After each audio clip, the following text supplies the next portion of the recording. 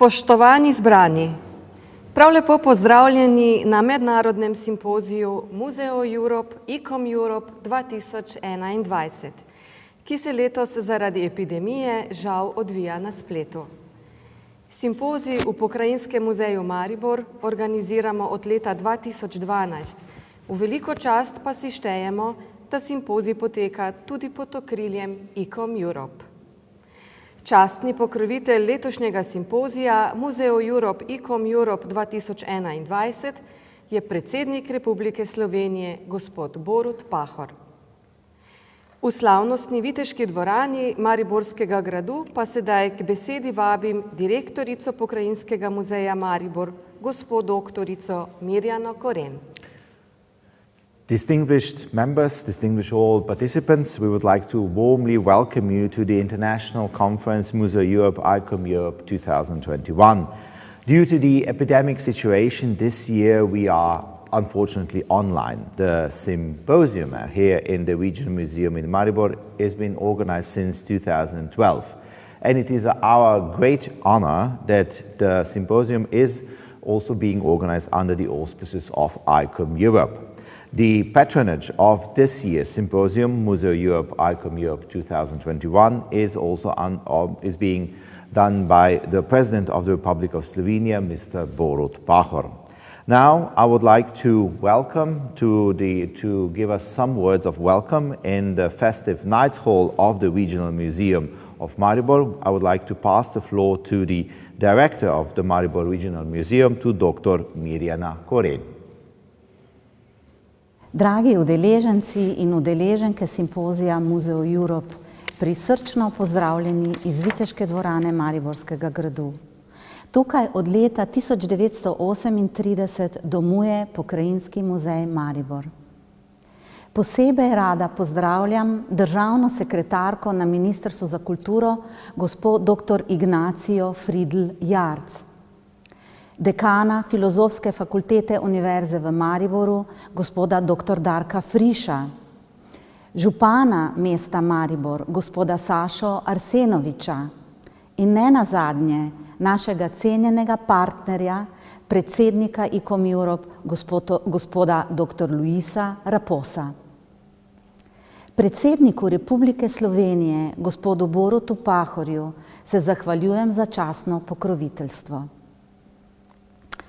Leta 2012, ko je bilo naše mesto Evropska prestolnica kulture, smo v Pokrajinskem muzeju Maribor prvič realizirali zdaj že tradicionalni projekt Museoeurope. Po vsakokratni poglobljeni debati se izlušči generalna tema, ki da projektu aktualni naslov. Skupaj z nami generalno temo premišljujejo tudi raziskovalci iz drugih kulturnih, strokovnih in znanstvenih krogov Evrope. V tem času jih je bilo iz 22 držav skoraj 150. Projekt Museoeurope smo zasnovali na premisi, da migracije pogojujejo identiteto, saj ta ni nekaj prvobitnega, ne nastaja v izolaciji, temveč pri srečanju. Migracije spremljajo človeštvo skozi celo zgodovino. Dandanes se nove oblike socialnega življenja, kot so gibanja beguncev, delovnih migrantov, mednarodnih turistov in številne izobraževalne izmenjave izjemno hitro povečujejo. Vsi ti procesi so se in se bodo tudi v prihodnje zrcalili v kulturni dediščini. Projekt Museoeurope je tridelen. V prvem delu iz razstave v našem muzeju odstranimo muzealijo in jo začasno zamenjamo s primerljivo iz drugega evropskega muzeja. Ta poseg sproža razmisleke o skupnem evropskem prostoru, njegovi zgodovini, kulturi, obrti, vrednotah in drugem. Drugi del projekta Museoeurope je mednarodni posvet, na katerem svoje strokovne in znanstvene izsledke predstavijo strokovnjaki in raziskovalci iz Slovenije in tujine. Pomemben del mednarodnega posveta je tudi zbornik prispevkov udeležencev, ki ga ob tem izdamo. Gre za recenzirano publikacijo v angleškem jeziku, slovenskimi povzetki, ki omogoča, da znanje in izkušnje širimo v evropski in širši prostor. Vsi zborniki so dostopni na spletni strani projekta Museoeurope. In tretji del projekta je druženje. V njem udeležencem simpozija pokažemo, v kako lepem in kulturno bogatem mestu živimo, kako radodarna je narava, ki nas obkroža, med kako gostoljubnimi ljudmi se gibljamo. Prav ta del projekta nam je letos zaradi pandemije umanjkal, zato vas vabim, da nas obiščete ob kakšni drugi priložnosti. Obljubljam, da vas bomo tistikrat prav tako veseli, kakor bi vas bili tokrat. Letošnja generalna tema projekta Museoeurope nosi naslov Živeti v Evropi. Z njo obeležujemo slovensko predsedovanje Svetu Evropske unije. Z enim vsebinskim sklopom simpozija pa se navezujemo tudi na dejstvo, da je Slovenija letos razglašena za Evropsko gastronomsko regijo. Prijavljenih je 40 referatov, ki jih bodo izvedli udeleženci iz 13 držav. Prispevki so razvrščeni v 4 sklope. Ti so javni in intimni prostor bivalnega okolja, socialne spremembe in družina, hrana in pijača od lokalnega do globalnega, vplivi migracij na umetnost, obrt, arhitekturo in glasbo. Kot partner se nam pridružuje krovna mednarodna muzejska organizacija za Evropo ICOM Europe. Z nami pa so tudi ICOM Slovenija, ICOM Avstrija, ICOM Italija in ICOM SI.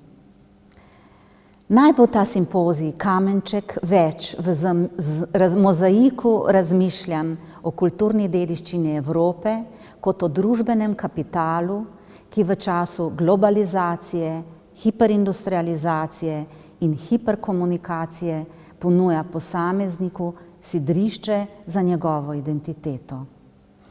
Vsem udeležencem in udeleženkam želim, da jim nikoli ne zmanjka želje po povezovanju, izmenjavi dognanj in učenju iz preteklosti za naše boljše skupno življenje danes in v prihodnosti.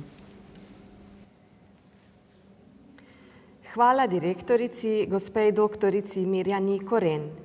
Zdaj pa k besedi vabim predsednika ICOM Europe, gospoda doktorja Luisa Raposa.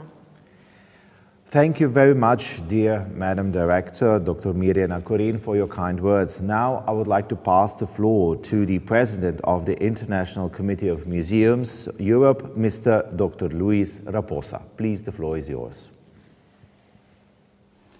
Your Excellencies, dear colleagues, it is a pleasure to salute you in the opening of this symposium of yours and also our ICOM Europe conference, unfortunately still under the video format. I'm sure we all would prefer to be in vivo, side by side, in presence of each other, but it is maybe wise, still better to use this format, which we have learned to use a lot these years, this 1.5 last year. Let's hope that our next event, seminar, conference, whatever, will already be completely in presence, like the next year General Conference of ICOM in Prague, August next year. Well, your symposium, our conference, is as a theme living in Europe, which is really timely. We all understood these years better than before, maybe, what is living in Europe and the importance of cultivating this way of living in Europe. Museums, as we will know, are a sort of landmark in Europe. UNESCO tells us that there is in the world about 100,000 museums. From these, 60,000 are European museums. They are, of course, most of them, almost of them, I would say, 19% maybe, small museums, small community museums. And this spread of museums in the territory makes the difference. Museums are by far the most democratic institution of culture in Europe. Much more, for instance, than libraries, theaters, cultural centers, galleries, whatever. We, ICOM, we cultivate the professionalism and the independence in museums. As you know, ICOM Europe is a regional alliance of ICOM. We include almost 50 countries, from Atlantic to Urals and beyond. So, the entire continent and beyond our continent is under our umbrella of ICOM Europe. We try to have activities all along our wide region. Our last event, for instance, a seminar, was still, of course, under the modality of video format, was dedicated to the biggest museums in Europe. There are only a few in percentual terms, of course, as I said before, but they are still very important. They are, as also I said before, our landmark. And we saw, late March, that the impact of COVID has been dramatic, special in these big museums. And most very particularly where these museums had evolved in recent years to a sort of market-oriented management, like in the United States of America, where the Association of American Museums believes that between 50 to 20% of museums will maybe never reopen again after the crisis of COVID-19. So, in Europe, on the contrary, we still have the perception that museums are, first of all, civic projects. They have been reinvented, as we all know, after the French Revolution, as institutions aimed to promote citizenship, not so much as ludic entertainment devices. All these sort of devices are important, but we museums, we have to keep our distinctiveness as civic promoters of citizenship, as institutions promoting citizenship.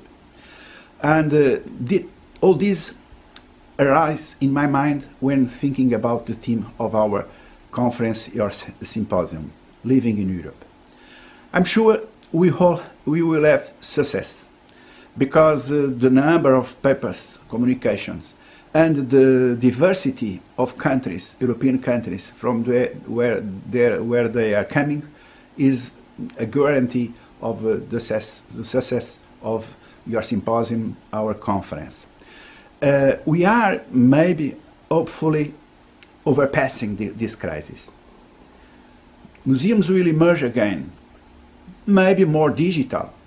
Of course, we have learned a lot. We already did a lot before the pandemic crisis, but we learned a lot during these 2 years. But let's not also be misleading what really matters in museums. In museums are real objects, real collections, which are our really core business, not digital representations. So we will, I'm optimistic about re-emerge from the crisis with stronger beliefs, and that's what will assure our future as museums, as the most democratic institution of culture in Europe. Good work during these days, and see you again, colleagues, in person in a near future. Bye-bye. Hvala gospodu doktorju Luisu Raposu. Sedaj pa prisluhnimo županu mestne občine Maribor, gospodu Saši Arsenoviču.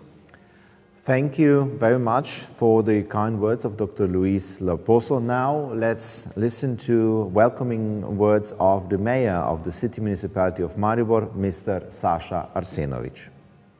Spoštovani predsednik Republike Slovenije, gospod Borut Pahor, spoštovani predsednik Museoeurope, gospod Luis Raposo, spoštovana direktorica Pokrajinskega muzeja Maribor, dr. Mirjana Koren, cenjeni gostje in predavatelji. Čeprav virtualno lepo pozdravljeni in dobrodošli v našem mestu. Maribor je prostor za dolgo tradicijo neštetih koščkov dobrin, podedovane iz preteklosti in seveda kulturnega izročila. Mesto se zaveda svojega historičnega elementa. To je pravzaprav naša prednost, zato se prenove celotnega srednjeveškega dela mesta korak za korakom lotevamo z največjo skrbnostjo, ljubezni do detajlov, seveda v sodelovanju z Zavodom za varovanje naravne in kulturne dediščine, arheologi, arhitekti in izvajalci, katerim je revitalizacija takšnih delov mesta ne samo služba, ampak tudi življenjsko poslanstvo. S spoštovanjem do stavbne kulturne dediščine bomo preko prepleta urejenih trgov, historičnih prehodov, ulic in mogočnih zgradb povezali tudi naravno dediščino, dva zelena biserja, Dravo in mestni park z zaledjem. Za dokončanje te jasne vizije je v teku več kot 100 manjših projektov, ki bodo sestavili končni mozaik, katerega cilj je boljše življenje v urejenem, motoriziranega prometa prostem in zelenem mestu. Na ta način motiviramo, osveščamo in navdihujemo mlade, da v mestu ostanejo in pomagamo univerzi in visokošolskim inštitucijam k večjemu vpisu v njihove programe, gospodarstvo pa tako na indirekten način omogočamo lažje pridobivanje ali ohranjanje prepotrebnih kadrov za razvoj njihovih podjetij. Še posebej sem vesel skorajšnjega začetka gradnje medgeneracijskega kulturnega in izobraževalnega centra Rotoš, ki bo kot duša in srce na tej poti od javnega prostora okrog Drave in zelenega parkovnega in gričevnatega zaledja povezal mesto. Seveda so strokovni in znanstveni simpoziji v mestu stalnica, so generator gospodarskega razvoja. Tukaj se rojevajo ideje, spreminja mentaliteta, prižigajo iskrice novega zagona. Zato Pokrajinski muzej hvala, da že vrsto let organizirate tako pomembne dogodke za naše mesto. Želim vam uspešen simpozij in veliko pridobljenega novega znanja. Hvala za pozdravne besede gospodu županu Saši Arsenoviču.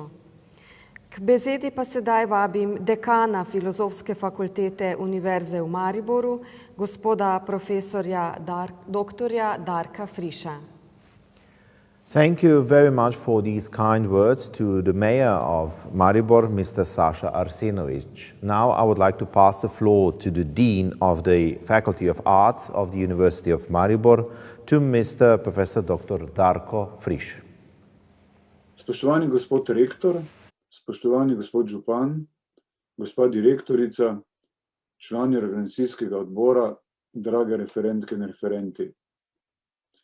Filozofska fakulteta v Mariboru sodi po letnici ustanovitve 2006 med mlajše znanstvene ustanove, čeprav njene korenine segajo v leto 1961, ko je bila ustanovljena Pedagoška akademija in v njenem okviru v prvem letu oddelki za slovenski, angleški in nemški jezik, v naslednjih letih pa so bili ustanovljeni še drugi oddelki, ki so danes jedro Filozofske fakultete. In čeprav Filozofska fakulteta formalno obstaja 15 let, je tudi zaradi svoje omenjene dediščine osrednje središče humanističnega in družboslovnega razvoja severovzhodne Slovenije. Eden izmed ciljev fakultete je tudi povezovanje, ki ga negujemo in vzpostavljamo, ne samo z drugimi fakultetami in univerzami doma in v tujini, temveč tudi z institucijami v mestu Maribor, s katerimi intenzivno sodelujemo. Ena takšnih institucij je zagotovo Pokrajinski muzej Maribor, gostitelj in organizator mednarodnega simpozija Museoeurope, ki bo v teh 2 dneh postal stičišče evropskih strokovnjakov in raziskovalcev, ki bodo predstavili svoje raziskovalno in strokovno delo ter izmenjali izkušnje. Filozofska fakulteta Univerze v Mariboru in Pokrajinski muzej Maribor v okviru projekta Muzeja Evrope sodelujete že vrsto let. predavatelji oddelka za zgodovino, oddelka za umetnostno zgodovino in oddelka za sociologijo so za potrebe simpozija opravili številne recenzije pisnih prispevkov domačih in tujih avtorjev, prav tako pa so mnogi izmed njih na simpozijih sodelovali tudi kot aktivni predavatelji.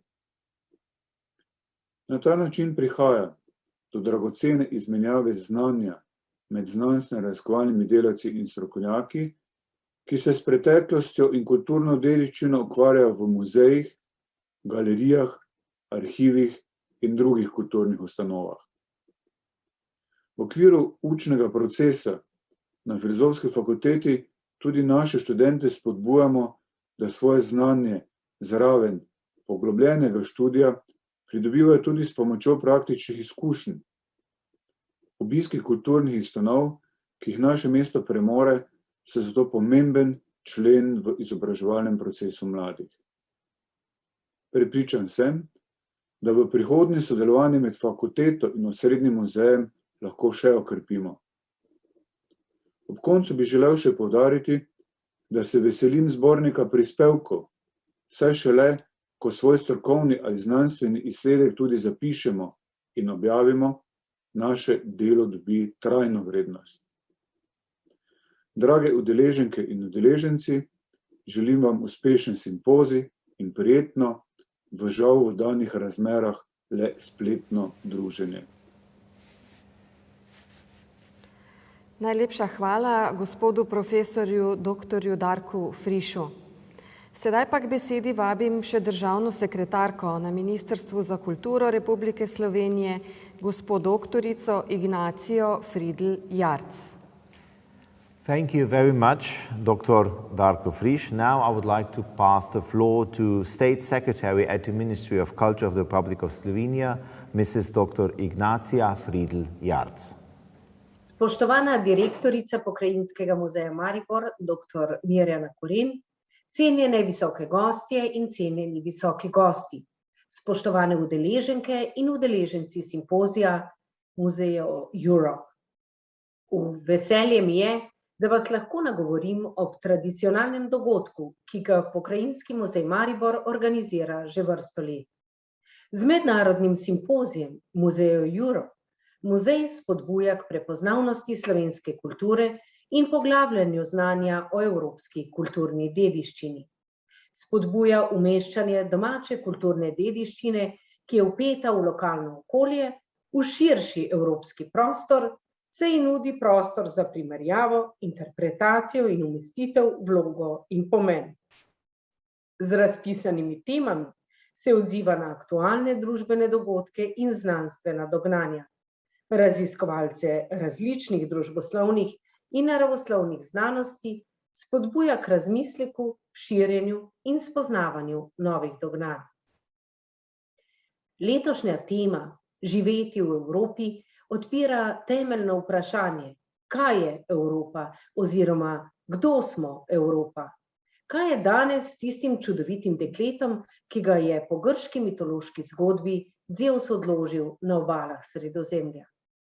Kako se, in to je nedvomno osrednje kulturno dediščinsko vprašanje, trudimo ohranjati te grške in kasneje tudi krščanske duhovne korenine, iz katerih Evropa izrašča oziroma brez katerih bo izgubila vse sokove za svoj rast in razvoj. Z navezavo na projekt Evropske gastronomske regije simpozij potrjuje svojo interdisciplinarno in trajnostno naravnanost. Z obravnavo javnih in zasebnih bivalnih prostorov ponuja zanimive vpoglede v okoliščine in družbene tokove, ki določajo načine bivanja ter odnos med funkcionalnim in lepim. Temi družine in migracij pa odpirata vprašanje mej, zlasti v luči zdravstvene krize, ki je naš fizični prostor delovanja po eni strani radikalno skrčila, na drugi strani pa ga s pomočjo pospešene digitalizacije globalizirala na ves svet. Verjamem, da boste udeleženke in udeleženci simpozija ta in številna druga vprašanja, ki jih ponuja čas, v katerem živimo, naslovili in s tem dodatno razširili in poglobili naš duhovni prostor ki nam je pomagal preživeti in na trenutke tudi prebroditi stiske preteklega obdobja.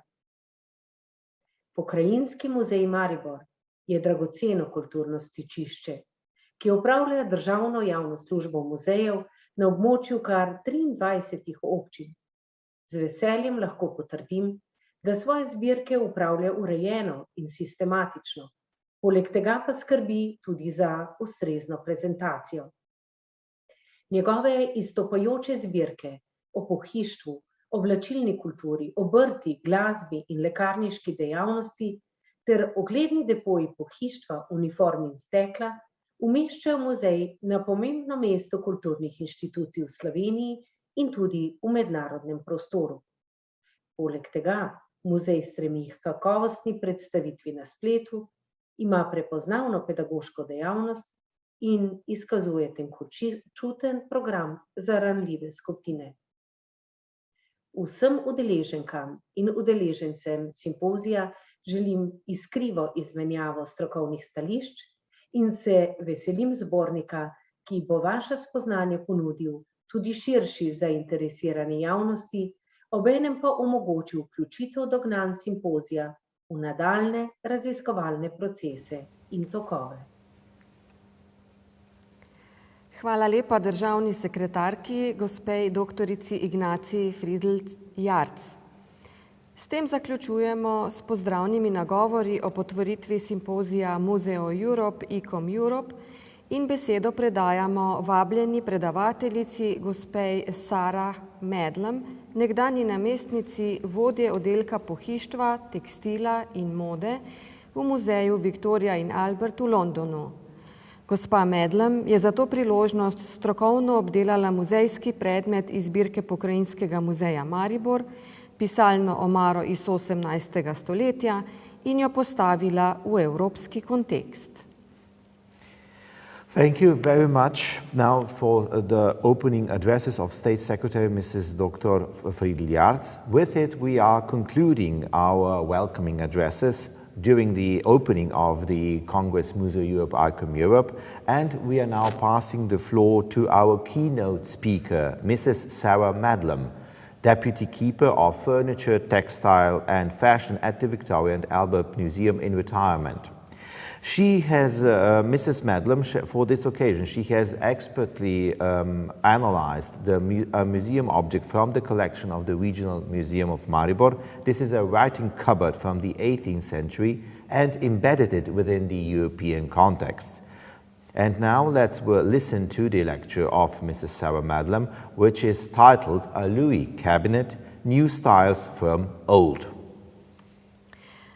Ker bo predavanje potekalo v angleškem jeziku, dovolite, da vam preberem izvleček prispevka gospe Sarah Medlam z naslovom Omara v francoskem slogu, nov slog porojeni starega. Sredi 19. stoletja je bila v Evropi v polnem razmahu moda zbiranja francoskega pohištva iz 18. stoletja. Začeli so jo aristokrati in poznavalci, vendar pa je bil sredi stoletja pariški slog iz predhodnega stoletja že tako zelo priljubljen, da so številni lahko prišli do pohištva v tem slogu samo tako, da so kupovali kopije ali nove umetnine, izdelane v njihovem duhu. V članku analiziramo omaro, ki jo hrani Pokrajinski muzej Maribor in je vzorčni primer takšnih kosov. S podrobno analizo omare pokažemo, da so se pri njenih posameznih delih izdelovalci zgledovali po zelo različnih kosih pohištva iz 18. stoletja in tako ustvarili nov slog za novo stoletje. Welcome everyone to this talk. My name is Sarah Medlam. I'm Curator Emeritus of the Victoria and Albert Museum. This paper developed from thoughts that arose during COVID lockdown, when access to pieces was almost impossible in museum collections. It's intended as a case study to demonstrate the importance of close observation, even when this had to be done from photographs. The cabinet I want to discuss today, from the collections of the museum in Maribor, was made in the late 19th century in the French style of the 18th century. Nothing is known about its history before it came to the museum from the collection centre, so it must necessarily stand as its own document. The French historicist style in which it was created was the most popular style in fashionable society in the second half of the 19th century, not only in France, but throughout Europe.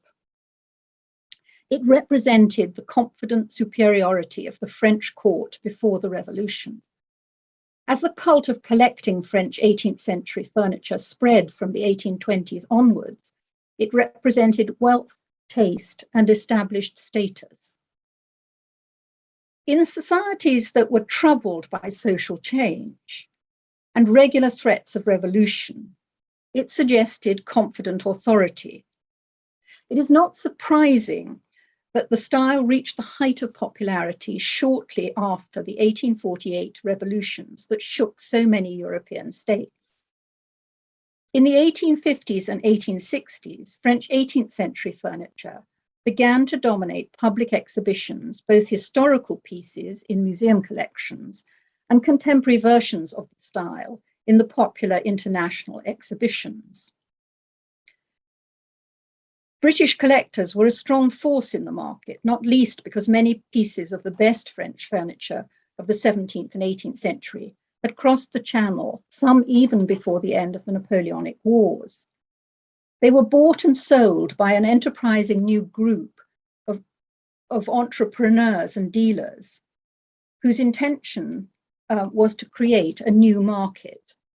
They moved the best of French decorative arts across the Channel because it was there that, thanks to the Industrial Revolution, the money was. Everyone wanted the style soon, real or reproduction. Between 1869 and 1880, the Victoria and Albert Museum, then the most influential of all public collections of decorative arts, changed its collecting attention from Italian Renaissance pieces to French decorative arts. Prices were high, and at first relatively few pieces were acquired, but in 1882, after years of flattering and encouraging the private collector John Jones, the museum was rewarded with a very large bequest of French 18th century furniture and decorative arts, one that still forms the basis of its collections of this period, and which I have used here to provide parallels to the Maribor cabinet. In the process of looking, I hope to advocate the continued importance of careful visual analysis in the study of such pieces. Connoisseurship is rather out of fashion now. It can be presented as an unscientific, unhistoric manner of approaching a piece of furniture, and yet is only the close looking which can provoke the questions that may go on to be answered by scientific analysis or archival research. It is the looking that allows the mind to speculate and theorize. These new ideas can then be tested, but it is the looking that initiates questions. The old-fashioned discipline of writing detailed descriptions as part of a process of cataloguing is both supported and threatened by the recent universal availability of photographs. Catalogue entries online now sometimes have 10 or more photographs of the object, and it might be thought that detailed descriptions are no longer necessary. You can see it in the photographs. But the danger of photographs alone is that we flick through them Instagram fashion without reading them and absorbing the detail, as we must when we are forced to find words to describe it. Without the discipline of careful looking and recording in writing, we are in danger of failing to create in a younger generation the wide mental reference library of images that builds up over many years and allows connections to be made between objects that may be half a world apart. It is this kind of mental library that allows us to analyze the complex varieties of copying and adapting forms and ornament that are such an intrinsic part of the design of the past. The vast access that we now have to online libraries of images is a wonderful resource, but it is important that this external resource does not supplant the internalized libraries of mental images, which are so essential to our work. In museums, we live with objects for years and may return to the same object after 10 years with completely new interpretations of it. Critics may say that our collections are static and dead, but they're not. The arrival of a new curator or a visitor with new knowledge, or even with the courage to ask what may seem obvious questions, may radically change how a piece is understood, as may a new acquisition that gives yet another piece for comparison. On the back of the Maribor cabinet is a label of a Parisian shipping agent, which might suggest that the cabinet originated in that city. Although the cabinet is undoubtedly French in style, it seems to me that it cannot have been made in Paris, although it may have been stored there or sold there at some point. To me, it represents the vibrant internationalism of French style. Pieces in the style were made from Lisbon to Prague and from Stockholm to Naples, and in each they spoke French with a local accent, as we might say. For me, the most interesting thing about this cabinet is not its Frenchness or its 18th centuryness, but how the designer and maker in the late 19th century transformed the visual characteristics of those two ideas to create a new design. To consider the cabinet systematically, we should look first at its form and then its ornament. Its tall form derives from one of the standard French forms of the second half of the 18th century, that of the secrétaire à abaton, the full front desk. The panel on the upper front of such secrétaires dropped down to provide a writing surface and access to drawers and pigeonholes. Of course, the cabinet we're looking at, although called a bureau, is not fitted for writing. It is actually fitted with shelves, nor does it have enclosed cupboards below. The designer, although using the signature cabriole legs of the Rococo period of the mid-18th century, may well have had in mind the sort of cabinet in stands celebrated in the work of Louis XIV's cabinet maker, André Charles Boulle, in the late 17th century. One of the earliest of these is shown on the right, and also one of the grandest, with a solid backboard to the lower section and a three-part form to the upper section, both of which are seen in the Maribor cabinet. The solid backboard not only provided a space for decoration, but gave great stability to the whole piece. The form of the top not only looks back to Boulle's version of the tripartite idea, but also more closely to the form of a French commode of the period 1760 to 1780. This amalgamation of ideas was typical of the way in which makers in the 19th century used every available possibility from earlier designs to create pieces that were entirely new, but in the spirit, as they understood it, of the century they admired. They were, in most cases, inventing, not reproducing. In the 18th century, the commode was the most fashionable piece of furniture in France, and thus in Europe. Even with the extravagantly curvaceous forms of Rococo commodes, the idea of dividing the front into three panels had been explored in the 1750s. And by the 1760s, this kind of commode, shown in the middle here, that we now call transitional, i.e. bridging the styles of the reigns of Louis XV and Louis XVI, was emerging, indicating a change from Rococo to neoclassical. The design started with royal cabinet maker Jean-François Urban, but spread very widely in Europe. On the right is an illustration of drawing by Britain's most famous cabinet maker, Thomas Chippendale, who published some of his designs in 1762 of this form. And in Germany, the renowned cabinet makers Abraham and David Röntgen also made versions of this tripartite commode. Almost every cabinet making centre in Europe will have had its own version of the design, but the idea of adopting it as an upper part of a cabinet on stand was entirely novel when it was tried out by the maker of the Maribor cabinet. The shelf that joins the legs of the cabinet at low level, it's incurved on the front edge, as if designed for someone to use the cabinet seated, following a pattern that was developed for writing tables and reading stands in Paris in the late 18th century. This suggests that the maker was thinking of a secrétaire or bureau, even though this cabinet has no provision for writing.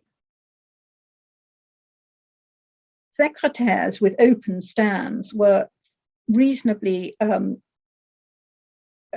common in the late 19th century, as in this version by Jean Piret from the John Jones collection.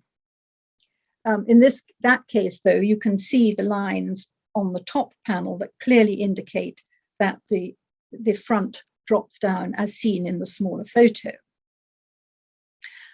In the marble cabinet on the left, you can see that this section is simply a cupboard with shelves. The other essential element of French design was the use of lacquered or gilded brass mounts. The design for these on the cabinet are all of the 19th century, but with much borrowing from the 18th century. This should not be surprising because we now know a lot about the sale of models of earlier gilt bronze mounts that were recast and copied in a variety of ways in Paris and elsewhere in the 19th century. The mounts on the top front corners combine neoclassical console brackets with hanging bunches of leaves beneath, including ribbon bows, much more in the Rococo style. A similar softening and prettifying, very typical of the late 19th century, has transformed the oval neoclassical keyhole escutcheons. The hanging mounts imitating drapery round the top of the cabinet are a reworking of a design that was very well known on pieces by the 18th century cabinet maker Martin Carlin, but the design is tighter and less naturalistic.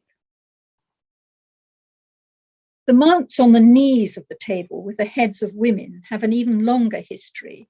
Winged women's heads were used by André Charles Boulle on his most famous pieces, the commodes made for the Château de Trianon in 1709. And in the center is a version of this model that was made possibly a few years later and is now in the Metropolitan Museum. In the first half of the 18th century, there were a large number of versions of the idea with a woman's head above a scroll. And again, the idea was widely copied.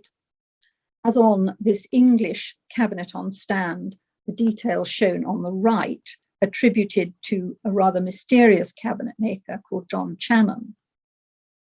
The mount here itself is a version of French mounts used on commodes made in Paris in the period between 1715 and 1730. The only jarring and non-French element in the brasswork on the cabinet are the elongated external hinges with steeple tips, which were not a form used in fashionable French furniture in the 18th century. By the 18th century, Parisian cabinet makers were cleverly hiding these hinges in a very different fashion. These hinges are more typical of pieces made in one of the German-speaking states, as those on a cabinet in the V&A collection shown on the right, this cabinet made in Würzburg in 1716. Turning to the marquetry, we have once again to consider how the marble cabinet differs from the Paris traditions.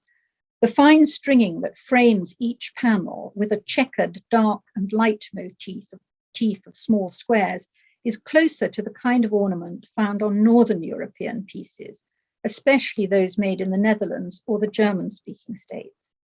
French cabinet makers preferred the continuous line of stringing, as shown on the right. The trophies of musical instruments on the side panels of the front are undoubtedly based on French engraved design, but the flowers above and below are very different from the French marquetry forms of flowers, such as the panel by Jean-François Urbain from a corner cabinet shown on the right. And it was flowers such as those by Urban that were so successfully copied in Paris in the 19th century. Another argument against the origin of this cabinet in Paris is that it was almost unknown for pieces made there to carry a coat of arms or a crest as part of the marquetry.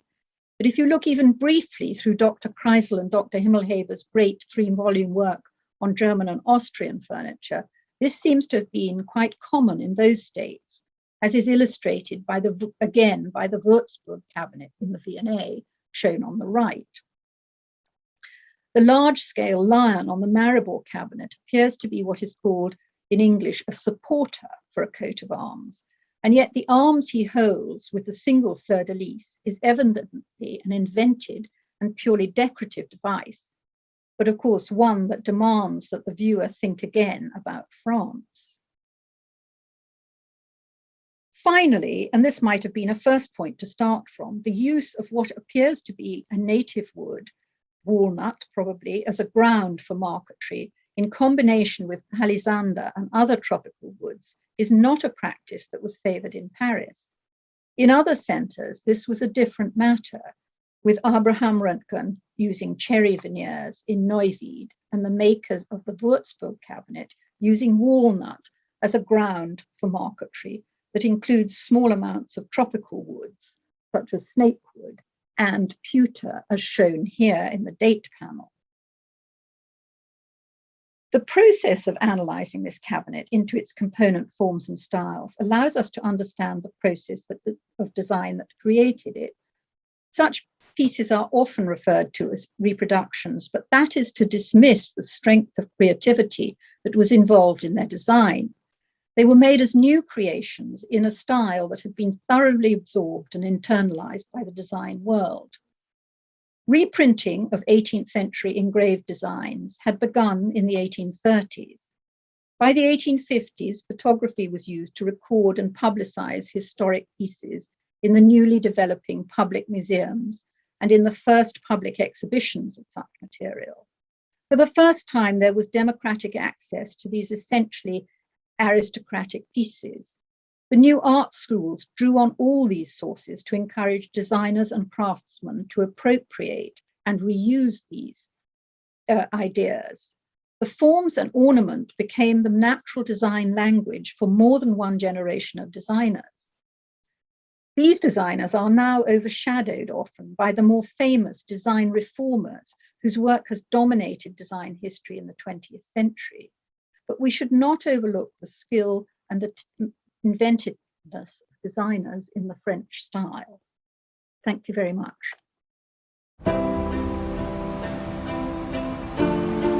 Hello, it's me, the oldest vine in the world from the city of Maribor, Slovenia. I have seen it all in more than 400 years of living. So let me tell you a story with the help of my local friends that will make you want to experience Maribor. Moj Maribor je urbana oaza sredi čudovite narave. In tukaj je moj playground. Dragi prijatelji iz vsega sveta, pridite na obisk in vam bo zavedno ostal v srcu. This urban oasis is full of unique and lovely places. Maribor je poln navdiha. Se vidimo na sprehodu med muzeji, galerijami in ulično umetnostjo. After walking through the city, you can explore amazing Maribor by the river. Tukaj pa vas čaka čisto prava čokoladna glamping dežela. Jaz nisem Charlie, ampak tukaj vam izpolnimo čokoladne sanje. In Maribor, your dreams will be fulfilled by sustainable local winemakers and culinary masters who will spoil you even up to Michelin stars. And those are not the only stars we are among. V Mariboru smo razvili in v vesolje poslali prvi slovenski nanosatelit, ki je edinstven tudi v svetovnem merilu. In ko boste uživali na enem od mestnih trgov, poglejte tja gor. Tam smo. Such a beautiful view from up here.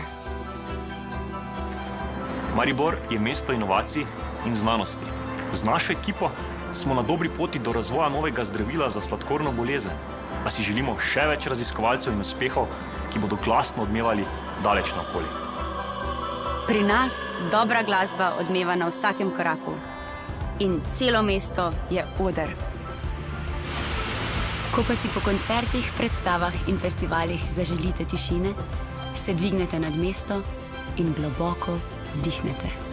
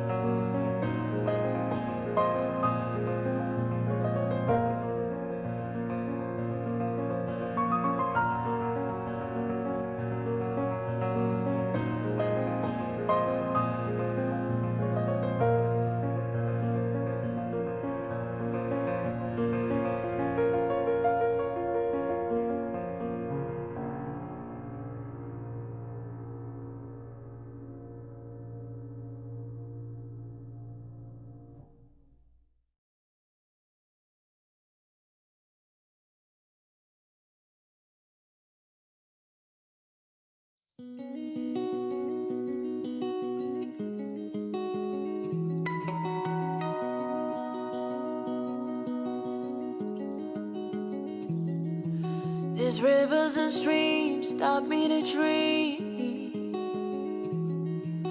The mountains and trees are comforting me. I've tasted the world, but nothing as sweet as all our memories. You're my haven. to pick me up when I need to be whole again. There's nothing quite like you, rivers and skies so blue. So I keep coming back to you. Shy and so beautiful, you never leave me cold. So I keep coming back to you.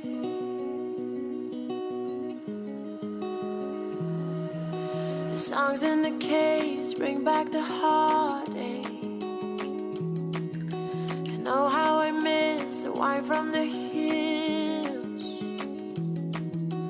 Bonfires lit, pour me a drink, love. Let's dream away. You're my haven, always there to pick me up when I need to be whole again. There's nothing quite like you, rivers and skies so blue. So I keep coming back to you. Shy and so beautiful, you never leave me cold. So I keep coming back to you. Back to you.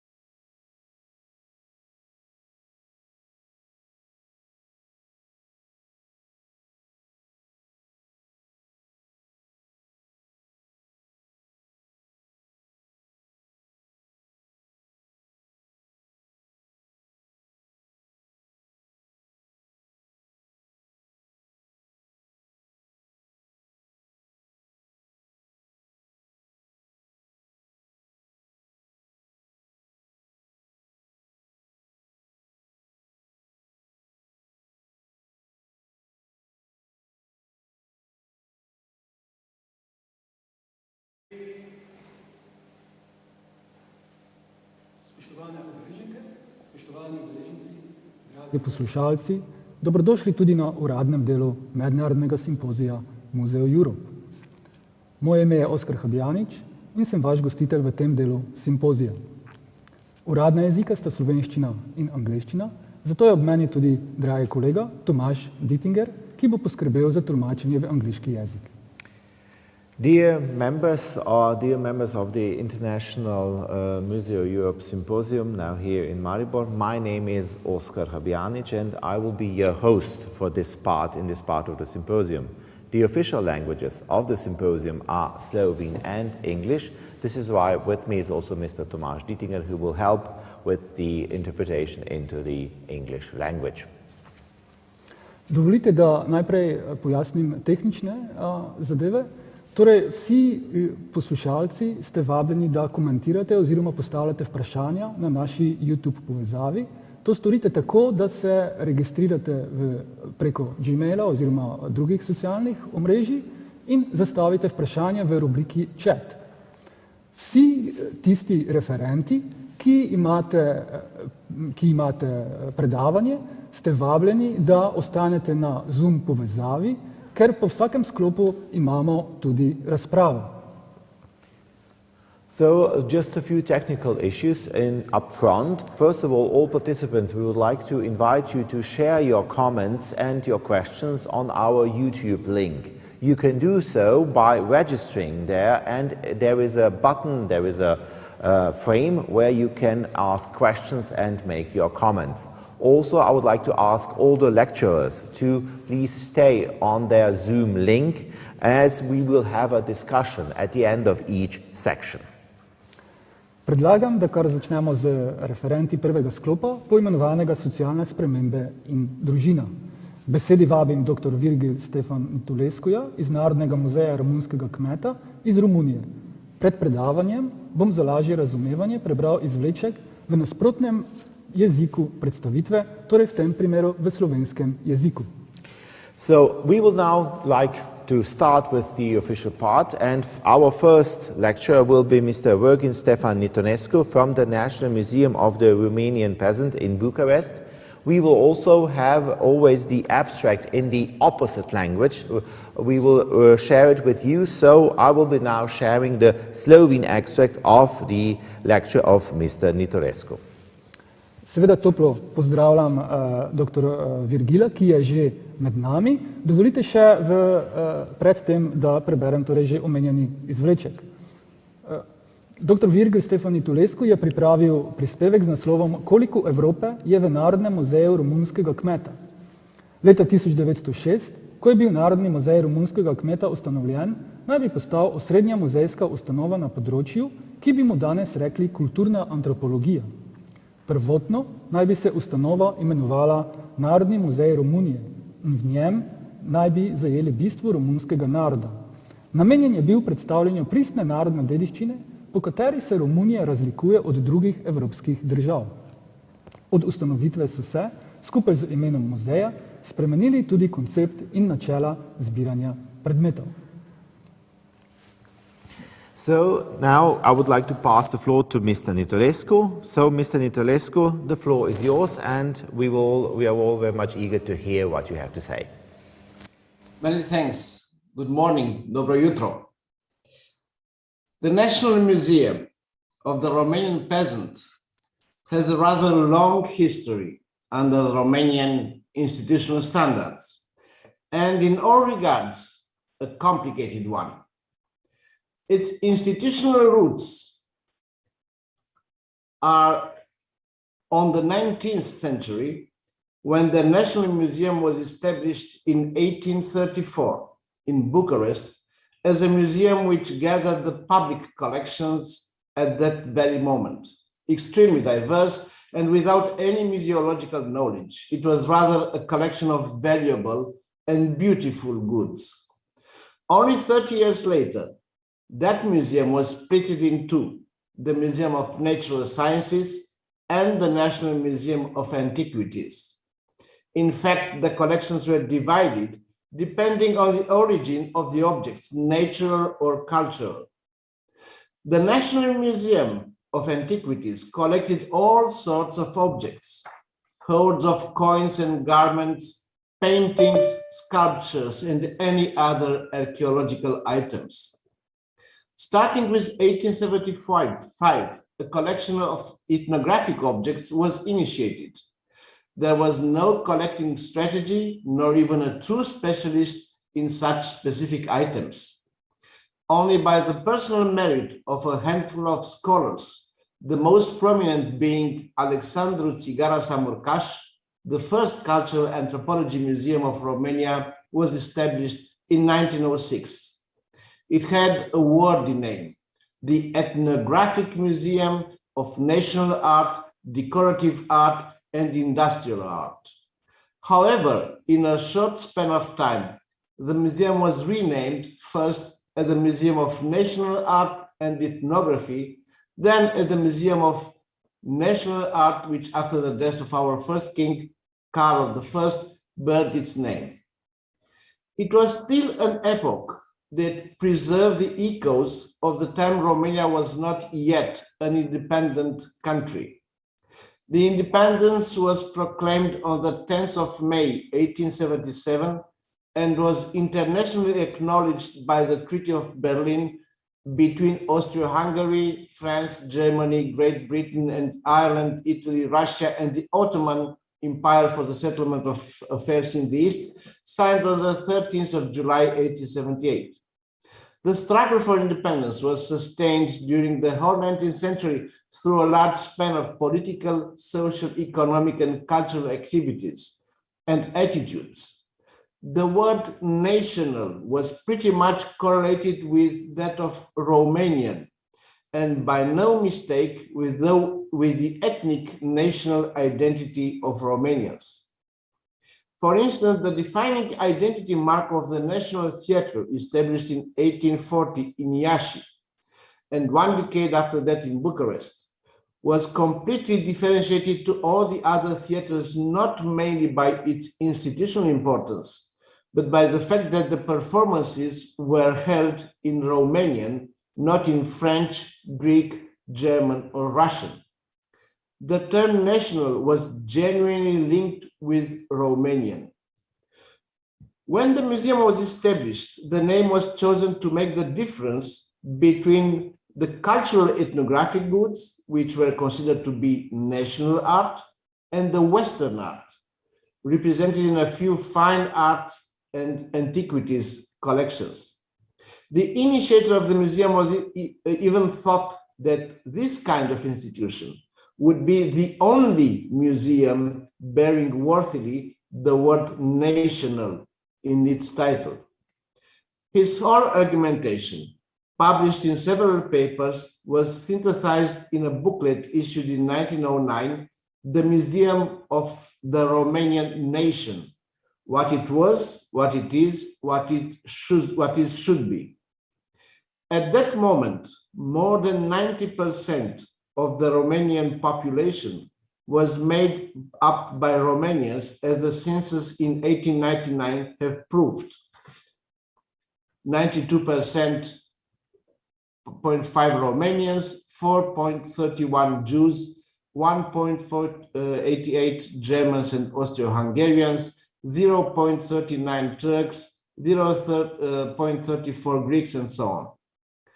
The problem of the cultural heritage of the national minorities was largely neglected, as they were considered to be irrelevant in the then political and social context. During the next decades, the borders of Romania have changed several times. First, after the Treaty of Bucharest, concluded on the 10th of August 1913 between Bulgaria, Romania, Serbia, Montenegro, and Greece. Secondly, after 1918, when most of the territories inhabited by Romanians, who before they were citizens of Russia and Austro-Hungary, proclaimed themselves to be united with Romania, situation which was internationally recognized by the Treaty of Saint-Germain-en-Laye, 10th of September 1919, and the Treaty of Trianon, 4th of June 1920. Thirdly, 1940, when Romania had ceded some of its territories after the annexation of Bessarabia, North Bukovina, and the Herzegovina region by the USSR, on the 28th of June, after the Second Vienna Award on the 13th of August, when a part of Transylvania was ceded to Hungary, and after the Treaty of Craiova on the 7th of September, when southern Dobruja was ceded to Bulgaria. Only the results of the Second Vienna Award were annulled after the Second World War through the Paris Peace Treaty signed on the 10th of February 1947. The ethnic structure of the population has changed correspondingly to all these border changes. The census concluded on the 29th of December 1930 discovered the following ethnic structure: Romanians 71.9%, Hungarians 7.9%, Germans 4.1%, Jews 4.0%, Ruthenians and Ukrainians 3.2%, Russians 2.3%, and so on. All these changes have remained unnoticed by the concepts encapsulated in the theme of the permanent exhibition of the museum, which was mounted progressively during many years. The museum was completed only in the late fourth decade of the last century. A brutal political change took place in Romania after the coup d'etat, which took place on the 30th of December 1947, when the monarchy was abolished and Romania became a republic. Soon after that moment, the museum changed its name. First, the name of King Carol I was erased, and then the museum have changed the full name, becoming the Folk Art Museum of the People's Republic of Romania. Thus, the problem of the meaning of the term national in the title have disappeared. In 1953, the museum was unexpectedly expelled from the palace which was erected for it and transferred to another one, much smaller and older. However, the collections of the museum grew during the next 2 decades, being enriched with objects collected from all the regions of Romania. In 1978, the institution was merged with an open-air museum in Bucharest, the Village Museum, being re-established only in 1990. In the meantime, the palace has hosted different propaganda institutions, mainly the Museum of the Communist Party. During all the decades after the Second World War, something important has occurred in the strategy of the museum regarding the principle of collecting. Starting with its incipient, due to the concept of its founder, the museum has collected objects considered to have an artistic value. Their beauty and aesthetic qualities were fundamental to be acquired by the museum. Starting with the 6th decade, the main criteria became that of representativity. The refounded museum, which received its original headquarters, got a new name, the Museum of the Romanian Peasant. The name was chosen of a list of about 20 names.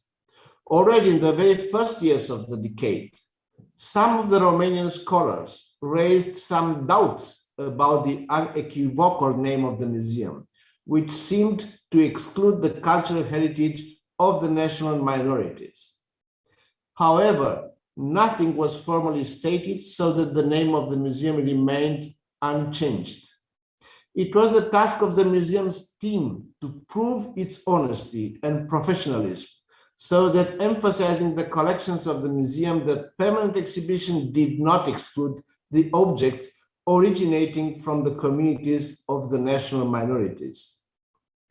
Though most of the objects were collected in the rural areas inhabited mainly by ethnic Romanians, reflecting the structure of the country, where 83.45% of the inhabitants are Romanian, 6.09% are Hungarians, 3.08% are Roma, 0.25% are Ukrainians, and so on, the staff of the museum thought to be wise to devote a special hall only for the special relationship between all the ethnic communities of Romania.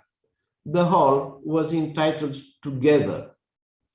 The museum achieved a remarkable fame quite soon after reopening. In 1996, it was awarded the European Museum of the Year award. It has also obtained many other national awards and prizes. There was no question about the importance of the collections and of the way they are exhibited.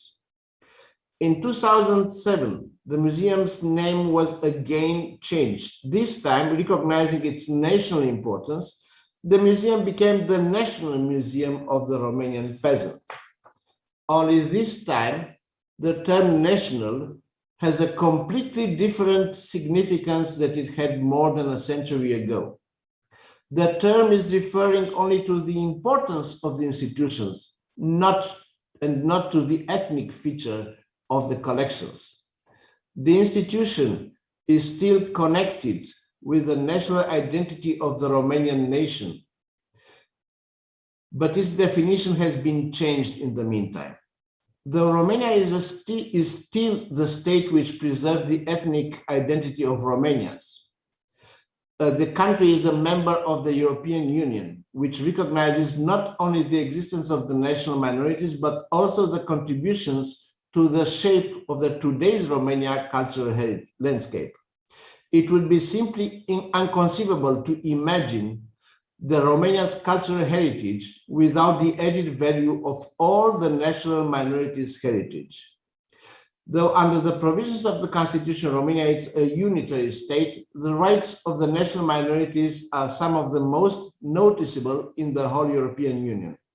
That is why the term national in the title of the museum is not linked anymore explicitly with the ethnic identity of most of the citizens. The public vision on this aspect is still somehow different. The museum is jealously defended as the cultural bastion of the Romanians' ethnic identity, sometimes this denomination being incidental to that of the Christian Orthodox creed. A very recent example dates since 2018, when a public incident regarding the screening of a movie with an LGBTQ+ theme was considered to be by parts of the public as an attack to the mere Romanian Christian Orthodox identity. The screening was in our museum. However, right now, at least in Europe, the fate of the ethnological museums is put under a new perspective. After a bitter debate in the 2019 General Assembly of ICOM in Kyoto regarding the newly proposed definition for museums, the Specialized Committee of ICOM, the International Committee for Museums and Collections of Ethnography, ICME, had several discussions on the content of the museums from now on, and even on the name of the committee. However, nothing was concluded. In my opinion, a museum should not be a political or an ideological statement. A museum should be based on the cultural heritage it manages. It is obvious that the simple program on which the curators are collecting their heritage was a solid cultural and sometimes ideological ground. This does not imply necessarily a strong influence of the curatorial message. The curators should try to be as neutral as possible, leaving the public to decide about the true meaning of the objects. This neutrality is ideally impossible to be achieved, as any kind of display implies a certain approach to the objects, even if they are exhibited without almost any explanatory labels, as it is the case with the museum in Bucharest. The pure selection of the objects and the intrinsic relationship born between them on the spatial geography of the place is the one which offers a certain idea about the curator's stand. However, the curator should leave as much as possible the objects to speak for themselves, though it is quite understandable that this ideal is not achievable. Today's European Union is an extremely complicated organism. Museum world has been also under a great pressure in the last decade, following the rise of certain subjects concerning issues linked with subjects as deaccessioning of the collections, decolonization, or political correctness. In certain European museums, there are questions regarding the way the cultural anthropology museums are identifying themselves as carriers of a certain national identity message. I have grown up in a country which praised the political propaganda through all the cultural operators. I have experienced the way in which a museum could be forced to adapt a certain political utterance. I think that there should be no place for such attitudes anymore in museums.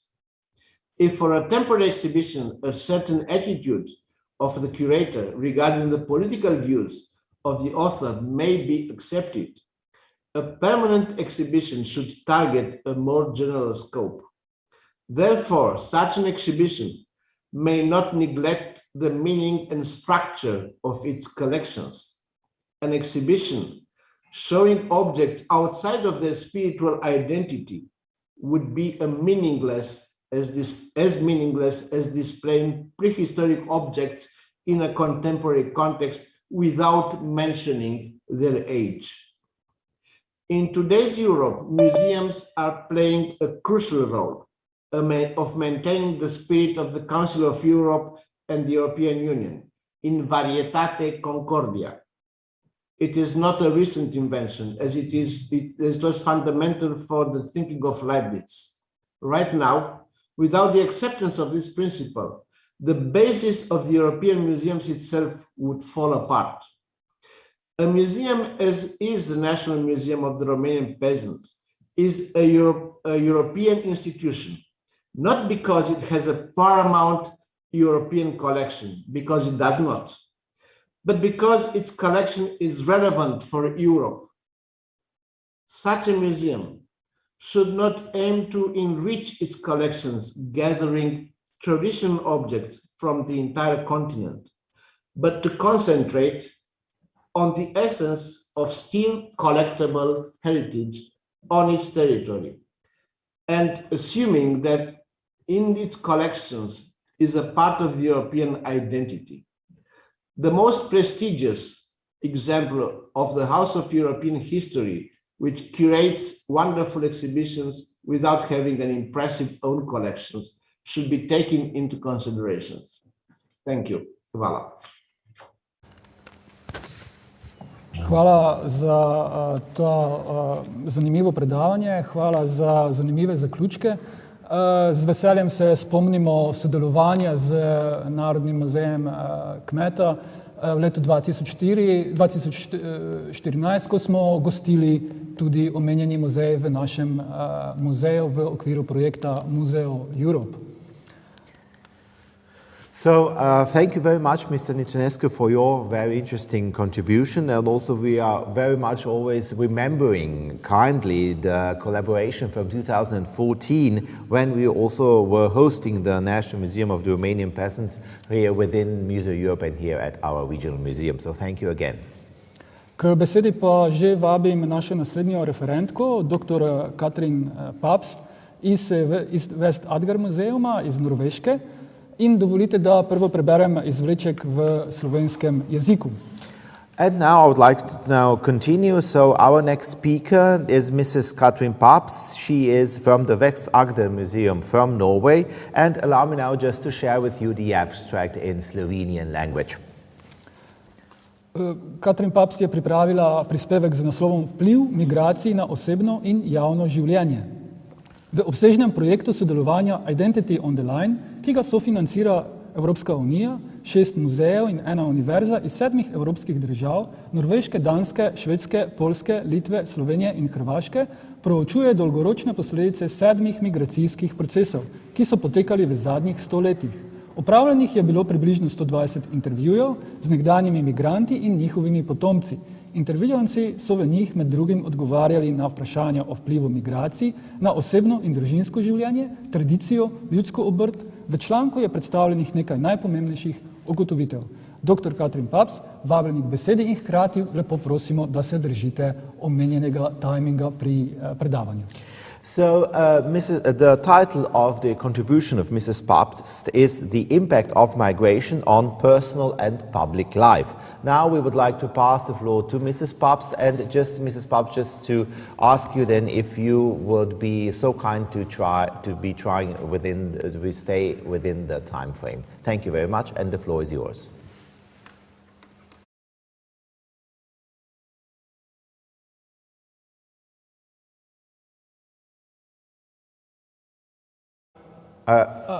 Please, Mrs. Papst, could you please unmute yourself? We cannot hear you.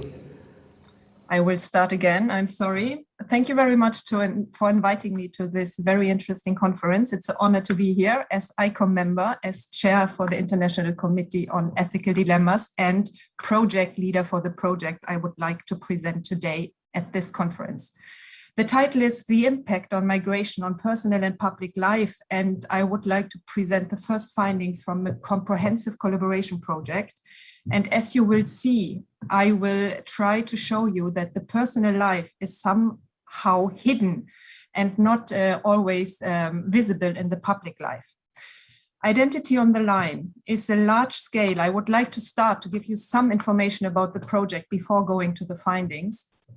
Identity on the Line is a large-scale cooperation project between 6 cultural history museums and 1 university in Europe. And we want to explore the long-term consequences of 7 different migration processes which have taken place in Europe over the course of the last 100 years. What we are doing actually is that we are talking to we have talked to 3 generations of people, former migrants, their kids and grandchildren, and we are trying to submit a kind of overview about common human traits for migrants themselves and their descendants. The project period is 4 years. 2 years have passed already, 2 years are in advance, and we are co-funded by Creative Europe and the European Union with almost 1.28 million euros. The Vestakte Museum, where I am hired, is the project leader. The 7 countries involved in the project, I would like to shortly point your attention to the several migration processes. Each museum, each institution has worked on one historical migration process. In Norway, we are working with the long-term consequences of the German occupation. You might discuss if occupation and a migration is the same. So we have said the occupation of the German soldiers for a period of 5 years was a temporary migration, and it has led to several taboo-related topics which still, 77 years later, are not talked about in Norway. In Denmark, we are working with the long-term consequences of the migration from Greenland to the main area of Denmark. In Sweden, we have been working with the migration, the Sami minority, which were forced 100 years earlier to leave the north of Sweden and move to the south of Sweden. And still 100 years later, the people who came are not talking the same language as the people who have been there before. So this is an ongoing issue in Sweden right now. And again, everything I'm talking about is not public communicated in these countries yet. In Poland, we are working with the population exchange in former German Pomerania after the Second World War. In Lithuania, we are working with the long-term consequences of the Holocaust for Lithuanian women. In Slovenia, and therefore it's an honor for me to be here today, we are working with the migration from the former Yugoslav republics, and I will come back to that. And in Croatia, we are working with the complex political history of the Istrian Peninsula after the Second World War. I could say a lot about all these 7 migration processes, but I shortly would like to point your attention to the outcomes of this project. So not only are we working with this new audiences, because as I may have said before, the stories we are telling and disseminating, they have not been told before. We are interviewing 3 generations of former migrants and their descendants. We are producing exhibitions in each country and also a traveling exhibition.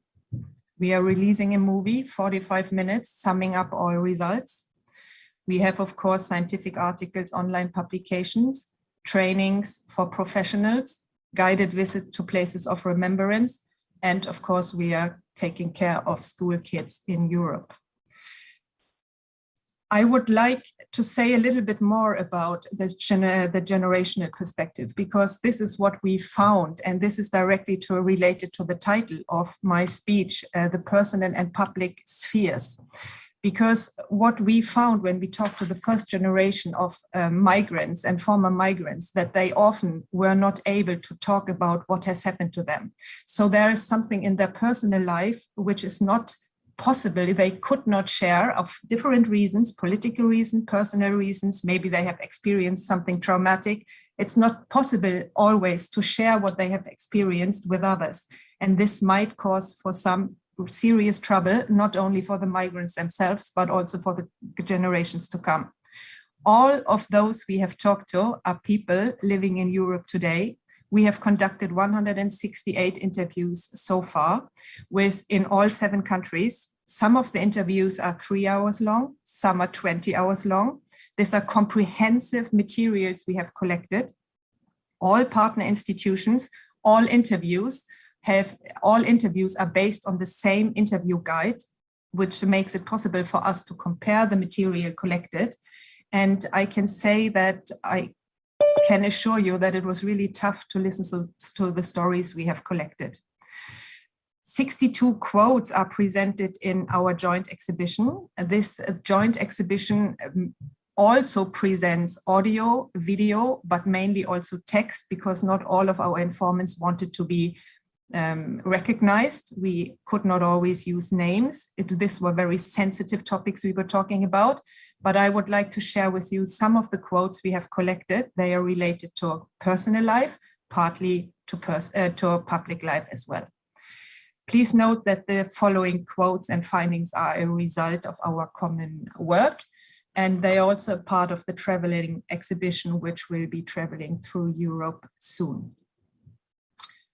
You can focus on the picture and you can focus on the text below, while I will read the quotes for you, for those of you who would prefer that. This book is almost as old as I am. My mother took it with her in 1975 when she came to Slovenia, carrying me and a suitcase. I think that for my mother, it represented a link to a time. Sorry, I just have to get myself out of the picture.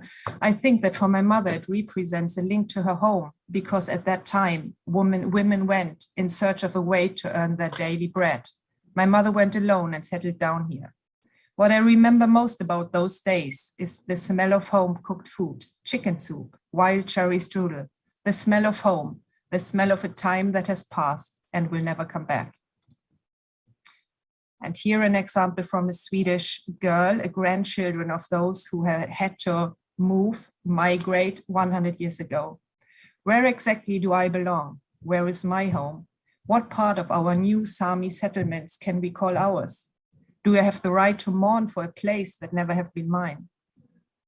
I don't feel really attached to the place where I live. I can't see I'm unhappy here, but I lack a deep connection. From a Danish Greenlandic daughter. Being Danish and a quarter Greenlandic is like putting together a confusing puzzle. The pieces do not fit together and a number of pieces are missing, especially from the Greenlandic side. The challenge has been to create myself as a whole person with the pieces I have had available to me. That has created a hole or a sense of want in my identity, which is about what my roots look like. From Lithuania, the daughter of a Holocaust survivor. My mom survived the Holocaust physically, but not spiritually. At night, she often used to wake up and shout, "Help, Nazis."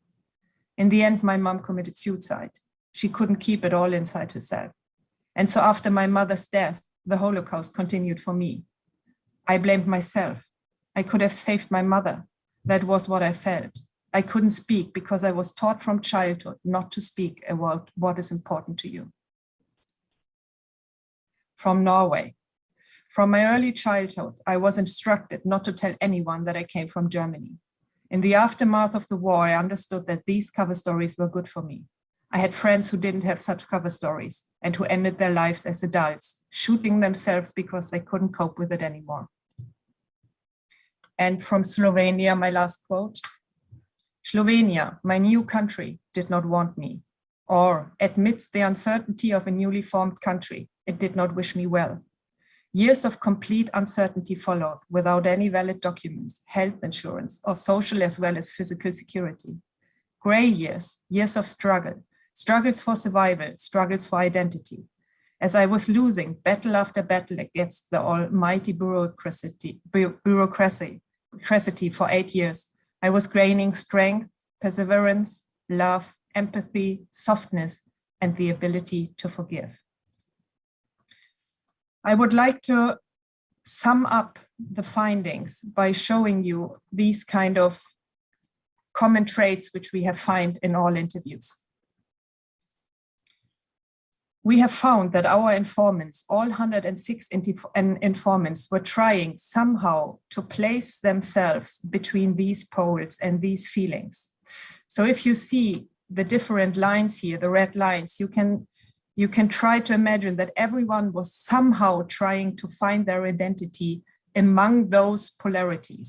And there were different outcomes, of course, different experiences and different outcomes of the placement. I would also like to draw your attention to our main results. We museum professionals working with this were, of course, very much affected by what we have heard. It was really strong stories which we have heard and which we are going to display for our public soon, And we summed up that if you see at the little red spot here, if that would be a personal story, a personal narrative of one of our informants, or let's say of one informant in general, of the people you know, they are normally placed in a historic frame, which is the knowledge we have today, or which is the political correct picture the museums want to play or have to display. And as we heard in the former speech, sometimes the politicians in general in Europe, unfortunately, affect the work of museums in a larger degree as we think should. If this is a personal narrative, and the personal narratives we know about, they are fitting in the historical frame we have. There are almost mainstream histories which might have been there before, which might have been known, but somehow they are those who were displayed. But then you have the stories which haven't been told before, because one was ashamed to talk about it, because one was not able to tell their own story. And these stories as well need a place in museums. So we think that there should be a revised historical frame, also including the stories of the people who are not able yet or have not been able yet to share their personal stories with the public for different reasons. And we are trying in our project to somehow present possibilities how to do so. So I am sorry to have to stop already this presentation. I would have loved to talk longer with you about this, as we think, very interesting project. And you can find us and follow us in different social media channels. Thank you very much. Hvala, Katrin, za to zanimivo predavanje. Seveda smo si z veseljem ogledali tudi vašo spletno stran, kjer delite tudi vse informacije o projektu. So thank you very much, Katrin, for your interesting contribution. Also, very interesting, also we looked at the website where you share your information, and also this website will be highly informative also for the future. K besedi vabim našo naslednjo referentko, gospod Natalijo Pamijo-Luís iz Portugalske. Skupina avtorjev iz Luzofonske univerze oddelka za muzeologijo iz Lizbone na Portugalskem je pripravila zanimivo temo z naslovom Prvi koraki projekta EcoHeritage, ekomuzej kot sodelovalni pristop k prepoznavanju, upravljanju in varovanju kulturne in naravne dediščine. So now I would like to pass the floor to our next lecturer. So we have with us, it is a group of authors coming from the Department of Museology of the Lusofona University in Lisbon, and the presenter will be Mrs. Natalia Pamijo-Luís, and she's a cultural manager and researcher for the EcoHeritage project. And the title of her contribution is First Steps of the Project EcoHeritage, Eco-Museums as a Collaborative Approach to Recognition, management and protection of cultural and natural heritage. And just allow us now just to present shortly the abstract in Slovenian language. Torej, Eco-Heritage je projekt, ki se financira iz programa EU Erasmus+. Osredotoča se na ekomuzeje, partnerji so iz Italije, Poljske, Portugalske in Španije in se ukvarjajo z raziskovanjem, prakso ter inovacijami in razvojem v povezavi z interpretacijo dediščine, ekologijo, muzeologijo in sociomuzeologijo, pri čemer jih vodi življenjsko okolje posameznikov in skupnosti. Skupni cilj je prispevati k ozaveščenosti in krepitvi ekomuzejev kot modelov trajnostnega in sodelujočega upravljanja dediščine za razvoj gospodarske rasti in družbene kohezije med podeželskimi skupnostmi. In v besedilu bo tudi predstavljena prva faza projekta, ki je potekala od decembra 2020 do julija 2021.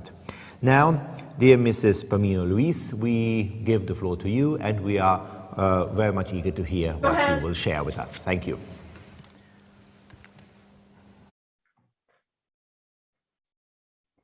Morning, thank you. Congrats for the conference in first time. Thank you everyone for having us. We are going to present the project Eco-Heritage. Please, I'm trying to say something on the chat. If the staff could help me, please. I'm waiting for my colleague, that it's Marcelo Murta. He is waiting in the waiting room. I will start our presentation now.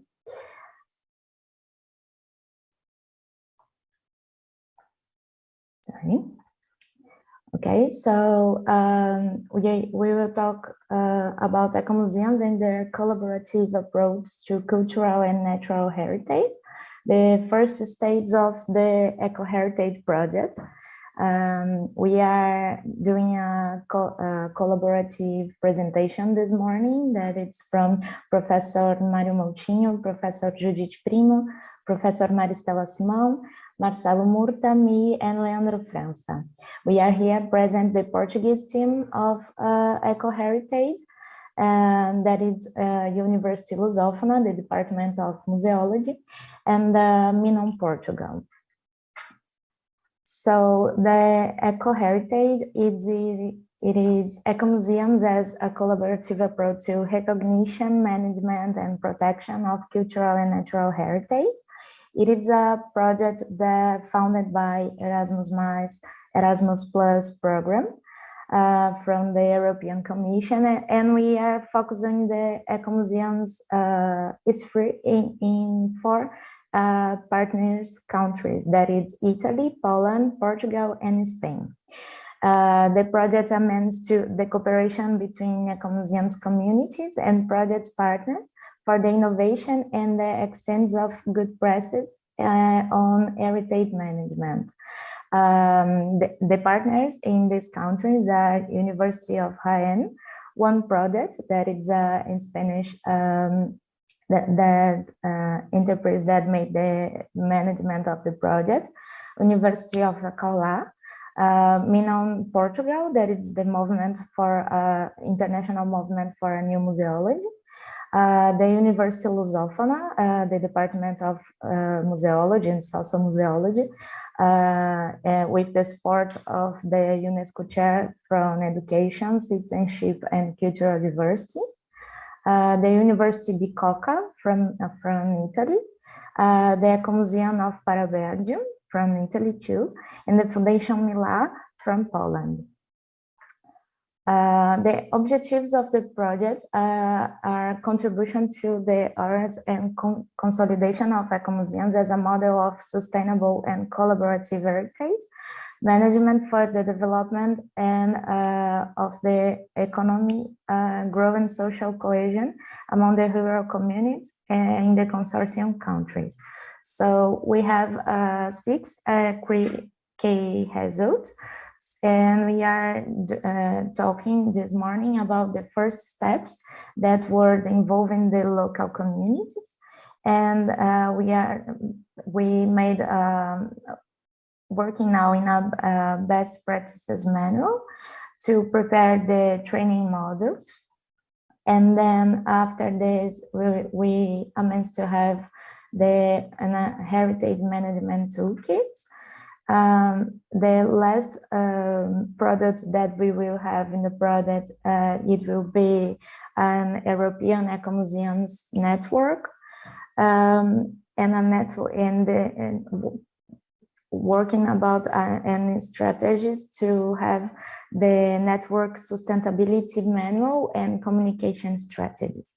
So we are looking for innovation and exchange of good practices on heritage management. In this first step, each partner made like a recognition of the actual situation of the eco-museums in each country. So we use surveys and meetings and semi-structured interviews to try to understand the scenario in each country. And here in Portugal, in this first phase, we had in contact with, directly contact with 18 eco-museums process, but we were talking with 70 eco-museums and museums and community museums to have this more nearly contact for the questionnaires and interviews. It was possible to have a representation of all regions of the country between the mainland of Portugal and the autonomous regions of the islands, like Madeira Island and Açores. Now I want to introduce you my colleague Marcelo Murta, and we will talk about the next steps that were the this first intellectual output. We made a national report and then that transnational report that we are going to present now. So please, Marcelo. Okay, thank you, Natalia. Well, as it was presented by Natalia, we have just finished the first steps of this project, and as it is a transnational project involving 4 countries, each of these countries had the responsibility of preparing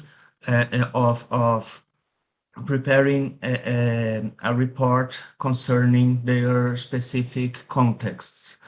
And after gathering all these 4 reports, we had the task of convening this transnational report with the gathering of the ideas identified in each of the countries, trying to have a common ground to work on eco-museums in the 4 countries of the project. And this transnational report, it was a very difficult task because each country had their specificities concerning the way of understanding eco-museums and the way of managing eco-museums locally and also institutionally. And can you go to the next slide, Natalia, please? Okay, so this transnational report, we started it with an introduction talking about the origins of eco-museums in Europe and trying to have a historical approach of each one of the countries, because we had identified a lot of differences in the context of creations and discussion of eco-museums in each one of these contexts. For example, in Portugal and Spain, they are very, very strictly connected to the democratization process of the end of the 70s and 80s. In Italy, it is more connected to the idea of cultural landscapes, and in Poland they are more related to a kind of landscape management in a very how can I say, in a very communitarian way.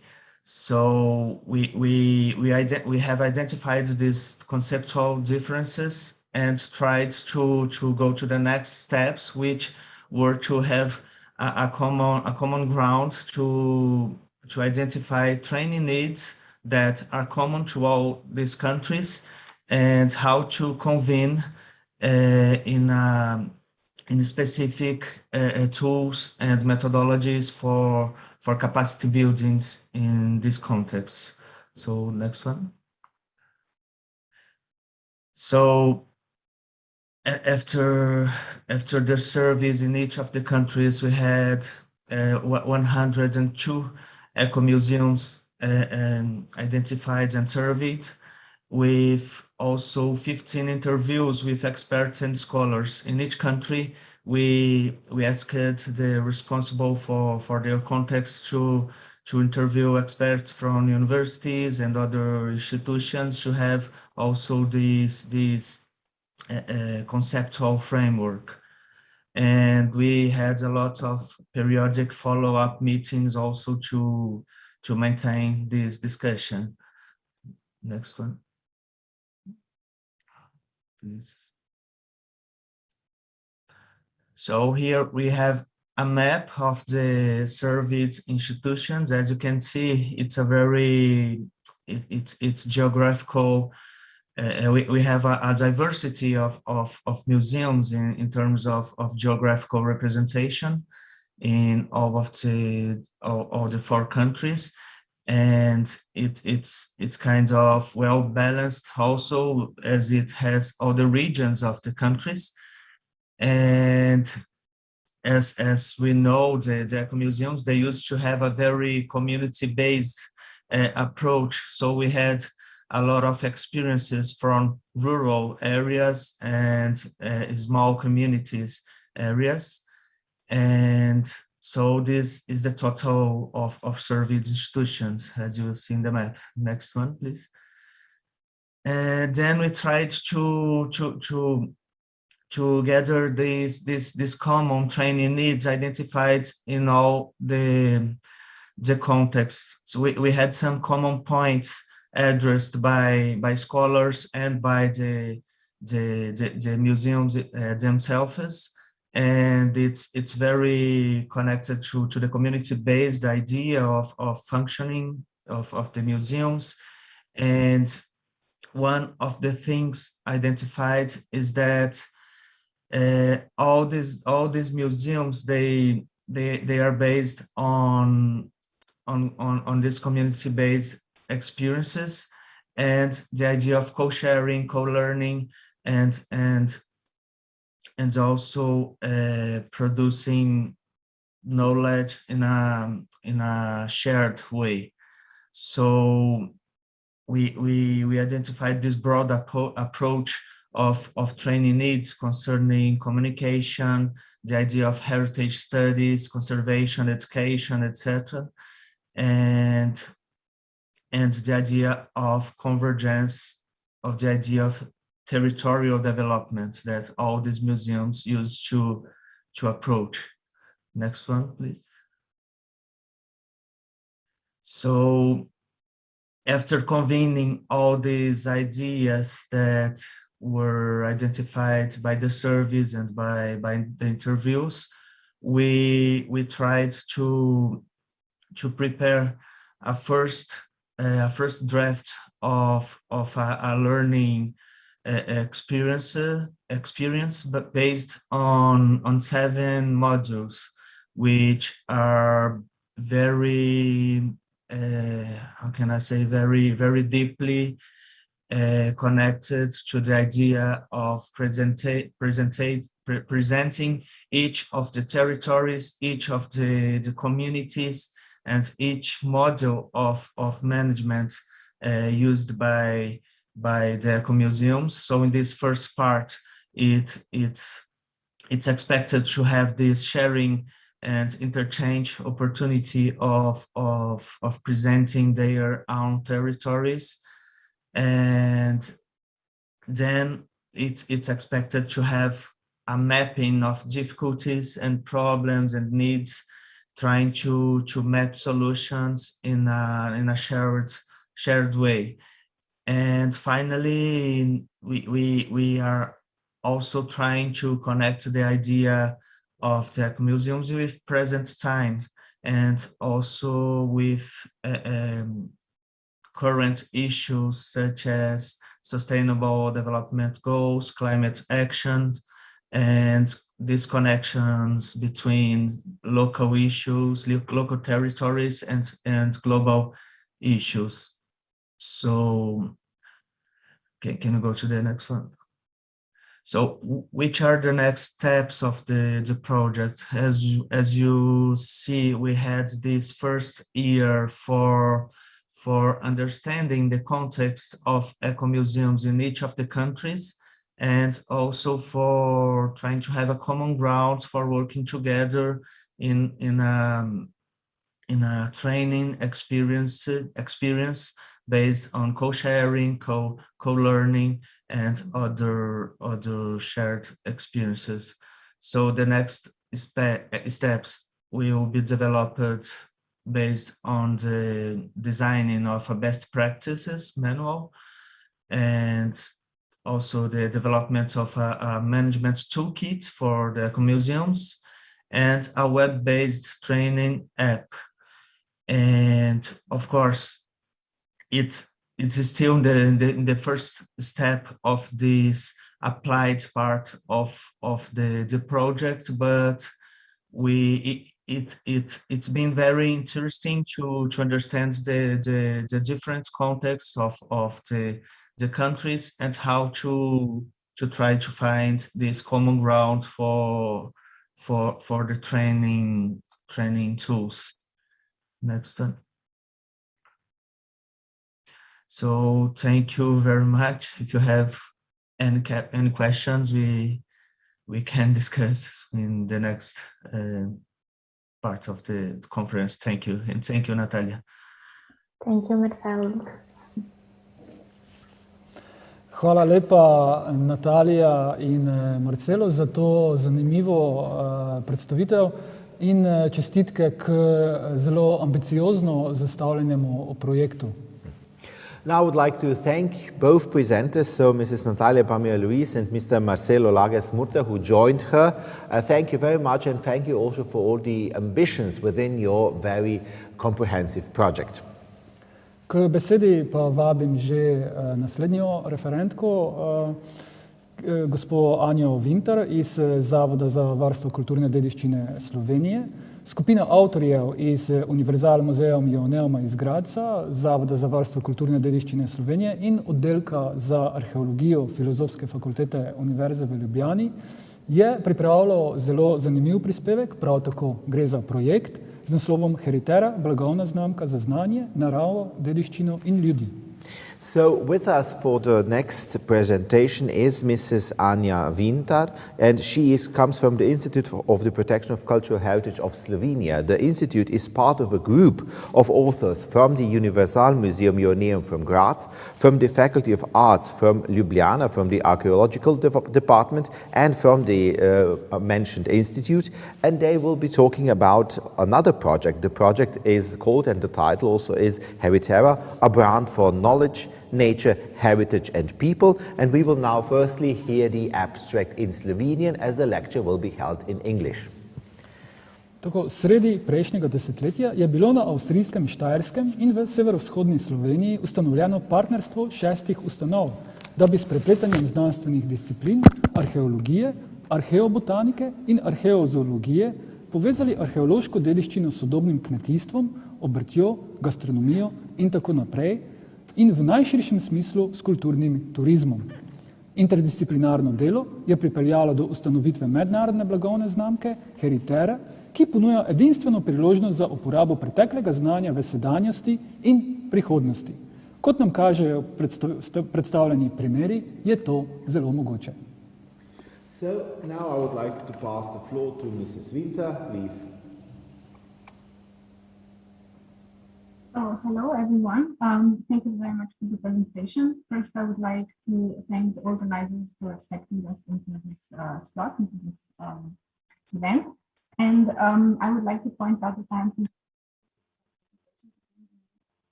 Signal.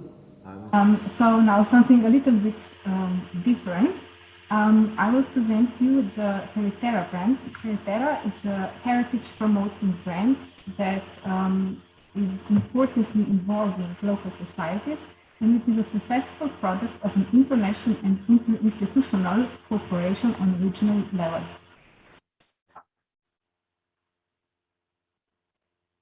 So how it all started. The project was focused on the both region between Slovenia and Austria, northeastern Slovenia and the Austrian Styria.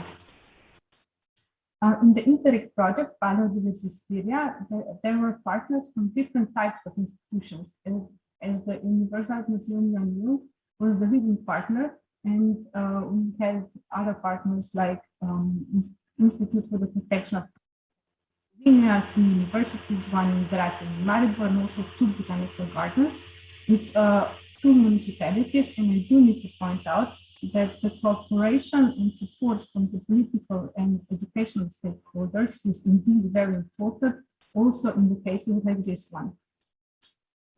Of course, we did not start from the ground. We started on the shoulders of previous cooperations between the main partners in the local community, and that evolved to earlier projects in the area and others that will follow now, like Danube archaeological landscapes and the Iron Age Danube route, part of which Heritera is now as well.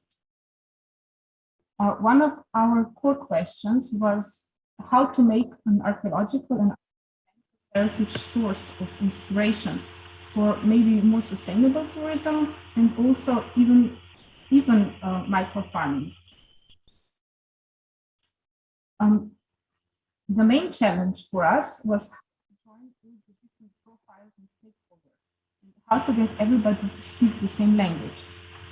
Many things can go through the stomach and through the also, as we discovered, heritage can be, or even more, heritage is one of those things. But to do that, we needed firm scientific grounds to stand on. We had to identify plants and animals that were used in this area from the prehistory, try to revitalize and cultivate them, and of course, to share the knowledge. For us, one of the most important things was to be scientifically correct in our statements and as well as in our products.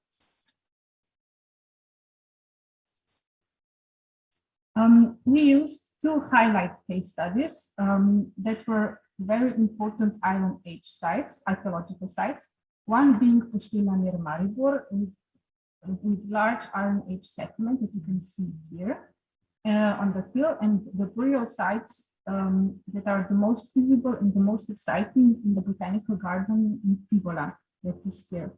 Just for the reference, Puštila is located here near Maribor, in Slovenia, of course. A case study that I'm just briefly presenting here is also located in Austria. This is the sites of Bruchstallkugel, Großklein, Kleinlein, and surroundings, because these sites present one of the most important areas in the Iron Age of the region. But the question is how to do that. We, of course, included historical landscapes, as we realized that not just the local sites, but also the regions became part of the research as well, as people in the past did not live in their own village and just worked on their fields on the next site. But of course, they traveled, they communicated, they discussed, they sold. So, of course, the landscape is an important part. First, we used all the possible non-destructive research, like historical overview, aerial remote sensing with aerial photography, with LiDAR, with all the possible technologies that are available to us now. Before I mentioned the botanical garden in Pivola. Here you can see the aerial photo, and here you can see the LiDAR. And these small dots here that you can see, that are the Iron Age burials. We, of course, used also the geophysics where it was possible. And in the end, as of course it is necessary, we used targeted excavations with trial trenching. And with the found material and found archaeological remains and botanical organic remains, we used various analytical methods to get as much as possible of the information that we can use about the food and the materials that were used in the past, from the prehistory, meaning Neolithic, Bronze Age, Iron Age, Roman period, Slavic period, and medieval ages. So the archaeological research you can see on the top left. Archaeobotanists are archaeobotanists, review all the organic remains, and we got connections with different seed banks. We prepared then the non-GMO seeds, and the test fields followed. Also, the plants later on to be used for food. We also connected different farmers to use these types of wheat and cereals. It is also important on this stage to be as authentic and scientifically correct as possible. For us to learn and to be able to present to the public and also to the partners, we did many experimental case studies also on the test fields. Some of them are still visible. For instance, the closest to Maribor is at the Botanical Garden in Pivola, as the Botanical Garden was also partner of the project. So with the seeds we got, and with a lot of experimental cooking and demonstrations,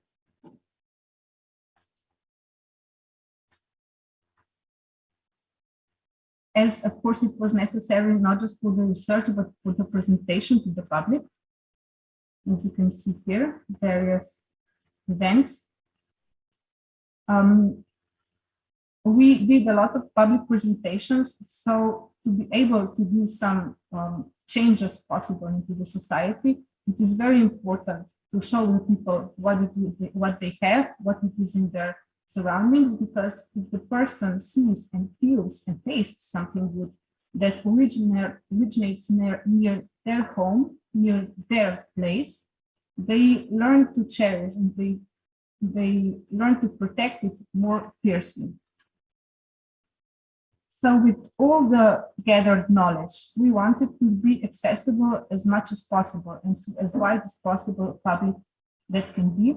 So we gathered all this different scientific information and we had put them into our database. It is open for everyone, and the database contains all the variety of information that you can have from the archaeological sites, from the objects that were found, also for the archaeobotanical and archaeological remains that were found, also which partners are included in which museums can these things be. The visitors can get the information about the sites also via the phone app, or can just visit the sites by themselves. We prepared many freely accessible publications. And with all that, in the end, we created a brand that could connect all of our gathered knowledge with knowledge, experiences, and skills of today's craftsmen, partners, farmers, etc.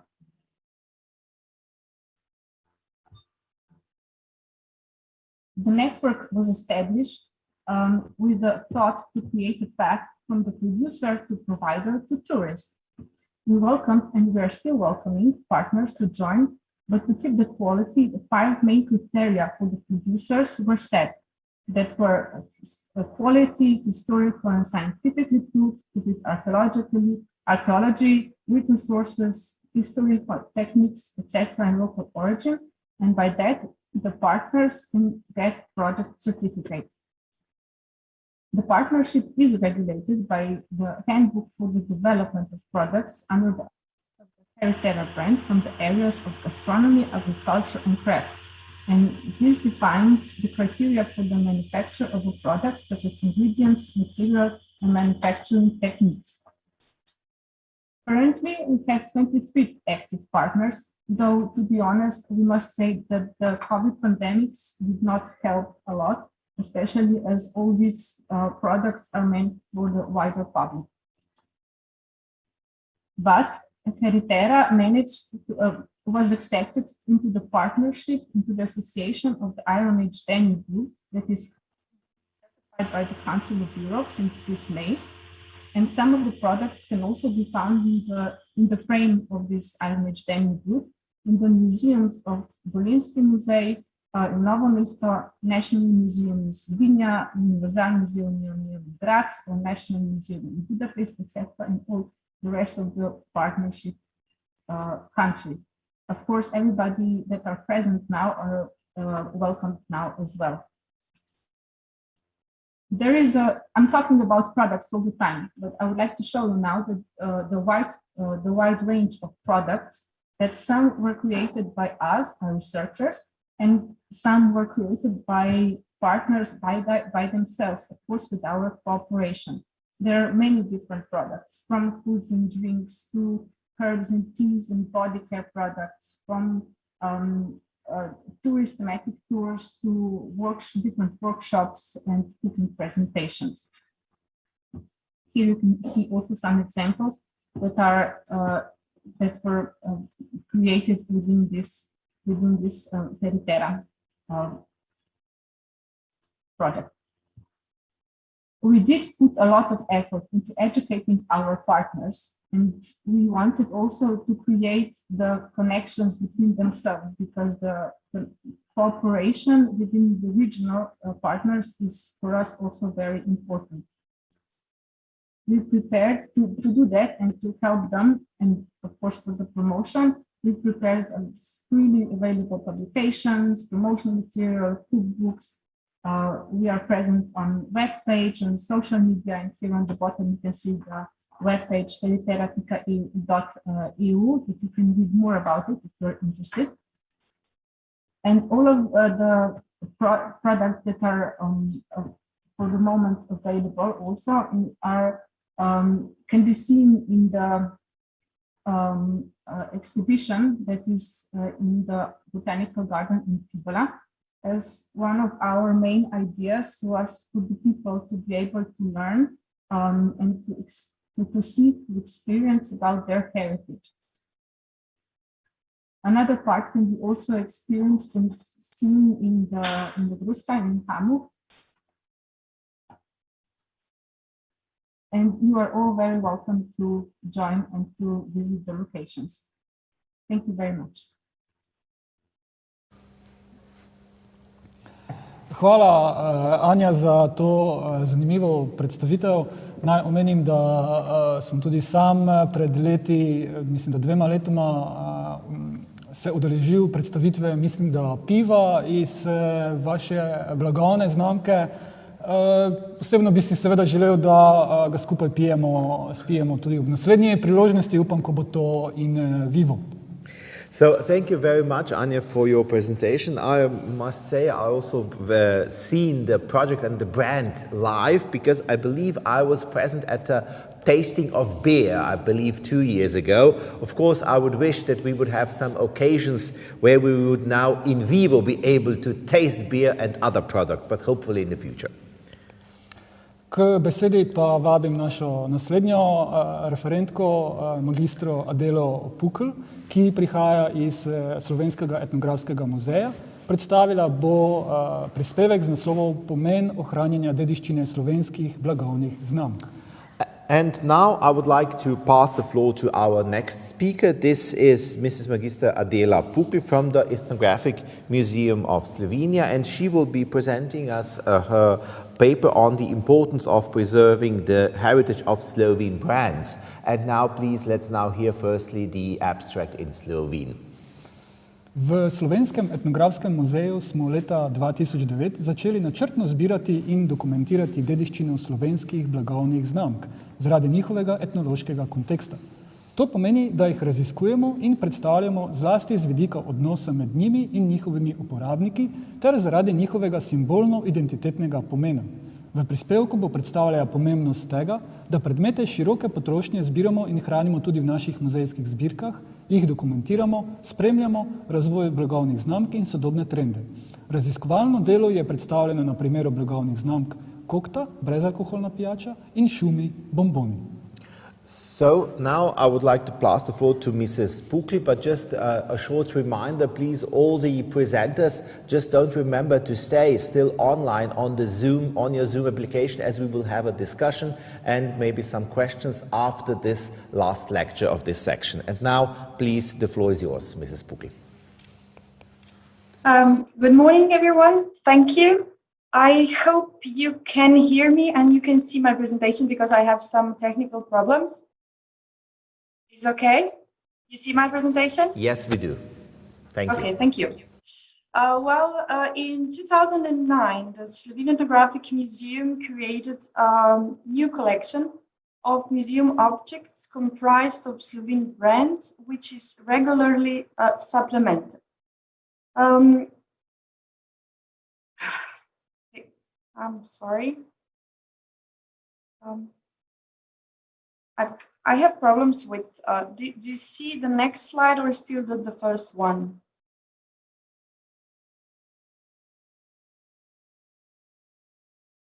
Excuse me? Can you hear me? Yes, we can hear you, but can you hear? So we see the title slide. We see only the title slide, the title. Okay.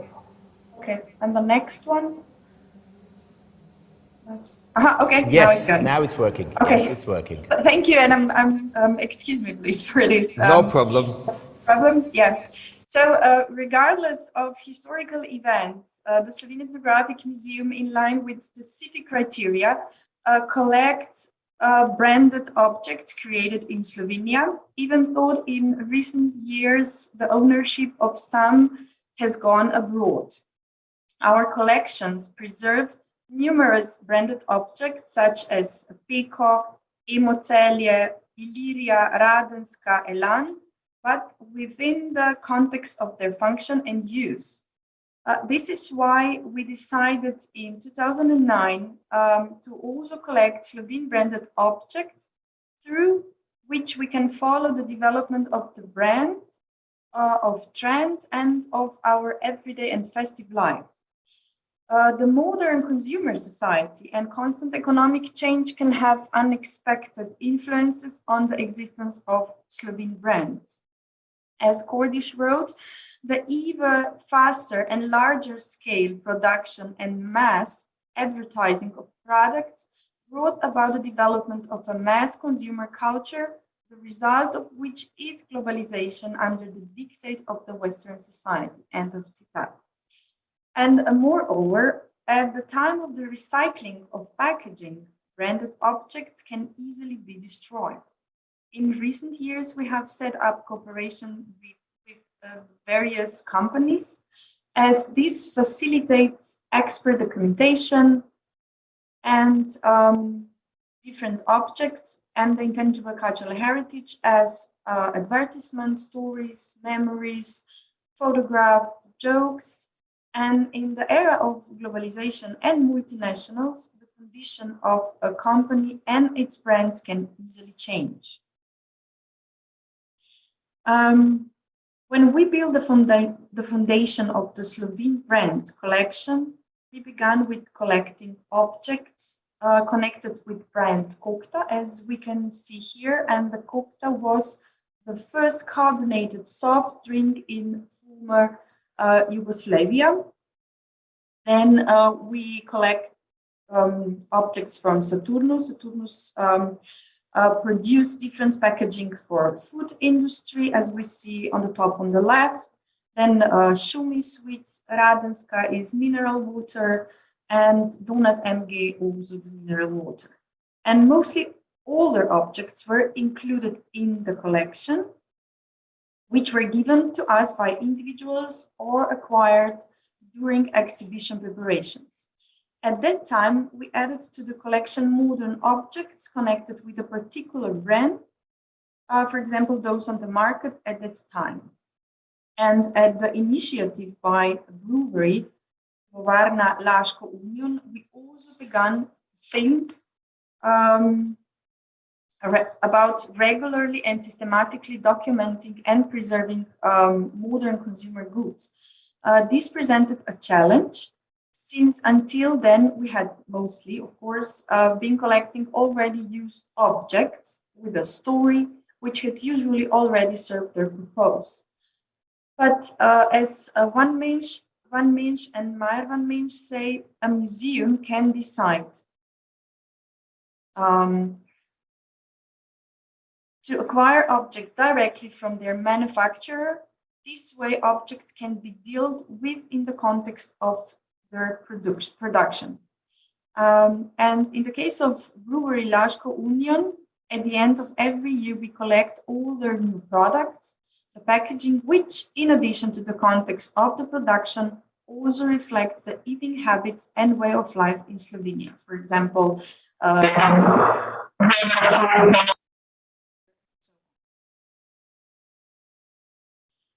in the beginning, we followed the example of Samdok model developed in Sweden for modern documentation of objects and people. And as I wrote at the time, after having been used or worn out, the consumer goods are discarded. It was also observed how quickly things were changing. The life of objects was getting shorter and objects were disappearing. Consumer products were not kept. End of citat. And that is why an important aspect is why to collect Slovene contemporary branded objects is that they are changing very rapidly. And as Van Mensch and Meyer Van Mensch also wrote, unfortunately, in the public eye, museums are mainly judged on the basis of their permanent and temporary exhibitions rather than their collections that are usually hidden from the eyes of our other people. And that's why at the permanent exhibitions in our museum, there are not many Slovene branded objects placed in the context of their development.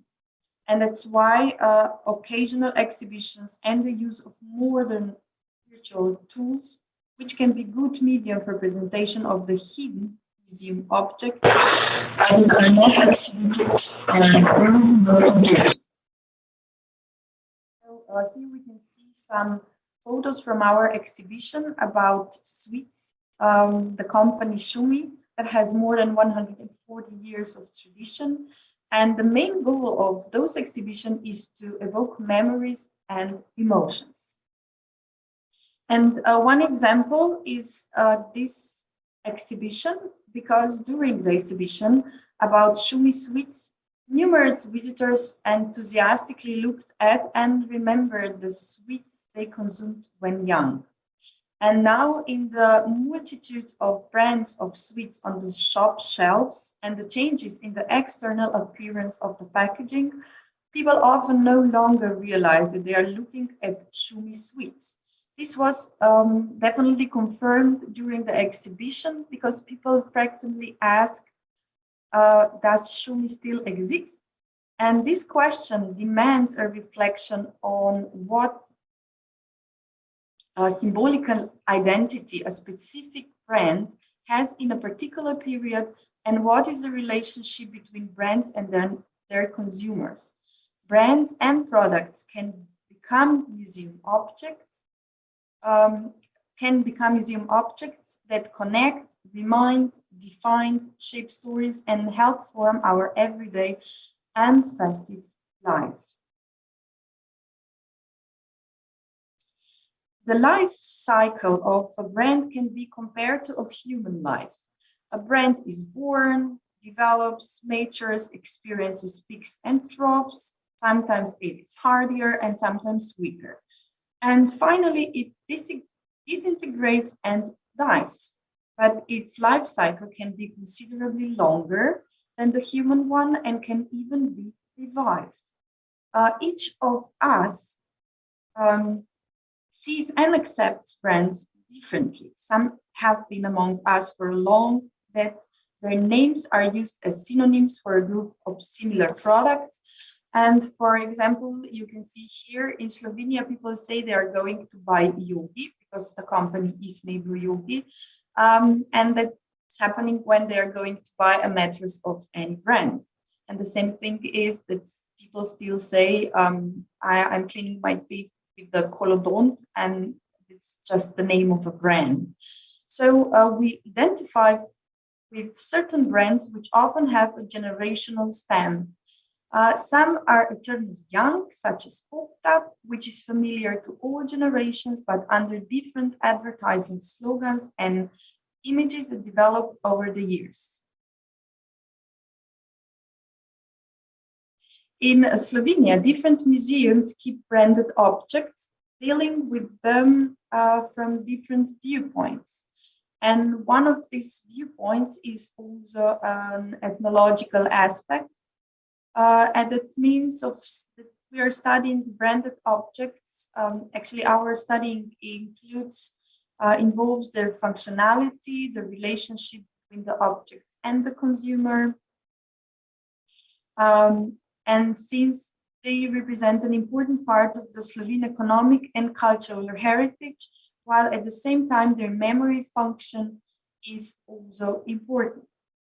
And for example, what Kokta meant in Yugoslavia in the 50s, it was the first carbonated soft drink that represented the Western way of life.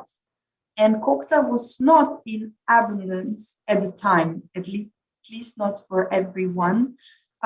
Children experienced it as a rare thing and a reward for having done well during the week.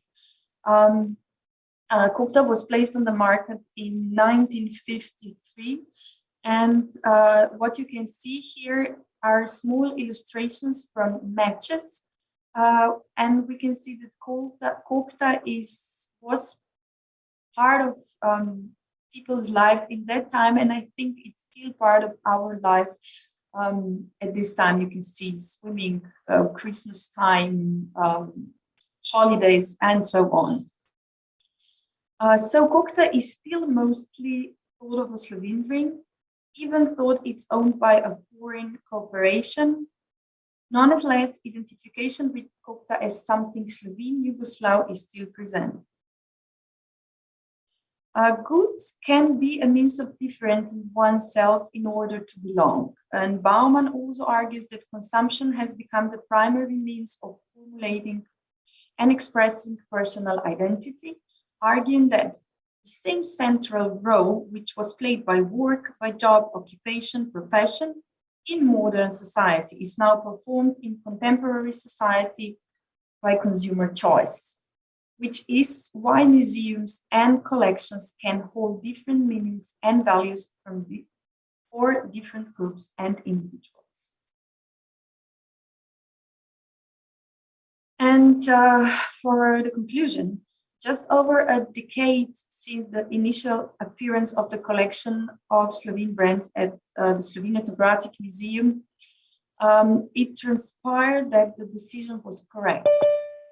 In spite of some skeptics rejecting the idea of collecting modern objects at the time, we take care of the heritage of brands that have developed and are still being developed by various companies that are not necessarily in Slovene ownership. The objects that become part of the museum constitute our common heritage that we keep for us and our successes. This is why it is of exceptional importance to preserve all the heritage which represents their development, the relationship between them and their consumers, and their symbolic and identity significance. With regard to Slovene brands, at our museum, we shall continue to record tangible and intangible heritage, collect objects, stories, and narratives, preserve and protect, study and interpret the collected material, connecting the collections with other collections in the museum and with exhibitions. And we are aware that we will constantly have to adapt the policy of collecting objects and our work to future economic, social and cultural changes.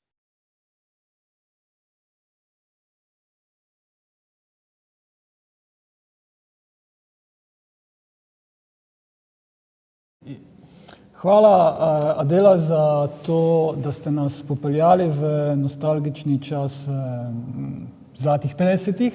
In kako te sedaj vabimo k razpravi, vabimo vse dosedanje referente in tudi vabimo vse poslušalke in poslušalce, ki nas spremljate preko kanala YouTube, da se logirate in po chatu postavite vprašanje. Thank you very much, Adela, for this insight into the golden 50s and into the inside of the Kokta brand. So it was very nice to hear it. And now we would like to invite all the lecturers to be joining us, and also we would like to invite all the participants so that you log into our YouTube channel and you can ask questions via the chat function, please.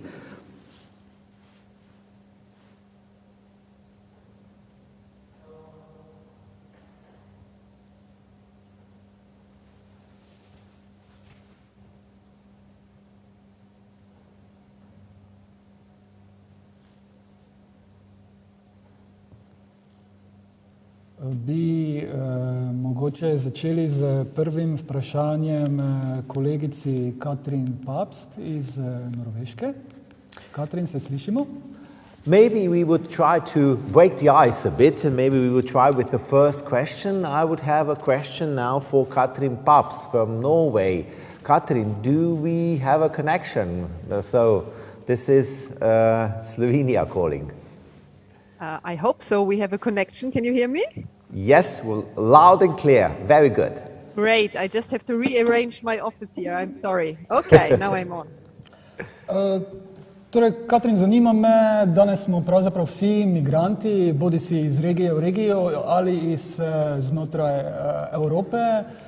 Glede na številne intervjuje, ki so bili opravljeni, ali ste mogoče naredili intervjuje recimo na Norveškem med migranti, ki so prihajali na Norveško iz Evropske unije in migranti iz Bližnjega vzhoda, in verjetno so dokaj različne pretresljive situacije, ali se motim?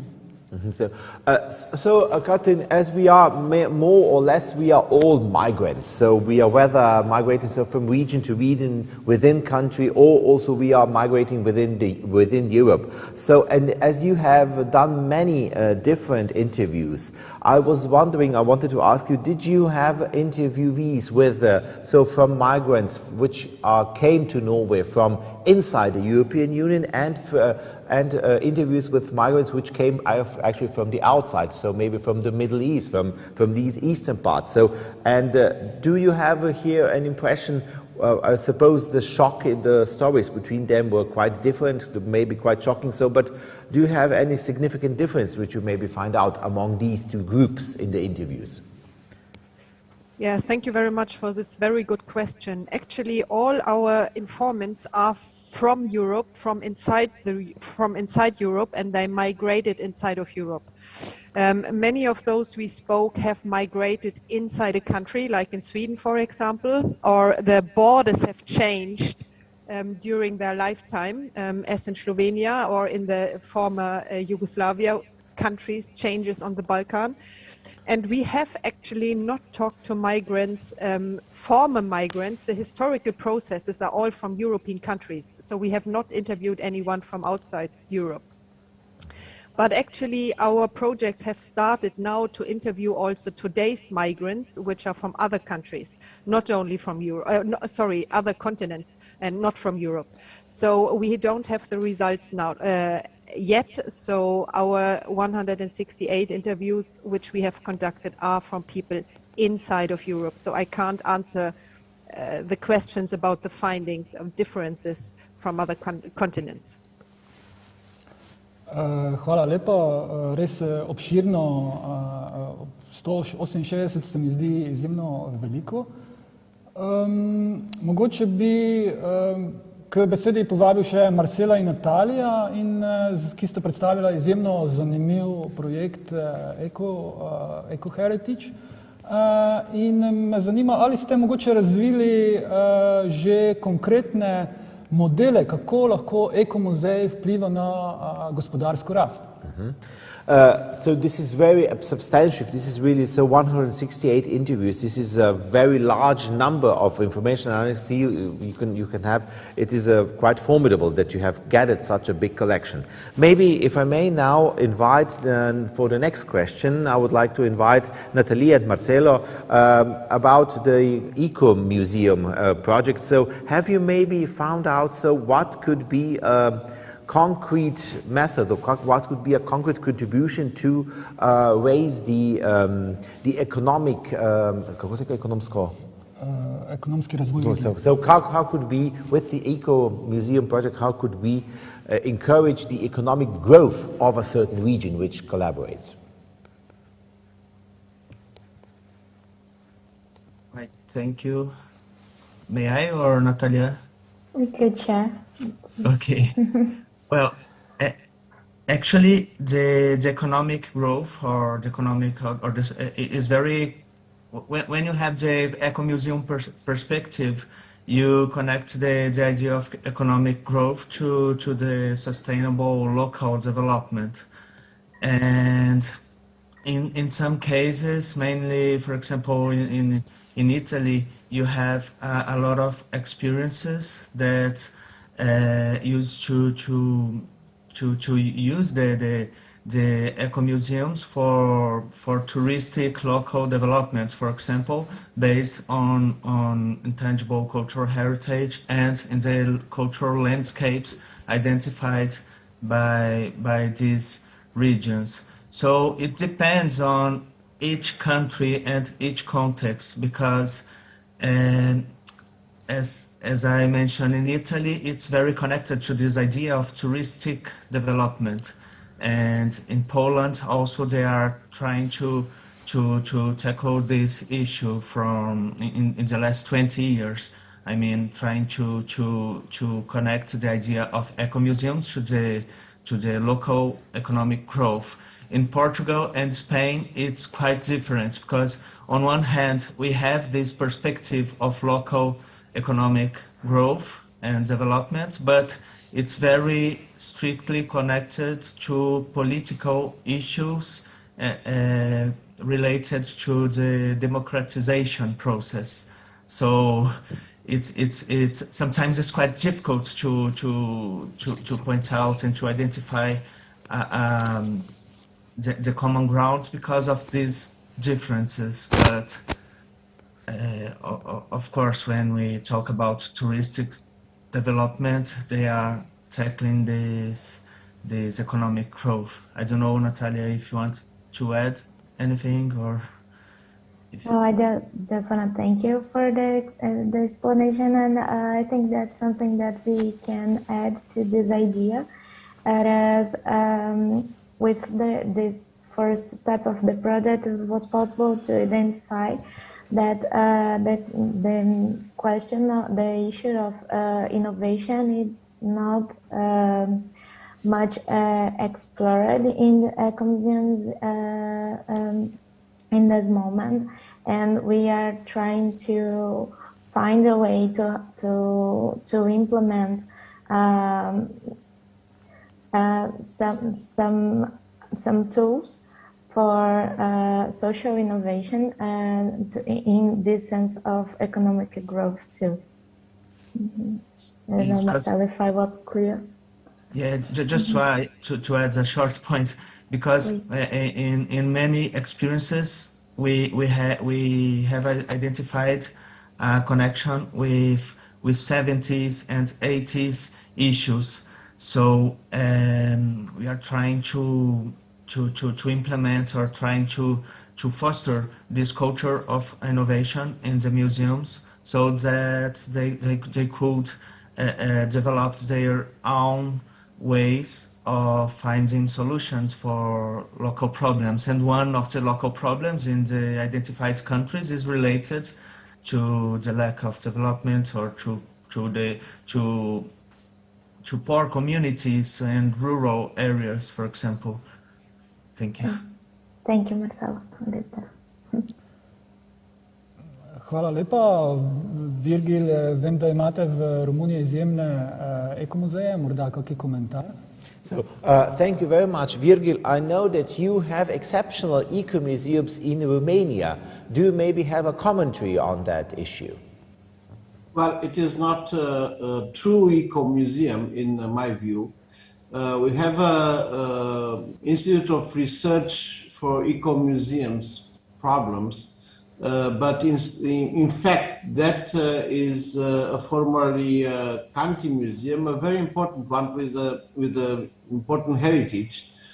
The word eco there, it's linked more to the fact that it's located near the Danube Delta, which is a UNESCO natural heritage site.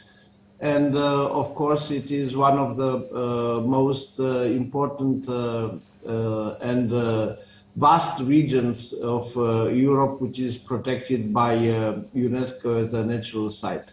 Of course, the curators there, many of them being in fact more researchers than curators, are keen to reflect the richness of that natural site on their museum works, including by the means of exhibitions. But this is a particular case. Otherwise, we have, of course, a lot of open air museums. There are, as far as I remember, 19 open air museums in Romania, or even 20 right now.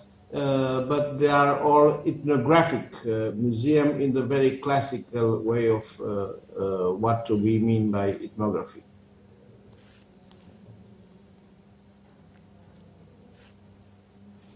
Hvala lepa. Morda še kdo kakšen komentar?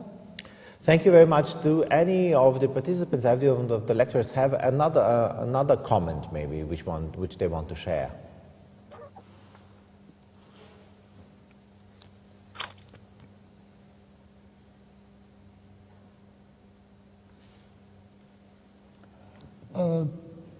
Če ne, bi se iskreno zahvalil za te izjemno zanimive predstavitve. Prav gotovo vsi projekti obetajo zanimive zaključke in kar seveda apelira po naslednjem Museoeurope že v tej fazi. So, and I would like to cordially thank you for all the presentations who were highly interesting, and all the projects already bring themselves so the advancements so that they are forecasting new findings, and this calls already now just for another and a new Museoeurope Congress and Symposium. Povabil bi sedaj na kratek odmor, na kavo. V tem vmesnem času vas tudi vabim, da si ogledate promocijske spote na temo Maribora, Slovenije in muzeja. Now I would like to invite you to a well-deserved coffee break. In the meantime, if you want to, you can also watch. We have a few promotional videos regarding Maribor, Slovenia and also museums prepared for you in the meantime. Vidimo se torej ob 11:30. Hvala lepa. And we see each other again at 11:30. Till then, enjoy your coffee time.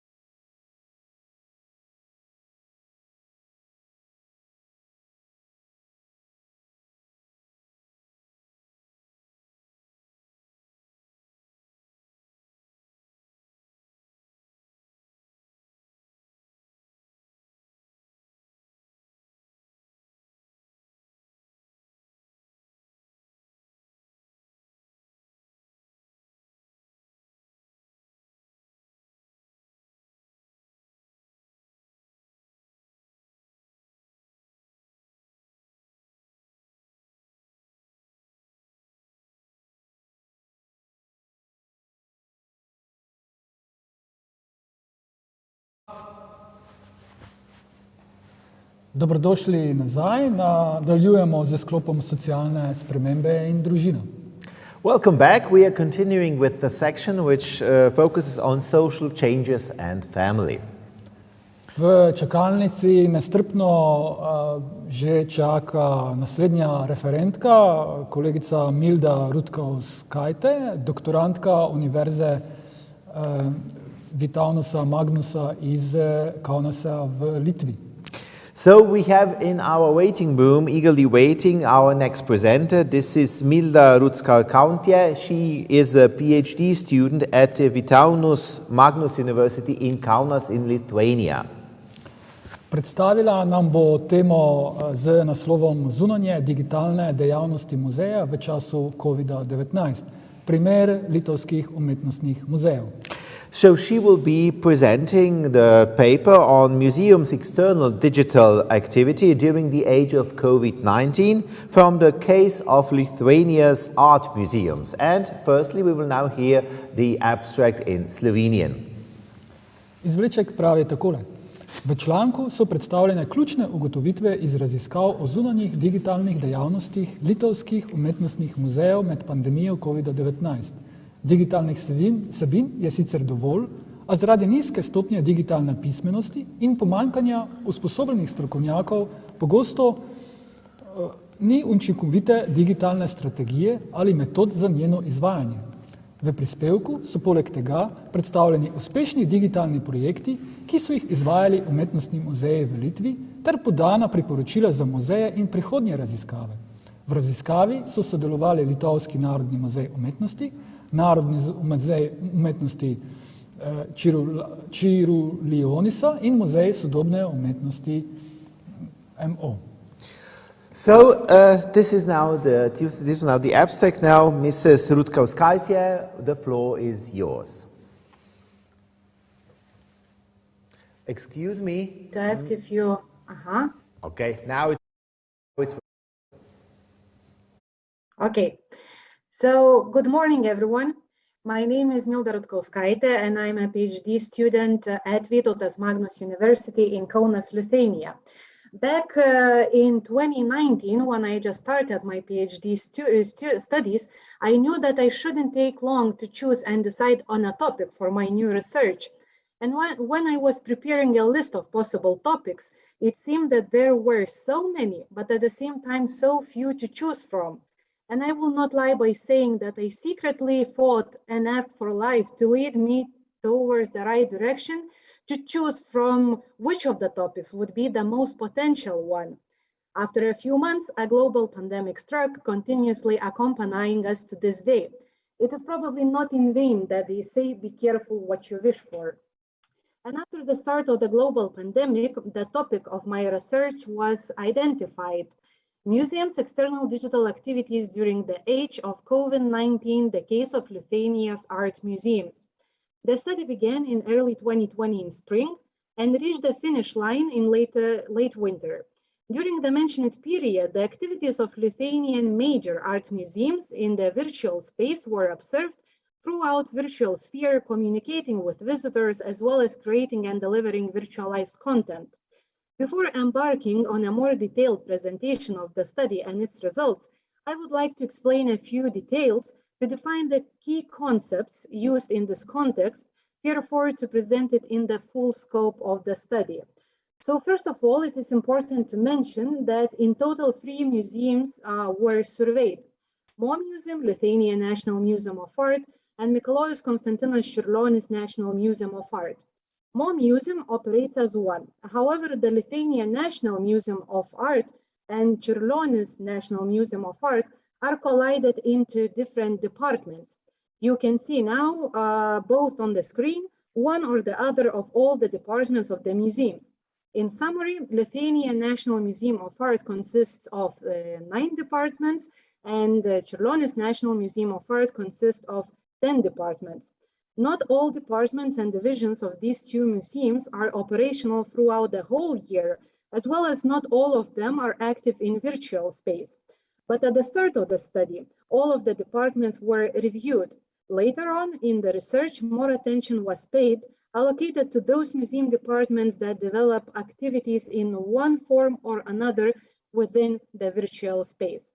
And another important detail is the combination of the words external digital activities of museums. Maybe it's not difficult to grasp this, but I would like to mention that by saying external activities, I mean what museums prepare and present to the public and to all of the interested parties or audiences. As for the word digital, I would like to point out that the spectrum of digital activities in the context of this study has been undermined by the activities of museums that examine their websites, digital projects, and social networks such as Facebook, Instagram, and YouTube accounts. And now let me present the course of the implemented research. Quite often, research succeeds by being divided into different and later complementary stages. Nevertheless, the changes that happened during pandemic were so rapid that the course of this particular study took place in several parallel lines. And the most useful and relevant data was obtained by using different gathering methods. Therefore, in January of this year, the gathered data was summarized as well as the main conclusions of the study were prepared. So in what kind of direction was the study conducted? In short, literature analysis, monitoring of reliable online sources, observing accounts of major Lithuanian art museums on social networks, interviews with representatives of the above-mentioned museums and external experts. If a bit more detailed, it was collected and analyzed throughout the study by collecting literature relevant to its context, books, publications, news from trusted websites, etc. And the main foundation, let's say, of literature consisted of what you can see right now on the screen. The collected theoretical material provided access to comprehend a bit more about the impact of the COVID-19 pandemic on the external digital art museums activities, not only in Lithuania, but also at the international level as well. Throughout the study, the social networks of the participating museums and their departments, the content that was being published and the accounts in general were monitored equally the same. During this observation, the visitor's attention to the published content was being captured.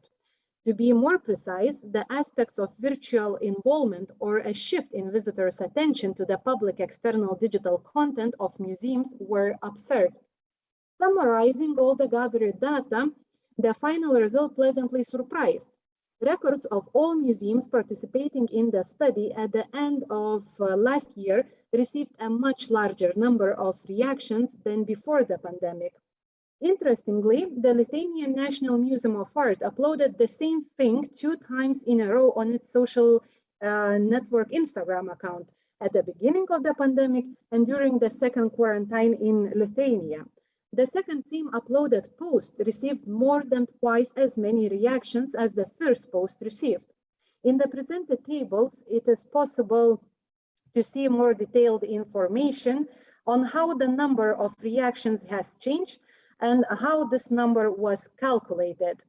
Looking at the both presented tables, it is clear that there is a particularly large change that the Lithuanian National Museum of Art managed to achieve in both of the social platforms. Furthermore, Čiurlionis National Museum of Art did not stay too far behind. And in addition to the focus on museums' postings on social media, there was also a focus dedicated to the published content itself, which museums shared in a virtual environment. For example, the National Čiurlionis Museum of Art presented its virtual shop during the pandemic. The Mo Museum began publishing a blog and doing a podcast on audio listening platform Spotify. Meanwhile, the Lithuanian National Museum of Art with the national TV broadcaster implemented a project called Museum in Your Home. During this project, following the foreign examples, Lithuanian residents were invited to replay the chosen artwork and share taking pictures on different social networks. By the way, this museum also created and implemented the project called 30 Artworks, 30 Creators, 30 Weeks. During this project, short videos were shared on the museum social network accounts in which famous Lithuanian art and culture figures briefly presented and described their answers for the most memorable and most enjoyable artworks from museums exhibition. And in addition to the observation of the external digital activities of museums in virtual sphere, both contact and online interviews with representatives of the participating museums and external experts were conducted. Interviews were conducted with the people that you can see right now on the screen.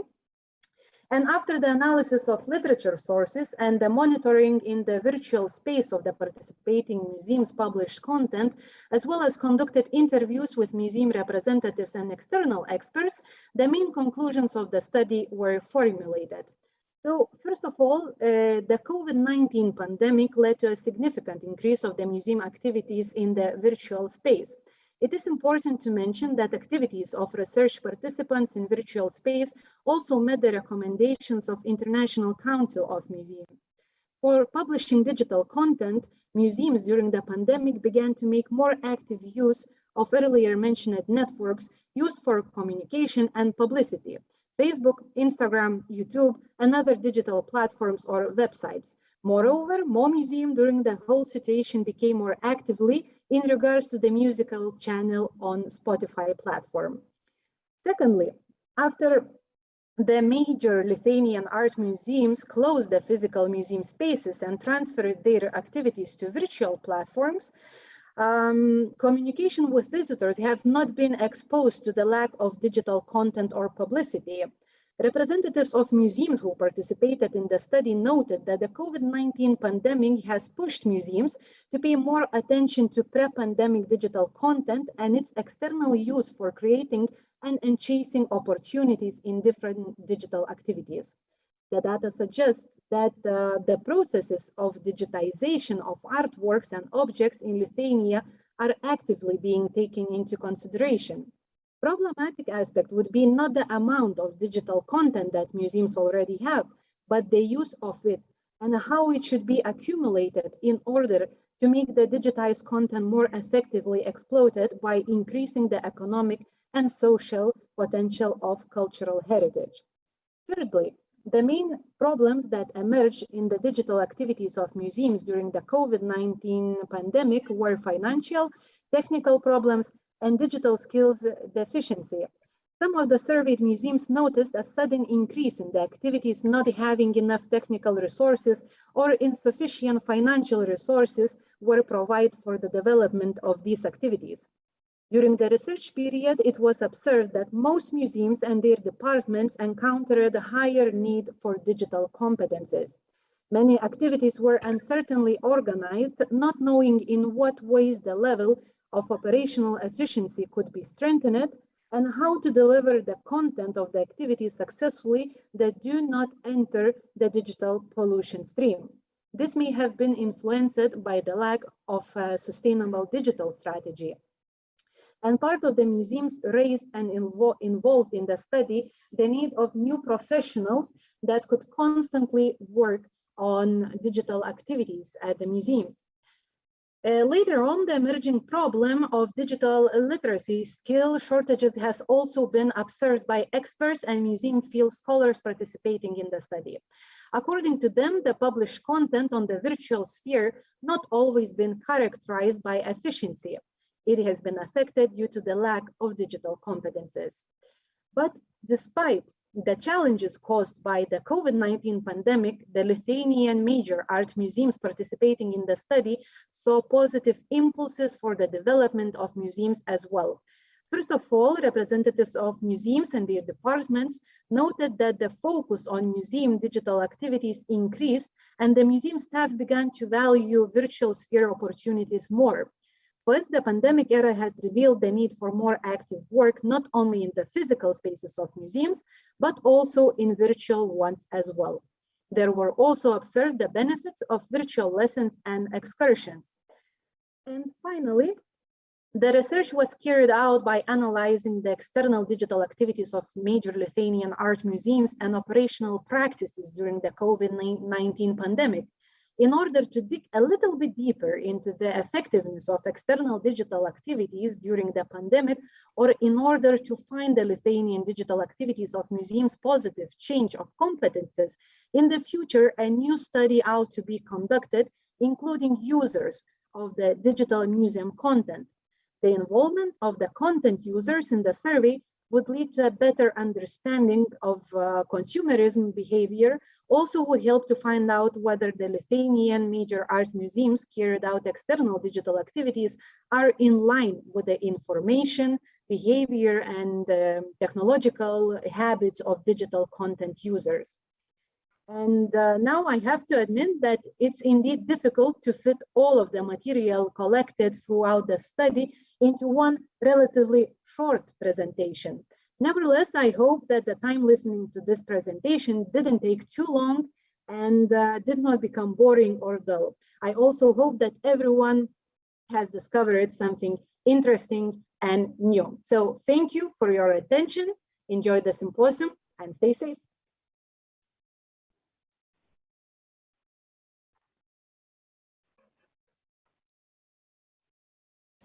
Hvala, Milda, za to dinamično predstavitev in prav gotovo se strinjamo tudi z vašimi zaključki.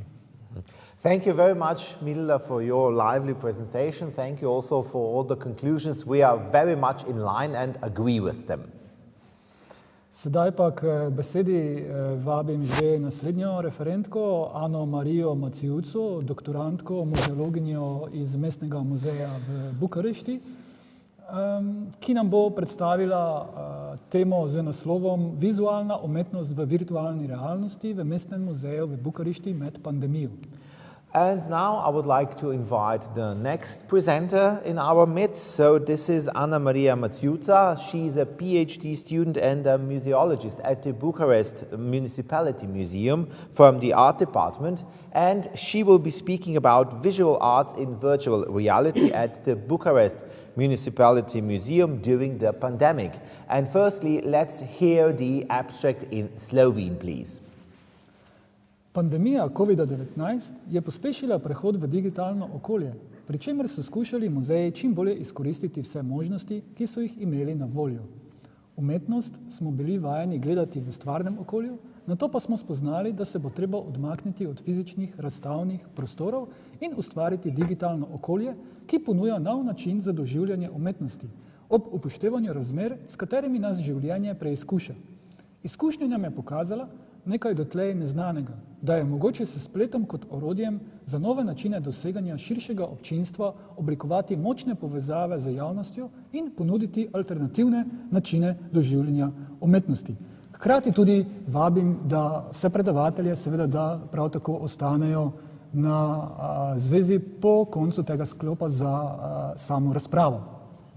So now we would like to pass the floor now to you, Ana Maria, and just a short remark to all the presenters. Please stay on your Zoom link because we will have a joint discussion at the end of the section. Thank you. Hello, everyone. I hope you can hear me. My name is Ana Maria Maciuca. I come from Bucharest, Romania, and I'm a curator and, like you said, a PhD student. And congrats for the conference today, and also thank you for having me. I would like to talk to you today about visual arts and virtual reality at the Bucharest Municipality Museum in the context of the pandemic. As you know, the COVID crisis that started at the beginning of 2020 has accelerated the transition to the digital realm, with museums working hard to make the most of what is currently available. Sorry. Accustomed to seeing art in a physical space, we had to realize that we need to move away from the physicality of the exhibition spaces and create a digital environment that offers a new way to experience art, taking into account, obviously, the rigors of some situations that life put us to the test. This experience has shown us something we're not yet aware of, that using the internet as a tool to reach larger audiences in new ways has the potential to make very deep connections with the public and provide alternatives ways to experience art. Clearly state, in this context of the pandemic, the Bucharest Municipality Museums transferred its whole activity online. The entire specialized staff, historians, archaeologists, experts in art and art history, passionate museographers, mobilizing immediately after the decision to close the museums for the public amid the coronavirus pandemic. All the 15 Facebook pages have been transformed into real historical and cultural magazines. Virtual exhibitions have been created and launched. Educational and fun activities for children have been carried, and a number of 24 documentary films about important moments and personalities of our history. Competitions for art lovers were launched. 2 specialized magazines edited by the Bucharest Municipality Museums were digitized and offered to the public. Video stages of unique exhibitions were prepared. Of course, the challenges that need to be overcome are considerable, but in everything else, people will be motivated to adapt because, as it turns out, the end result is worth it. As it stands now, the art world needs to make sure that it does its best to embrace these new solutions and make them work for the benefit of those involved. The typical problems that prevent the physical world from, sorry, I have some problems. The physical world from unfolding will be easier to handle. They are simply non-existent in the online environment. However, it takes a lot of effort, understanding and collaboration, important mutual support within the team and a collective involvement through which balancing experience and expertise in the media to create a museum journey always on the rise. When you are asked to imagine a museum, you are probably imagining a building full of various objects and artifacts displayed on white walls and in shop windows. The physical dominance of such a space, the building, and the pre-established methods of looking and behaving in these types of places are clear and remain at the forefront of the defining elements of the museum.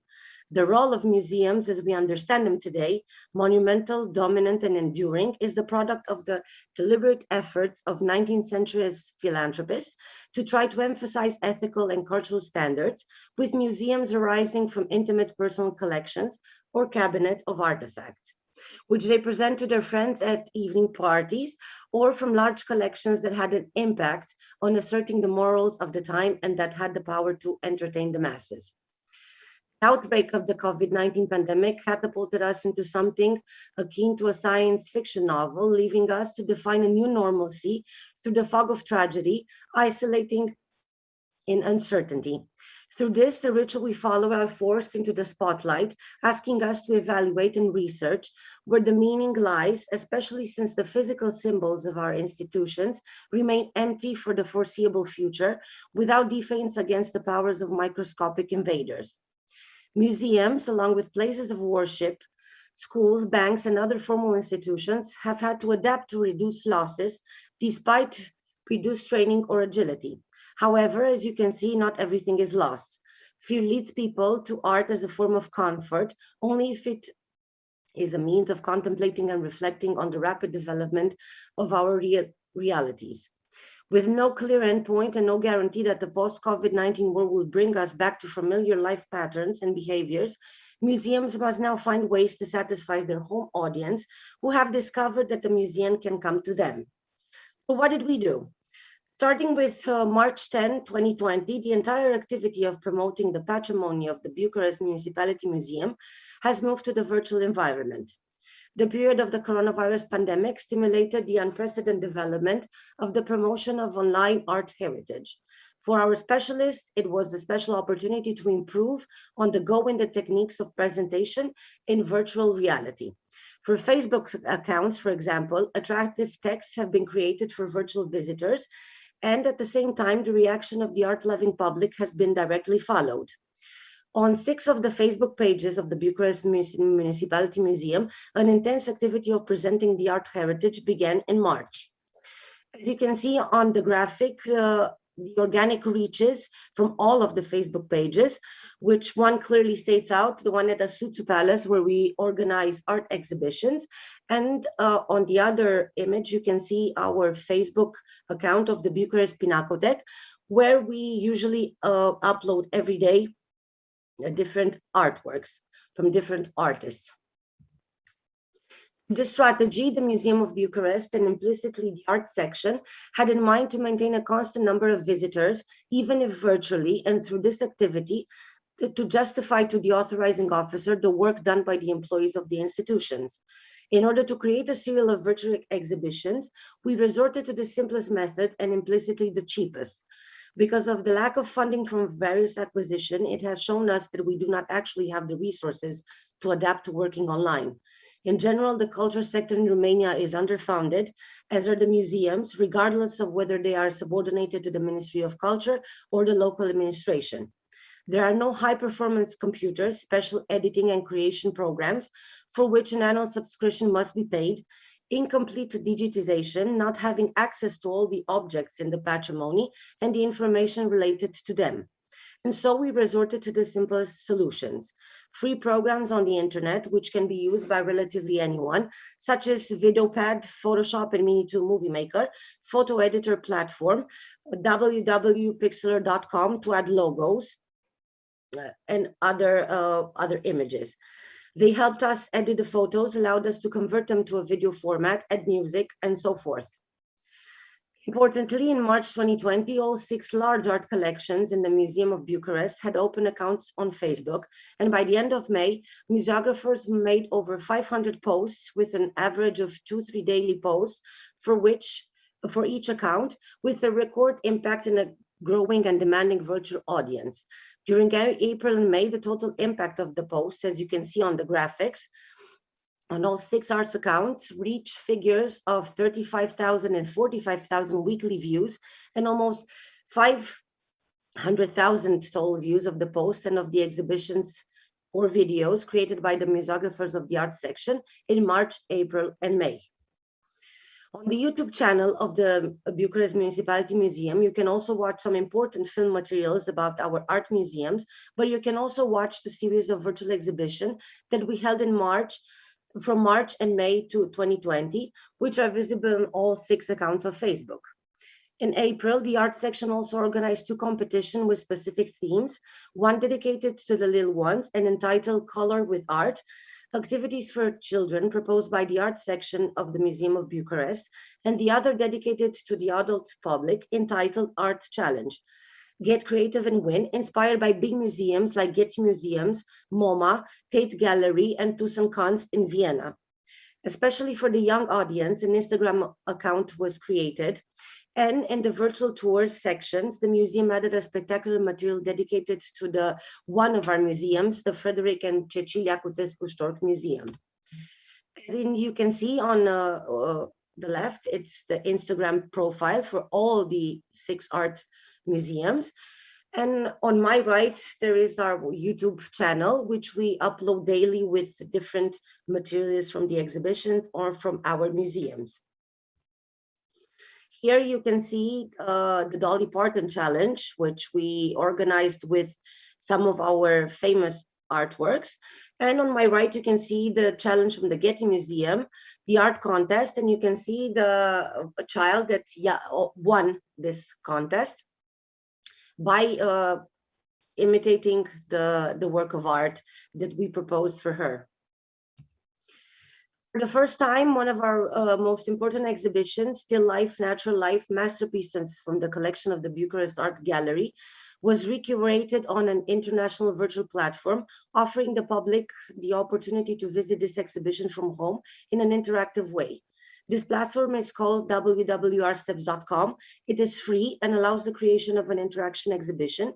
The public can walk with a single click through an exhibition hall. This room can be built from scratch and can look exactly like the one in the museum, or built a completely new room. It can be designed. The platform allows each inserted object to have an informative text about it or the addition of music. All exhibitions are stored on this platform and can be downloaded and distributed as a link. Those who use the platform should have a minimum knowledge of using reconstruction programs in the virtual environment. What to expect from now on? As it stands now, the art world needs to make sure that it does its best to embrace these new solutions and make them work for the benefit of all involved. The typical problems that prevent the physical world from unfolding will be easier to handle. They are simply non-existent in the online environment. However, it takes a lot of effort, understanding, and collaboration, important mutual support with a team and a collective involvement, through which balancing experience and expertise in the media to create a museum journey always on the rise. The COVID-19 crisis has accelerated the transition to the digital realms, with museums working hard to make the most of what is currently available. Accustomed to seeing art in a physical space, we had to realize that we urgently need to move away from the physicality of exhibitions and create a digital environment. This experience has showed us that using the internet is very important, and we need to take this and embrace it and to make the best of it. Regardless of the tools and problems that they will use, having a deep understanding of how people interact with art, both online and offline, and how it differs, museums will make the transition more successful by opening up a new space for experimentation, creativity, and most important, collaboration. I want to thank you very much for your attention and for everything, and thank you once again for having me here today.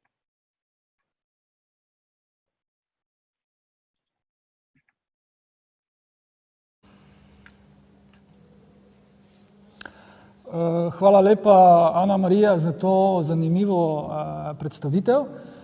Sedaj pa vabimo k besedi Andrejo Repič Agreš iz Nove Gorice.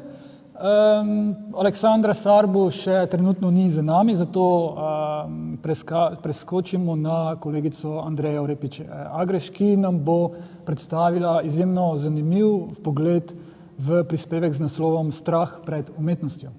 So we will now continue. Our next speaker will be Mrs. Andrea Repic Agres from Nova Gorica. On the program is Mrs. Alexandra Sarbu, but we couldn't establish a connection with her. We will therefore switch a bit the order of the presentations. And we are now very eager to hear from Mrs. Repic Agres about the fear of art. And firstly, the abstract in Slovenian, please. Umetnost se kaže v umetniškem delu.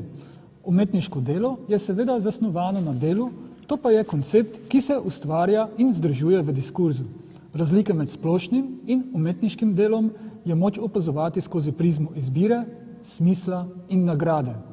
Izkaže se, da sta nematerialnost umetniškega dela in potencialnost za model idealnega dela tista, ki vzbujata strah pred umetnostjo. So, just that we don't forget, Mrs. Machuka, thank you very much for your presentation. We are very much looking forward to the discussion at the end of this section. And now we pass the floor to Mrs. Repic Agres. The floor is yours. Thank you. Okay, thank you very much. And I'm really very honored to be here. So, you know, my thinking came from sort of a very simple sort of discussion, experience that I had also with my kids going to the museums and then understanding, you know, what actually is art. So what I wanted to look first is what's the meaning of art? And then in the work of art itself, you know, focus on the work and actually what it means. And it's on a very simplistic terms, comparing, you know, let's say regular work or ordinary work and artistic work, and, you know, why there is such a difference. And, you know, from my point of view, that kind of difference that also leads to the sort of almost like a resentment towards art, but more like a fear towards art. So I took a very simple start and I wanted to understand what is a work of art. And of course, you know, when you want to understand the meaning of a word specifically, unless you Google it, of course, you go to a dictionary. And, you know, here's an explanation that I found in the Cambridge Dictionary. And I looked through different dictionaries and it was always pretty much the same. And let me just read it out. So work of art is an object made by an artist of great skill, especially a painting, drawing, or a statue.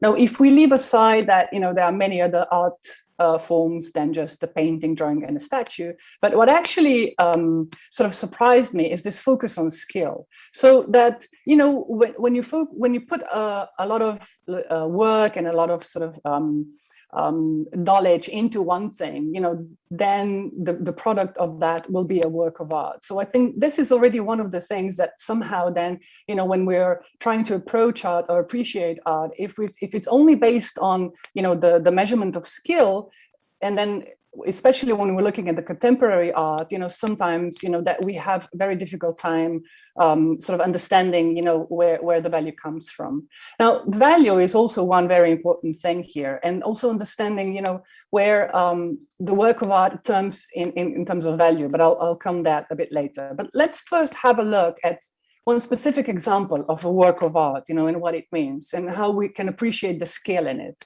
So here you have two shovels, right? And let me tell you, one is a work of art and the other one is not. And I guess it would be very difficult to tell the difference in this sense. The one on the left is Marcel Duchamp in Advance of the Broken Arm, and the one on the right is the snow shovel. As you can see, there's hardly any difference, but still there's a significant difference between these two sort of objects. And interestingly enough, the shovel by Duchamp, this is not the first edition. This is already the fourth edition that is now in MoMA. The first one was actually lost in 1915. And one of the editions was also used by the handyman for actually shoveling the snow. And it was not just an exhibition object. So here you can see, with this, that, when we're approaching the skill, or also just looking at the art from the point of skill, it's difficult to appreciate it. And then the other important thing is, as I mentioned before, is actually the value, thing that, it could be very changeable. And that can also, when we look sort of in terms of how much work is sort of put in a work of art, it puts it into enormous disproportion. But if we look if we take the art for the moment aside and focus on work, I really wanted to understand, what's the meaning of work? Because also in the syllable of work of art, there's art and there's also work. So what is actually work? So in the sociology of work, the work is defined as practices that are sustained through contending discourses. So it's something that's not really fixed, as we saw also in the value of artwork, but also the concept of work is not fixed. And let me give you a very simple example of that. When we talk about domestic activity, so let's say cleaning, right?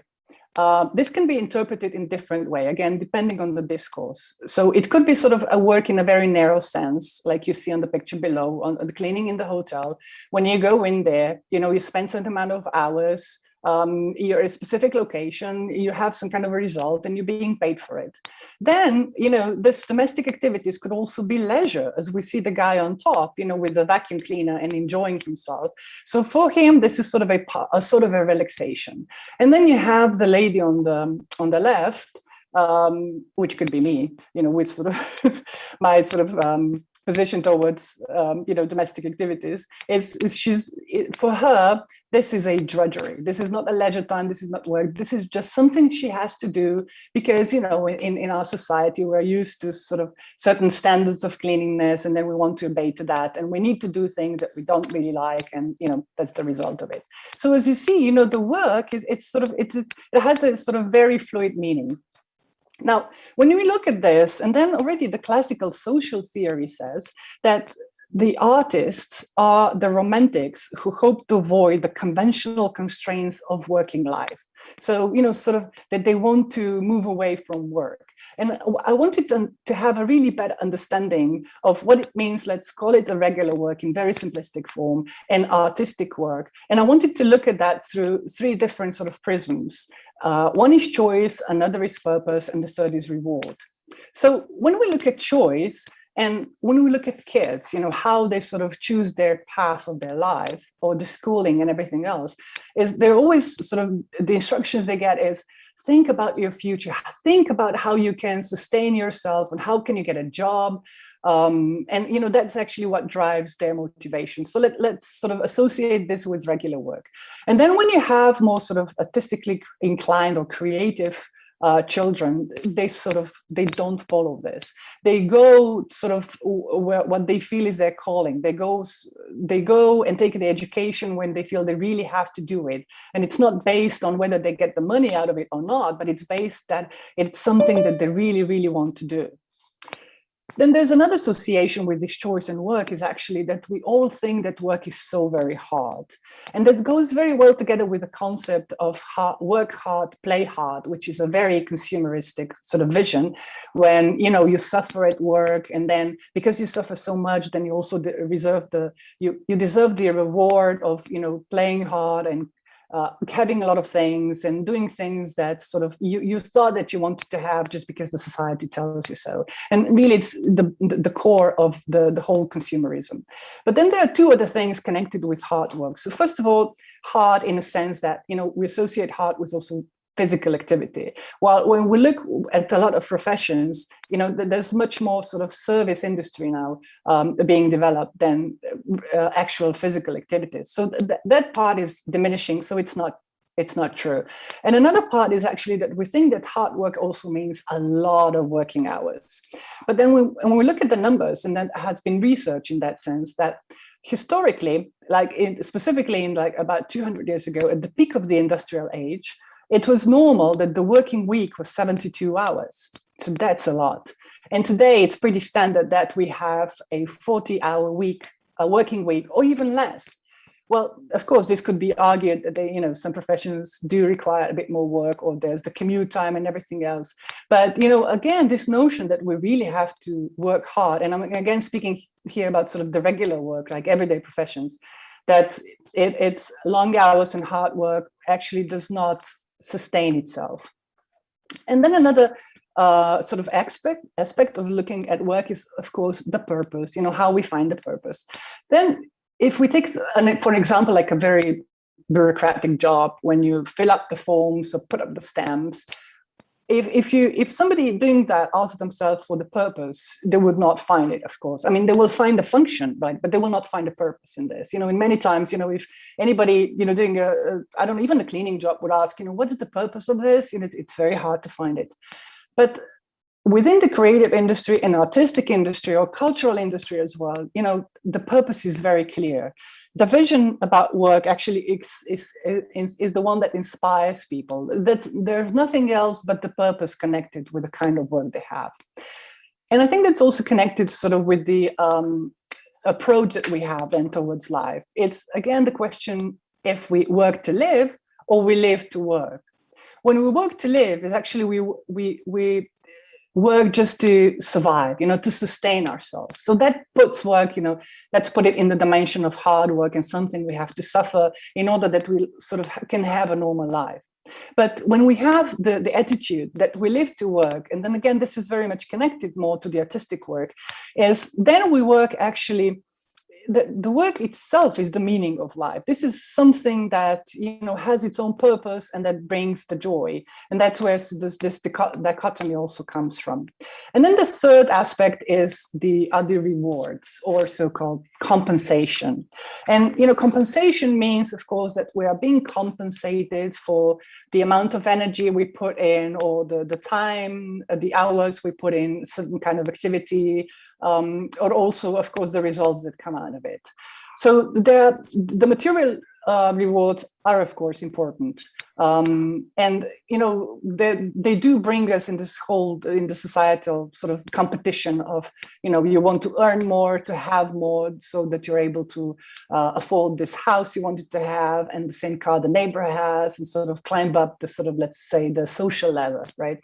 But the rewards could be material and also immaterial. And there's a great theory by Csikszentmihalyi, the theory of flow, when he actually points out that if we could only stop and in the moment that we're doing, enjoy what we're doing, even if it's the most mundane activity. And that could be associated with that guy dancing with the vacuum cleaner, right, when he does his work. If we would be able to do that, we would be enjoying much more, but on the other side, be also more productive and subsequently have sort of more material rewards out of it, apart from our own internal rewards and satisfaction. And then there is another aspect that's really important with that, and with the immateriality, and that's actually how the immaterial work has been defined. And the Italian philosopher Maurizio Lazzarato is the one who sort of brought this term into the sort of observation and also defined it. And he defines labor as something that produces the informational and also cultural content of the commodity. Now, informational is all the digitalization and everything, connected, with my kind of job when I'm always at the computer, my work is digital and I have nothing to show at the end of the day, but it also has a cultural content. And this is actually the one that is normally not recognized at work. And that's also where this sort of problem comes from. But then when we look at the specific artwork, we can say, what it does has it in materiality, right? If you look at the Deschamps shovel, it's material, right? It's there, it's being visible, so there's some materiality towards it. But what's even more important is actually, it's not the material thing, but it's actually what this artwork enables us to experience. Its function is not what we see, but what we feel, what we experience out of it.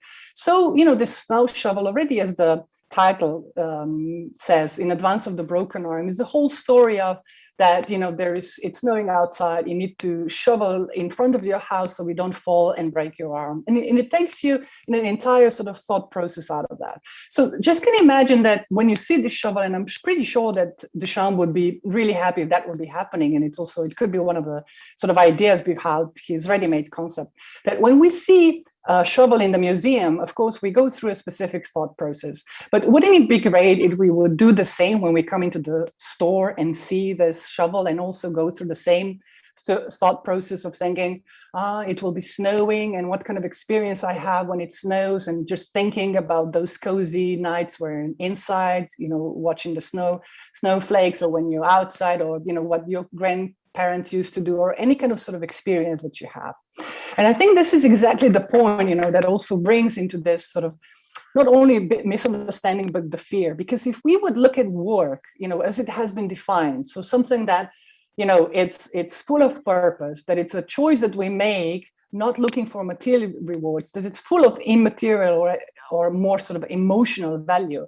If this would be the predominant kind of work today, if this would be an ideal model for any kind of work, wouldn't this make a really, really sort of different place to live and a different world? And I think this is also something that makes, sort of people, or in a very generic terms, anybody who's not dealing with art, and specifically in the last, let's say, 18 months with the COVID situation, is, this resentment of, something of not being the classical work, how it's not being done, but it has such strong potential, I think, that because of this misunderstanding, that's the point where the fear comes from. And my last thought is only, fear not. Thank you.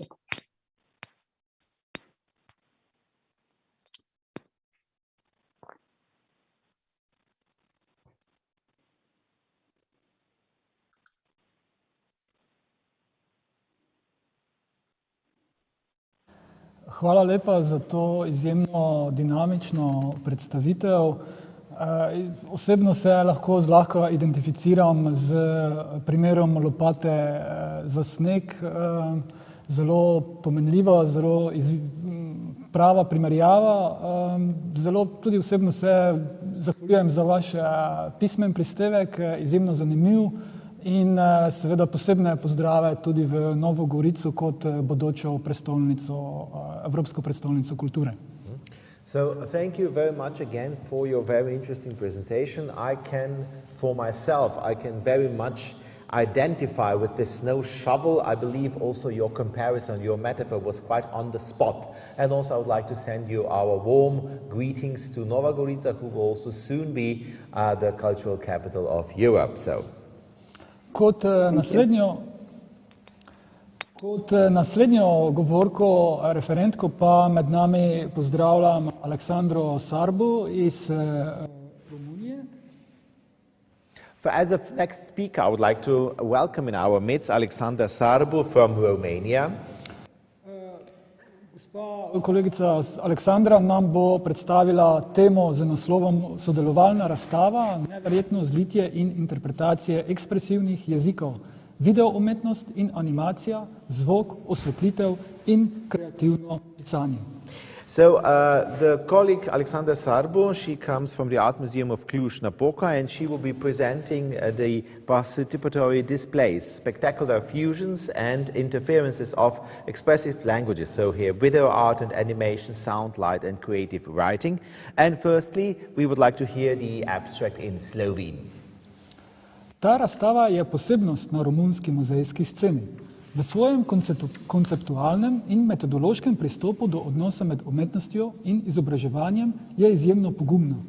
Muzej v Cluj-Napoki se je s pomočjo te razstave spremenil v mesto močne ustvarjalne energije, ki odpira nove in presenetljive poglede na nekatera referenčna dela iz zbirk Narodne galerije. Participativni prikazi so rezultat ambicioznega procesa, oblikovanja in ustvarjanja skozi sodelovanje, ki temelji na zbliževanju poučno-izobraževalne prakse, osredotočene na umetniško eksperimentiranje s sodobnim umetniškim raziskovanjem, ki je izrazit del dinamike kulturne produkcije. So, Mrs. Sarbu, we are very pleased and happy to have you here, so please, the floor is yours. Okay, thank you very much. From the bottom of my heart, warm greetings from Cluj-Napoca, Romania to everyone.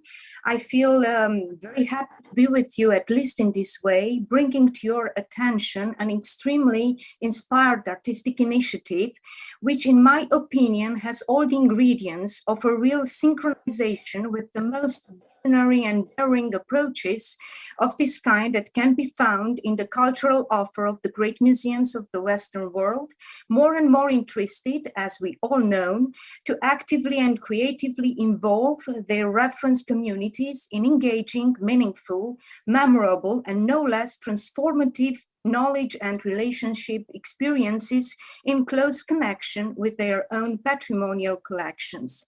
I will try to touch on some aspects that contextualize the problematic that is the topic of my presentation, insisting especially on its particularizing elements.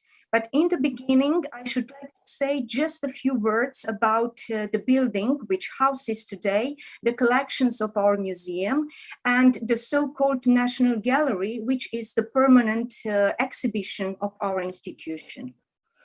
The building of the museum, which is also known as the Banfi Palace in Cluj-Napoca, is a central monument in the history of architecture in Romania. As a whole, as far as the design, the structure, and the interior organization are concerned, the palace, located in the very heart of the historic center of our city, is considered to be one of the most significant examples of secular Baroque architecture in Transylvania. It was built between 1774 and 1785, based on the architectural plans signed by the German Johann Eberhard Blaumann as a representative residential palace for the Count Banfi-Gheorghe, who had the privilege to be officially named in 1790 governor of the historical province of Transylvania. Taking into account the characteristics of the museum's patrimony, the present formula of the National Gallery, rich in value and well-spaced in presentation, seeks to highlight both chronological and stylistic 4 centuries of national fine art with a special emphasis on art in Transylvania. The artists are represented in the gallery by the most important of their works, having in view both the revealing of the characteristic aspects of the multicultural specificity in Transylvania and suggesting of the complex relationships between the art in Romania and the main tendencies and streams of the European one. But of an utmost importance for defining its patrimonial physiognomy is the so-called Virgil Fleck collection, an extraordinary valued Romanian modern art collection, which still constitutes the valuable core of our museum's patrimony. With direct reference to the subject of this presentation, a rare exhibition in the Romanian museum landscape, but extremely brave through the conceptual and methodological approach of the relationship between art and education, has relatively recently transformed the Art Museum in Cluj-Napoca into a scene of an overflowing creative energy that opens new and surprising perspectives on some reference artworks from the patrimony of the National Gallery. Constituting itself in a real premiere and at the same time a notable performance for our museum, especially against the background of a terribly difficult pandemic context that has generated severe economic difficulties, uncertainties, and unprecedented challenges to the cultural, educational, and implicitly museum sectors. This exhibitional project, entitled participatory displays is the result of an ambitious process of construction and collaborative creation based on the convergence between instructive educational practice focused on art experimentation and contemporary artistic research, which is clearly and distinctly part of the dynamics of cultural production. This disciplinary co-creation project was initiated by the Art Museum in Cluj-Napoca and organized in partnership with the Department of Photo Video Digital Image Processing within the local University of Art and Design. More precisely, the project aimed to synchronize with the avant-garde trends of museum education practices at the international level, embracing the open attitude towards interdisciplinarity, participatory processes, innovation, and experimentation of the great museums of the Western world, which are becoming increasingly interested in a conscious effort to consolidate the connection, the relationship between museum, audience, and territory, to give a voice and a generous space of expression to their own target audiences, to whom the contribution and active involvement in a series of thematic actions focused on the creative capitalization of the collections is highly requested. These are valuable initiatives that highlight not only the huge educational vocation and social relevance of museums, but also the importance of being aware that the cultural heritage belongs to us and is accessible to all of us, being an indispensable resource for increasing the quality of life, individual potential, and psycho-emotional well-being of each of us. Far from being just a fashion effect, such approaches engage museums in a fruitful dialogue with multiple perspectives and sensibilities, which impels them to decentralize their discourse and at the same time to diversify their devices of cultural mediation in order to become truly accessible and empathetic spaces, which make from the act of listening a first-hand strategy. Overall, the 21st Century Museum seeks to connect in a conscious and assumed way to the requirements of the so-called era of participatory culture, beating on collective intelligence, whose creative and expressive potential it tries to capitalize on fully in formulas relevant to its own intentions. Therefore, the key concepts of the new museum philosophy are active participation, co-creation, and experiential, the museum of the present times becoming a space for innovative action and enthusiastic discoveries, constructive dialogue between already established communicative languages and behaviors directly related to emerging ones, hosting unusual experimental projects which are deliberately contaminated with various forms of expression. Thus, following the challenge launched by the museum, reference pieces from the creation of fully established values in the history of fine arts in Romania, masters like Nicolae Grigorescu, Ștefan Lucian, Nicolae Tonița, or Camil Resu, have become sources of inspiration and fertile ground for artistic, literary, musical, and no less curatorial investigation in the vision of some very talented young people who are currently studying photography, video art, digital image processing, and art history within the local University of Art and Design. In this way, the students involved as an active part of the whole process gave shape and space to a multidimensional expressiveness that reveals an ingenious and captivating narrative perspective on some iconic paintings in modern Romanian art, whose structure was imagined and built together in the intimacy of a complex laboratory of projective thinking through active participatory observation exercises, reflective dialogues and empathic listening, unexpected analogies, playful spirit, and a mobilizing dose of creating of creative imagination.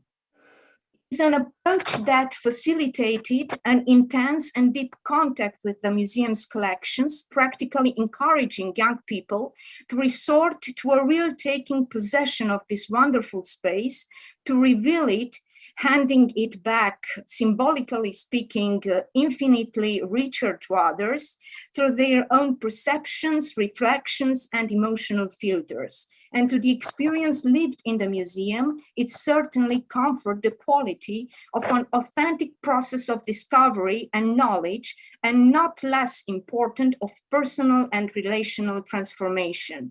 In other words, they acted from the position of independent generators of meaning and significance, to whom the museum offered a platform of potentialities, but especially a voice with unrestricted expression within it, along with the joy of imaginative freedom, and last but not least, the autonomy to be able to manifest themselves as authentic creative agents. No less important is the inspired way of promoting the event on social networks by designing high impact and attractive commercials that had been intended to be run with a weekly frequency on the entire calendar interval dedicated to the exhibition. And I would like to invite you to watch the promotional video clip using the exhibition. Okay.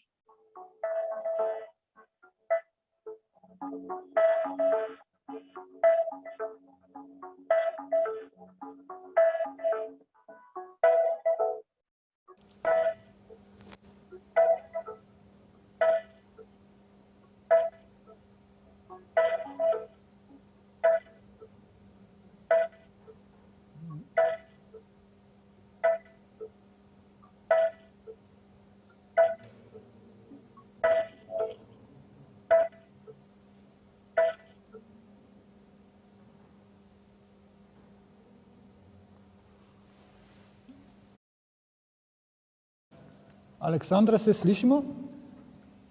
Can we hear each other? Alexander, do we hear you?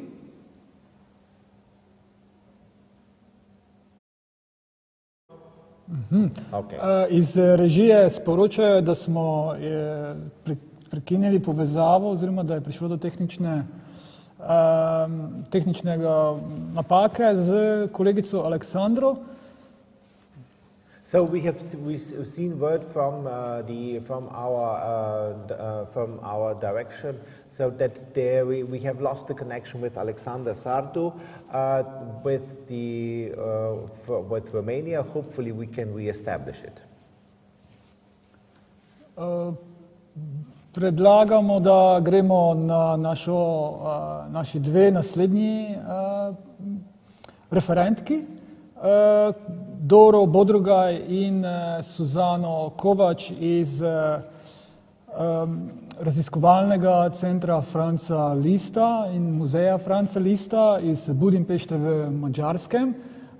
Zelo veseli smo, da spet gostimo cenjen muzej, ki smo ga že leta 2015 tudi povabili k sodelovanju Museoeurope, ko smo pripravljali razstavo, zelo odmevno razstavo, mala turneja Franza Lista po Štajerski. So now we would like to continue with our program. So we now have two colleagues from Hungary with Mrs. Dora Bodrugaj and Mrs. Zuzana Kovač. They come from the Franz Liszt Memorial Museum and Research Center from Hungary. With the Research and Memorial Center, we have established a collaboration already 2015. We were collaborating on the topic of the small tour of Franz Liszt in Styria at that time, and it was a very well-received exhibition and tour, which we presented then. Dora in Suzana nas boste popeljali v svet seveda Franza Lista z naslovom Igrajmo se z Listom, muzejske izobraževalne prakse v Listovem muzeju v Budimpešti. Dora and Suzana will take us again to a musical path, and again to a musical path with the title Playing with Liszt. museum educational practices in the Liszt Museum of Budapest. Now let's firstly hear the abstract in Slovene. Spominski muzej in raziskovalni center Franca Lista ima vse od odprtja leta 1986 pomembno vlogo ne le v madžarskem glasbenem in kulturnem življenju, ampak tudi na področju mednarodnega raziskovanja Listovega življenja in dela. V zadnjih letih so začeli odpirati vrata mlajšim obiskovalcem z muzejskimi izobraževalnimi programi, vodenimi ogledi za študente, dnevi družin in različnimi tekmovanji, ki so bila namenjena predvsem šolarjem in njihovim družinam. Namen teh posebnih programov je privabiti večje število madžarskih obiskovalcev in jih seznaniti z Listovo glasbo, življenjem in časom, v katerem je živel. V prispevku predstavljamo prizadevanja skozi čas in sedanje stanje. Seveda vabimo tudi vse poslušalce in poslušalke, da nam preko četa zastavljajo vprašanja, ki se navežejo na ta omenjen sklop. Po samem predavanju vabimo seveda na razpravo. So we would just like to shortly remind all our participants, you are warmly welcome to add your comments, to add some questions to the chat on the YouTube channel.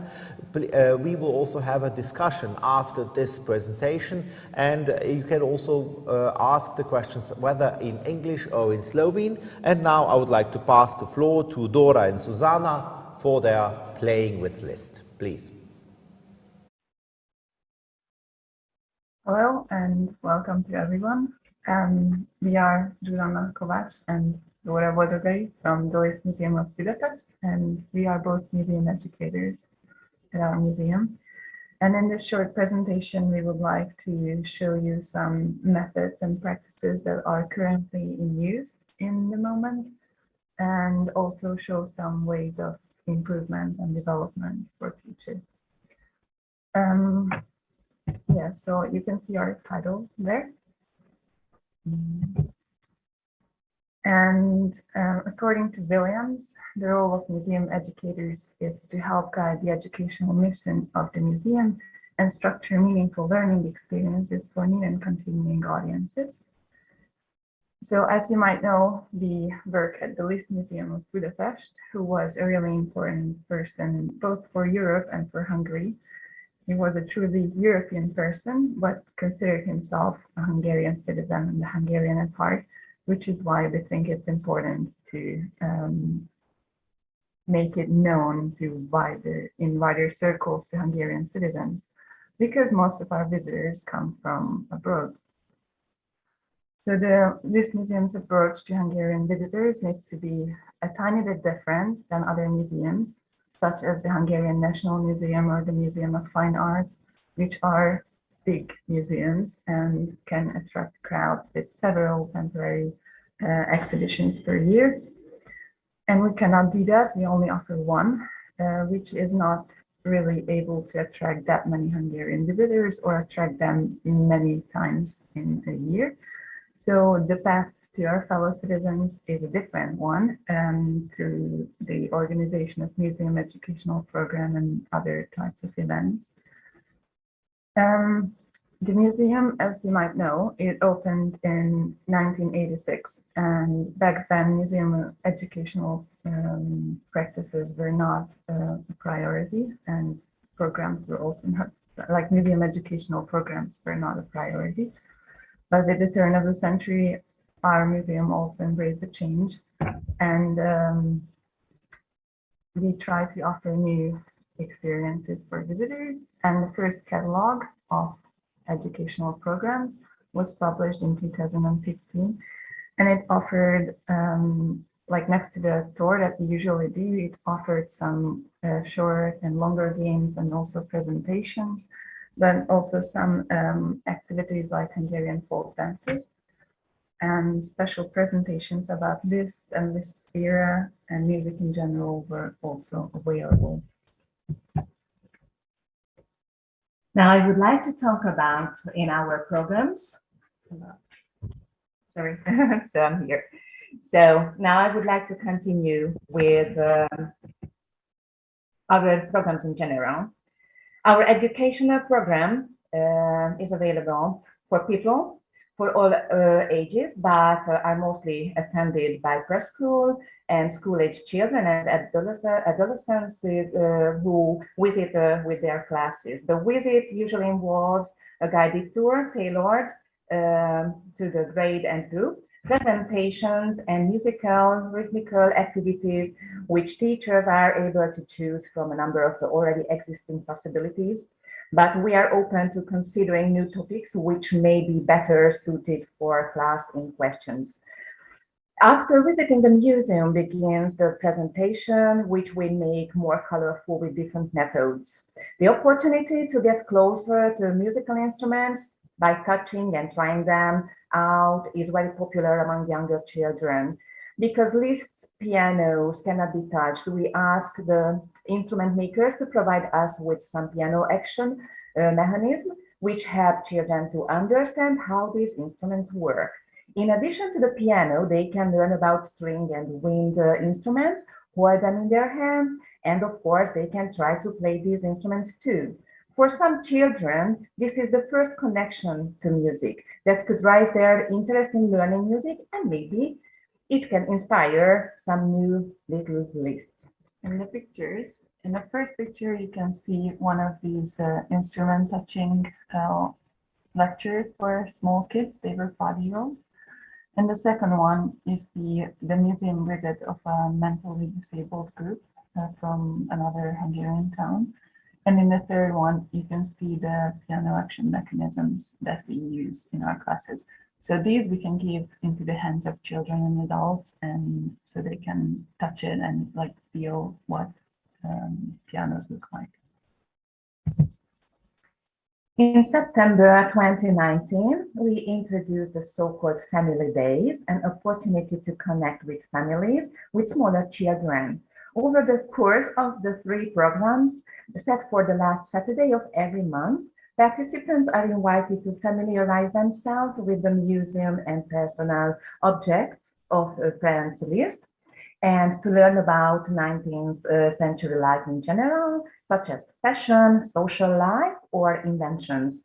To these activities, we await people for all ages with presentations, arts and crafts, and experiments, for example, telegraph. The presentations are illustrated with pictures. We have arts and crafts classes and special guests as well, who give a lecture on a topic. Our topics include not only Liszt, but also his time, the 19th century. Children can dress up in period costumes, learn what social life was like, what they ate and drank, and how they had fun in the time of the master, what a ball or soiree was like, and they can make dance cards, invitation cards for the soiree, and carnival masks. They can also find out what scents the salons were filled with, like tobacco and rose water, involving more than one sense, and in this case, smell. Children and, of course, adults can show their imagination and creativity during the arts and crafts workshop sessions related to the topic. These activities are very popular, much loved by children and even adults who accompany them, should it be a parent or a teacher. These activities have since become part of our usual program, and now you can see the pictures of our family days. So, for example, in the middle, you can see how the children are trying to communicate with the telegraph. And from the left, you can see a little girl dressed up in a costume, period costume, and a fan and a mask, and she made it by herself.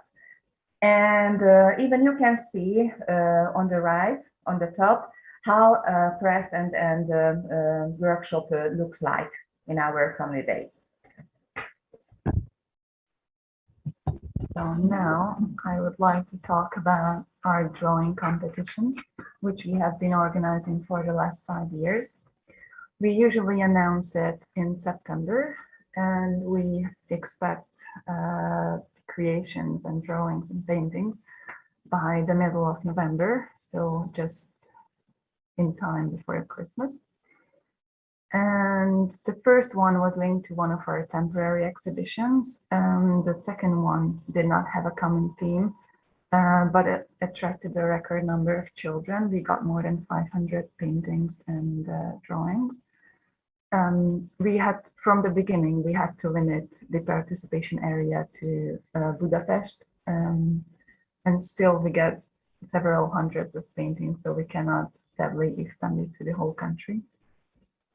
But the participation of Budapest schools is great, so we enjoy that every year more and more. In 2019, the songs were meant to highlight the relationship between music and literature. So the songs that we choose from were poems adapted to music. Given the pandemic situation of last year, last year's theme was traveling and journey. And this year's is animals. You can find it on our website. This year's theme is animals. And on demand, we included much more classical music than before, because parents and teachers actually made remarks on why we did not include much more classical music.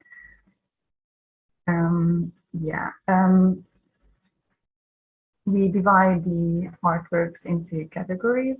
It usually coincides with grades 1 to 8, which is elementary school in Hungary. And we try to collaborate with the Tóth Aladár Music School, which is a music school in our district. So it allows us to forge a relationship with similar institutions in our district, and also gives us the opportunity to exhibit, as you can see in the pictures, these creations for more time. It usually gives us about a month. Another thing of this year, and especially a thing of COVID-19, was the Discover Your Heritage online competition, which we handed in 2020. It was a tender of the European Commission, and it was a collaboration between European heritage label Sites of Hungary, as you can see in the pictures too. So it was a collaboration between the Music Academy, so us, the Dohány Street Synagogue of Budapest, and the city of Szentendre, which is really close to Budapest. It was a 3-phase online competition about 19th century life in general, and our part focused obviously more on lists and Liszt's life and work. The first round was a test. The second one was also a test, but we expected longer answers and more thoughts from the groups of 5 to 6 students. And the third round consisted of only 13 groups, and they had to elaborate a day on Liszt's life in one of these following ways: write a diary entry, or write an interview with Liszt, or they could also shoot a short video, a short movie. And the winners, the 3 winner groups, had the opportunity to visit these sites in person and enjoy some museum educational programs and also classical concerts. Another of our programs, but this time meant for adults, are quizzes that we introduced this year. The ones available now are about Liszt, myths and legends about Liszt, and our temporary exhibition, which is visiting Liszt in Sugar Avenue. We plan to announce more linked to our permanent exhibition and future temporary exhibitions. We try to elicit more response and participation by giving out small prizes like Academy marks and pens, which are loved, and also some of our publications. So this is one way to involve not only children, but also adults or maybe adolescents.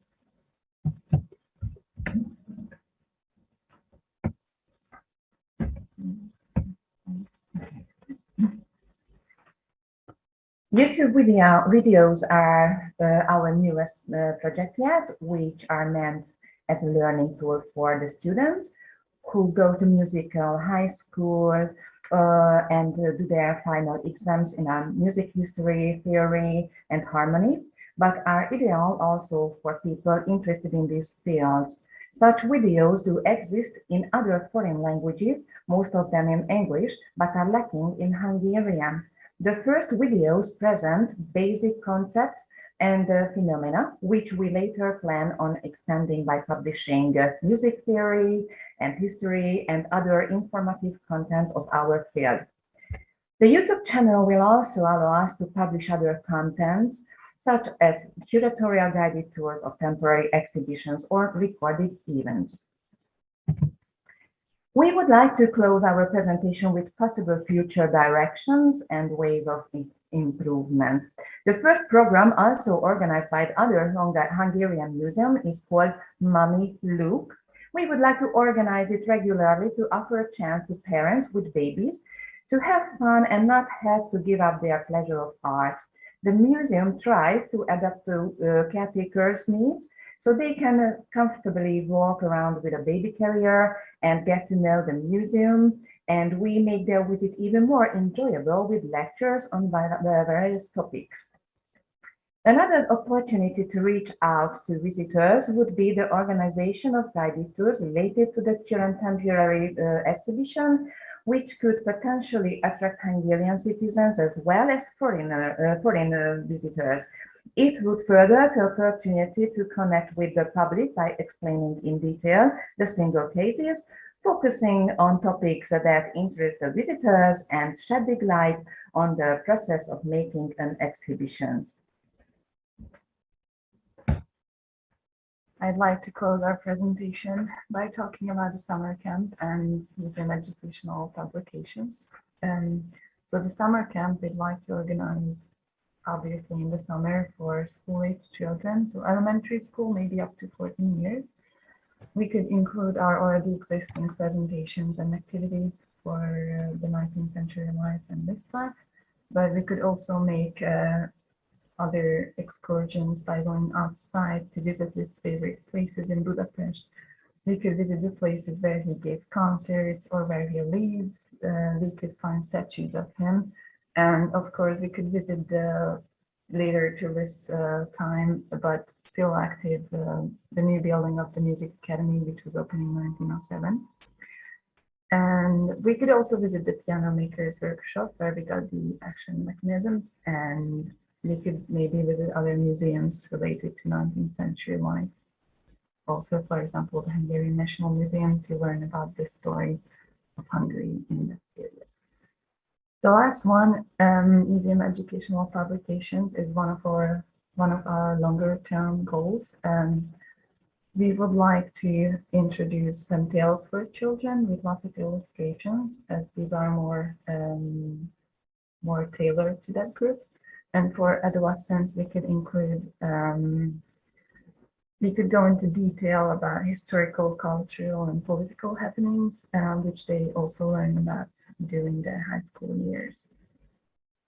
So we would like to thank you for your attention, and we would like to invite you to visit our museum in Budapest if you come there. And we, of course, await foreigners with English and Italian and German programs as well. But in this presentation, we wanted to highlight the ones in Hungarian, some of which also exist in other languages. Thank you. Thank you. Hvala lepa za to zanimivo predstavitev. Seveda smo si v preteklosti imeli čast ogledati tudi vaš cenjen muzej, ki je prav gotovo eden boljših oziroma izjemno vreden ogleda v Budimpešti. So thank you very much firstly for your contribution. We also had the honor in the past to be visiting your distinguished museum. It is, we can surely say it is something very unique in the museum landscape and very much worthy of visiting it while you are in Budapest. Prav gotovo ga bomo obiskali ob podobni izkušnji v Budimpešti. And we will surely visit it if we have some similar experiences, some similar events already also in Budapest. Sedaj pa vabimo na razpravo, vabimo vse referente, da se nam pridružijo. V začetni fazi bi k besedi povabili kolegico Aleksandro Sarbu, da v bistvu pripravi oziroma zaključi svoje predavanje na temo, ki jo je predstavljeno. Yeah. So now we would like to invite all the lecturers to join us for our discussion round. But firstly, we would like to pass the floor to our colleague from Romania, Mrs. Alexandra Sardu. She was, the connection was seized, so she couldn't finish her presentation, and now we would like to give her the opportunity to wrap up her findings now in the next few minutes. So please, Mrs. Sardu, the floor is yours firstly. Thank you very much. You are very kind. I'm terribly sorry for the inconvenience, but I hope I will be able to finish my presentation right now. So I would like to invite you once again to watch the promotional video clip advertising the exhibition in Cluj-Napoca.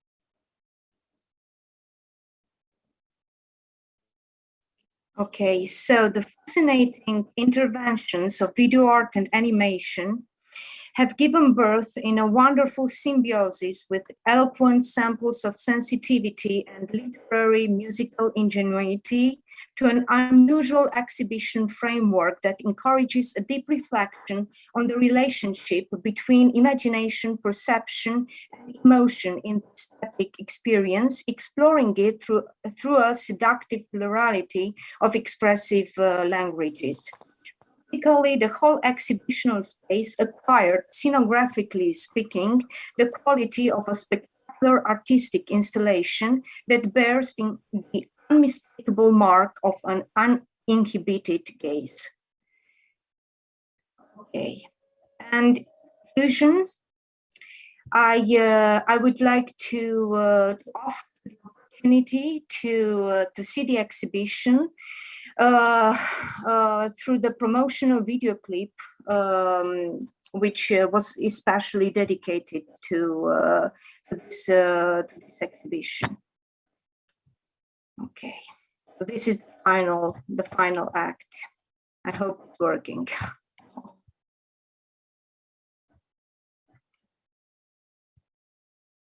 Yes. Yes, it's working right now.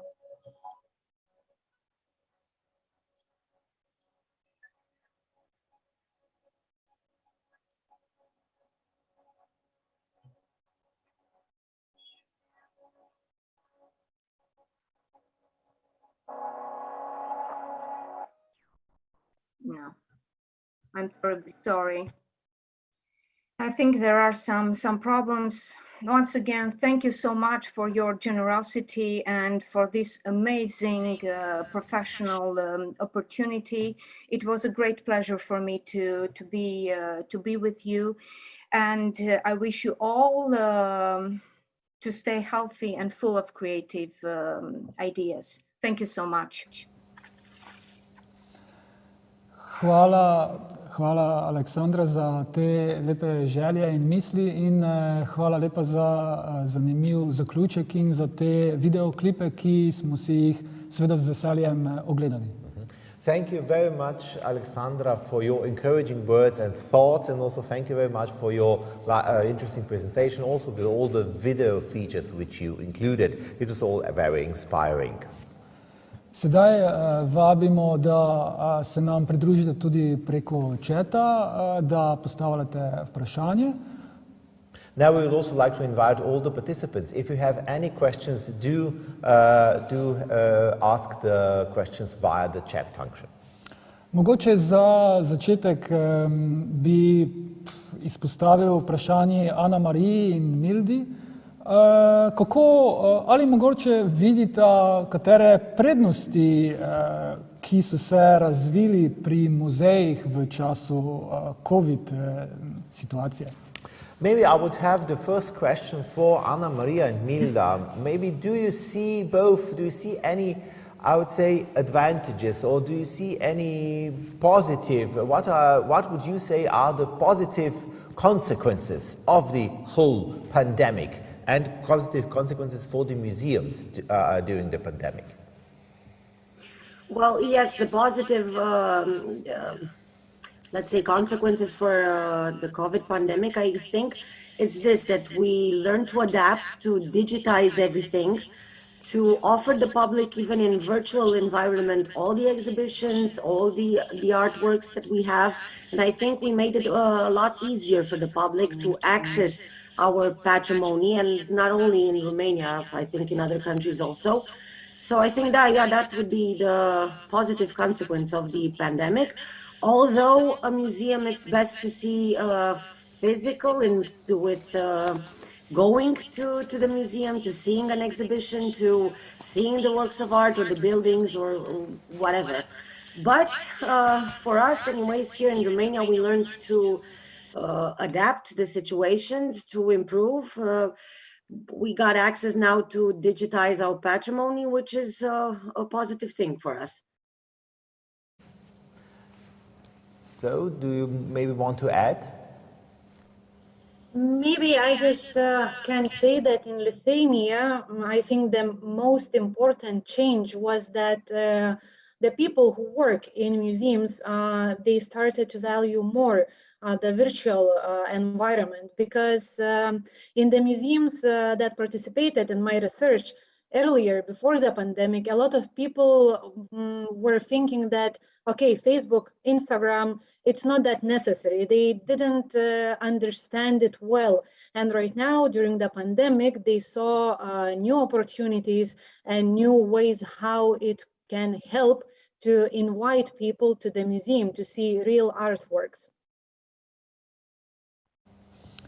Hvala lepa za zelo pomenljive odgovore.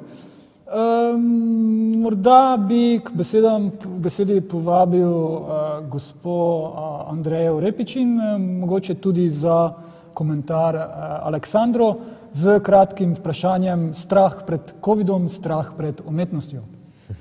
So, thank you very much for this insight, for the very insightful answer. Maybe I would now like to pass the baton now to Mrs. Andrea Repic and to Alexander, to both as well. I would just give you as a question, I would give you maybe a statement. So, fear of COVID, fear of art. Do you see any parallels here?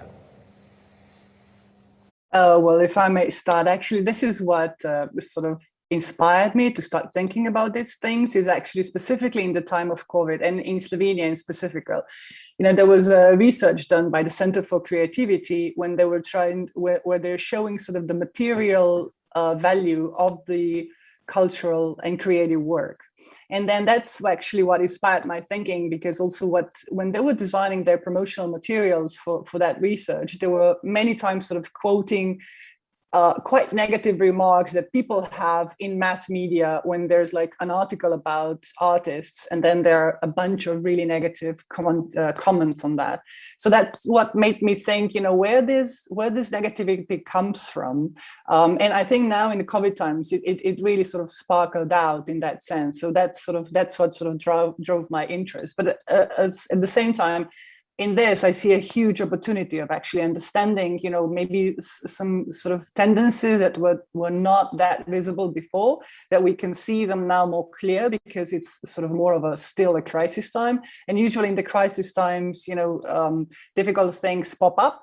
And I think this is now sort of everything came out to clear, or at least more. And now we can sort of I think, more clearly deal with it and then make appropriate actions to resolve them. Hvala. Mogoče Aleksandra? Ste z nami, Aleksandra? Maybe I wanted just to ask about Alexandra, but we are not sure if Alexandra has a viable connection. No? Okay. Iz režije nam sporočajo, da je Aleksandra nam ušla iz povezave. Mogoče še kdo kakšen komentar? Na temo? As we have found out, so unfortunately the connection with Alexandra couldn't be established more so. This is still I would say the circumstances which we have to deal with also during this time. Do you have maybe any closing comments on the section, maybe on the whole topic which we have discussed now?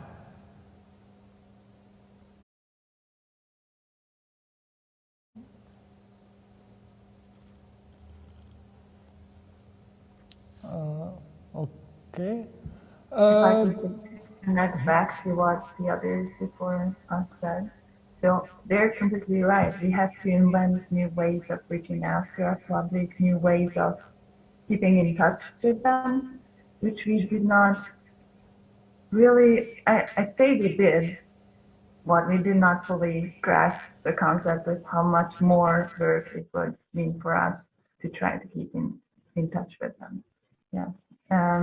So that is why we have to reintroduce some more things like descriptions of our instruments and some lists to connect it also with Hungarian visitors, but foreigners as well. Thank you.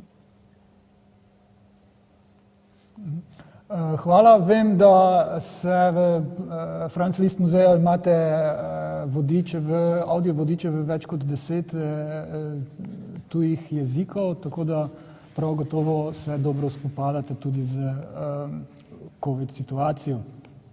Okay. So as I remember, you also at the Franz Liszt Museum, you have, I believe, audio guides also in more than 10 languages. So I believe this is also one issue where you can tackle all the connectivity or maybe keeping in touch, but also combined with all the other modern possibilities of keeping in touch with our audiences. Če ni nobenih komentarjev več, bi se iskreno zahvalil za ta sklop, za vse vaše izjemne prispevke, tudi pismene, ki ste jih podali z veseljem, smo si jih prebrali in tudi vabim vse gledalce, da jih, ko bodo v prihodnje tudi izdan zbornik, da si ga preberete prosto dostopno na naši spletni strani in na bibliografskih COBISS enotah. So I would like to thank all the contributions, all the contributors for this section. There were very valuable insights given here, very interesting topics presented here. And I would also like to invite all the participants to take a look at our website when our conference proceedings will be published. And these conference proceedings will be also available online on our website. And thank you also to all participants that you also have contributed all your writings here for our conference proceedings, and this will be a highly valuable addition, and it will be available firstly on our website and secondly also on our bibliographic portal, which is COBISS called. Hvala še enkrat in vabim vas seveda na naslednje srečanje ob 2, ko nadaljujemo. Vabljeni seveda, da si v tem mestnem obdobju privoščite kosilo, kratko pauzo ali pa pogledate naš promocijski material vezan na Maribor, muzej in Slovenijo. So I would now invite you now again for a break. We wish you, so maybe you will have time also for lunch. We wish you to enjoy the time. If you have time, then we will be very happy and pleased to welcome you again to the afternoon sessions. And also during that time, if you will be in front of your displays, you can also take a look. There will be some promotional videos again for you until the afternoon when we start again at 2 p.m. Thank you very much and see you at 2.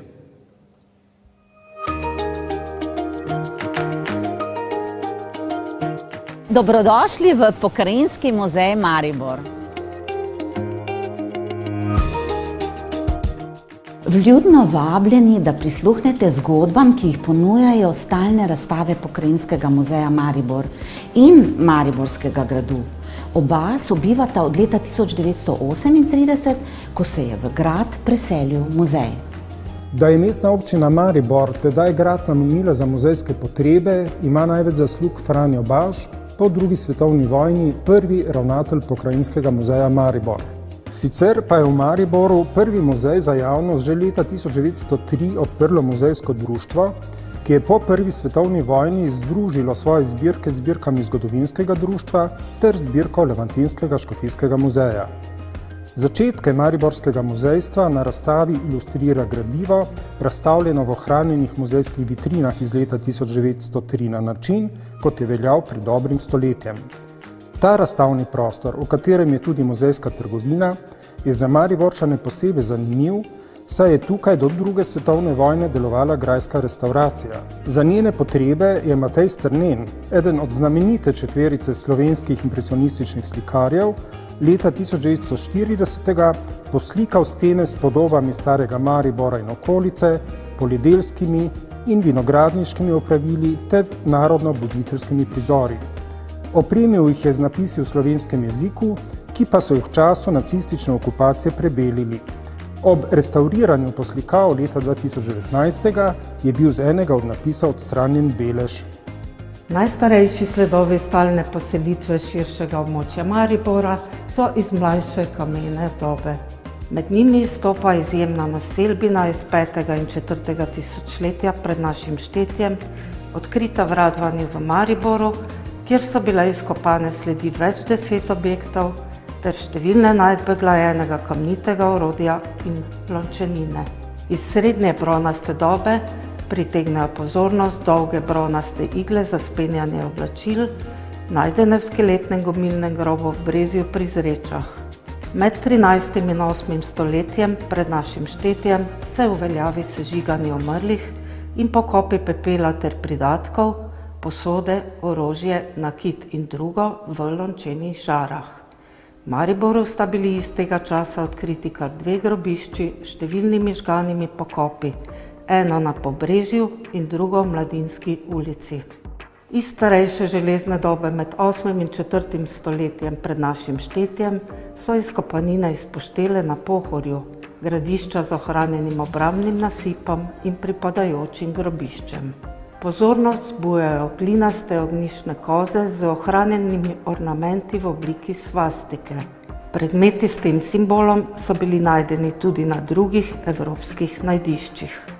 Zvito in namerno poškodovano železno orožje iz keltskih vojaških grobov mlajše železne dobe kaže verjetno na obredno uničevanje orožja ob pokopu teh po imenu najstarejših znanih prebivalcev na Štajerskem, Tauriskov. Iz rimskega obdobja so bila na mariborskem območju odkrita večja kmetijska posestva, vile rustike, na primer Bohova in Radvanje. Za izdelavo kamnitih spomenikov so lomili marmor v kamnolomih v okolici Šmartnega na Pohorju.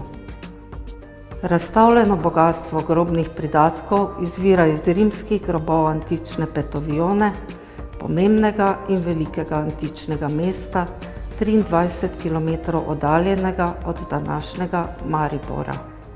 Slovani, ki se pričnu naseljevati v 7. stoletju, so umrlim v grobove še dodajali pridatke. Od 9. stoletja dalje, ko se med njimi uveljavi krščanstvo, pa ta navada vse bolj izginja. Predmeti, razstavljeni v lekarniški zbirki, izvirajo iz 17. do 20. stoletja. Zbrani so bili v različnih štajerskih in prekmurskih lekarnah. Razstava ponazarja prodajni prostor, oficino, laboratorij in skladišče. 3 prostore, ki so bili do konca 19. stoletja značilni za lekarne. Lekarnar si je pri izdelavi zdravil pomagal z lekarniškimi knjigami. Razstavljena knjiga Zelišč Pietra Andreje Matiolija je verjetno iz leta 1563. Iz najstarejše samostanske lekarne na Slovenskem, iz Olimja, so na ogled lesene lekarniške posode iz 16. do 17. stoletja. K najstarejšim predmetom pa sodi tudi bronasti možnar iz leta 1614, ki izvira iz samostanske lekarne v Slovenski Bistrici. Začetki Maribora so povezani s postavitvijo gradu Maribor v 12. stoletju na današnjem gradu Piramida. Na Srbina pod Gričem se leta 1254 prvič omenja kot mesto z imenom Marburg. Na mestnem pečatniku iz okoli leta 1300 je prikazan grb, kakršnega mesto uporablja še danes. V 13. stoletju so mesto obdali z obzidjem, kasneje pa dograjevali obrambne stolpe. V enem izmed njih, v grajski Bastiji, iz sredine 16. stoletja je urejena razstava, ki si jo pravkar oglejujemo. Pod strelnimi linami so še ohranjeni železni obroči za privezovanje topov. Mesto je bilo pomembno trgovsko križišče. Po Dravi je potekalo trgovanje lesa iz pohorskih gozdov, po kopnem pa vinska trgovina iz Slovenskih goric na Koroško. V mestu so delovali različni obrtniki, povezani v cehovska združenja. Med najpomembnejše obrtne panoge je sodilo usnjarstvo. Čeber za namakanje in noži za obdelavo kož kot simbola usnjarske obrti sta tudi na izvezku in blagajni ceha mariborskih usnjarjev. Bančne posle v mestu so do njihovega izgona leta 1492 obvladovali Judje. Maribor leži na stičišču goratega in nižinskega sveta s Slovenskimi goricami. Bogatstvo gozdov na Pohorju in Kozjaku je prebivalcem narekovalo, da so uporabljali les kot osnovni material ne samo za gradnjo bivališč, imenovanih dimnice. Iz njega so izdelovali tudi večino potrebnega orodja in hišnih pripomočkov. V nižinskem svetu pa so les nadomeščali z ilovico, slamo in glino. Pritličje Bastije zapuščamo z ogledom razstavljenega orožja iz 16. do konca 19. stoletja. Prevladujejo meči, helebarde, osmanske sablje in strelno orožje. Predno se povzpnemo k razstavam v nadstropju Bastije, se ustavimo še v zbirki kositrnih figur. Okoli 6000 razstavljenih kositrnih figur je deloma umeščenih v makete, ki prikazujejo Maribor v različnih obdobjih. Nekoč priljubljene otroške igrače in tudi učni pripomoček v vojaških šolah so kositrne figure po Prvi svetovni vojni postale zbirateljski predmet predvsem odraslih. Iz likovne zbirke so razstavljena dela iz 14. do 20. stoletja. Med portreti so zanimivi celopostavni portreti plemiških parov, skupinski portret celovškega plemiča Rajnerja z 8 sinovi iz 17. stoletja ter portreti mariborskih meščanov iz druge polovice 19. stoletja. Med žanri in tihožitji po kakovosti izstopajo dela evropskih slikarjev. Med kiparskimi deli so najstarejša iz obdobja gotike, iz 14. in 15. stoletja. Najkvalitetnejši deli iz 17. stoletja sta reliefa Poklon svetih treh kraljev in Marijino kronanje, ki jo je za cerkev v Gornjem gradu leta 1612 do 13 izdelal Leonard Kern.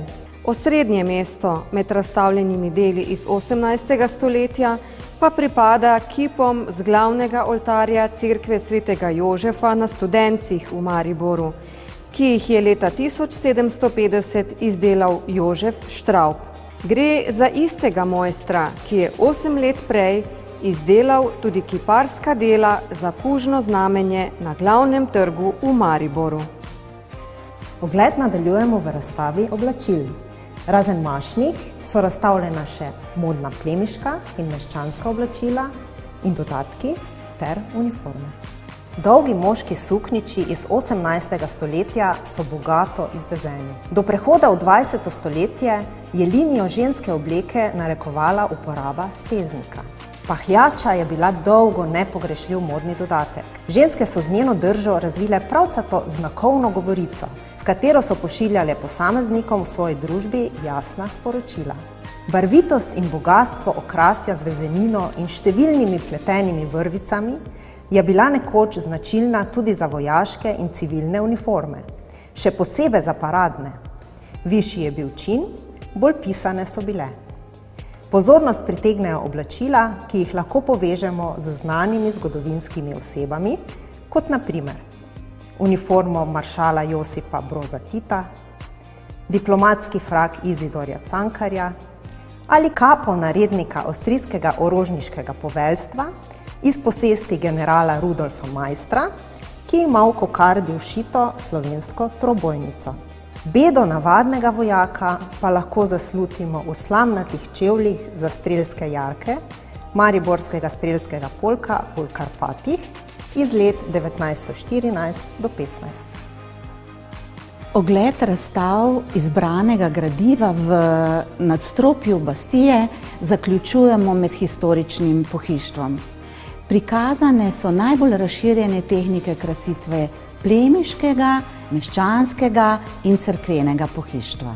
Med pohištvom, okrašenim s tehniko zlatenja, izstopajo deli sedežne garniture iz sredine 18. stoletja, ki izvira iz gradu v Murski Soboti. Po številu je največ razstavljenega furniranega pohištva, okrašenega v tehnikah intarzije ali marketerije. Gre za zamudne tehnike krašenja, pri katerih koščke lesa vstavljajo ali lepijo na pohištvene elemente. Med poslikanim pohištvom je razstavljena tudi omara s hišnim oltarjem iz leta 1734 iz Maribora. Izstopa pa ogledalo iz okoli leta 1580, ki je bilo izdelano v Benetkah. Na koncu je razstavljeno pohištvo okrašeno v tehniki rezbarjenja. Pozornost pritegne skrinja iz prve polovice 17. stoletja, ki izvira iz Mariborskega gradu. Na zadnji razstavi si oglejmo podobo Maribora v 19. stoletju, v katerem je železniška proga leta 1846 povezala mesto z Dunajem, 6 let kasneje pa je bila dograjena cesarsko-kraljeva kadetska šola. Leta 1859 je Anton Martin Slomšek v Maribor preselil sedež levantinske škofije. Našteta 3 dejanja so srednjeveško mesto v kratkem preobrazila v hitro razvijajoče se moderno mesto tistega časa, ki je meščanstvu omogočilo tudi pestro družabno, kulturno in športno aktivnost. Ob pevskih, dramskih in godbenih društvih so nastala tudi športna društva. Prvo telovadno društvo že leta 1862. Leta 1861 je bila kot branik slovenstva ustanovljena slovanska čitalnica. Od 70. let 19. stoletja pa so tudi v društvenem življenju že opazna narodna razhajanja. Premožni meščani, ki so v prvi polovici 19. stoletja pri slikarjih radi naročali svoje zakonske portrete, so v drugi polovici stoletja dali prednost izumu tedanjega časa, fotografiji.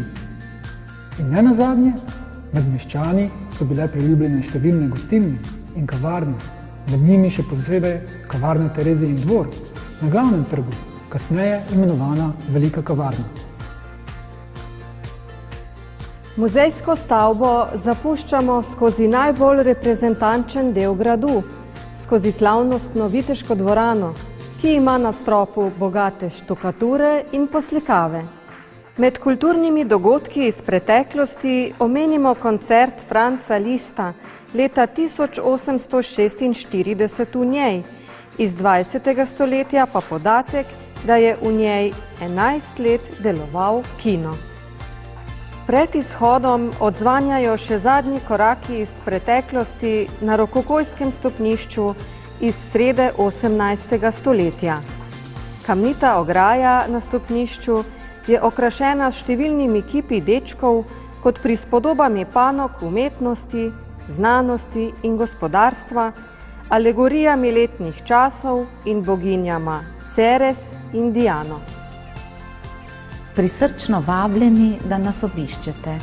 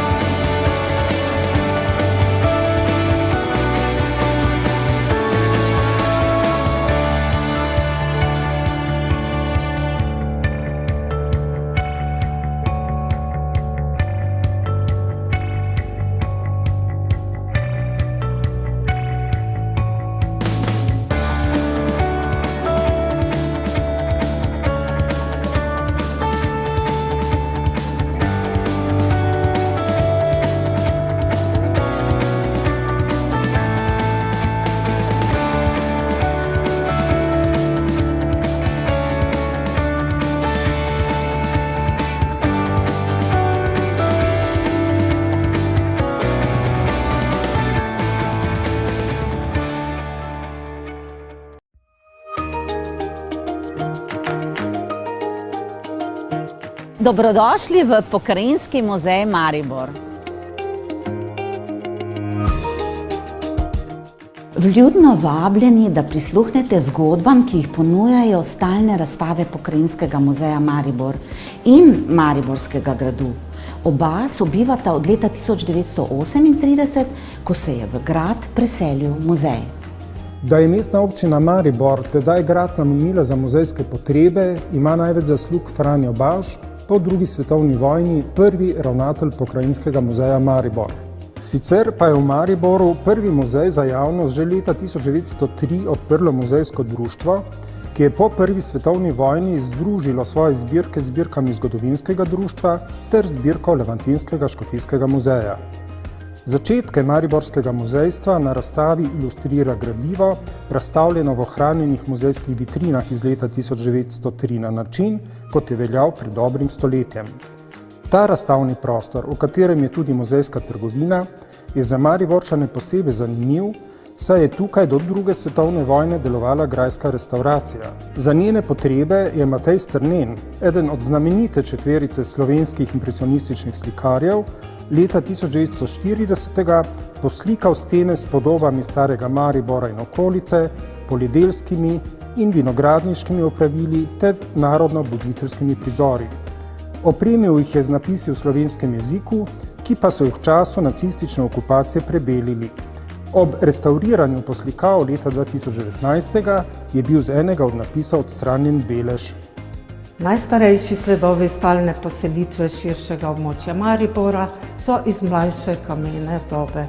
Med njimi izstopa izjemna naselbina iz 5. in 4. tisočletja pred našim štetjem, odkrita v Radvanju v Mariboru, kjer so bile izkopane sledi več 10 objektov ter številne najdbe glajenega kamnitega orodja in lončenine.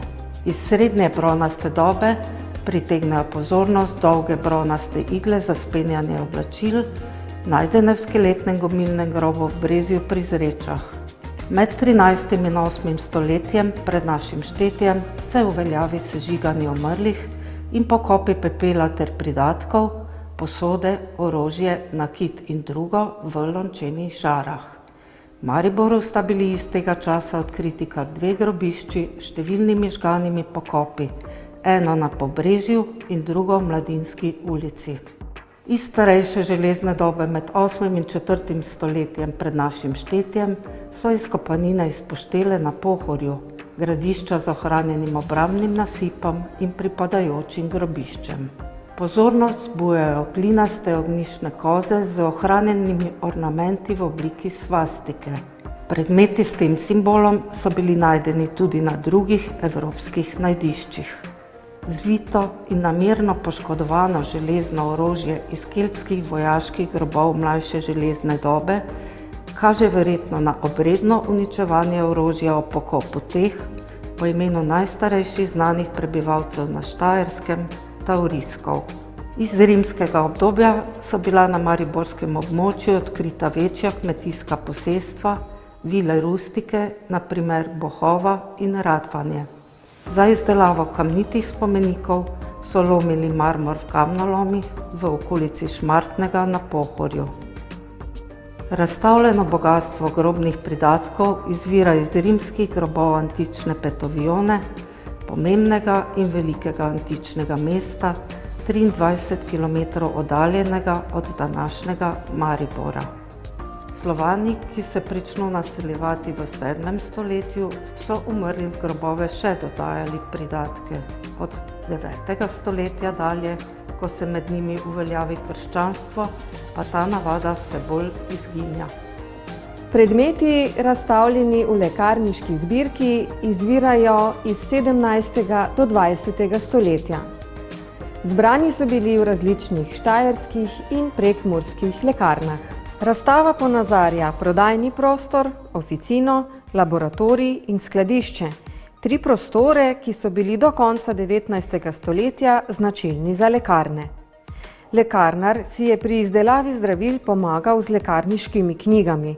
Razstavljena knjiga Zelišč Pietra Andreje Matiolija je verjetno iz leta 1563. Iz najstarejše samostanske lekarne na Slovenskem, iz Olimja, so na ogled lesene lekarniške posode iz 16. do 17. stoletja. K najstarejšim predmetom pa sodi tudi bronasti možnar iz leta 1614, ki izvira iz samostanske lekarne v Slovenski Bistrici. Začetki Maribora so povezani s postavitvijo gradu Maribor v 12. stoletju na današnjem gradu Piramida.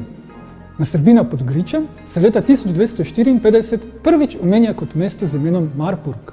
Na mestnem pečatniku iz okoli leta 1300 je prikazan grb, kakršnega mesto uporablja še danes. V 13. stoletju so mesto obdali z obzidjem, kasneje pa dograjevali obrambne stolpe. V enem izmed njih, v grajski Bastiji, iz sredine 16. stoletja je urejena razstava, ki si jo pravkar oglejujemo. Pod strelnimi linami so še ohranjeni železni obroči za privezovanje topov. Mesto je bilo pomembno trgovsko križišče. Po Dravi je potekalo trgovanje lesa iz pohorskih gozdov, po kopnem pa vinska trgovina iz Slovenskih goric na Koroško. V mestu so delovali različni obrtniki, povezani v cehovska združenja. Med najpomembnejše obrtne panoge je sodilo usnjarstvo. Čeber za namakanje in noži za obdelavo kož kot simbola usnjarske obrti sta tudi na izvesku in blagajni ceha mariborskih usnjarjev. Bančne posle v mestu so do njihovega izgona leta 1492 obvladovali Judje. Maribor leži na stičišču goratega in nižinskega sveta s Slovenskimi goricami. Bogatstvo gozdov na Pohorju in Kozjaku je prebivalcem narekovalo, da so uporabljali les kot osnovni material ne samo za gradnjo bivališč, imenovanih dimnice. Iz njega so izdelovali tudi večino potrebnega orodja in hišnih pripomočkov. V nižinskem svetu pa so les nadomeščali z ilovico, slamo in glino. Pritličje Bastije zapuščamo z ogledom razstavljenega orožja iz 16. do konca 19. stoletja. Prevladujejo meči, helebarde, osmanske sablje in strelno orožje. Predno se povzpnemo k razstavam na nadstropju Bastije, se ustavimo še v zbirki kositrnih figur. Okoli 6000 razstavljenih kositrnih figur je deloma umeščenih v makete, ki prikazujejo Maribor v različnih obdobjih. Nekoč priljubljene otroške igrače in tudi učni pripomoček v vojaških šolah, so kositrne figure po prvi svetovni vojni postale zbirateljski predmet predvsem odraslih. Iz likovne zbirke so razstavljena dela iz 14. do 20. stoletja. Med portreti so zanimivi celopostavni portreti plemiških parov, skupinski portret celovškega plemiča Rajnerja z 8 sinovi iz 17. stoletja ter portreti mariborskih meščanov iz druge polovice 19. stoletja. Med žanri in tihožitji po kakovosti izstopajo dela evropskih slikarjev. Med kiparskimi deli so najstarejša iz obdobja gotike, iz 14. in 15. stoletja. Najkvalitetnejši deli iz 17. stoletja sta reliefa Poklon svetih treh kraljev in Marijino kronanje, ki jo je za cerkev v Gornjem gradu leta 1612 do 13 izdelal Leonard Kern. Osrednje mesto med razstavljenimi deli iz 18. stoletja pa pripada kipom z glavnega oltarja cerkve svetega Jožefa na Studencih v Mariboru, ki jih je leta 1750 izdelal Jožef Štraub. Gre za istega mojstra, ki je 8 let prej izdelal tudi kiparska dela za pužno znamenje na glavnem trgu v Mariboru. Ogled nadaljujemo v razstavi oblačil. Razen mašnih so razstavljena še modna plemiška in meščanska oblačila in dodatki ter uniforme. Dolgi moški suknjiči iz 18. stoletja so bogato izvezeni. Do prehoda v 20. stoletje je linijo ženske obleke narekovala uporaba steznika. Pahljača je bila dolgo nepogrešljiv modni dodatek. Ženske so z njeno držo razvile pravcato znakovno govorico, s katero so pošiljale posameznikom v svoji družbi jasna sporočila. Barvitost in bogatstvo okrasja z vezenino in številnimi pletenimi vrvicami je bila nekoč značilna tudi za vojaške in civilne uniforme, še posebej za paradne. Višji je bil čin, bolj pisane so bile. Pozornost pritegnejo oblačila, ki jih lahko povežemo z znanimi zgodovinskimi osebami, kot na primer uniformo maršala Josipa Broza Tita, diplomatski frak Izidorja Cankarja ali kapo narednika avstrijskega orožniškega poveljstva iz posesti generala Rudolfa Maistra, ki ima v kokardi všito slovensko trobojnico. Bedo navadnega vojaka pa lahko zaslutimo v slamnatih čevljih za strelske jarke mariborskega strelskega polka v Karpatih iz let 1914 do 15. Ogled razstav izbranega gradiva v nadstropju Bastije zaključujemo med historičnim pohištvom. Prikazane so najbolj razširjene tehnike krasitve plemiškega, meščanskega in cerkvenega pohištva. Med pohištvom, okrašenim s tehniko zlatenja, izstopajo deli sedežne garniture iz sredine 18. stoletja, ki izvira iz gradu v Murski Soboti. Po številu je največ razstavljenega furniranega pohištva, okrašenega v tehnikah intarzije ali marketerije. Gre za zamudne tehnike krašenja, pri katerih koščke lesa vstavljajo ali lepijo na pohištvene elemente. Med poslikanim pohištvom je razstavljena tudi omara s hišnim oltarjem iz leta 1734 iz Maribora. Izstopa pa ogledalo iz okoli leta 1580, ki je bilo izdelano v Benetkah. Na koncu je razstavljeno pohištvo okrašeno v tehniki rezbarjenja. Pozornost pritegne skrinja iz prve polovice 17. stoletja, ki izvira iz Mariborskega gradu. Na zadnji razstavi si oglejmo podobo Maribora v 19. stoletju, v katerem je železniška proga leta 1846 povezala mesto z Dunajem, 6 let kasneje pa je bila dograjena cesarsko-kraljeva kadetska šola. Leta 1859 je Anton Martin Slomšek v Maribor preselil sedež levantinske škofije. Našteta 3 dejanja so srednjeveško mesto v kratkem preobrazila v hitro razvijajoče se moderno mesto tistega časa, ki je meščanstvu omogočilo tudi pestro družabno, kulturno in športno aktivnost. Ob pevskih, dramskih in godbenih društvih so nastala tudi športna društva. Prvo telovadno društvo že leta 1862. Leta 1861 je bila kot branik slovenstva ustanovljena slovanska čitalnica. Od 70. let 19. stoletja pa so tudi v društvenem življenju že opazna narodna razhajanja. Premožni meščani, ki so v prvi polovici 19. stoletja pri slikarjih radi naročali svoje zakonske portrete, so v drugi polovici stoletja dali prednost izumu tedanjega časa, fotografiji. In ne nazadnje, med meščani so bile priljubljene številne gostilne in kavarne, med njimi še posebej kavarna Terezijin dvor na glavnem trgu, kasneje imenovana Velika kavarna. Muzejsko stavbo zapuščamo skozi najbolj reprezentančen del gradu, skozi slavnostno viteško dvorano, ki ima na stropu bogate štukature in poslikave. Med kulturnimi dogodki iz preteklosti omenimo koncert Franca Lista leta 1846 v njej, iz 20. stoletja pa podatek, da je v njej 11 let deloval kino. Pred izhodom odzvanjajo še zadnji koraki iz preteklosti na rokokojskem stopnišču iz srede 18. stoletja. Kamnita ograja na stopnišču je okrašena s številnimi kipi dečkov kot prispodobami panog umetnosti, znanosti in gospodarstva, alegorijami letnih časov in boginjama Ceres in Diano. Prisrčno vabljeni, da nas obiščete.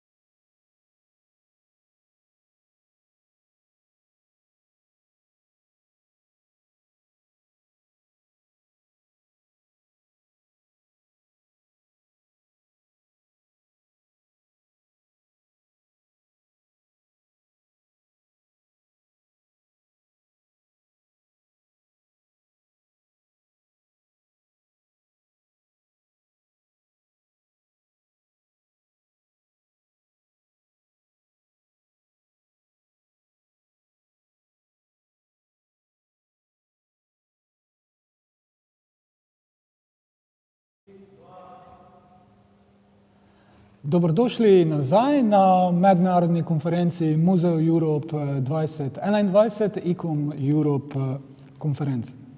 Welcome back to our conference, to Museoeurope 2021, to the International ICOM conference. Nadaljujemo z javnim in intimnim prostorom bivalnega okolja, sklopom katerega bomo spoznali kar nekaj zanimivih izhodišč. We are now continuing with the next section. The next section is talking about public and intimate living spaces, and we will most definitely hear some quite interesting insights into this area. K besedi vabim dr. Tomo Zarankaite Margiene iz Univerze v Vilni in Narodnega muzeja Palače knezov iz Litve, ki nam bo predstavila prispevek z naslovom Med javnimi in intimnimi bivalnimi prostori, tradicija vzreje psov na dvoru velikih knezov Velike litovske kneževine v 16. stoletju. So we are now continuing with our first lecture, first presenter. So with us is Dr. Toma Zarakinte Margiene. She is from the University of Vilnius, from the National Museum, from the Palace of the Grand Dukes of Lithuania. And her paper will be discussing between public and intimate living spaces the tradition of dog keeping at the court of the Grand Dukes of the Grand Duchy of Lithuania in the 16th century. And now we will also hear the abstract now in Slovenian language firstly. Glede na arhivske dokumente in arheološke podatke je bila tradicija vzreje psov na dvoru velikih knezov Velike litovske kneževine v 16. stoletju živa v javnih in zasebnih bivalnih prostorih vladarjev. Dragi lovski psi, ki so jih imeli v pesjakih velikega kneza Velike litovske kneževine, so simbolizirali vladarjevo moč. Najljubši vladarjevi lovski psi so ves dan preživeli ob njem. Tudi manjši pasji ljubljenčki so bili neločljivi del podobe vladarjevega vsakodnevnega življenja na dvoru. Članek se osredotoči na tradicijo vzreje psov, prikazan pa je tudi velik pomen psov na socialno komunikacijo med vladarjem in dvorjani v 16. stoletju. Prisrčno vabimo tudi vse udeležence, poslušalke in poslušalce, da se nam pridružite z vprašanji po chat kanalu oziroma po chatu na YouTube kanalu.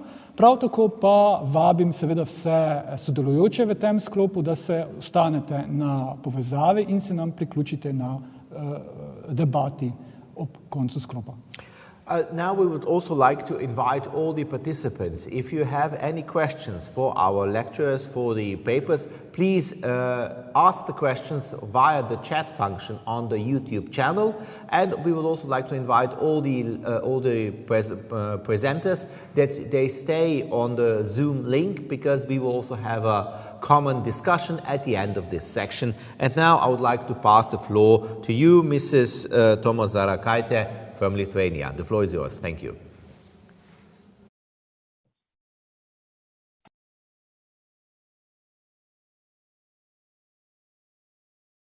Good afternoon, everybody. Thank you for the nice introduction. As for historical sources, it is very difficult to draw a limit from when we should start talking about the influences that have directly influenced the tradition of canine cultivation in the Grand Duchy of Lithuania. Some researchers begin to look for the source of the tradition in the ancient Roman era, but as far as the Grand Duchy of Lithuania is concerned, in my presentation, I chose to talk only about the direct links that existed in the principles of canine cultivation.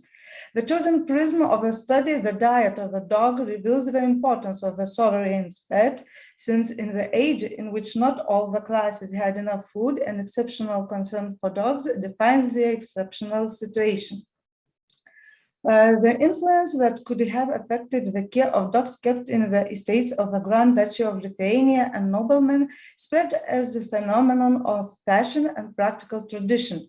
Of course, later in part, the model used also entered the urban environment and the manor houses in the periphery. So about the tributary of the previous century. In the 14th and 15th centuries, the most information about the care of dogs can be found in books dedicated for the art of hunting.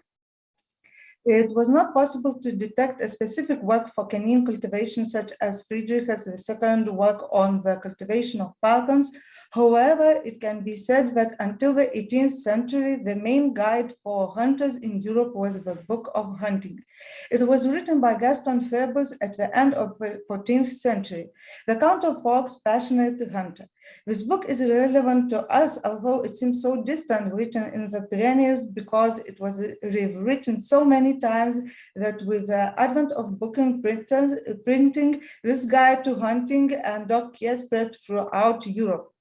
Examining the list of books of the library of Sigismund August, it was not possible to determine whether this book was in the library of this sovereign or but the traditions of canine cultivation analysis of other sources show that the book could be used in the Grand Duchy of Lithuania.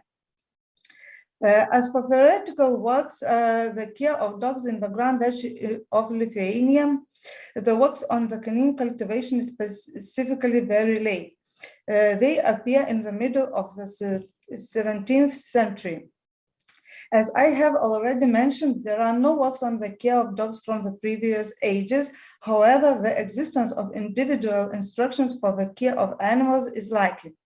This is evident by a known source when in the 15th century, when sending exotic animals to the sovereign, instruction on how to care for the animal was added. It is known that when the master of the German order sent a lion as a gift to the sovereign of Lithuania, Vytautas Antrakai, the accompanying person and the explanation was added to it on how to take care of that lion. As dogs were very rare during the period considered, they traveled from Milan or other exotic locations. It is likely that during the early ages, a person could also be sent together with detailed instructions on how properly take care and breed that dog.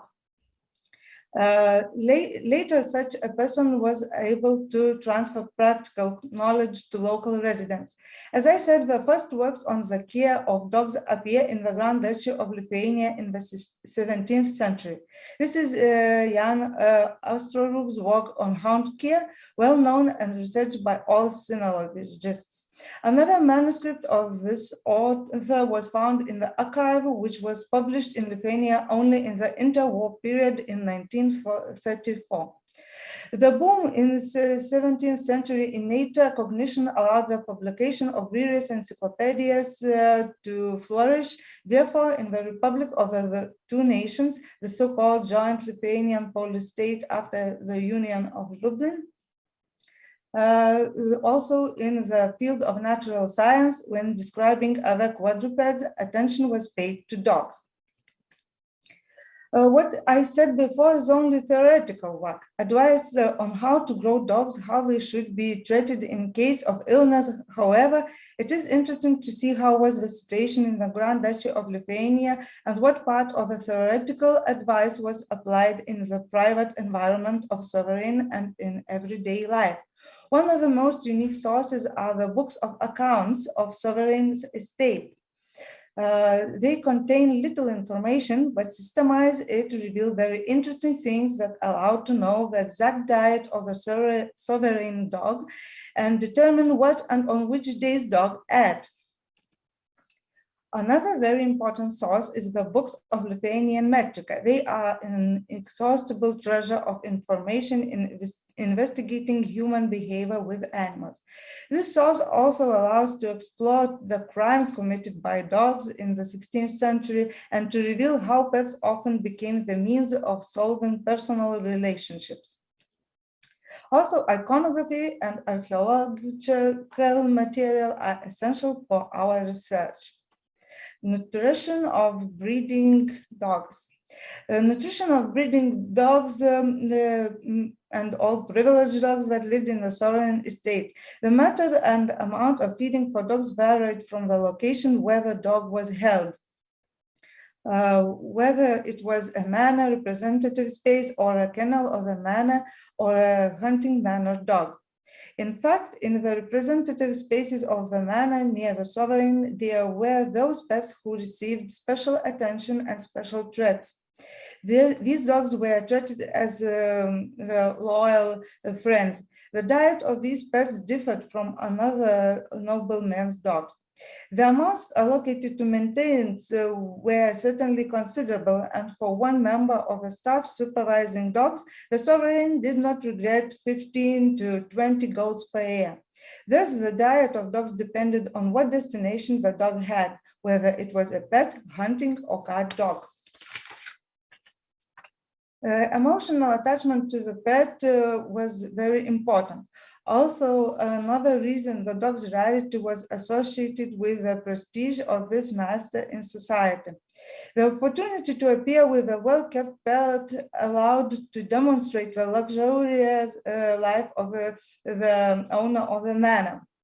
The dog's rarity was also one of the factors that encouraged good care. Losing a pet due to negligence would make it difficult to buy a new one. Due to the lack of EGO documentaries during the period considered in the Grand Duchy of Lithuania, we know very little about the emotional connection of a master with the pet. However, some historical discoveries surprise. One of the most unique dog one of the most unique dog images in Lithuania is painted in the residency castle of the 16th century, located near Siesikai, Ukmergė district. The fresco depicts the scene of woodcutters. This theme is typical. This theme was painted in many European castles. The cycle of Antonio Tempesta for 12 months. In the angle, we see one atypical detail, a dog. It is believed that this dog is the only image of a pet of a castle owner who has remained to our days in Lithuania. After the pets that were in the sovereign's representative spaces, the hunting dogs were most pleased during feeding. There were many reasons for this. At first, they were rare enough and expensive in terms of 14th, 15th centuries. Another reason is the sensitivity of hunting dogs, which was also observed by the theorists who wrote works on the care of dogs. They emphasized that hunting dogs are particularly susceptible to diseases. Another very practical reason is the need to properly perform its function during hunting or dog fightings. Hunting lasted from several hours to the day. Dogs were delivered to big hunting shifts, but all of them had to have endurance, be fed enough, but not overfed.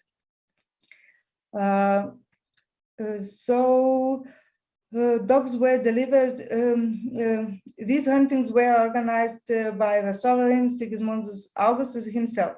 During them, about 130 dogs were presented to the sovereign in the hunting estate. Dogs teams were presented to Alytus hunting mansion with the dogs.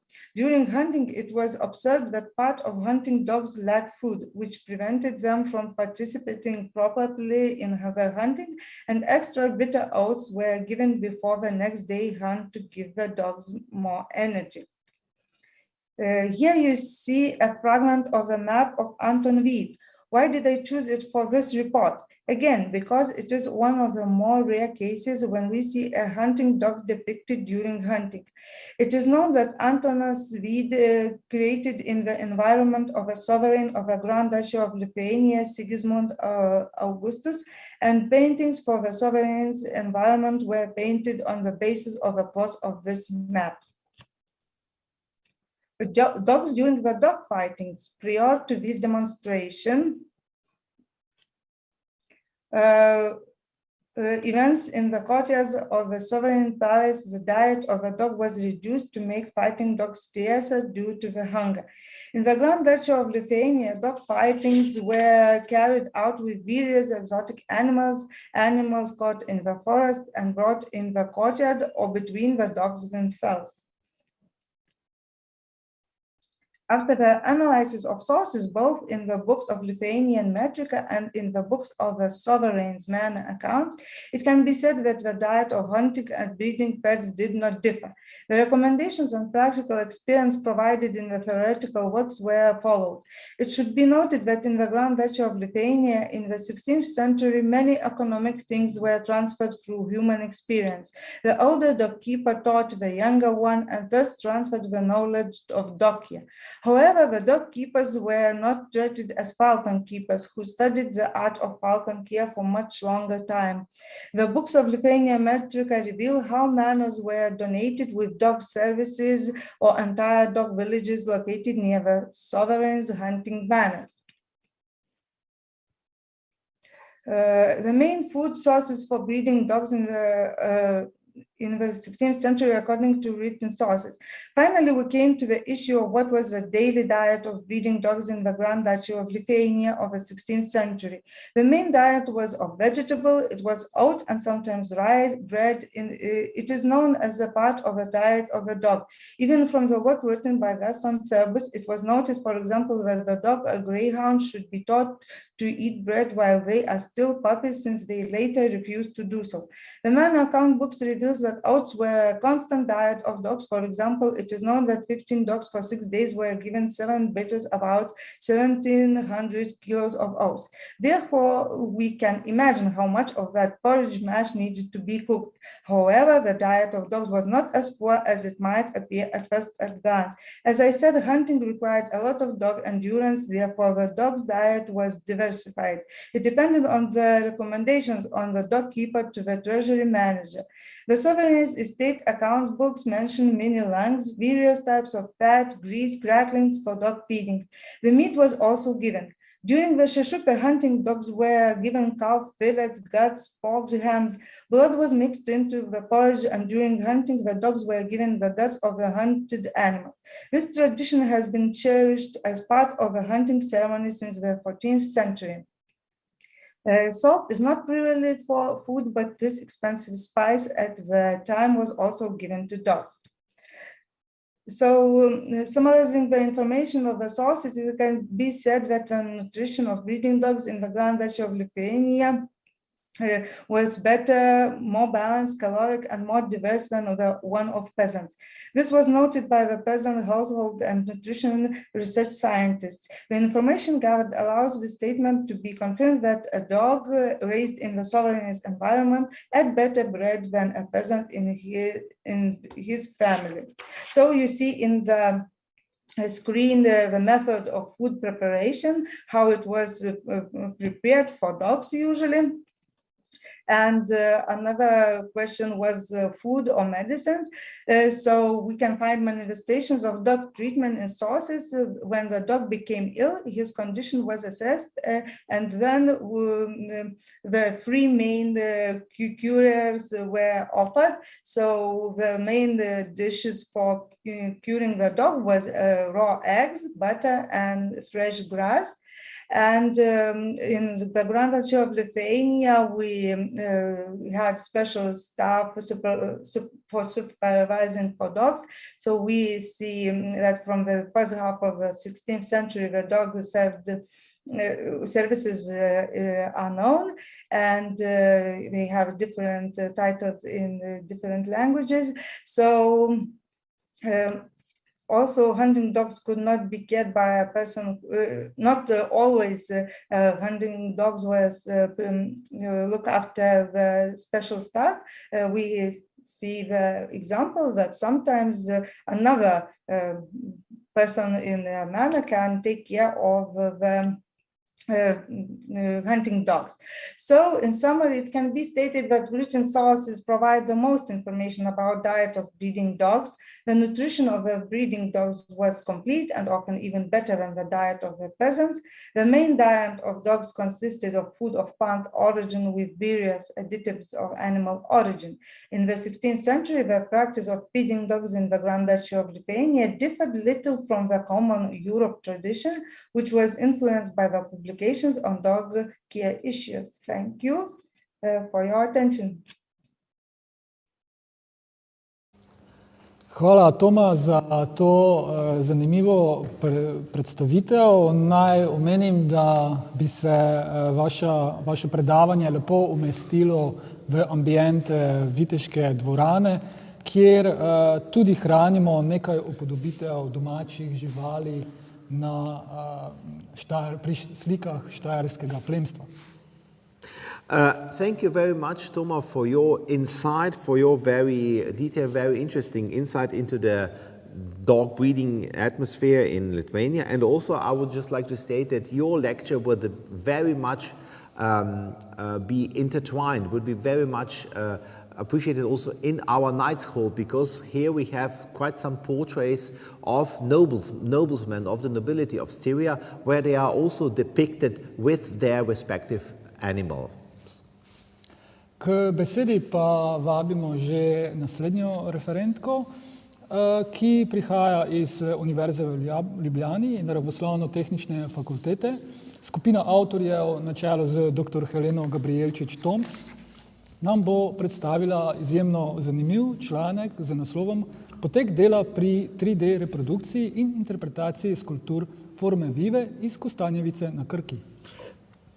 And we now continue with the next presentation. The next paper will be presented of a group of authors coming from the Faculty of Natural Sciences and Engineering from the University of Ljubljana, and it will be presented by Helena Gabrijelčič-Tomc, and they are dealing with the following title. So about the workflow of 3D reproduction and interpretation of forma viva sculptures from the settlement Kostanjevica na Krki in Slovenia.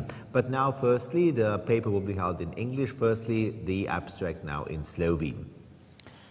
Torej, iz izvlečka lahko razberemo. Predstavljena raziskava je bila izvedena v okviru mednarodnega projekta Erasmus+, Re Forma Viva, katerega glavni cilj je bila digitalizacija z uporabo 3D tehnologij na področju izobraževanja za ohranjanje lesene kulturne dediščine. Fokus našega dela je bila forma viva v Kostanjevici na Krki. Namen našega projekta je bil opozoriti na leseno kulturno dediščino, njeno digitalizacijo, 3D predstavitev in interpretacijo ter vpeljati nova znanja v pedagoški proces dodiplomskih in magistrskih študijskih programov. Praktično delo je omogočilo obogatitev študijskega procesa z novimi učnimi pristopi, ki temeljijo na IKT in 3D tehnologijah. Rezultati so bili interaktivne 3D fotogrametične predstavitve, interpretativne 3D vizualizacije, 3D tiskani kipi in njihove interpretacije v obliki kolekcij nakita. So, we now would like to pass the floor to Dr. Helena Gabrijelčič-Tomc. Please, the floor is yours. Yes, thank you very much. Thank you for your nice introduction.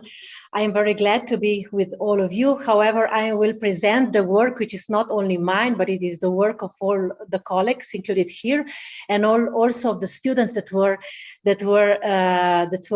involved in our work, of the workflow, or let's say defining the workflow of 3D reproduction and interpretation of forma viva sculptures from Kostanjevica na Krki. The project work was carried on, let's say, in the context of Erasmus Plus program of the European Union, in which also the collaborators and the co-workers from Academy of Fine Arts from Zagreb and Academy of Fine Arts of Tallinn of Estonia were included, and also the gallery Božidar Jakac from Kostanjevica na Krki. But let's begin what was, let's say, the content of our project work. Actually, we documented, we 3D represented, and also we interpret the sculptures, wooden sculptures. The main focus of the whole project, Erasmus Plus project, it is defining the strategy, new strategy, how the education about the wooden cultural heritage should be, let's say, nowadays and in the future. We actually worked on these wooden sculptures forma viva on Kostanjevica na Krki. We included, of course, researchers, teachers, and so on, but the most important were the students, which were included in the project work, of course, on first level degree, second level degree of graphic arts and also of textile and fashion design. Then we included, let's say, two ways of approaching these 3D models. One was technological approach, and the other one was design approach. And we will see actually the results of, let's say, interlacement of these two approaches, but also, let's say, the results of only technological approach and only design approach. I have here also to emphasize that for our students, the work was, or let's say, the approaches, 3D technologies were quite new. We are not focused only on 3D technologies during our studies and in our curriculum, but these are only, let's say, facultative courses which are included in our curriculum. So the technologies as photogrammetry, modeling, texturing, and so on was very new for the students which were involved in this project. And so we really make, let's say, a new educational space for the students which were coming in this educational space and gaining new knowledge about how to approach wooden sculptures and how then to, let's say, design new designs, how to interpret them, and so on. We have collaborated also with the restaurators. So actually I'm presenting the graphical part and the design part, but we of course collaborated also with the restaurators from the Academy of Fine Arts in Ljubljana, in Zagreb, and in Tallinn, which actually gave us a lot of, let's say, starting points, how it is the best way that these sculptures would be treated also in 3D digital version. Our work, as I said, design approach and technological approach included digitalization, imaging, and 3D printing. And as we can see also here, creative 3D modeling, visualization, digital animation, jewelry, accurate 3D modeling, visualization, and fabrication. So actually there were two paths that were included in our work. One more design oriented, the second one more technological oriented. Of course, when we are dealing with wooden culture, wooden cultural heritage, and also wooden sculptures, there are very, very different approaches also by means of different artists, different sculptors, and so on. And firstly, we as graphic designers, as multimedia designers, we have somehow to categorize these sculptures. As we can see here, and I'm not going to speak about the style of the author, but I'm going to speak the categorization, which was actually crucial for further steps in 3D technologies. So we, let's say, categorize these sculptures by means of morphological properties, by means of materials of the statues, by means of post-treatment, if there were maybe any rock inside, any stone, any maybe also metal, and so on. So then which damages were included in the statue, because some of the statues were really very damaged, because of course they are very, let's say, they are in the nature, and of course very exposed to weather, to temperature, to moisture, and so on. And then of course the size of the statue, its location and its placement in the environment, which also influence a lot the acquisition of the sculptures. Then technological approach included acquisition of the images of the statues. We have used photogrammetry. There was also another, let's say, way to acquire with, to have the acquisition with the 3D scanning, but we decided for photogrammetry. And then of course we made 3D presentation, not only by means on our comps, but also interactive 3D presentation, which are available on Sketchfab, so on 3D viewer on Sketchfab. The process of photogrammetry you can see here. I think that between 300 and 500 photos were acquired for one, at least for one statue. And then of course in Metashape, or I guess of Metashape, there are various workflow how you can work of it. Very important for our student was that they were learning by doing how to organize their space in Agisoft, how to select the images, how to prepare the textures, how to remodel the models, which were, of course, in Agisoft and so on. So these were very, very new knowledges, but not only for our students, also for us, because we did not have, let's say, very solid work before on the field of photogrammetry. And then if you look through this technological part, included also aligning photos, clearing and narrowing the area, building a dense cloud, repeating some steps, then building a texture, and of course, saving in FBX or OBJ format. As you can see here, the representation of this statue is the seat of Robert Caneu. We can see that this interactive presentation includes the possibility for the user, for the participants, to somehow zoom in, zoom out, and also then, let's say, to see very detailed specifics of the wooden sculpture, also that are important for further studies, for further analysis, but also by means to visualizing the 3D art, or the 3D, let's say, reproduction of the art, which is somewhere set it on life in the nature, but here, of course, in digital environment. So we set it, the full, let's say, the full exhibition of these wooden sculptures, which are available on sketchfab.com, Reforma Viva, and you're very welcome to visit and to see that approximately 20 and more sculptures are now included, and you can visualize them in 3D viewer. But we were not satisfied with that.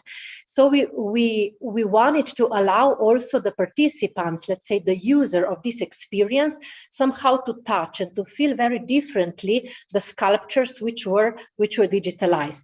So we use also 3D presentation, not only by means of photogrammetry, but also for some sculptures which were, let's say, a little bit, let's say, more simple.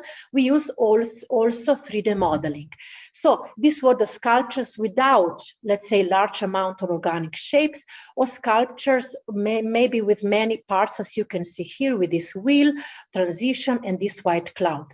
So here what happened, that really the students, they really made a lot of effort to study, to analyze, to make plans and so on, very technical stuff, engineering stuff, so that they could somehow reproduce these wooden sculptures, as you can see here.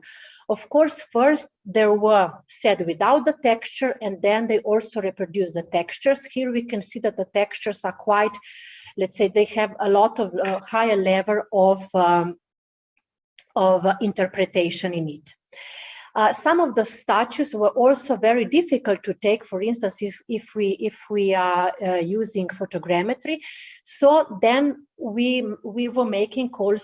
made also a little bit smaller reproduction by means of 3D print.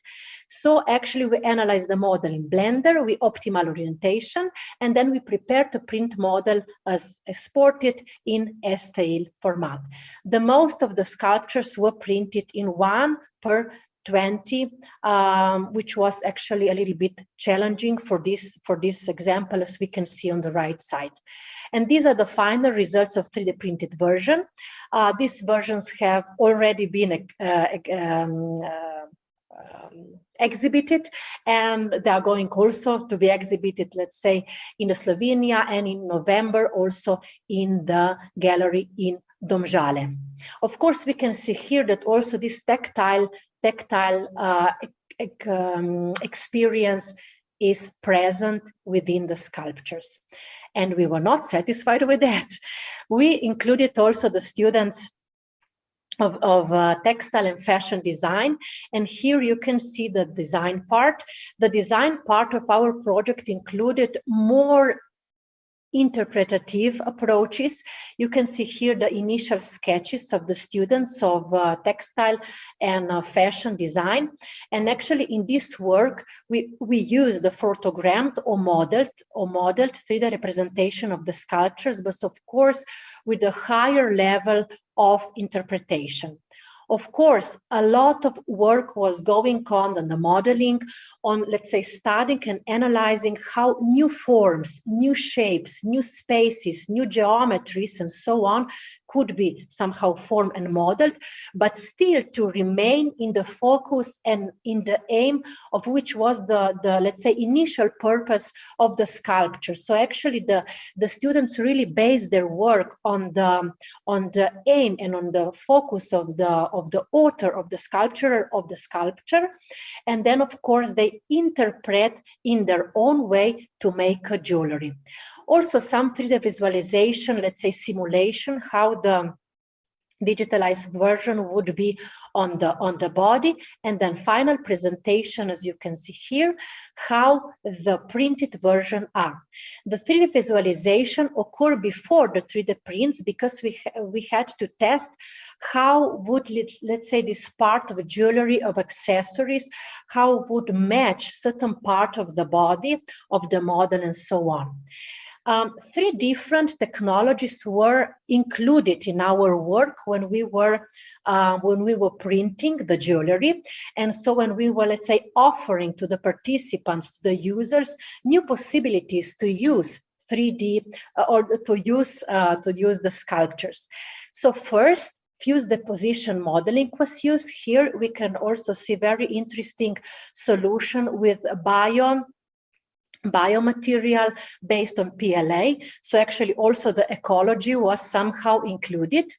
Here we can see the results of stereolithography when there were more organically, let's say, more organic structures, more organic shapes, and when there were more details in the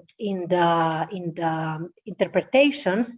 Of course, the stereolithography was better to choose, for instance, in comparison of FDM and so on. So for this body, for the cloud, and even for more geometrical shapes with more details, stereolithography was more adequate. And then we used also selective laser melting. This technology we don't have at our faculty, at our department, so we collaborate also externally. And here we use the metal for certain type of, let's say, reproduction or certain type of interpretation, in which we, let's say, defined, or it was defined, that it is better to do it in metal because of the, let's say, accessibility, consistency of the final product. And here we can see another example of this sculpture in selective laser melting, in which the different, let's say, pieces of jewelry was represented. And last thing in the interpretative part, or let's say this in the design part, were also interpretative animation. The students of second level degree of graphic design, they were invited to interpret in their own way the selected sculpture. And here we can see of Eisaku Tanaka, Japanese festival. We can see the, let's say, initial sketches and idea of Eva Jareb. Then she made also storyboard, how the animation, let's say, could work, could be, and how the following plans could be in the final visualization. And we can see here making of. That means that the students were invited also to present their workflow. How did they, let's say, think, operate, experiment in 3D world, as you can see here, by means of modeling, by means of texturing, by means of included of animation and simulation. And then, of course, with a lot of experimentation in the use of textures, materials, and so on. As I said here, a great amount of interpretation was included. So as we can see, the final results, bottom right, we can see the final animation, which actually it is a non-photorealistic stylism. Firstly, it's a little bit dark, but you are going to see the final results. Yeah, and we are going to see, let's say, specifically non-photorealistic rendering technique, which is like a cartoon style, but Eva designed, planned, and nevertheless rendered and visualized the animation of Japanese festival in the way that she combined two culture together, Slovenian culture and also Japanese culture in the final interpretative animation. Yes, during our project, we did, but we are still actually creating, in our perspective, innovative space of creation in which we are raising awareness of the importance of natural wooden, natural and cultural heritage. Then actually we noticed that the participants, students, teachers, researchers, but also the visitors of museums and galleries, they actually spontaneously add new ideas also in the workflow, how the wooden sculpture, and this cultural heritage can be presented, can be 3D visualized. We use a lot of new approaches, especially 3D technologies, and actually we have now involved new 3D technologies also in our regular study curriculum. And of course, as was the main purpose of the project, we are making, let's say, we are ambitious, but in our perspective, we are making strategy in higher education area, how to deal, how to cure, how to preserve, and nevertheless, how to present and interpret wooden cultural heritage. Thank you very much. Hvala lepa za to izjemno zanimivo predstavitev. Vabim tudi seveda že vnaprej vse poslušalke in poslušalke, da si preberejo izjemno zanimiv, kvaliteten članek na samo temo. Prav gotovo bi bilo zanimivo tudi videti razstavo izdelkov, ki so po fotografiji sodeč res izjemni. I would like to thank you for the exceptional presentation, for the exceptional paper, and up front maybe I invite also all the participants that you also look at that you read the highly qualitative article which was also prepared for this presentation and which will be available. And it would be nice to see also an exhibition of all the exhibits of all the products which were done between doing this research, and hopefully maybe we will see it in the future. K besedi pa vabim že našo naslednjo referentko, dr. Darjo Komar. Skupina avtorjev, ki prihajajo iz podzemne Pece, turističnega rudnika in muzeja Mežice, Zavoda Republike Slovenije za varstvo narave območne enote Maribor, in gospa dr. Darja Komar prihaja iz Karavanke UNESCO globalnega geoparka iz Železne Kaple v Avstriji. Predstavila nam bo temo z naslovom Interpretacija rudarske dediščine v Karavanke UNESCO globalnem geoparku. So we will now continue on to the next paper. With us are the researchers, so from the Peza, from the Underground Peza Research Center, and then from the Regional Institute of Slovenia for Nature Conservation, from the unit in Maribor, and also from the Karavanke UNESCO Global Geopark. And from the UNESCO Global Geopark today with us is Mrs. Darja Komar, and she will be presenting the paper on the interpretation of mining heritage in the Karavanke UNESCO Global Geopark. But firstly, let's hear the Slovenian abstract. Karavanke UNESCO globalni geopark obsega območje 14 obmejnih občin v Koroški regiji v Sloveniji in v regiji Južna Koroška v Avstriji. Pomemben cilj območij, ki so uvrščena v mrežo svetovnih in evropskih geoparkov, je tudi popularizacija in interpretacija izjemne dediščine. Geološka zgradba je botrovala nastanku rudnika svinca in cinka v Mežici. Po 340 letih obratovanja je rudnik spremenil svoje poslanstvo in leta 1997 odprl vrata za obiskovalce. Podzemne Pece, turistični rudnik in muzej z različnimi interpretacijskimi metodami in sredstvi v rudniku in muzeju predstavlja izjemne minerale in geološke posebnosti. tradicijo rudarjenja in bivanjsko kulturo rudarjev ter etnološko izročilo, povezano z zgodbami iz podzemlje Pece. So, this is now the abstract. Now I would like to pass the floor to Mrs. Daria Kumar. Please, the word is yours. Thank you very much for the introduction. So I'm coming from Karavanke UNESCO Global Geopark. This is cross-border geopark between Austria and Slovenia.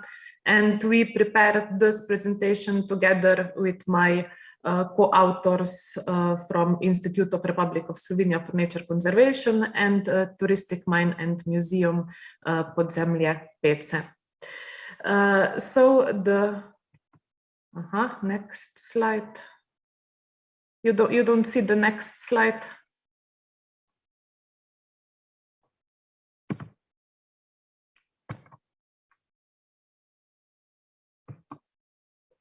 I'm sorry. Okay. Yes. So the mining in the area of Geopark Karavanke was mainly focused on the Peca mountain. We believe that the mining already began in Roman times, but the first official documents is from the year 1665.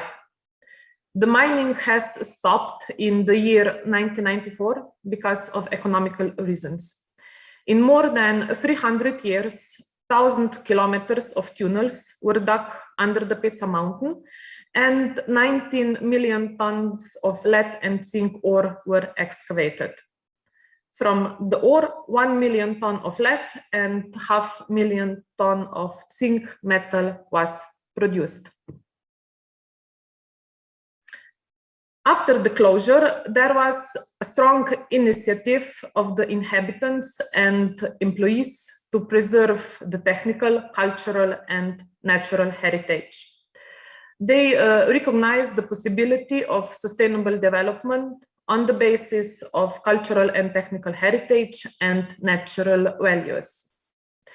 In the year 1997, the mine was opened again, this time for tourists.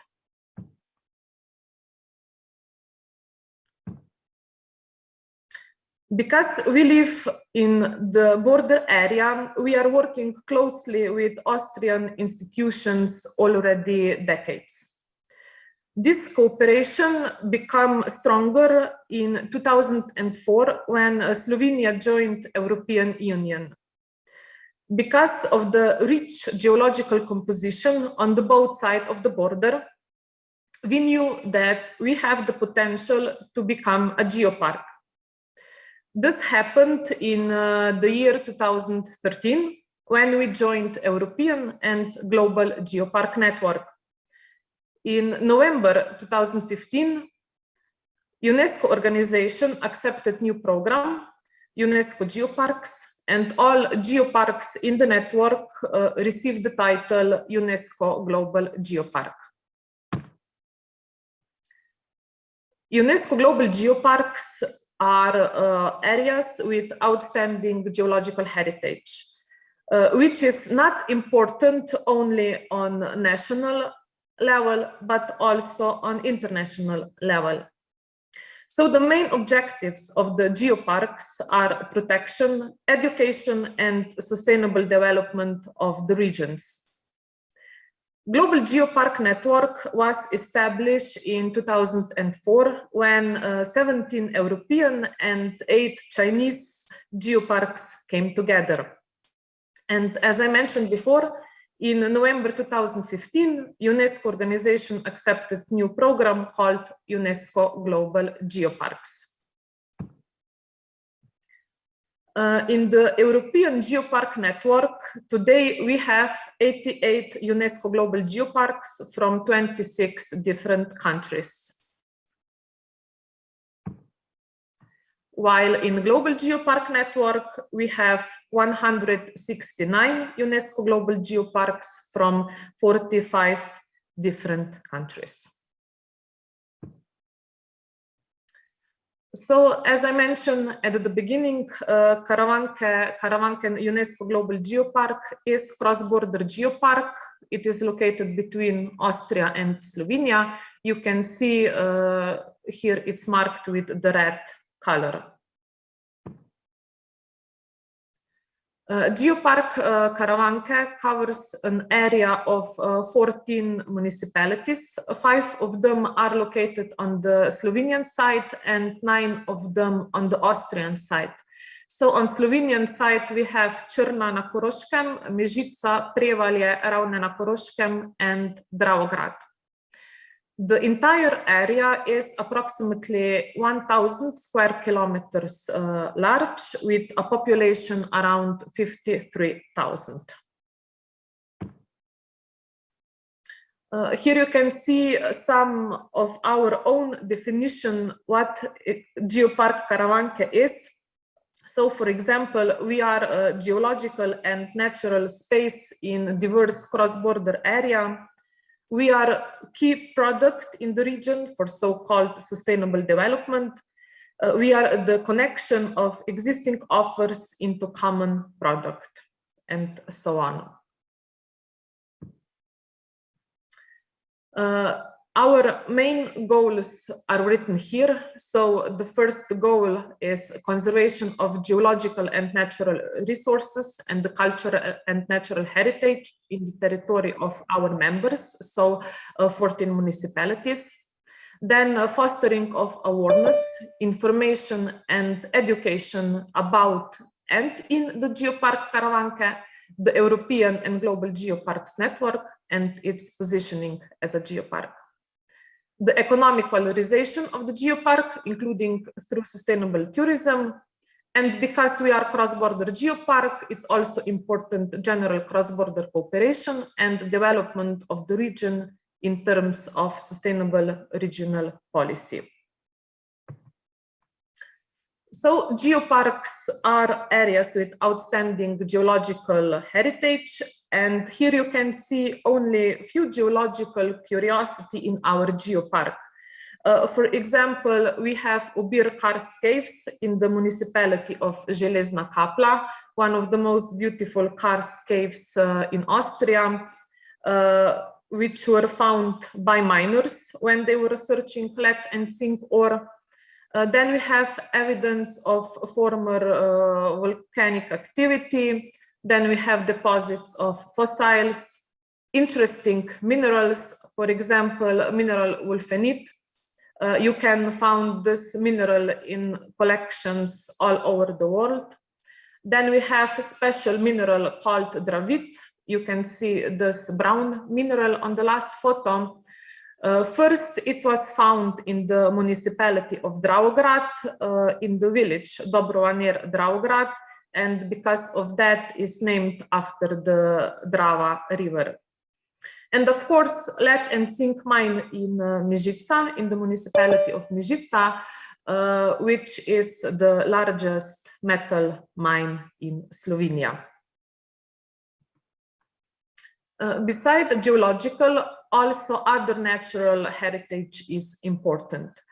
On the first photo, you can see Topla Valley, that's from the municipality Črna na Koroškem. It is protected as a national park. Then we have in the area of geopark also so-called Wildensteiner waterfall, which is one of the highest freefall waterfall in Austria. Then we have Najevska lipa. This is the thickest linden tree in Slovenia, and special plant and animal species. Also, cultural heritage is really important.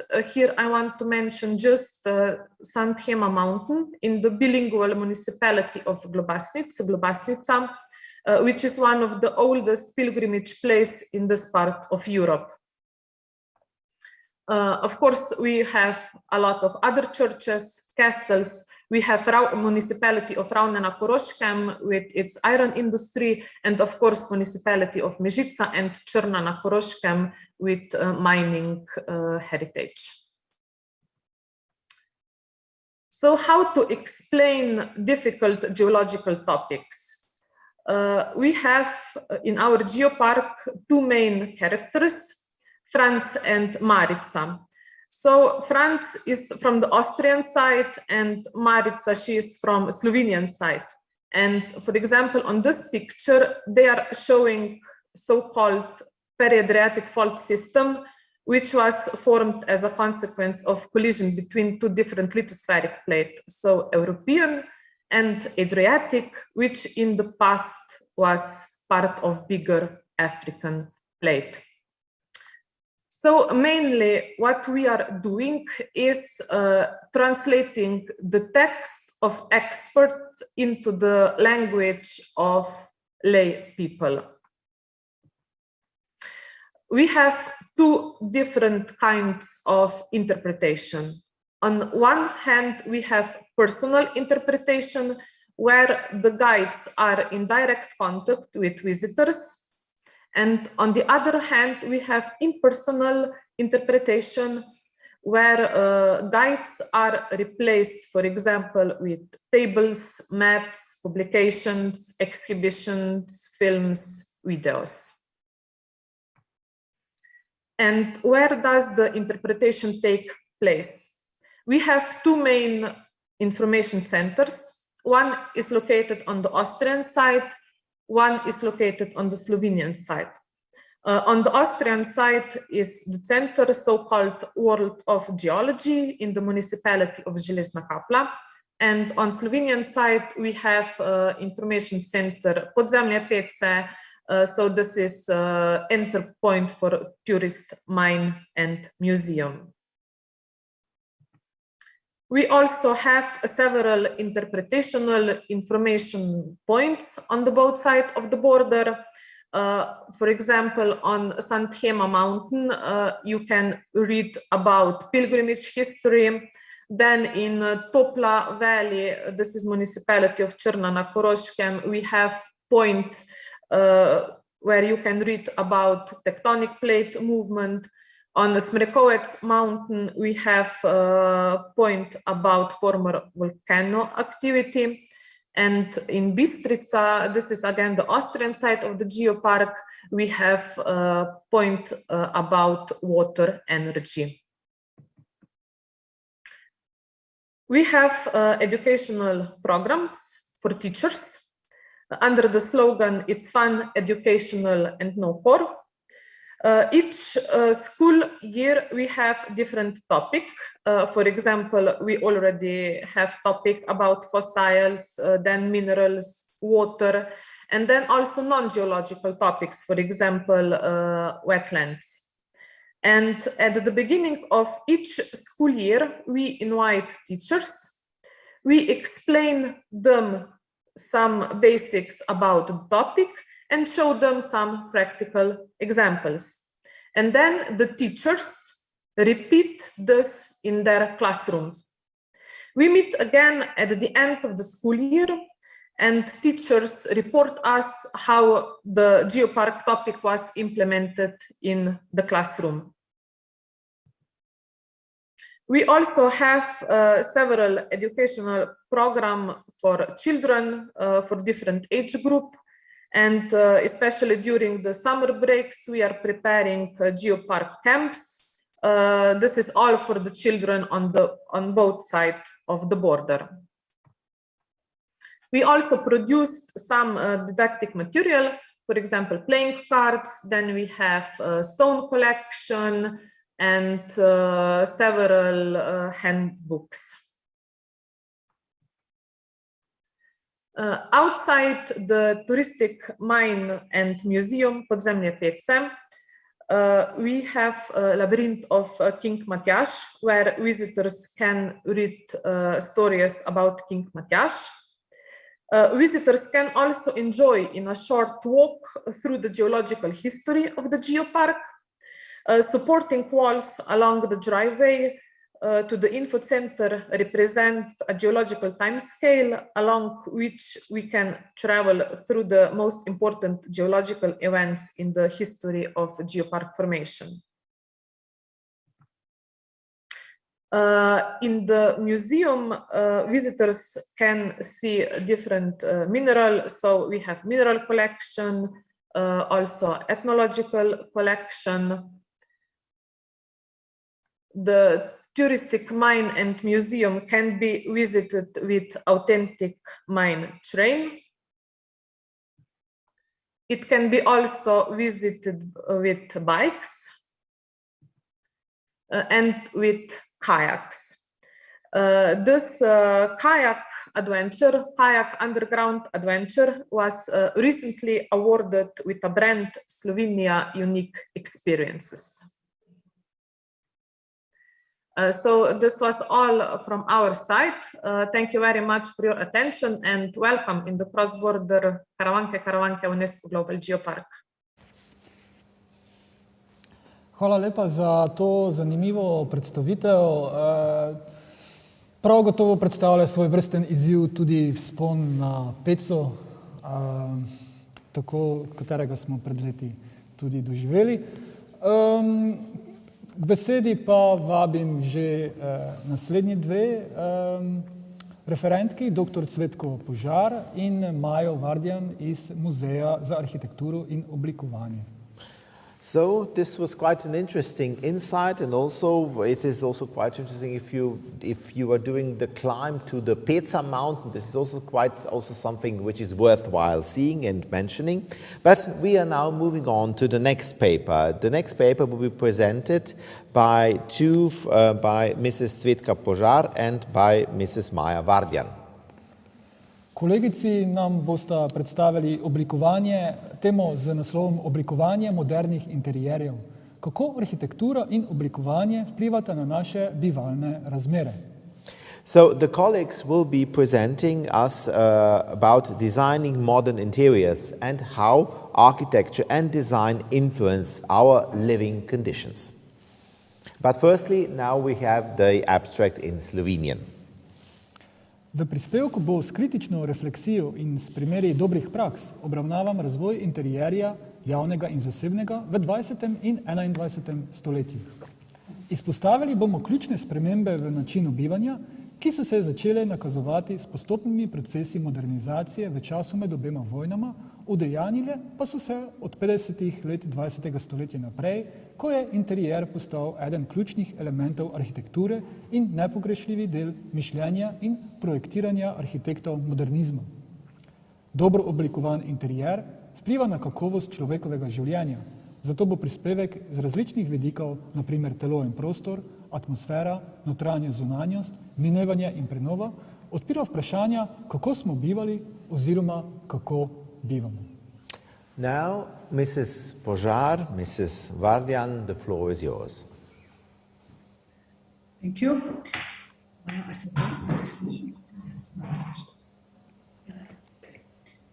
Greetings to all. I'm Cvetka Požar, curator at the Museum of Architecture and Design in Ljubljana. With my colleague Maja Vardjan, we'll present today some of the topics which we have researched and exposed within the exhibition The World Inside, Designing Modern Interiors, 1930s till today. The interiors in which we live, work, and spend our leisure time have a profound impact on our daily routines. Interiors constitute a discipline that blends various practices related to the inside of a building and various forms of housing. It is an interplay between architecture, interior design, and product design. But this exhibition drains a spotlight also on the key actor that subjectively builds the interior or interiority: people, with their daily rituals, practical needs, and lifestyles. The World Inside looks into the period starting in the early 30s, when Slovenian modernist architects started testing in the interior the new spatial concepts that developed with the contemporary lifestyle.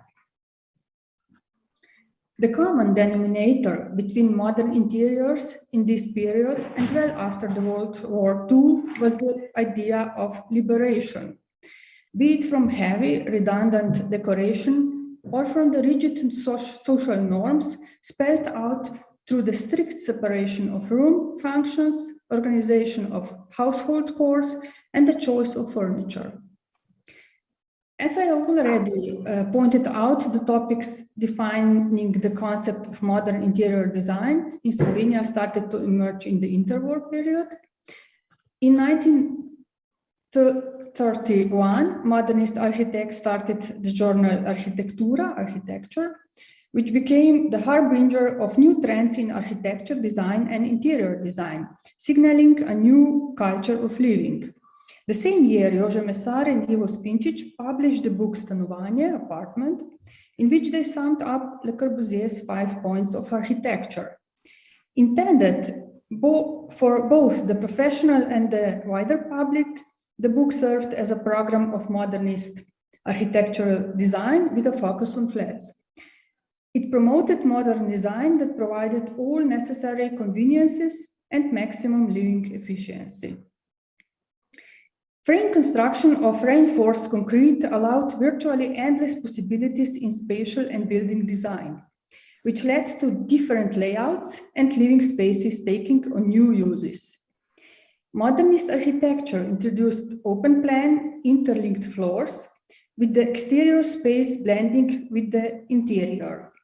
The focus shifted to the relationship between a space and its inhabitant, a space that offers room for dynamism, allows free movement, and opens outwards so as to establish a relationship between people and nature.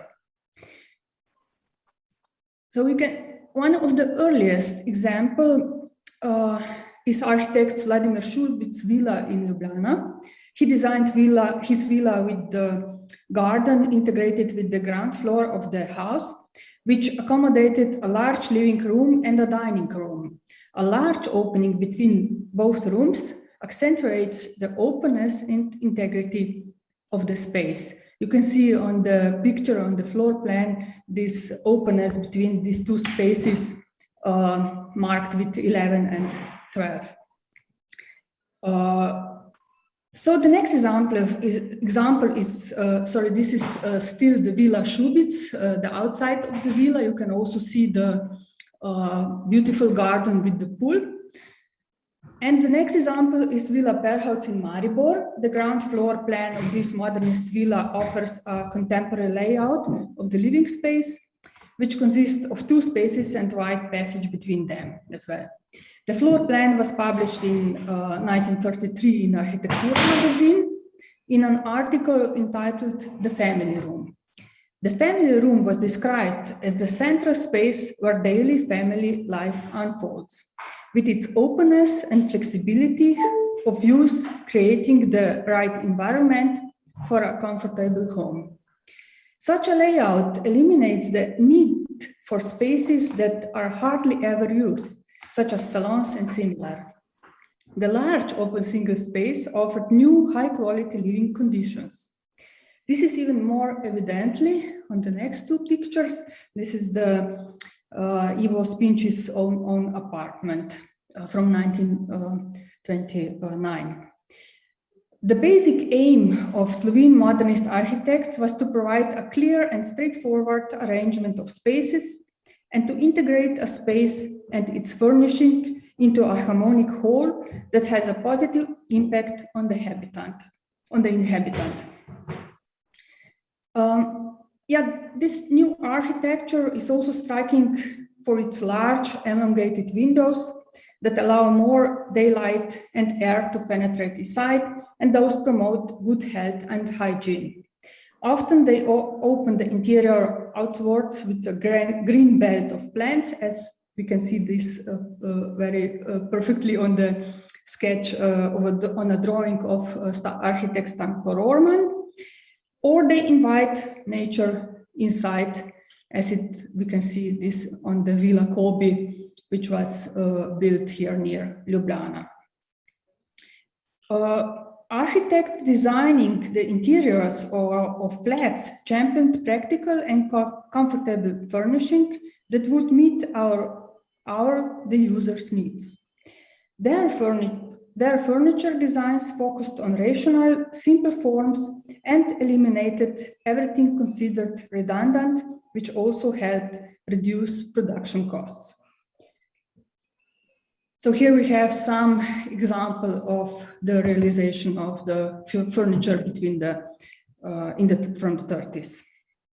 The carefully planned furniture layout was conceived so as to match the straightforward and rational layout of spaces, which were bright, sunny, and airy. Modern people were supposed to make maximum use of their home and adapt it to their needs. So some more examples. And some drawings also from the 30s regarding the arrangement of inner equipment within the inner space. So to conclude, in this period, Slovenian architects promoted contemporary approaches to construction of new modes of living, both in professional publications and in popular magazines such were Women and Home, Women's World, Housewife, etc. They were familiar with the progressive trends that were only just beginning to make their way to Slovenia. Modern architecture's breakthrough was most pronounced in single-family housing. The floor plan of a building prescribes the arrangement of interior spaces, and with modernism, this became an important building block in the new culture of living. This has continued with more intensity after the Second World War, which will be presented now by my colleague Maja Bartjan. Greetings also from my side. So in order to understand the transformation of the interior after the Second World War, one needs to understand the social, economic, and political circumstances in socialist Yugoslavia. Aspiring to introduce profound social changes, the radical transformation of the political system triggered the modernization processes that marked the break from both the pre-war capitalist system and the prevailing way of life of that time. The ambitious efforts were directed towards the building of a new, better world for everyone, regardless of their social status. The extensive urbanization caused a shortage of affordable apartments, which led to a great number of organized housing projects and development of new residential and living concepts. With the new housing agenda that came to the fore in the 1950s, architects and designers developed new ways of rationalizing construction and industrial production, including the furniture industry. The tendency towards rationality and efficiency in interior design was most obvious in the floor plan, where the size of a space started to reflect its function. Different room dimensions required new furniture and equipment, and the laboratory kitchen was in the center of these efforts. Branka Tanzik designed this functional and hygienic kitchen as a student in 1953 on Edvard Ravnikar's initiative.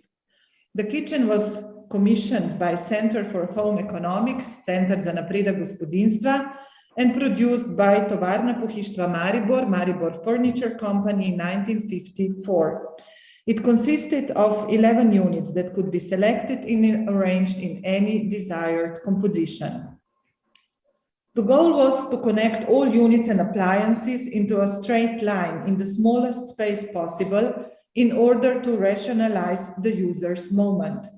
The laboratory kitchen played also an important role in housing design, and many architects used it as a starting point for the organization of the apartments.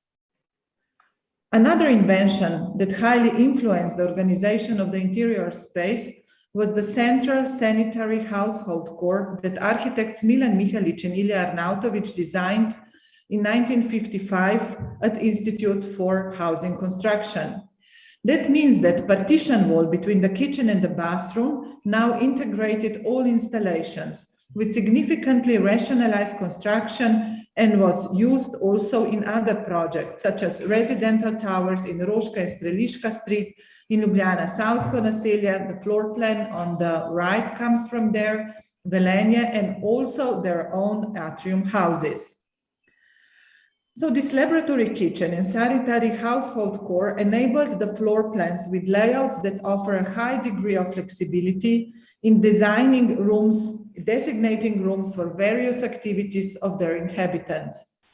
Rooms were differentiated according to the use and arranged around this core to allow the circular movements around the flat. Such organization promote activities and enabled long views across the rooms, which makes relatively small flats feel more free and spacious. And these are the images from the block designed by Stanko Kristel in Prule. As you see, the apartments came with a mass-produced built-in kitchen with a stove, built-in wardrobes in the bedroom and the hall, as well as fully equipped bathroom. Modern living culture was promoted through a series of didactic exhibitions which idealized full-size model flats showing open living spaces, accommodated various families' activities. One of them was Family and Household in Zagreb, Porodice in Domaćinstvo, in 1958, where flats in Savsko naselje, the one that I showed before, Savsko naselje neighborhood were presented as an outstanding achievement of architecture at that time. And perhaps the most important exhibition was Housing for Our Conditions, organized in 1956, which played a crucial role in housing development and the promotion of new concepts of modern living. It spanned the entire sphere of housing construction from urban planning to home accessories. The informational commercial part of the exhibition took place in nearly completed Kozolec building in Ljubljana, where visitors could see 3 idealized versions of modern interior. A year previous, a competition was held for the best terrace house, sanitary core, and also rational furniture solution. And that competition aimed at examining the technology and economy of prefabricated housing. So the exhibition put on display full-scale models of 3 winning solutions for terraced houses. All 3 were fully equipped with the latest furniture, including the laboratory kitchen. And this is the first prize winner, Trata, designed by architects Janez Lajovic, Vladimir Mušic, Anton Pibernik, and Savin Sever. The furniture, light fixtures, and home accessories were designed by also architects that worked as designers like Niko Kralj, Vladimir Mušic, Maria Vovk, Janja Lap, and Janez Lajovic, and of course, many others. What was also important that the construction of housing and furniture industry developed parallelly. So systemic research was an important factor in establishing the foundations of rational housing construction that was adopted to the needs of modern people. And here an important role played Marta and Francej Ivanšak, because they followed the Swedish examples and carried out many extensive surveys. Here I'm showing just one of them. And in fact, what they did was they questioned the living conditions, the furniture industry of that time, and then, of course, proposed special standards and normatives for the furniture industry as well as housing. And in fact, this survey that they did served as a theoretical baseline for the further developments towards improving the living culture. So let me conclude. We very briefly presented the crucial points in the development of domestic interior, but our research also focused on public buildings and other typologies. We start in the 1920s, the end of 1920s, before the Second World War, and in fact, we show also examples of contemporary interior. The exhibition is organized in 5 sections: new cultures of living, body and space, outside, inside, comprehensive environments, and fluidity. So we opened up questions about the relationships between architecture, interior, and people. We also underlined social and technological changes, and also what is very important, people's physical and sensory relationship with the space. Also relations with the exterior and nature, the principles of total design, which was crucial for administrative, cultural, and also educational buildings at that time. And at the end, or not at the end, but also the role of furniture and constant transformation of the interior, which is inevitable fact of every inside space. As I mentioned, we also looked into the legacy of modern interiors that continues in the 21st century, but with a new twist. Because while the first half of the 20th century, what we showed, in fact, then the interior was also the subject of a social and political agendas, today the interior stands as expression of one's individuality and the plurality of lifestyles. So the world inside therefore looks at the interior as an environment that promptly responds to its cultural and social context, and which itself plays an important part in shaping of this very context. Thank you very much.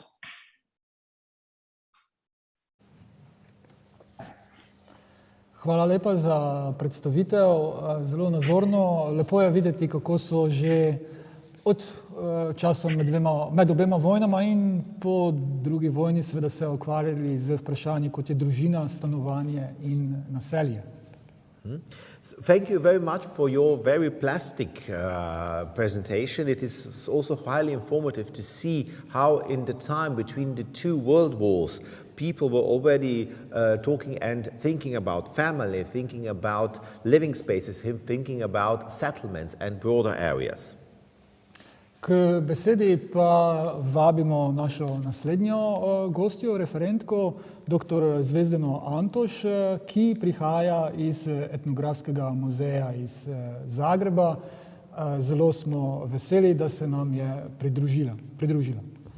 And we would now like to present and now to welcome our next speaker. This is Dr. Zvezdana Antoš from the Ethnographic Museum from Zagreb, and we are also very honored that you have joined us as well. But firstly, let's hear the abstract in Slovenian. Dr. Zvezdana Antoš je pripravila prispevek z naslovom Zgodbe, kot jih piše pohištvo. Izvleček pravi, raziskave o domačem okolju kažejo, da je javna namembnost posameznih prostorov v domu univerzalen pojav. Kažejo tudi, da lahko v različnih kulturah najdemo sobe ali prostore v domu, ki so namenjeni sprejemanju gostov in so ločeni od prostorov, predvidenih le za zasebno rabo. Vendar pa ni od nekdaj tako. V 19. stoletju je imela dnevna soba več, včasih tudi nasprotujočih si funkcij, ki so omogočile večnamenskost prostora. Spalnice šele od 30 let prejšnjega stoletja štejemo za izrazito osebni prostor. V članku se ta ideja raziskuje preko eksponatov iz zbirke pohištva Etnografskega muzeja v Zagrebu, podan je v pogled v to, kako so ljudje včasih živeli skupaj kot družba. So the title of the paper of Mrs. Antoš is Furniture Stories, and we will hear about these stories from herself, so please, the floor is yours. Thank you very much. Good afternoon to everybody. Now I would like to continue and come back with the stories of furniture from 19th century, so colleagues before being advanced. So in this study, actually, I provided research about objects in the museum collection of Ethnographic Museum and Furniture Collection, how actually people use them, what certain forms of everyday life have been analyzed also, and also for which purpose of objects in the rooms and house in order to see actually how parents and children will sit down at the table. So from this manner, actually, I wanted to say provide research from the culture of living. So these objects, by their very interactive presence in their home of given family, become for family members signs with which they can identify their home and also security of private settings. So for us, it's very important also to contextualize objects in furniture collection with photo documentation, because we have also very rare and very nice photo documentation. So it is also very important that through this photo documentation, you can see actually this new borders among the social groups, actually by reason of tradition or else for lack of space. Many families will go on living in a room in which everything is done, eating, sleeping, receiving visitors, and working. And so other families will bring new departures into the organization of their household space within the home. This process will lead to the differentiations of private space and those that are now more open to the outer world. It also implies the understanding of the way in which the rooms are used in relation among the person who inhabit them, and also the connection between person and object. Some flow of everyday informal conduct in the room is interrupted and supplemented with occasions in which celebrations take place. For example, these occasions can be yearly customs or lifetime or weddings. So all this take place in home and also arrangement of the living rooms. I also decided to represent the importance of the families in the furnishing of home and how these objects affect the private and social life of the family.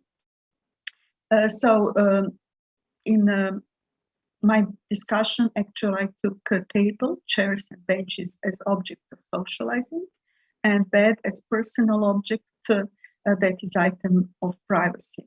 Our collection is actually from 19th century and early 20th century. When we actually dissemination of new objects in considers, it is not always easy to define the precise turning points. And also it is very hard to determine exact chronology of the use of individual objects in household, furnishing and outfitting. So according to data from the archives and museum collections, the time when this information transformations and the phases of them would occur very depending on the settings. And also in 19th century, they were distributed in very different places of Croatia. It is very interesting that they also adopted tables according to the space of the room. And also that this table actually been suitable for the life of a big family in a small and cramped space. But also when they needed place, they just put it away.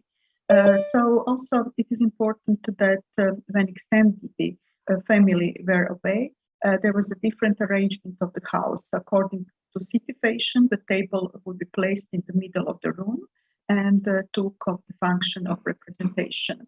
So smaller tables with 4 legs become to made and become part of the furnishing of the room with 2 chairs.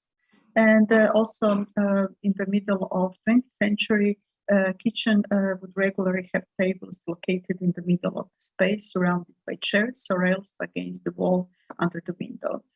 Some of the kitchen tables were painted in green and brown. So they are quite famous also, not only on Adriatic region, but also in Slavonia and Baranja, and they are used for reception as well. So in some villages of Eastern Slavonia, they had a small table called Sinja, which is also very characteristic for Dalmatian hinterland. In Slavonia, they used it for children, but in Dalmatian hinterland, they used it as a normal kitchen table. So in 19th century, it would be in whole lowland area that they were benches for sitting around the table, and it was movable. And in the end of the 19th century, a bench with the backrest appeared, richly ornamented. A chair had a precisely set place in the arrangement in the furniture. It was placed at the narrower end of the table, and there was seat for the goodman, so the senior member of the extended family. Such a chair on a rare occasion might be resigned to guests awarding for special occasion. It was large and more decorated by the other chairs. The inequality of men and women was reflected in the seat, to subordination of women being highlighted. Women had chairs that were much more smaller, or perhaps they would sit on pre-rex stools. Bed as object of private life. So during the 19th century, most peasants had beds in their rural houses. In the construction of the bed, it was particularly important that it was easy to take apart. In rural houses, beds for a single person were often used with headboard and footboard. Beds that were known as postelier were beds made with simple workmanship or just a few boards like create, four legs and raised head. In the houses of richer peasants, the bed tended to be ornamented with carving of the sides during the 19th century. So such a bed was considered an item of ornamentation in every home. Particular attention would be placed in the room for the ornamented side to the turn to the door. The decorations immediately been seen on the third place. So it was also believed that these ornaments has a magical fate role for a young couple family, and also both riches and poverty were demonstrated in the furnishing of the bed. The feeling of the protection, comfort, and warmth of a bed did not derive only from its being to be, but also being equipped from straw mattress, pillows, quilts, and wooden blankets. In the end, I would like to conclude that the importance of the individual objects analyzed like beds was not only in monetary value, but the significance of the objects as a part of everyday life, and it's important for home and family. The bed has had one of the most important roles in people's lives. In beds, we are born and we die. This is the place in which we make love or recover from sickness. Since we spend practical a third of our life sleeping, beds are considered exceptional personal items and places of intimacy. We might also conclude that some of the objects in the room are multifunctional, like benches, turning from the seat arrangements that they are in the day to furnish sleeping at night.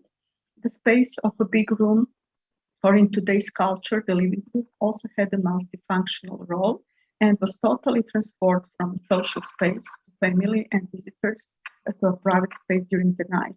At the center of attention was claimed by the table as object of sociality, because around it all the important events in everybody's life people went on. It also had a multifunctional role, for most often used for examples that could be simply followed down and placed along the wall. Particularly important are the museum documents, photographs, prints, and drawings, which enable us to consider the museum objects in wider cultural and social context. The importance of visual and material culture as established process of identification has a central role in discourses of the heritage and prompting remembrance of the objects. So I hope that I have just a few minutes still, because I would like to show you actually in a digital version exhibition which was online from 2 weeks ago. So it is actually a chest full of digital secrets, which was a project of Ethnographic Museum.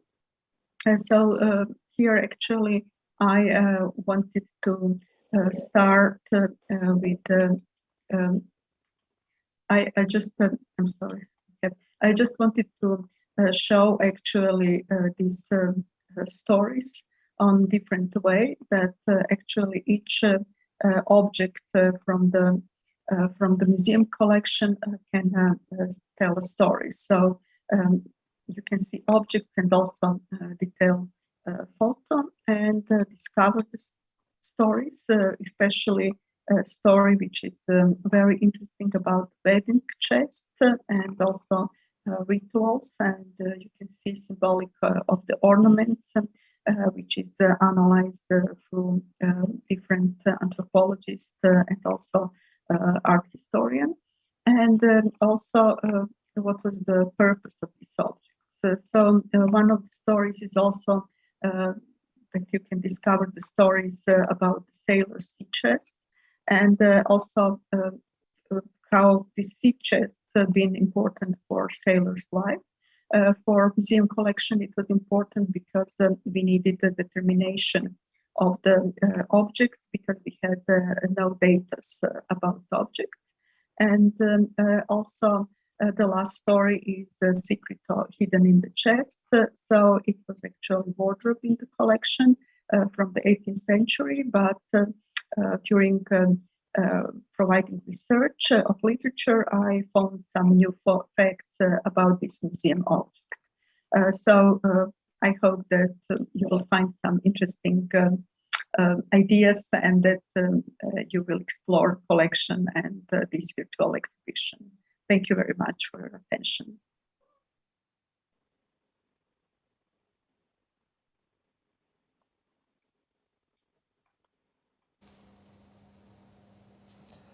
Hvala lepa za zanimivo predstavitev in tudi z veseljem seveda si bomo ogledali vaš zanimiv projekt.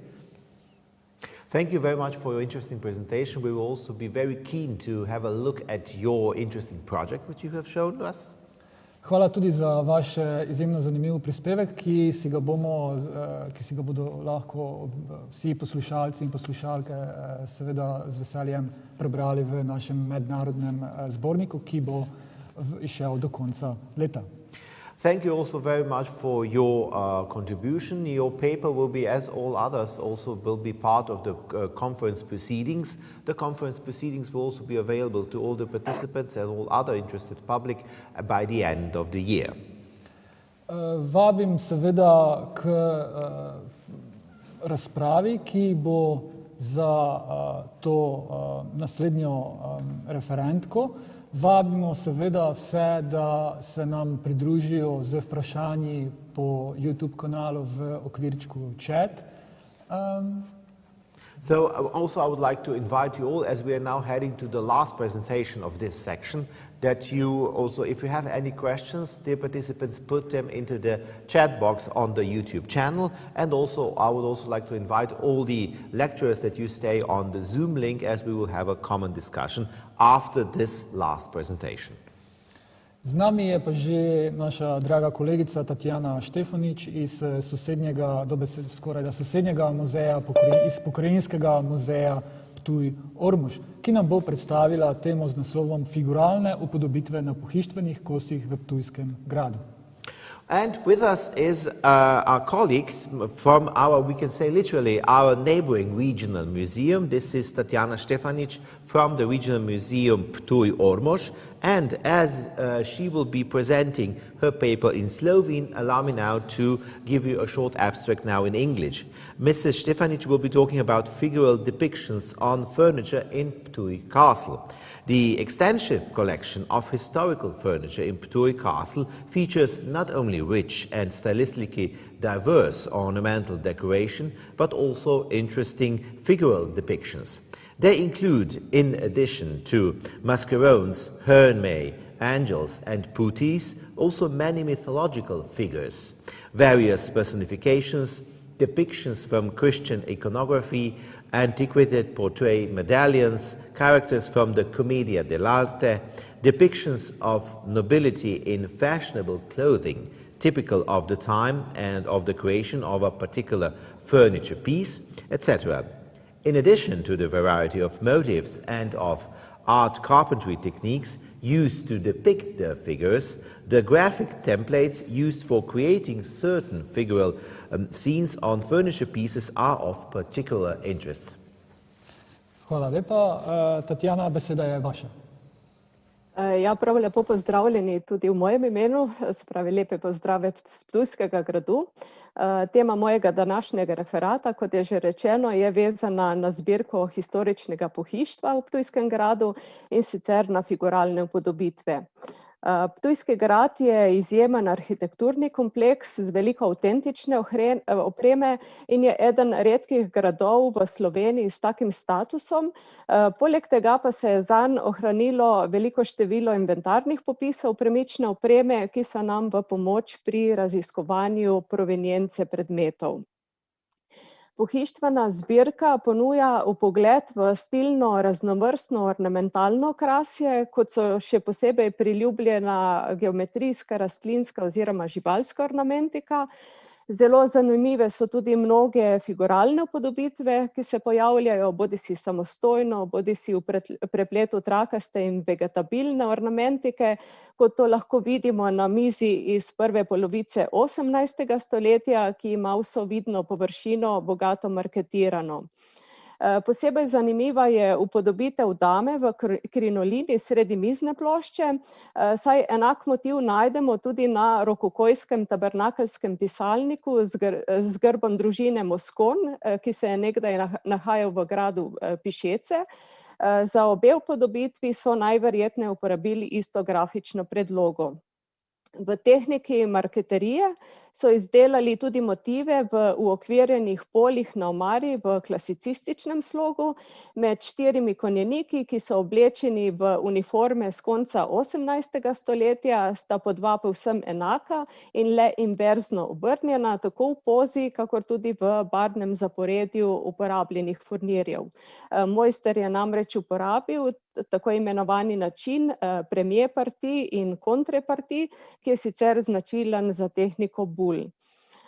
Samo bežno naj omenim še pozno-biedermajersko omaro, ki ima figuralne upodobitve, in sicer na 19 slikah v tehniki olje na lesu, vendar so le te sekundarno vstavljene v pohištveni kos oziroma ta služi kot okvir za slike. Različno figuraliko pa najdemo tudi na ohranjenih originalnih tkaninah oblazinjenega sedežnega pohištva iz 19. stoletja in tako dalje. Med figuraliko najbolj okrašene pohištvene kose spada shrambno pohištvo. Najstarejša med 3 skrinjami severnoitalijanskega porekla je iz druge polovice 16. stoletja in je okrašena v tehniki intarzije. Osrednji motiv na čelnici so 4 puti, ki rastejo iz cvetnih čaš, od katerih osrednja pridržuje ta renesančno kartušo z grbom, ki je zelo podoben grbu družin Galuci oziroma Gali. Motiv je razen v nekaj detajlih, natančna kopija z dvostranske risbe, ki jo je med letoma 1530 in 60 izdelal neznani italijanski umetnik. Skrinja ima ob straneh še 2 upodobitvi, in sicer rezbarjana maskarona z volutastimi zaključki, ki so sicer pogost in priljubljen, predvsem pa zelo markanten motiv na pohištvenih kosih, kot na primer lahko vidimo na nastavku rokokojskega okvirja za ogledalo iz druge četrtine 18. stoletja, ki je po oblikovni plati ter načinu izdelave tipično italijansko delo. Eden izmed najbolj ikonografsko zanimivih pohištvenih kosov je ženitovanska skrinja iz cedrovine iz 2. desetletja 17. stoletja. Za osrednje motive so uporabili takrat povsem nove ter zelo priljubljene grafike 2 avtorjev, italijanskega umetnika Fialetija in francoskega umetnika Caloja, ki je deloval tudi v Firencah. Posamične figuralne upodobitve najdemo tudi na pokrovu skrinje, kjer sta zgolj v obrisih še razpoznavni ženska in moška figura v za tisti čas sodobnih oblačilih, ki zelo spominjajo na taka, kot jih je nosilo toskansko plemstvo.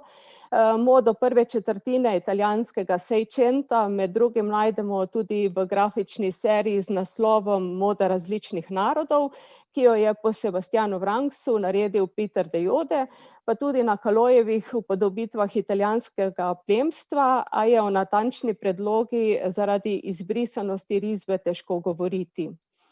Ohranjena osrednja prizora na čelnici za zgodbo o Veneri in Kupidu sta prav tako povzeta po likovnih predlogah, in sicer po grafični seriji od Arda Fialetija.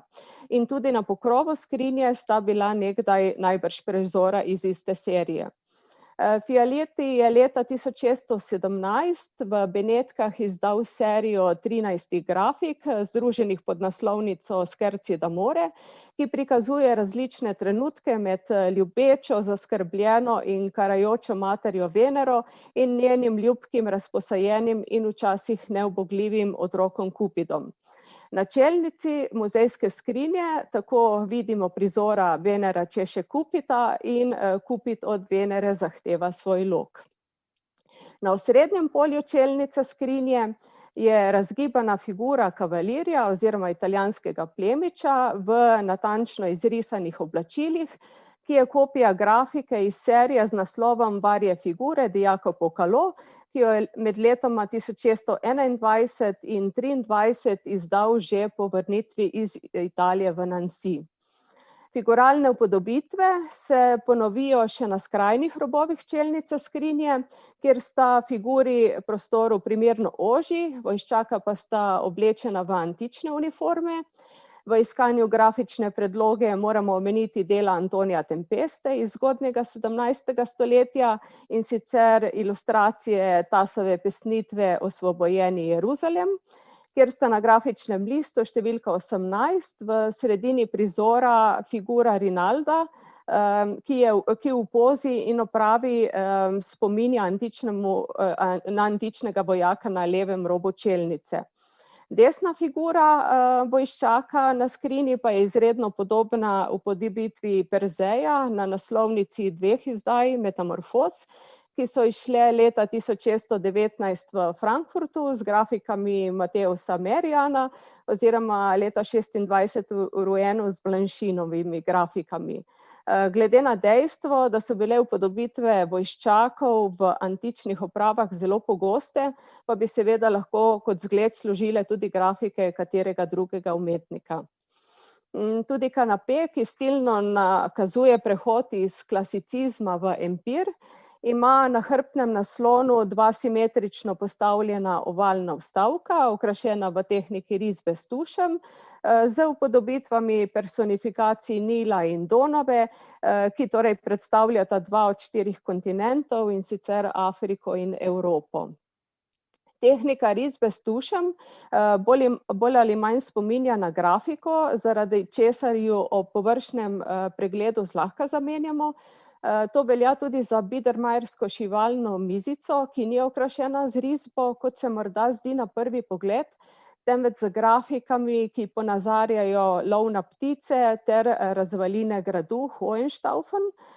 Grafične plošče z omenjenimi motivi, ki so jih odtisnili na ovlažene liste furnirjev, s katerimi so naknadno furnirali površino mizice, so bile v času nastanka tega pohištvenega kosa povsem sodobne, zaenkrat pa nam še ni uspelo ugotoviti imena avtorja. V zbirki imamo tudi figuralne upodobitve, ki so povezane s krščansko vero. Na klečalniku iz 18. stoletja je takšen osrednji prizor na vratih, kjer stoji v asketski skalnati pokrajini s cerkvijo bosonogi puščavnik s križem, ki ga drži nasproti letečemu stvoru oziroma hudiču. Tudi na čelnici ene izmed skrinj iz sredine 17. stoletja, ki jo na straneh zamejuje ta hermasti poprsi, je upodobljen romar, ki v rokah drži rožni venec in popotno palico s križem na vrhu. Med drobnimi predmeti v kontekstu krščanske ikonografije hranimo gladilnik oziroma mongo iz 17. stoletja, ki izhaja iz gradu Würberg in zapuščine grofov Herberstein in ima bogato rezljano ter polihromirano ornamentiko in figure, ki so personifikacije vere, upanja in ljubezni. Med s figuraliko okrašenim pohištvom vsekakor moramo omeniti tudi razkošno baldahinsko posteljo iz leta 1545 iz gradu Hrastovec, ki so jo grofje Herbersteini leta 1929 prodali v tujino. Postelja je bogato okrašena tako z rezbarjeno, reliefno kot tudi polnoplastično figuraliko in drugim okrasjem. Kolikor je mogoče razbrati iz črno-bele Steletove fotografije, gre za kombinacijo krščanske ikonografije in antične mitologije. Stebri, ki nosijo baldahin, so okrašeni z golimi dečki oziroma bamboči, sprednji posteljni nogi pa zgoraj zaključujeta polnoplastični figuri svetega Janeza Krstnika in Marije Magdalene. Polnoplastična je tudi na vrh posteljnega vznožja postavljena figura golega mišičastega atlasa s preko ramen padajočo draperijo. Zemeljska krogla, ki jo podpira z rokama, je zagotovo bila poslikana, prav tako pa je slutiti, da so bili poslikani tudi nekateri drugi deli posteljne konstrukcije. S polnoplastično figuro Kronosa se zaključuje tudi slog ohišje podne ure iz prve četrtine 18. stoletja, ki ga poživljajo še druge na čelno stran omejene, rezbarjene in pozlačene ornamentalne in figuralne aplike. Kronosa kot vladarja časa velikokrat najdemo prav na urah, in sicer v podobi golega, mišičastega in bradatega starca s krili. V primeru naše skrinje stoji v kontrapostu na zemeljski krogli, manjkata pa mu značilna atributa, danes izgubljena peščena ura in kosa. Poleg omenjene ure ima zgolj še en pohištveni kos v Ptujskem gradu polnoplastično figuro. V letih 1810 do 20 je bila namreč izdelana empirska mizica z impozantno figuro zamorčka v zlatih čeveljcih in ornamentirano poslikanih, pozlačenih in graviranih hlačah, ki stoji na delfinu oziroma morski pošasti z opletajočim repom. Na glavi nosi razbarjen in stiliziran rog z vegetabilno ornamentiko, ki podpira okroglo mizno ploščo. Tovrstne figure so bile v modi od 17. stoletja naprej, še posebej pa so znane figure rezbarskega mojstra Andreja Brustolona.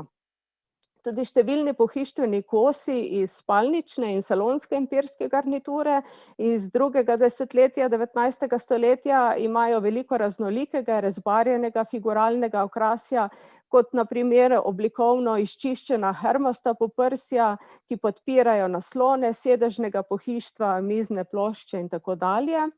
Omenjeni kosi empirskega pohištva so okrašeni tudi z risbo s tušem, in sicer z antikiziranimi moškimi portreti v medaljonih, znotraj bogate vegetabilne ornamentike, pa tudi s plesočimi puti, ki nosijo girlande, cvetja ali igrajo na glasbila. Za konec naj omenim še dva primerka poslikanega pohištva, ki ni kmečko. Posebej zanimivih je 5 stolov iz tretje četrtine 18. stoletja z motivi iz komedije dell'arte. Naslonila stolov imajo v osrednjem polju, ki so obdana s pasom raznolikih trikotnikov, naslikane upodobitve nekaterih glavnih likov, kot so Pantalon, Skaramuš, Harlekin, Kolumbina in najverjetneje kapitan Spavento. Figure imajo oblačila, kot jih najdemo tudi na približno sočasnih grafikah, ki so nastale po motivih Clauda Giloja in jih je vrezal še en pariški umetnik Uke. Prav tako pa so naslikane figure z naših stolov zelo podobno razgibane, kot recimo jih najdemo v tistem času na modnih figurinah, ki so izdelane iz porcelana. Upodobitve iz komedije dell'arte so bile v 18. stoletju vsekakor priljubljene tudi na pohištvu, med katerim je najbolj znano recimo Rentgenovo. Podobne figure junakov italijanske komedije kot na naših stolih pa najdemo tudi na marketiranih naslonjalih stolov bratov Špindler iz Bayreutha, ki so nastali okoli leta 1765. Posebej barvite figuralne upodobitve so tudi na pladnju iz 18. stoletja, ki je eden izmed 3 pohištvenih kosov iz serije Šinoserij. Njegova vidna ploskev je obdelana z imitacijo vzhodnjaškega laka, na osrednjem prizoru pa je upodobljena domišljijska krajina z drevesi, arhitekturo, živalmi in ljudmi. morda so tudi pri nastanku naših šinoserij vsaj delno uporabili zelo priljubljeno delo Johna Stalkerja in Georgea Parkerja z naslovom A Treatise of Japanning and Varnishing, ki sta ga izdala v Londonu leta 1688. Za tiste, ki vas morda še posebej zanima pohištvena tematika, še podatek, da je na spletu dostopna e-publikacija naše knjige Razkošje na podeželju, sicer pa vabljeni na oglede številnih zanimivih zbirk v našem gradu. Hvala lepa za to izčrpno predstavitev vaše čudovite zbirke. Seveda prav gotovo smo vašo ocenjeno knjigo tudi prebrali in se prebili skozi zahtevno branje in seveda prav tako uživamo v umetninah iz vašega muzeja.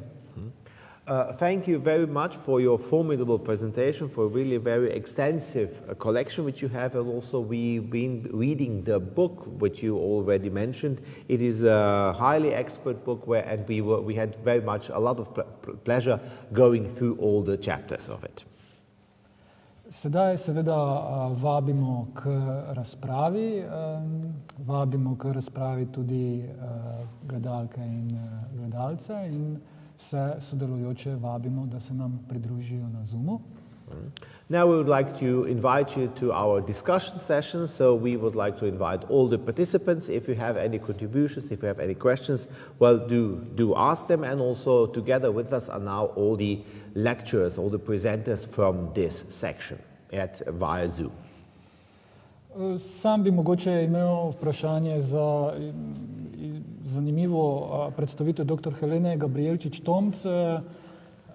Videli smo kar nekaj zanimivih predmetov, 3D dizajniranih, in me zanima, a mogoče se študenti povezujete oziroma jim predavate tudi na temo blagovne znamke, oblikovanje blagovnih znamk in prodaje samih izdelkov.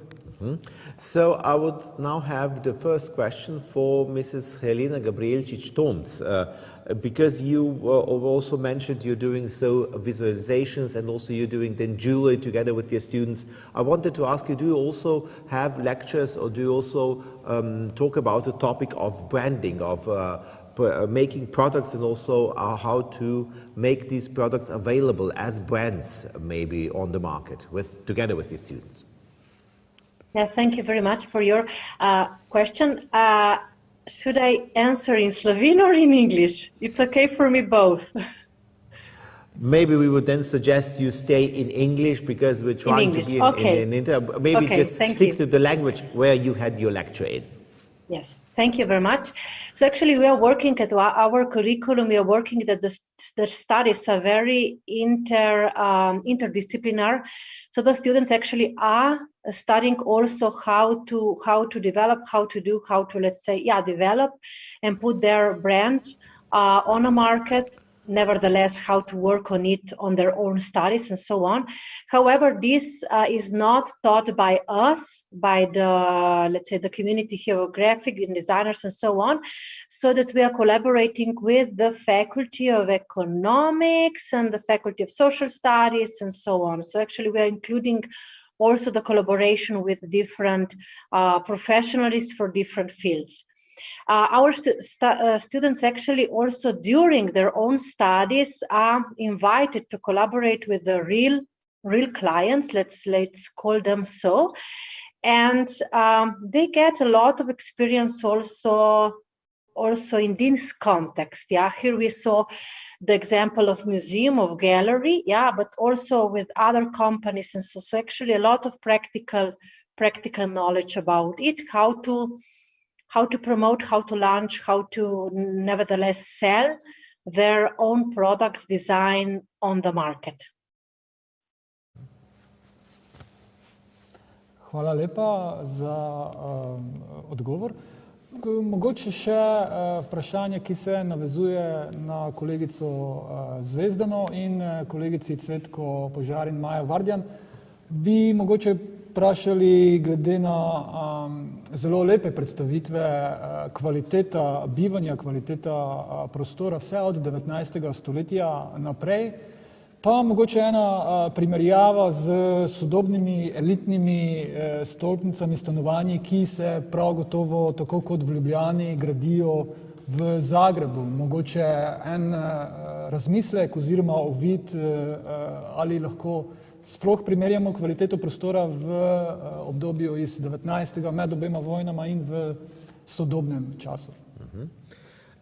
Now I would have another question. Maybe this is a combined questions for three lecturers here, maybe for Mrs. Svitka Požar, for Maja Vardian, for Dr. Antoš from Zagreb, for the three of you. I would maybe have, as you all were talking about quality living space, quality of living from the 19th century over the period between the two world wars to now, maybe a question, how about the elite skyscrapers, the elite flat buildings, apartment buildings in Ljubljana as well in Zagreb? How can you make a comparison, maybe about an insight?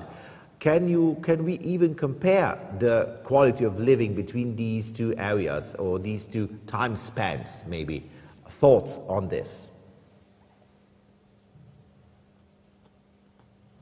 Do you hear me? Yes, we can hear you loud and clear. Okay. Perhaps, I could not answer in terms of comparison because each of these buildings, each of these housing blocks were built in a different context for different reasons with different budgets. But perhaps I would like to stress that the question of well-being, the question of comfort, is very often associated with luxury. It's very often, especially in our society, in our conditions today, is associated with money, with richness, which is in fact not the case.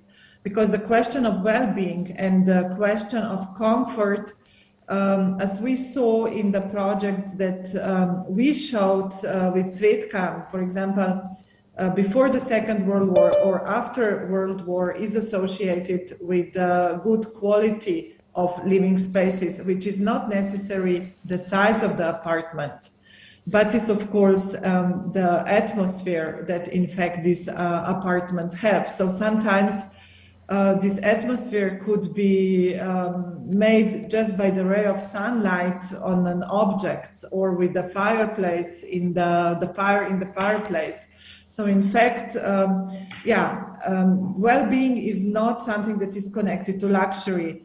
And if we speak about these flats, in fact, what we try to stress in our exhibition is what constitutes an interior through our relationship with the space, the body of the space, the body with the space and the furniture. What is also very important is relationship to the outside, the view to the outside, because we never, when we are inside the spaces, we are always related to the outside, either through the view, with a view through the window or balcony or connection to the garden. So this also constitutes a kind of quality space.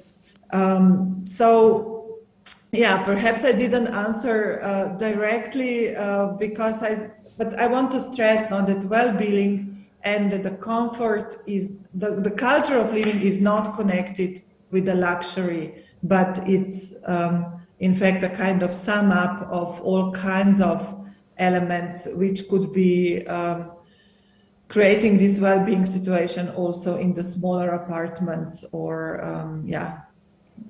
So perhaps, this is it. I don't know if somebody has something to add to it, or... No, I agree with that. Oh, maybe, do you hear me? Can you hear me? Yes. Maybe I would like I agree with the colleague, and I provided the research actually to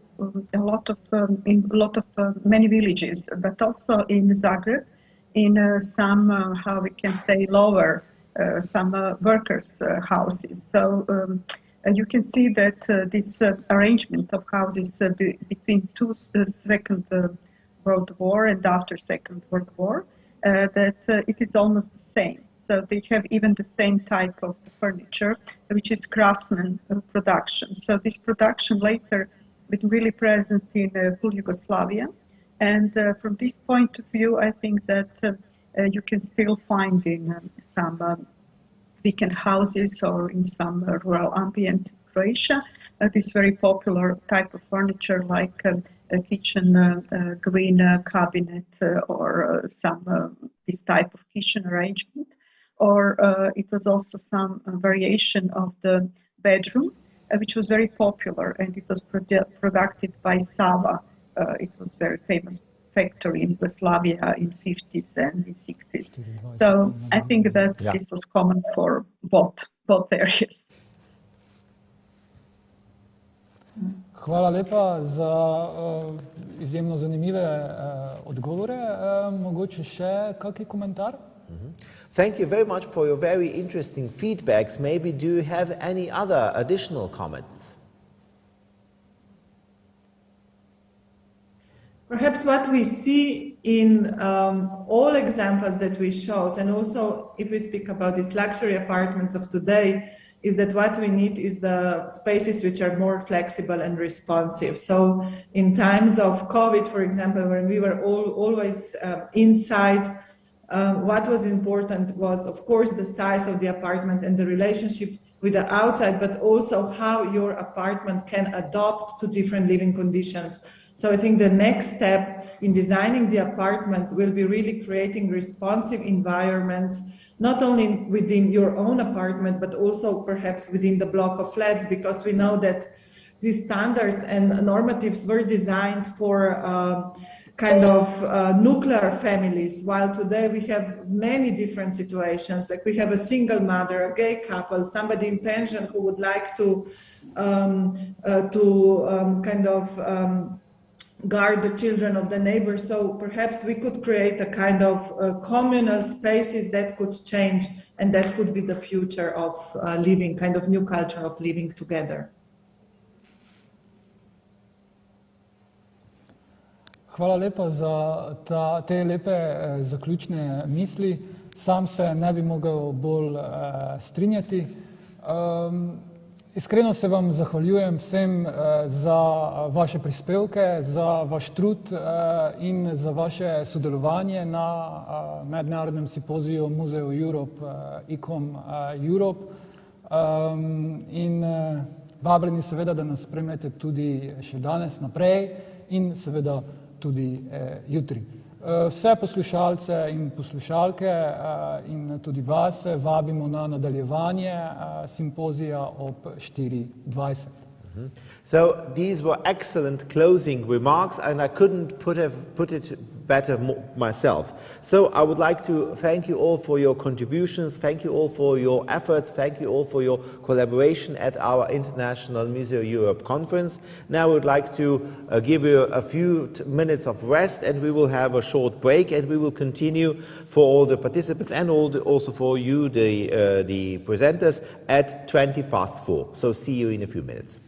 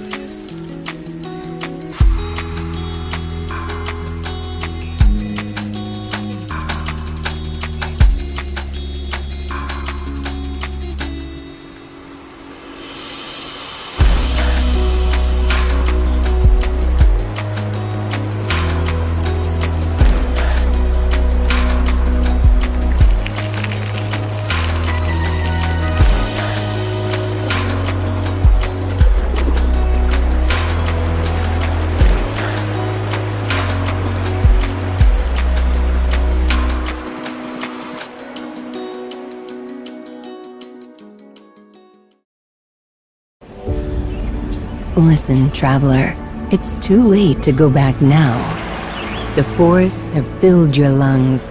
Rivers run in your heart. You have set the course for the land so green and abound with unspoilt nature that you will never be the same.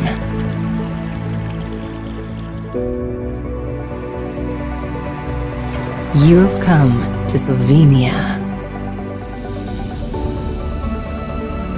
to live Hand in hand with these natural riches is a deep-rooted gratitude locals feel every day. The respect for nature shows in the way we think, live, and do. Slovenia Green is a unique story and a great lesson in sustainability for the rest of the world.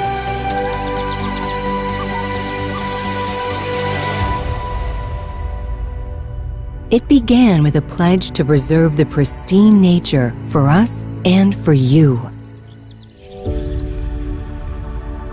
We set out on a long, steep path and became active guardians of our natural heritage. Local communities and tourist providers have all come together to build a unique model of sustainability in tourism.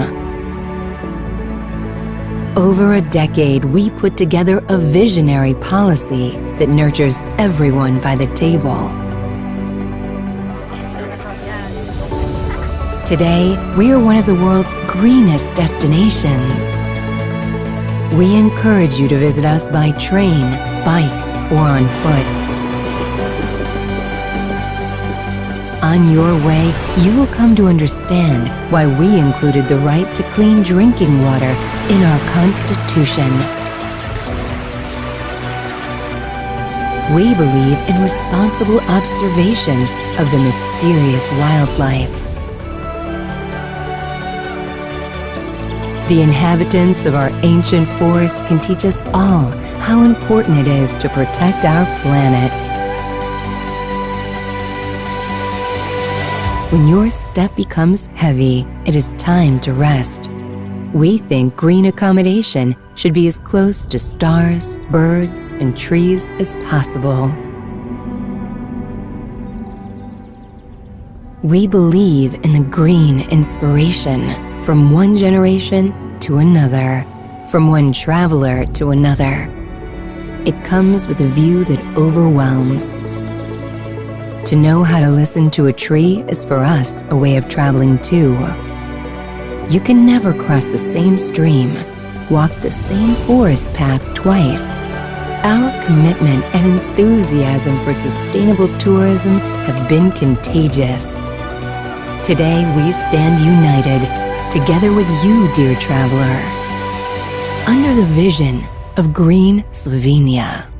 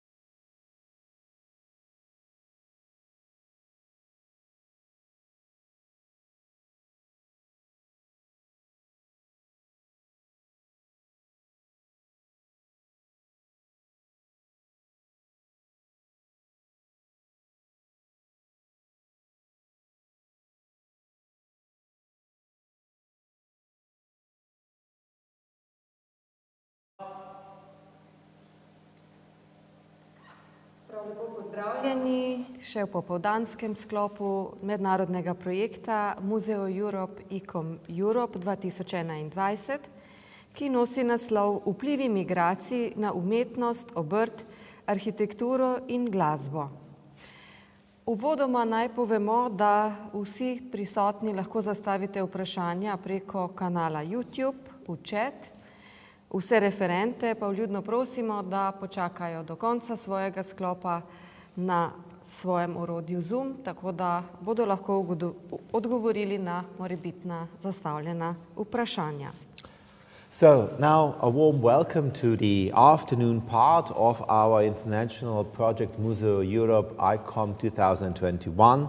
So we are now here in the section with the title Impact on Migration on Art, crafts, architecture, and on music.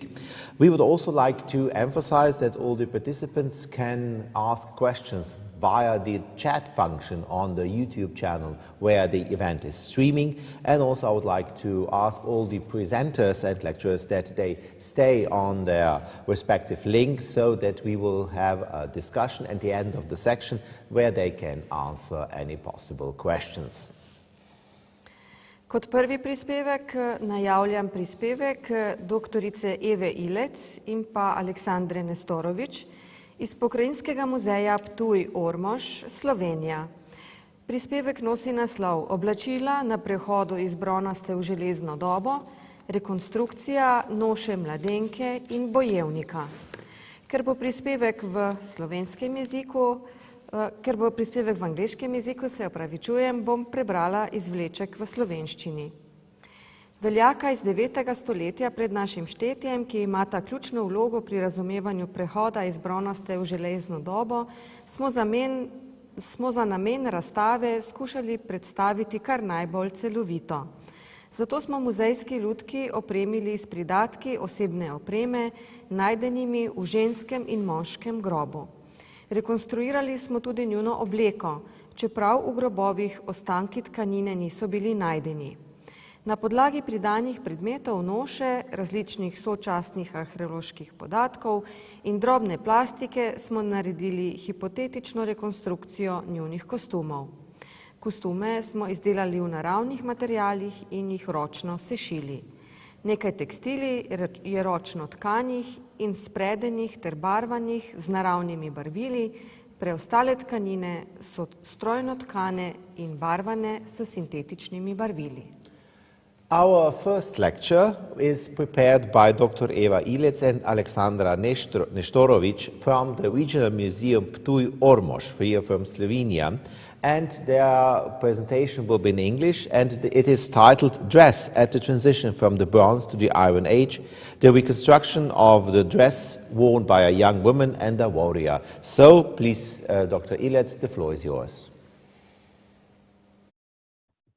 Thank you very much for this announcement, and I'm Aleksandra, and I will present our part.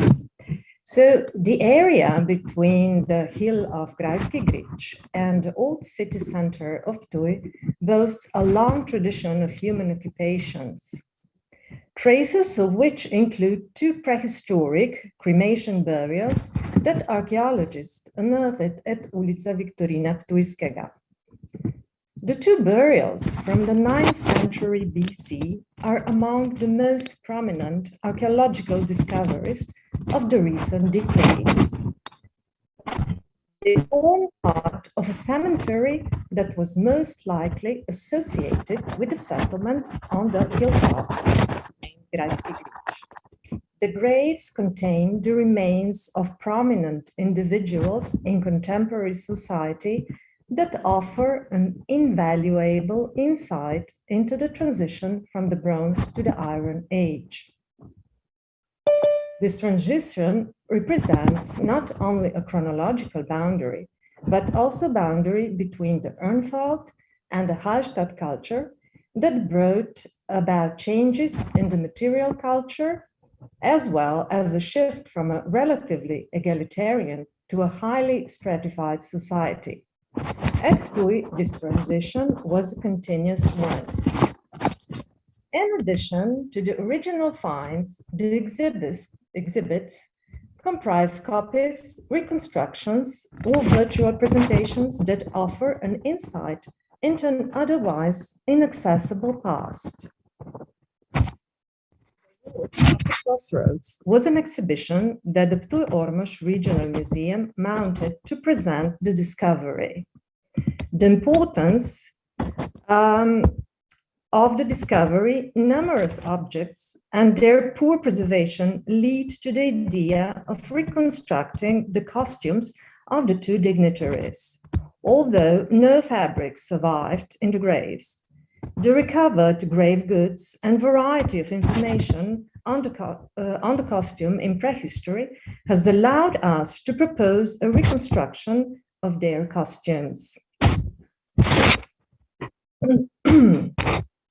For the exhibition, we were forced to limit ourselves to the means and time at our disposal. Copies were made with materials as similar as possible to the originals and employing similar production techniques, experimenting also using the same one. From the settlement of Grajski Grič and the two graves, we have the indirect traces of the textile making. The graves revealed no physical remains of a textile, and the hypothetical reconstruction therefore relied on the reconstruction on the surviving garments from Europe, from contemporary figural depictions, while certain features can also be inferred indirectly from objects associated with the clothing, primarily brooches. Fabrics in prehistory were made from a variety of plant and animal fibers, most commonly from ship's wool and flax. People in Bronze and Iron Ages wore both cut and uncut garments, the later made from a piece of cloth draped around the body and held together with brooches, pins, belts, bands, and buttons. In Europe, organic materials such as textile and leather only survive in large patches under exceptional conditions, primarily in bogs and mines. Smaller pieces of textile are more frequent and have come to light in graves, for example, when the oxidized fabric corroded onto the metal, a process that partly preserved the fabric. The objects found in the grave of the woman and the radiocarbon date of the grave reveal that the burial took place towards the end of the late Bronze Age Urnfield culture. In addition to the array of grave goods typical for a female burial, the anthropological analysis pointed more precisely a young woman who died between the ages 16 and 19. The rich provisions in pottery containers and precious jewelry reveal her as a member of the upper echelons of society. Her jewelry forms part of the traditional costume of the region and represents a status symbol. It points the connections from the southeastern and southern Pannonia, Podravia to Bavaria, which corroborates lively communication between the communities living along the Drava and Danube rivers. The woman wore a garment fastened with brooches. She also had a pair of bronze bracelets and bronze anklets. The grave also held a spindle whorl, which carries a symbolic message. You see, she carries it in her arm. For the reconstruction of her dress, we look towards the contemporary terracotta figurines from Podravia. These are figurines from Maribor, Brinjeva Gora, and Ormož. They depict a uniform costume with numerous details, as you can see. The dress of the Podravia figurines are similar to the peplos, the typical garment of antiquity known in several varieties. The Doric peplos is a draped garment fastened at the shoulders. A belt or band was used to create drapery and arrange the folds. In Central Europe, similar dress fastened at the shoulders dates to the 2nd millennia BC. The pieces of jewelry must have been visible and adorned the lower arms, these are bracelets, anklets, silver ankles, and shoulders or the chest, the brooches. Peplos is a very simple garment, actually, composed of a rectangular piece of fabric that requires neither sewing nor cutting, merely tying to the body. The linen garment was fastened with a pair of brooches and an apron, as depicted on the figurines. The apron is hand-woven and dyed with natural dyes. It has a tablet-woven decorative border. The weaving technique produced very strong bands that could be used as belts, ribbons, or borders on garments. Similar elaborate bands survive in folk costumes. To cover the head, we made a scarf of linen modeled off the terracotta figurine from Ormos. The goods in a grave of the man and the radiocarbon dating of the grave show that the burial took place in the initial Iron Age. The anthropological analysis has revealed he was roughly 40 years old when he died. The set of weapons indicates the significance of military aristocracy in turbulent times. This was linked to the influences of the nomadic people advancing from the east.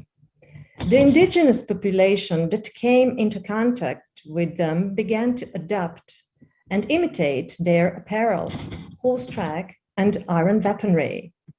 The grave of the warrior contained at least 2 such items, a dagger with an iron blade and a spearhead.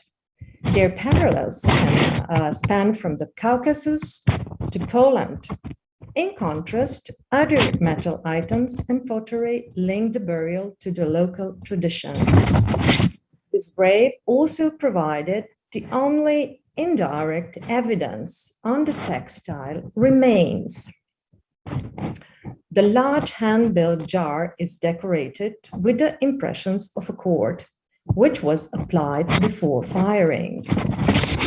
We have relatively little evidence on the male costume. We proposed he wore a woolen tunic.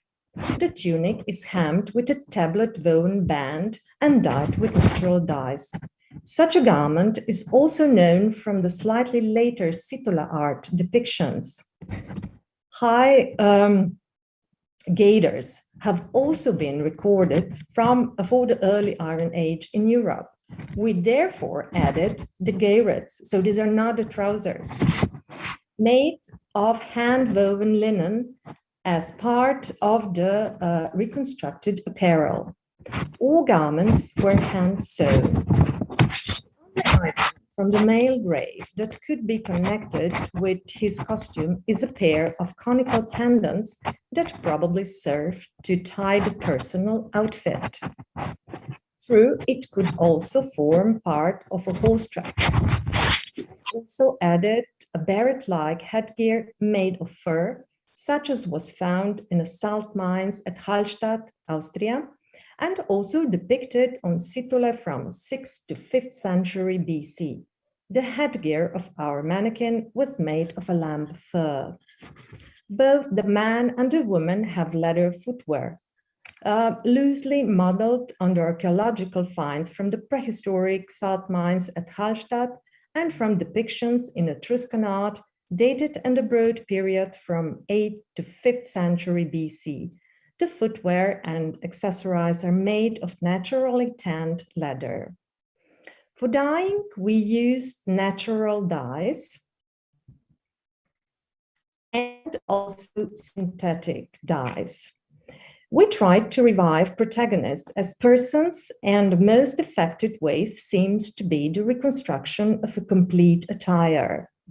This was not an easy task and certainly not unquestionable from a scientific point of view, but from museological experience, certainly the most successful. Thank you.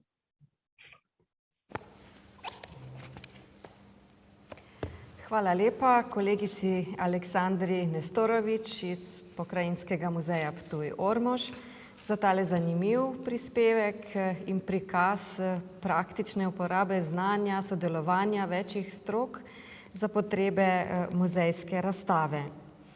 Sedaj pa najavljam drugega govornika, to bo docent dr. Aleš Maver z oddelka za zgodovino Filozofske fakultete Univerze v Mariboru, Slovenija.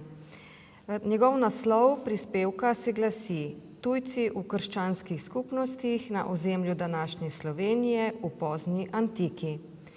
Prebrala bom izvleček v slovenskem jeziku.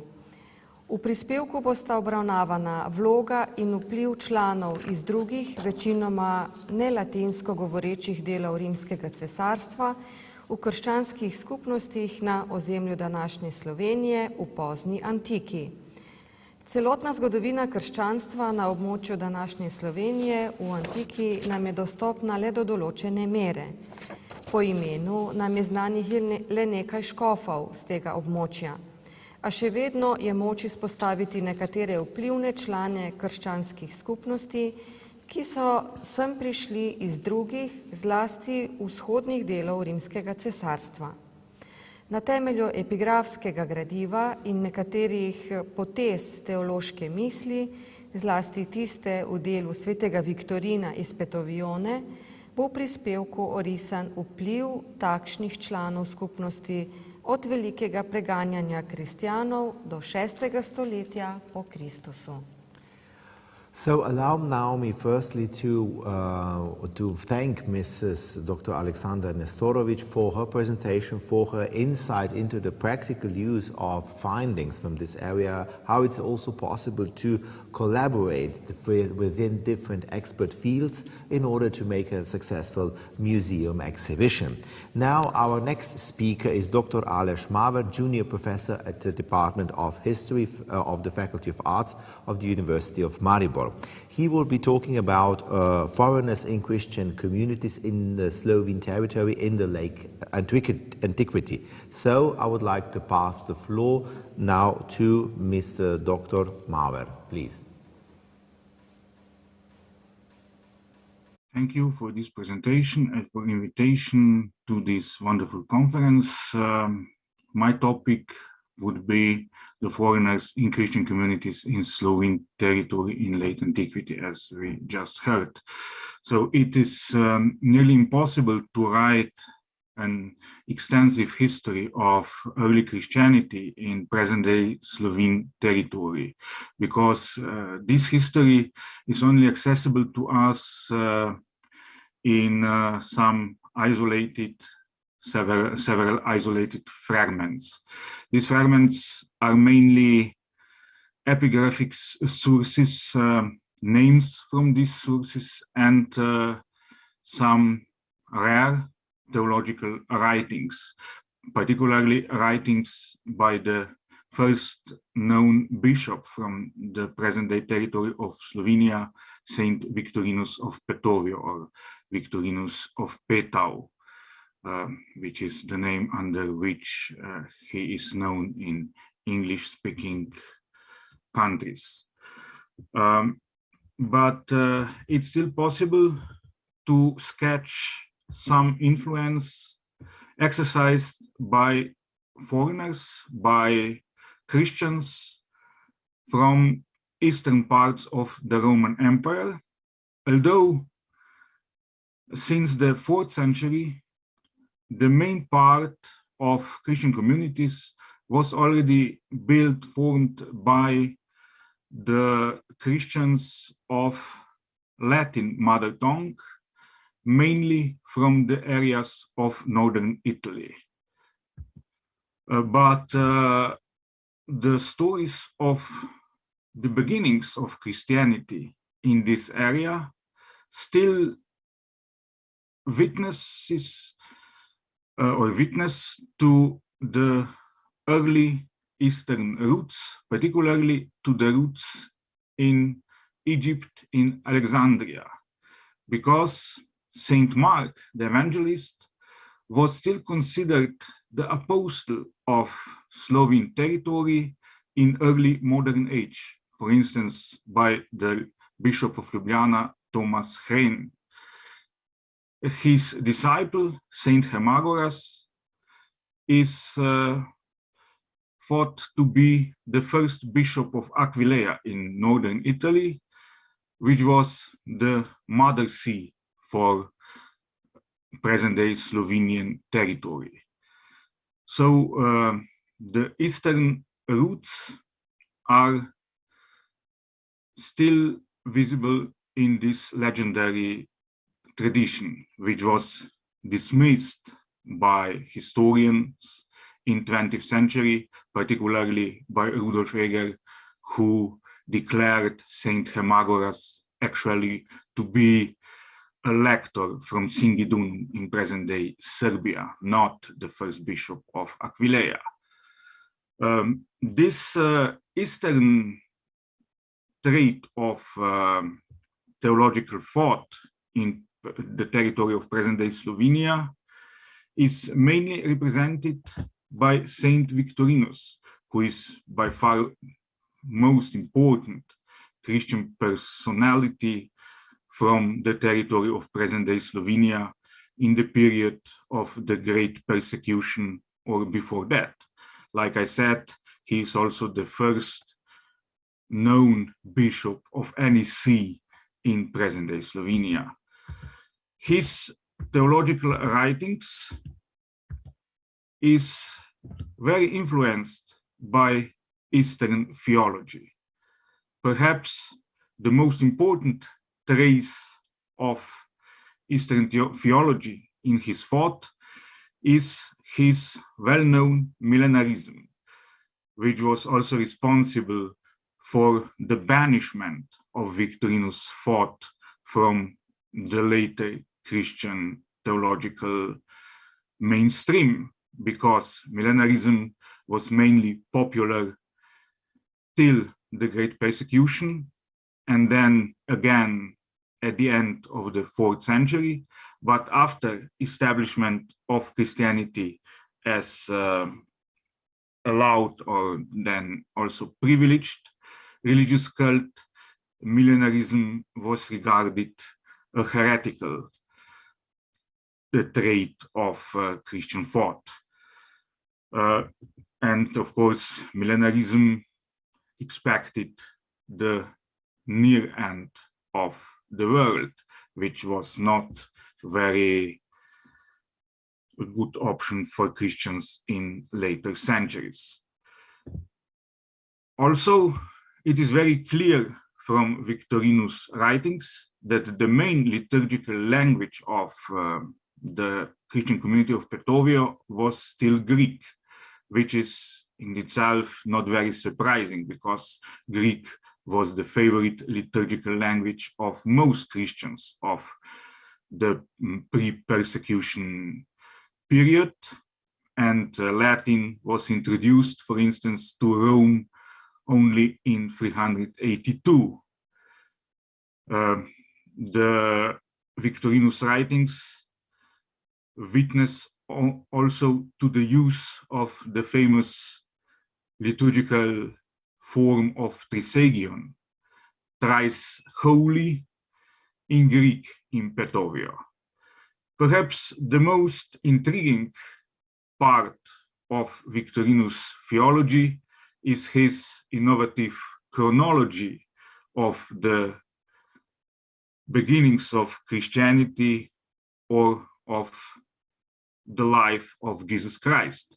Because according to Victorinus, Jesus Christ was only born in 9 AD, baptized only at the age of 37, and crucified at the age of 49, until 12 years of public activity, which is in direct contradiction to the well-known fact, to the known facts from the Gospels. But obviously, this chronology is part of Victorinus' Eastern legacy, and he quotes the famous Bishop of Jerusalem, victim of the Decius persecution of 250, Alexander, as his main inspiration, of his main source. All these Eastern elements even contributed to the presumption that Victorinus was actually himself from the East, coming to Petovia from a Greek-speaking area. But this presumption was dismissed by more recent researchers who point mainly to the Victorinus Latin name and its popularity in Upper Pannonia. So Saint Victorinus was most likely the native of the region where he was bishop. This presumption of Victorinus' Eastern origin was also corroborated by the famous statement of Saint Jerome, who attested to Victorinus' great theological knowledge, but also pointed that to the fact that his Greek was better than his Latin. But like I said, this was nothing very particular for the Christian communities of the 3rd and even of the 4th century. After the Great Persecution, of course, the Christian communities in the present-day Slovenia flourished.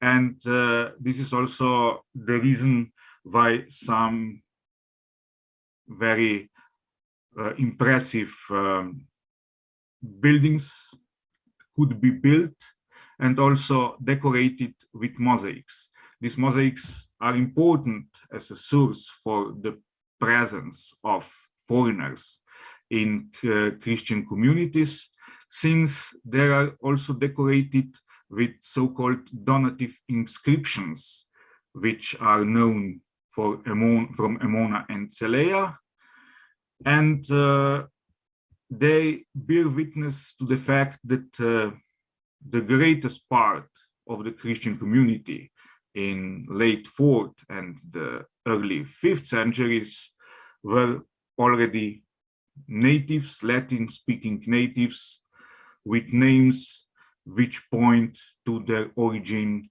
in the broader area of northern Italy or in Pannonia, like I mentioned before. But there are still some individuals who were obviously great players in these communities and whose origin could be searched for in the eastern parts of the Roman Empire. Perhaps the greatest player of them all is the Archdeacon Antioch, mentioned in Emona as a builder or as a patron of the baptistry of the Emona Christian community during the late 4th or early 5th century. Antiochus is, of course, the prominent Eastern name, very well attested since the Hellenistic period. The second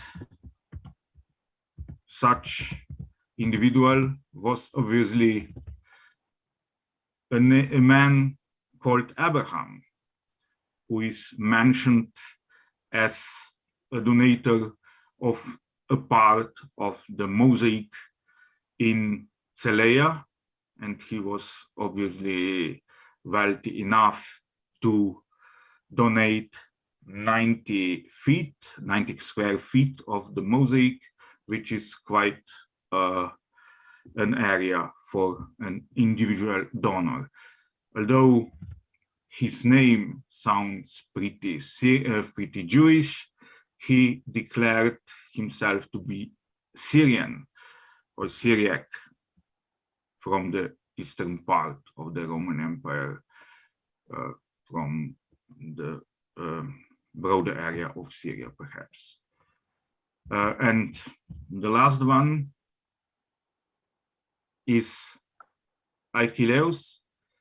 His contribution of him and his wife was not very impressive, because they only donated 20 square feet of the mosaic floor, but his mosaic is one of the best known from the early Christian art in Slovenia and was a part of decoration of the Christian center, Christian liturgical center in Emona, of which the main building is still not known or not very well known. So these are the most important traces of foreigners in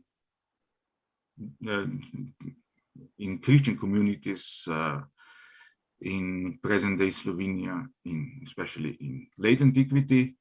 But like I said in the beginning of my presentation, there is still much research to be done, and the general image of early Christianity in present-day Slovenia most likely will remain fragmentary, and only few bishops and leaders of this community are known to us, at least still present day. So this story can't be written in much detail.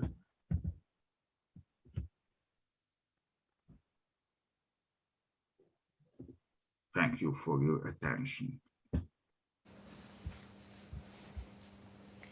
Hvala lepa našemu tesnemu sodelavcu, gospodu doktorju Alešu Mavru, za tale izčrpen, zanimiv pogled na migracije v prvih stoletjih našega štetja. Vidimo, da so potekale v vseh časovnih obdobjih, zato je ta prispevek še toliko bolj dragocen, da se malo ozremo tudi v daljno preteklost. Sedaj pa k besedi vabim izredno profesorico, doktorico Polono Vidmar, umetnostno zgodovinarko in predstojnico oddelka za umetnostno zgodovino Filozofske fakultete Univerze v Mariboru. Prispevek bo v slovenščini, zato prisluhnimo izvlečku v angleškem jeziku. So first of all, I would like to thank our various, we have intense collaboration with Dr. Aleš Mavr. Thank you for your insight on the migration situation in the early centuries in this area. So we have seen that this situation also has been quite intense also now for a very long time. So and these are very good insights into the movements of this area. Now we move on further to the next presentation. The next presentation will be held by Dr. Polona Vidmar. She is an associate professor and chair of the Department of Art History at the Faculty of Arts of the University of Maribor, and also an art historian. And she will be talking in Slovene. Her contribution has the title Two Double Portraits of Habsburg Family Members from the Zmurek Castle. And now we would like to share the abstract in English with you. The article discusses two double portraits of members of the Habsburg family donated to Maribor Museum from the Zmurek Castle in 1941. It places the Zmurek portraits in the context of the extensive portrait galleries established by Archduke Charles II and Archduchess Maria around 1600 in Graz, and the exchange of the Habsburg family portraits between European courts, particularly those in Graz and Madrid. It is also the aim of the article to trace the models after which the Zmurek portraits were painted. The article draws particular attention to the then owner of the Zmurek castle, Georg, Lord of Stubenberg, who accompanied Archduchess Constance to Krakow in 1605 as court marshal. The Zmurek double portraits are interpreted as reminders of Stubenberg's diplomatic journey and evidence of the important court services of his father, Wolfgang, Lord of Stubenberg. Mrs. Vidmar, the floor is yours. Najlepša hvala. Drage kolegice in kolegi, lepo pozdravljeni. Želela bi se zahvaliti prirediteljem za povabilo na ta simpozij in pa seveda tudi za tole predstavitev. Torej, moja tema, kakor je bilo že povedano, sta dvojna portreta Habsburžanov, ki sta od začetka druge svetovne vojne v lasti Pokrajinskega muzeja Maribor. Muzealci so portretirance identificirali kot notranje avstrijskega nadvojvoda Karla II. In njegovo soprogo Marijo Bavarsko. Upodobljenki na drugem portretu pa sta njuni hčeri Ana in Konstanca, ki sta bili obe poročeni s Sigismundom III., kraljem Poljske in Švedske. Ta dva portreta seveda odpirata številna raziskovanja vprašanja, v referatu pa bi se želela posvetiti trem. Iz biografskih podatkov portretirancev sklepamo, da sliki nista nastali po poziranju. Vprašanje je torej, ali je zanjo mogoče najti likovne vire. Drugo vprašanje se nanaša na portretno kulturo notranje avstrijskega oziroma graškega dvora okrog leta 1600. Tretji sklop pa se nanaša na vprašanje naročnika obeh slik. Za obdobje vladanja Karla II. In Marije Bavarske v notranji Avstriji je med drugim značilna obsežna produkcija portretov, ki so bili namenjeni opremi upravnih prostorov in gradov. Portreti so bili namenjeni opozarjanju na vse prisotnost deželno-knežjega para kot nosilca deželne oblasti. Zanje so značilni natančno posnemanje portretnih potez, tekstilnih detajlov in atributov, ki dokumentirajo njun visok socialni status. Vzori za to vrstne portrete so bili v portretistiki španskega dvora, španska je tudi noša portretirancev. Uradne portrete so razširjali kot kopije anonimnih slikarjev. Da je mariborski dvojni portret nastal na podlagi kopiranja uradnih portretov deželno-knežjega para, je med drugim razvidno iz mnogo mlajših kopij Jozefa Almarja, ki sta bili naslikani po istih vzorih. Kar je pri mariborskem dvojnem portretu edinstveno, je, da sta oba upodobljena na isti sliki in da je pokrivalo nadvojvodinje Marije belo. Na vseh drugih portretih je namreč upodobljena s črnim pokrivalom. Po istih vzorih, po istih uradnih portretih so nastali številni portreti. Med najbolj kakovostnimi sta kopiji, ki sta nastali na španskem dvoru, verjetno šele po Marijini smrti leta 1608. Njun avtor je španski dvorni slikar Bartolomé González, naslikal pa jo je po modelih, ki sta bili v Madrid poslani iz Graca. Težji je vzori za dvojni portret nadvojvodin Ane in Konstance.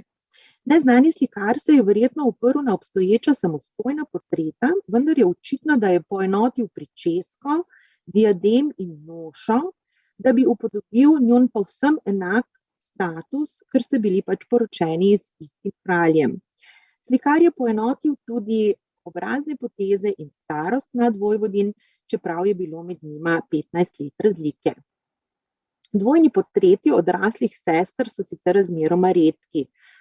Pogostejši so portreti zakoncev v paru ali na isti sliki, kakor na primer medaljona kralja Sigismunda III.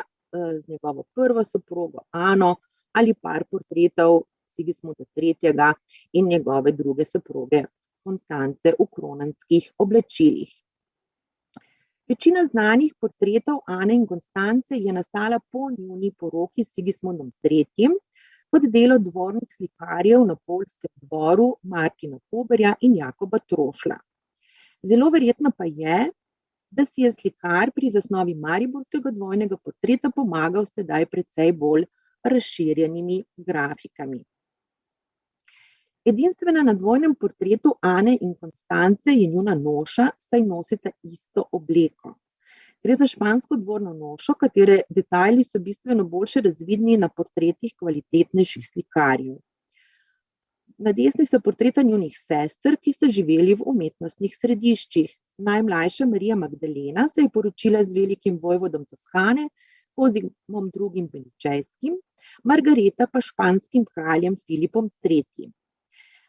Medtem ko sta obleki Ane in Konstance identični, pa se razlikuje njun nakit. Značilni so dragulji na prsih in rokavih, ki verjetno upodabljajo kose nakita, ki so bili dejansko v lasti Ane in Konstance. Anin nakit kaže tudi nekaj figuralnih motivov, na primer kodenika, ki bi ga lahko identificirali kot svetega Jurija in pa Ganimeda na prsih.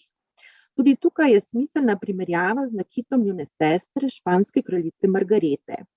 Na portretu, ki ga je naslikal Bartolomé González in so ga iz Madrida poslali v Gradec, Margaretini materi oziroma bratu Ferdinandu, je upodobljen španski kronski dragulj, sestavljata ga izjemno velik diamant, ki ga je kralj Filip II. Kupil v Antwerpnu in so ga po tedanji modi izbrusili v povsem kvadratno, ravno površino, posledično imenovano ribnik, ter eden najlepših biserov na svetu, ki je slovel po popolni obliki, velikosti in lesku, in so ga sprva imenovali samo biser, kasneje so ga preimenovali v La Peregrino, ta biser pa je v Španijo prišel iz Paname.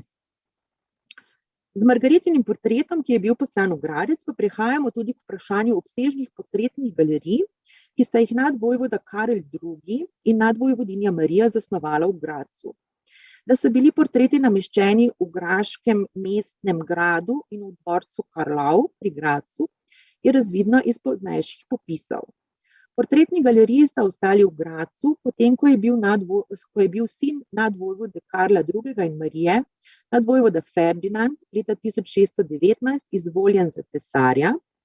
Šele v drugi polovici 18. stoletja pa je bilo 291 portretov prepeljanih na Dunaj in so delno že identificirani v zbirki Dunajskega umetnostno-zgodovinskega muzeja. Prvotno pa jih je bilo verjetno še več kot 291. V graški jezuitski cerkvi, sedanji stolnici, pa je ostal družinski portret ob upodobitvi Kristusa na križu, na katerem je naslikan nadvojvodski par, njunih 15 otrok in njihovi svetniški zavetniki. Naročnica slike monumentalnega formata je bila nadvojvodinja Marija. Slika je nastala po smrti nadvojvode Karla II. Ker v Gradcu ni bilo primernega portretista, je Marija na graški dvor poklicala Jakoba ali Giacomo de Monteja iz severne Italije. Govorimo lahko torej tudi o migracijah portretistov. Že 15 let prej je bil namreč v Gradcu poklican nizozemski slikar Cornelis Vermeyen, ki je naslikal portret nadvojvodinje Marije in tedanjih otrok. Namen številnih družinskih portretov, med katerimi so prevladovali portreti otrok knežjega para, je bilo poudarjanje pomena rodbine in dinastičnih povezav. Portreti so pričali o prihodnosti rodbine ter trajnosti dinastije in njene oblasti. Z otroškimi portreti niso opremljali samo svojih rezidenc, pač pa so jih pošiljali tudi na druge evropske dvore, zlasti sorodnikom v Madrid in v München staršem in bratu nadvojvodinje Marije Bavarske. Leta 1587 je otroke portretiral Ottavio Zanooli, tudi on je prišel iz severne Italije. Otroci so bili naslikani v serijah enakih mer in izrezov, na levi sliki je bodoči cesar Ferdinand II.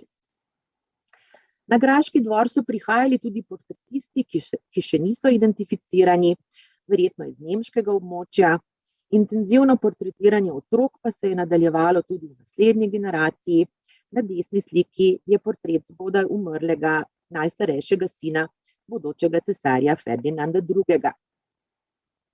Tudi Jakoba de Monteja, ki je ustvaril veliko sliko za jezuitsko cerkev, so zaposlili s celopostavnimi portreti otrok.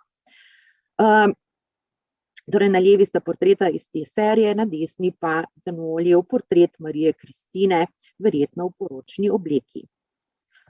Pomembna je tudi serija celopostavnih portretov iz zgodnjega 17. stoletja. Otroci so bili že skoraj odrasli, naročnica pa v tem primeru ni bila nadvojvodinja Marija, pač pa je portrete naročil cesar Rudolf II., ki je iz Prage poslal svojega dvornega slikarja Jozefa Heinza, da portretira graške sorodnike. Iz graškega dvora so portrete otrok pošiljali tudi v Madrid, kjer se je kot nekakšno središče ženitnih posredovanj uveljavil samostan Svete Klare, imenovan de las Descalzas Reales. V samostanu je živelo več Habsburžank, med njimi cesarica Marija, vdova po cesarju Maksimilijanu II. Zelo dobro se je razumela z notranjo avstrijsko nadvojvodinjo Marijo in skrbela za poroke njenih številnih hčera. Na sredini je portret otrok španske kraljice Margarete, ki smo jo videli že prej.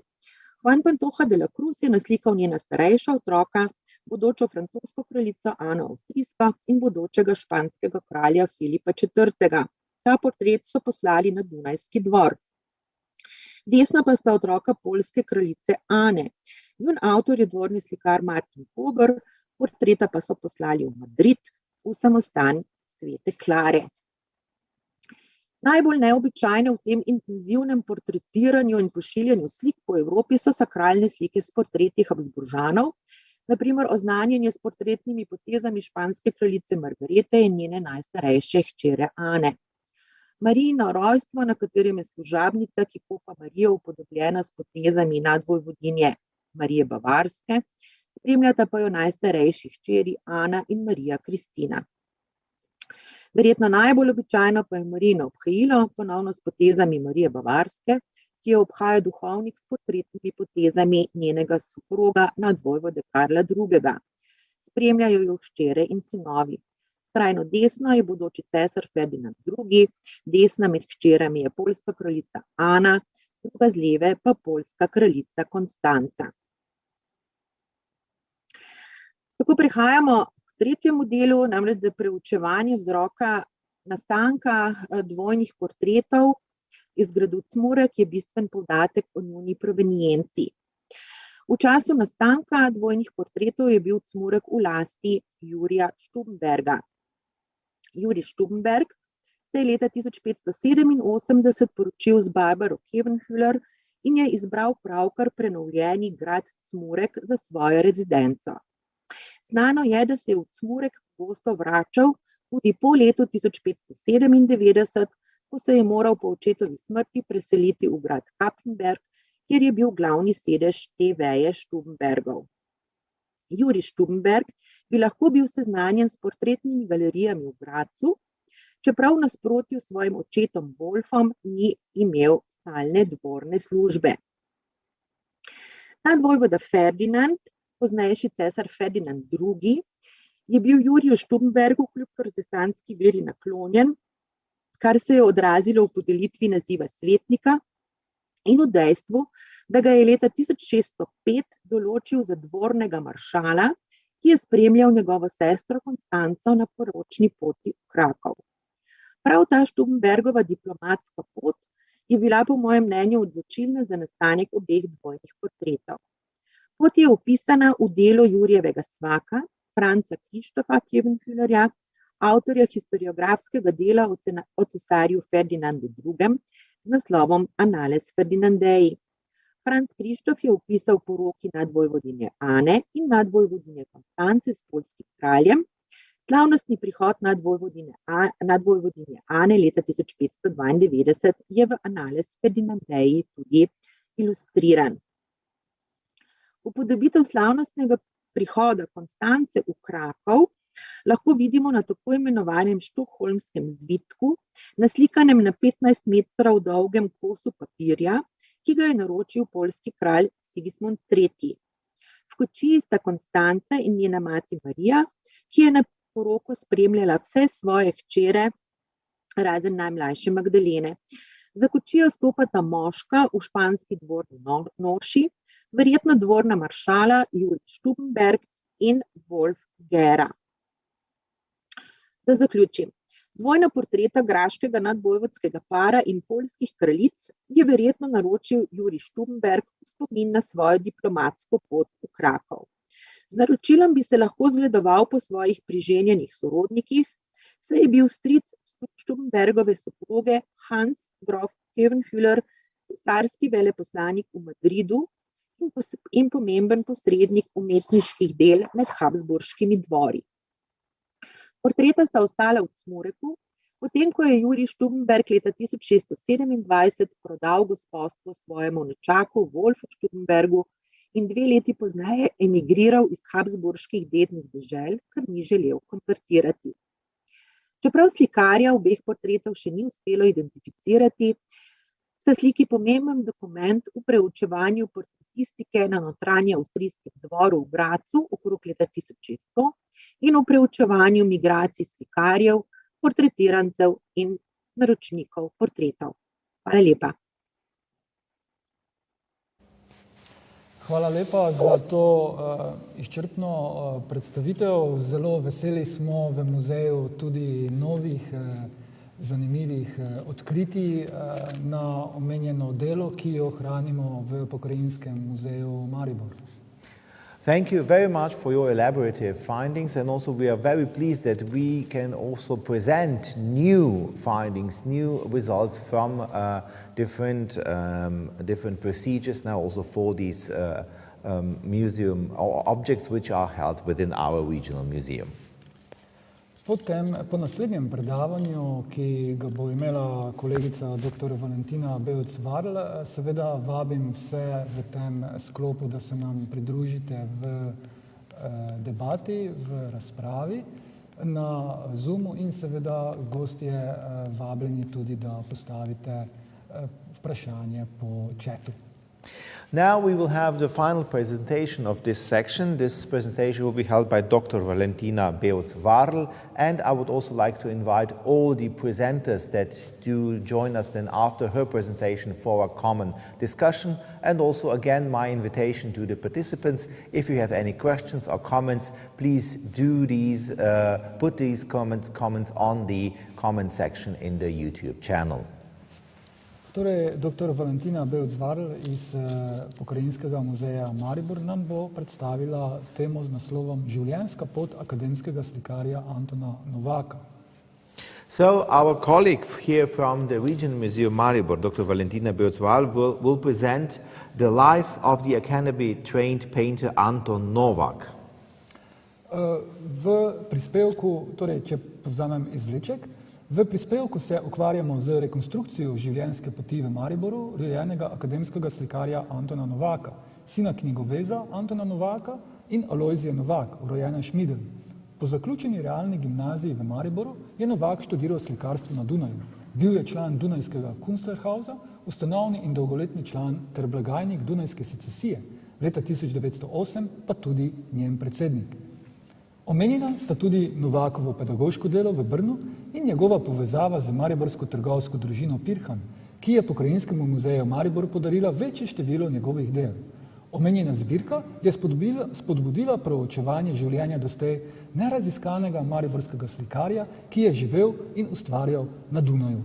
Zelo smo veseli same raziskave tudi v Pokrajinskem muzeju Maribor.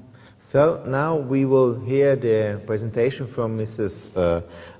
Bevc-Varl, and she will be talking about the life of Anton Novak. Mrs. Varl, the floor is yours. Thank you very much. Dear colleagues, in my contribution, I would like to present the reconstruction of the life of the academy-trained painter Anton Novak, who was born in Maribor in the year 1865. His life was actually a migration from Maribor to Vienna, further on to Brno, and also to several towns in the monarchy where he stayed and painted.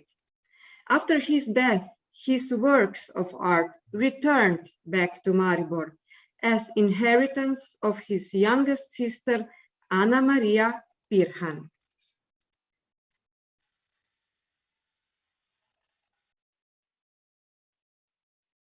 According to the entries in the then museum inventory, the Pirhan-Merhan family donated a series of Novak's paintings to the Maribor Regional Museum in the year 1944. This collection encouraged research into the life of this unstudied Maribor painter. To take a look at Maribor, in the second half of the 19th century, as Novak was born, it was marked by the cultural development and prosperity. The German population prevailed, holding most of the capital, while Slovenes, who were in a minority, began to nationally awaken. In the early 20th century, the German-oriented Museum Society, Museumsverein Marburg, and Slovene-oriented Historical Society for Slovene Styria was founded, collecting cultural heritage and putting together the first museum collections. In the year 1865, in the year of birth of Anton Novak, in the nearby Graz, the Styrian Artists Society was founded. It united Styrian painters and sculptors, as well as art lovers. Cultural and artistic influences came to Maribor mainly from the north, from Graz and Vienna. Anton Novak was a son of Anton Novak Sr., a bookbinder, and Aloysia Neschmiedl. They married on 4th February 1861. He had got 4 sisters and 1 brother.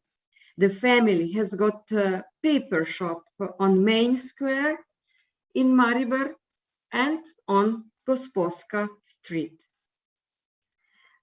Anton Novak attended the Imperial Royal State Real Gymnasium in Maribor, and after completing the gymnasium, he attended the Academy of Fine Arts in Vienna, Akademie der Bildenden Künste in Wien.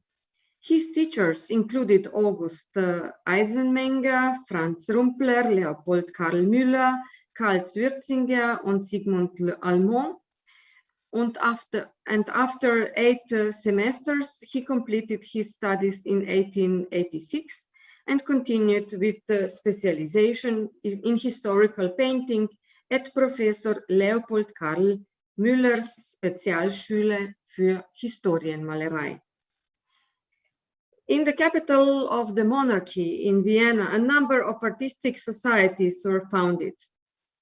In 1861, there was the Association of the Fine Artists in Vienna, Genossenschaft Bildender Künstler Wien, which acquired its building, Künstlerhaus, on the Vienna Ringstrasse in the year 1868.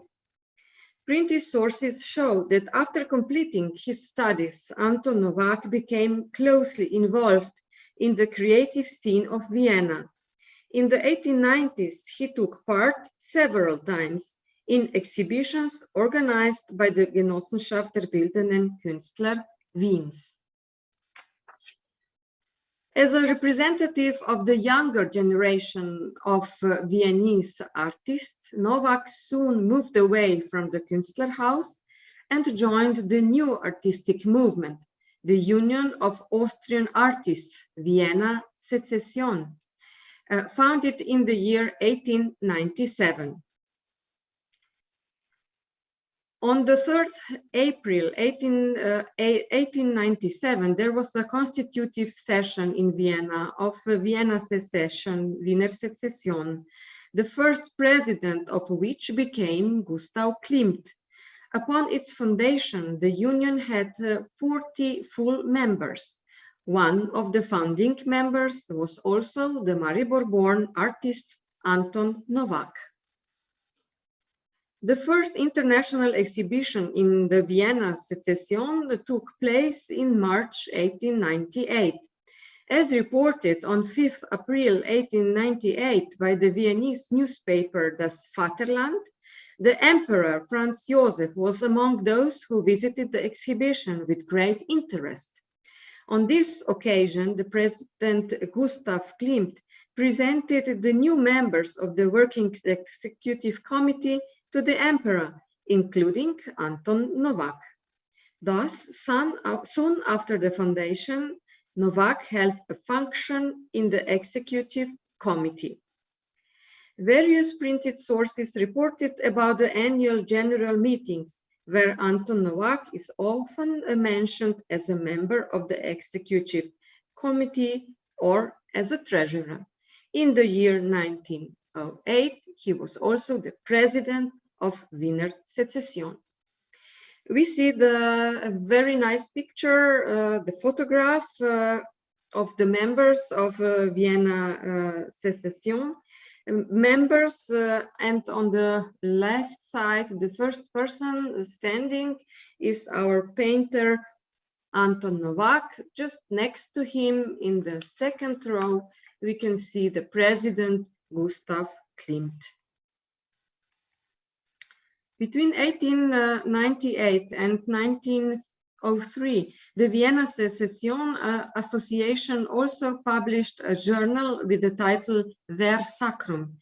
Novak was not particularly involved in the creation of the journal, but he is mentioned in the lists of the full members and the executive committee, and on the list of the participants in the exhibitions organized by the association. In the Vienna Secession archives, a number of documents connected with Anton Novak have been preserved. They involve Novak's correspondence with the administration and the association members from the period between 1900 till 1912.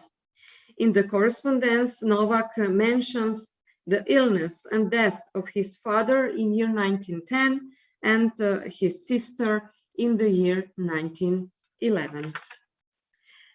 Anton Novak's life was also connected with the town of Brno in Bohemia, the birthplace of his wife, Marie Tichy, born in the year 1867. In Brno, he again participated actively in artistic events, and in 1904, under the auspices of the Brno Artists Association, Brunner Gesellschaft der Kunstfreunde, he started teaching painting. He traveled every week from Vienna to Brno. Anton Novak died on 20th of May in the year 1932 in Vienna. At the end of his life, a faithful friend from his academy days, also a member of the Vienna Secession, Professor Rudolf Bacher, stood by him in his loneliness. Anton Novak was buried at the Zentralfriedhof cemetery in Vienna, next to his wife, on the 24th of May in the year 1932. The obituary does not mention any children, so it can be assumed that the marriage was either childless or children all died before their parents. In the obituary, preserved in the university archives of the Academy of Fine Arts in Vienna, only Novak's sister, Anna Pirhan, and his brother, Felix Novak, are mentioned as the bereaved. In spite of the fact that the life of Anton Novak was closely connected with Vienna, the collection of his work was probably inherited by his youngest sister, Anna Maria, married Pirhan, who was at the time still living in Maribor, in the house of her parents, the Novaks, at Schillerstrasse 16, Schillerstrasse 16. In the 1944, according to the entries in the then museum inventory, the Pirhan family donated a series of Novak's paintings to the Maribor Regional Museum. Anna Maria Pirhan died in Linz, in Austria, in the year 1947. On the photograph, we see the house of the Novak family, later the house of the Pirhan family, on Gregorčičeva Street 16, former Schillerstrasse 16 in Maribor. Anton Novak's works are scattered around various museum and gallery collections, and many are also privately owned. A fully comprehensive analysis and evaluation of Novak's works has yet to be carried out, and so it is impossible to present them here. Novak's personal archives in the Academy of Fine Arts in Vienna show that the artists painted mostly landscapes, portraits, and genre scenes, and was also involved in graphics. During his studies years, he must also have shown interest in painting flowers, since he had received a grant intended for future painters of flowers and landscapes. As noted by Oskar Matula in the Austrian Biographical Lexicon, in spite of Novak being a founding and long-lasting member of the Vienna Secession, the influence of this movement on his creative style was only minimal. No biographical registers, which are very scant and small in number, say whether he was an excellent copyist. This ability and his love for the great masters is attested to by a group of paintings in the collection of the Maribor Regional Museum, which, together with other works by Novak, definitely merit academic interest. In conclusion, it can be said that the life of Anton Novak was split between the large towns where he lived and worked. Throughout his life, he remained connected with Maribor, mainly by family ties. Vienna, the city where he completed his studies and specialization in painting at the Academy of Fine Arts, became his second home. Novak was also active in Brno, where he led a painting school. He traveled weekly to Brno from Vienna and during the summer months spent longer periods there. Sources show that during the summer, Anton Novak often traveled to different parts of the monarchy, where he also carried out his creative activities. As Anton Novak's artistic oeuvre has not been fully registered, analyzed, and evaluated, we can only assume that he took the middle road in his artistic work. It was rooted in his academy education and excellent artistic skills, but in spite of being exposed to the influence of progressive contemporaries, he did not identify with them fully. Perhaps that is the reason for his life and work having been completely unresearched until now. I thank you for your attention.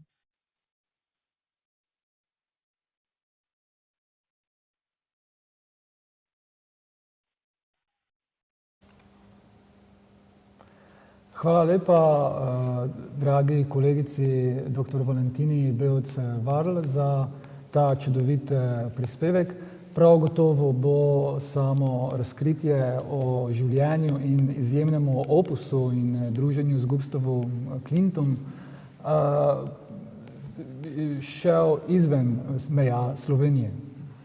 Thank you very much, my dear colleague Valentina Bevc-Varl, for this very exceptional disclosure on the life of this painter, and I'm sure that the information on his oeuvre, the information also on his associations with Gustav Klimt will not stay unnoticed and will broaden the horizon and the scope of this regional museum.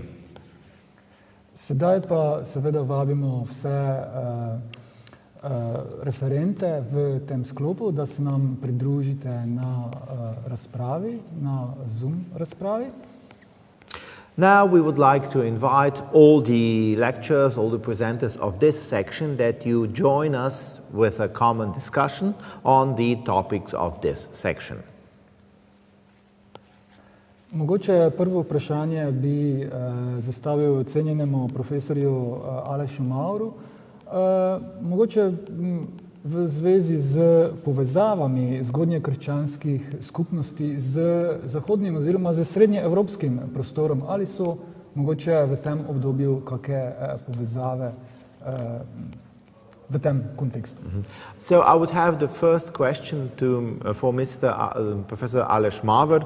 In connection with the early Christian communities in this area, do you maybe have any evidence connected with these communities which could show that these communities also had connections, had some ties with the Central or maybe even Western European areas? Ja, to je zelo dobro vprašanje. Lahko ga odgovarjam kar v slovenščini, ne? Yes, of course, if you wish to, yeah, no problem. Ok.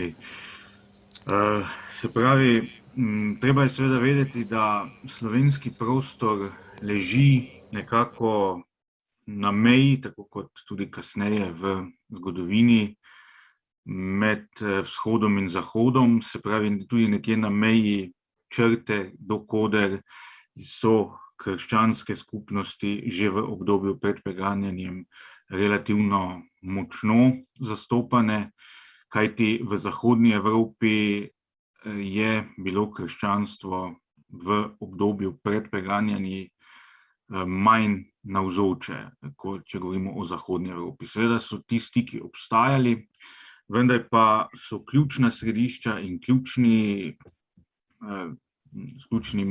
kraj navezav za kristjane na območju današnje Slovenije bili po eni strani v Italiji, torej tukaj je Akvileja na prvem mestu, potem na drugem mestu pa so to središča z območja nekdanje Jugoslavije, zlasti Sirmi in v manjši meri, torej Sirmi današnja Sremska Mitrovica in v manjši meri Salona.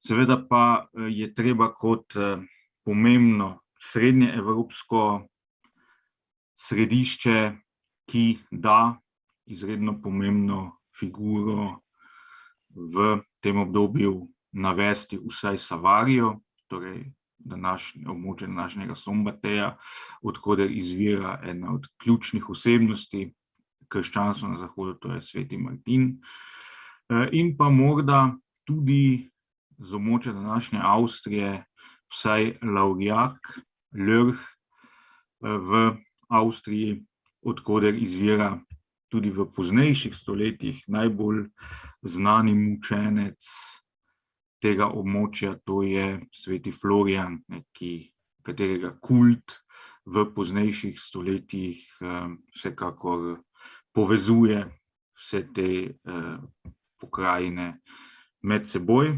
In pa še en mučenec in eno središče, ki igra veliko vlogo nekje na meji med srednjo in jugovzhodno Evropo, je gotovo tudi Siscija oziroma Sisak s svojim škofom svetim Kvirinom, katerega kult pa ni, kljub temu, da je šlo za škofovsko figuro, še zdaleč ne tako priljubljen kot kult svetega Florijana, verjetno tudi zato, ker je pozneje cerkveno središče po povezavi Hrvaške in Madžarske postal Zagreb 1094 in je zagrebška cerkev pravzaprav načrtno hotela zmanjšati nekdanji pomen Siscije oziroma Siska in tudi nekoliko dati na stranski tir spomin na njenega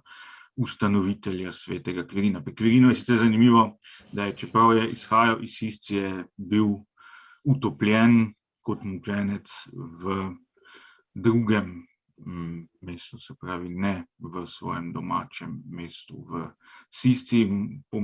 Zanimivo je tudi to, da je pretrpel mučeniško smrt relativno pozno, leta 308, medtem ko je večina mučencev z tega območja izhajala iz let 303 in 304, med njimi tudi sveti Viktorin. So, if we would now just shortly make a bit of a conclusion, a bit of an excerpt of on the lines, we have to be clear that the area of former Slovenia was sort of on the border between east and west. It was here the lines where the Christian communities also had taken, and we had different centers which had an influence on this area. Mostly also we had the centers of Aquileia in Italy. Then we have also the second center was Sirmi, which is Sremska Mitrovica, and also Saluna. These were centers, but also we had next to it, we had different centers of Christian communities where different figures were quite important. We had the town of Savaria, the today Sombate, where Saint Martin was situated there. And then also we had the Lavrillac or Lörch in today's Austria, where we had the Saint Florian, and the cult of Saint Florian was quite evident and quite formidable in the later martyr regions.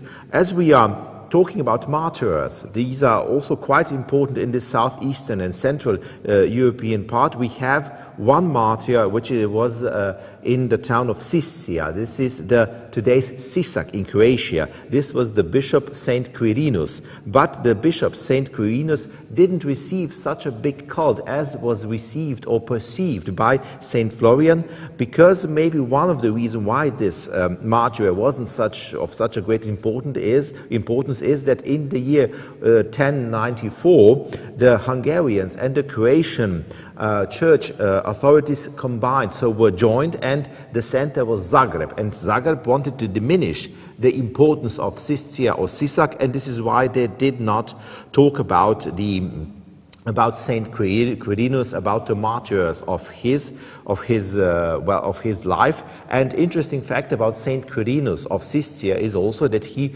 wasn't drowned in his own city, in the town of Sisak, but elsewhere. And it was a bit later than the other martyrs. The other martyrs have been drowned. The other martyrs died between 303 and 4, and he died 308. Hvala cenjenemu kolegu za ta izjemen uvid. Morda še vprašanje cenjeni kolegici dr. Poloni Vidmar in bi povprašali, kako izobraženi, kvalificirani so bili dvorni slikarji oziroma slikarji posameznih plemiških rodbin. Koliko svobode so imeli, sploh koliko so si lahko dovolili, koliko so se naslanjali na utočene tipe, na primer portrete, kot sta obravnavani. Now I would have a question for our colleague, Mrs. Vidmar. So I wanted to ask you about the painters which were painting on the courts, on the seats of the noblemen. So how well were they educated? Or another question would be how much freedom did they have in their expressions? Did they more or less were working in line with the established trends, or what were their lines of where did they draw their impressions from? If we also take into consideration the portraits which you presented during your paper. Ja, najlepša hvala za vprašanje. Verjetno tudi lahko odgovorim v slovenščini, tako kot je prej kolega. Torej zdaj mogoče sta to dve stvari. Izobrazba slikarjev, izobraženi so bili tako kot vsi drugi slikarji, torej ni bilo za nekaj posebnega izobraževanja za dvorne slikarje. Kar se pa tiče svobode, pa je seveda zelo težko govoriti o umetniški svobodi. Tudi sicer, kar se tiče dvornega slikarstva, še posebej pa v primeru portretistike. Torej v tem času, o katerem smo zdaj govorili, okrog 1600, je bil seveda že uveljavljen uradni portret. Zdaj, če gre za vladarja, lahko to imenujemo tudi tako imenovani portret države, pri katerem so seveda manj pomembne neke osebne značilnosti, individualne značilnosti, ampak gre za portret, pri katerem je poudarjeno dostojanstvo, moč, oblast in pa seveda tudi status neke osebe. Zdaj, kako so prišli do slikarjev, pravi zdaj verjetno v kakšnih umetniških središčih, kot sta bila na primer, ne vem, Pariz ali Madrid, ni bilo tako težko, kakor recimo za kakšno bolj provincialno plemstvo. Tako da, kar se tiče teh dveh portretov, je bila moja prva teza, da sta pravzaprav nastala na graškem dvoru in sta prišla kot darilo Marije Bavarske k Stubenbergu. Ampak v tem primeru bi ju verjetno naslikal takratni dvorni slikar Giovanni Pietro de Pomis. Namreč v času po 1605 je Giovanni Pietro de Pomis deloval na Graškem dvoru, vendar ta dva portreta ne dosegata njegove kvalitete, tako da verjetno ju je vseeno naročil nek plemič, kot rečeno Stubenberg, ki ni imel mogoče dostopa do najbolj kakovostnih slikarjev tega časa. Zdaj, kar se tiče pa teh vzorov, pa res je bil od druge polovice 16. stoletja naprej vzor španski dvor, tako da tukaj so bili pač mogoče Habsburžani tudi malo v privilegiranem položaju, zato ker so imeli tako dobre odnose, torej Gradec in pa Madrid, da so ti vzori zelo hitro prehajali tudi na provincialno ozemlje. Toliko. Okay, when we are talking about here painters, especially of portrait painters, here we cannot talk about the artistic freedom, because also painters who worked at courts and portraits had to follow different rules. And around the year 1600 there was the official portrait already established as a style, and it was called officially portrait of the state, and it wasn't possible to be showing the personal characteristics of the painter, but it should show the dignity, the strength, the power, the status of the person which was depicted in the portrait. And and of course there was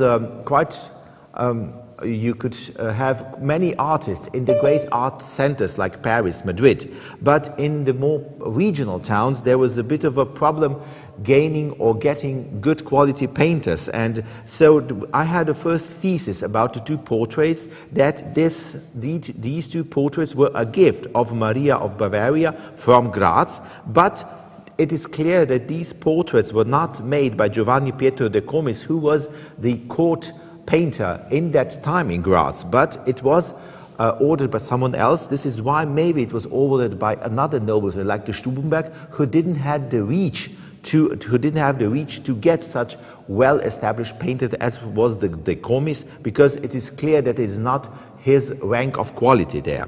As regards where they do have their role models for depicting these portraits, after the second half of the 16th century, the inspiration came from the Spanish court, and because here Austria was privileged because of very well-established and good connections with Madrid, this is why these influences quite swiftly also came from Madrid to Graz. Iskrena hvala za še en izjemen uvid v srednjeevropsko slikarstvo 17. stoletja. Sedaj seveda mogoče še kakšen komentar. So thank you very much again for this very good insight into the paint arts of the 17th century in Central Europe. Do you have maybe any other additional comments?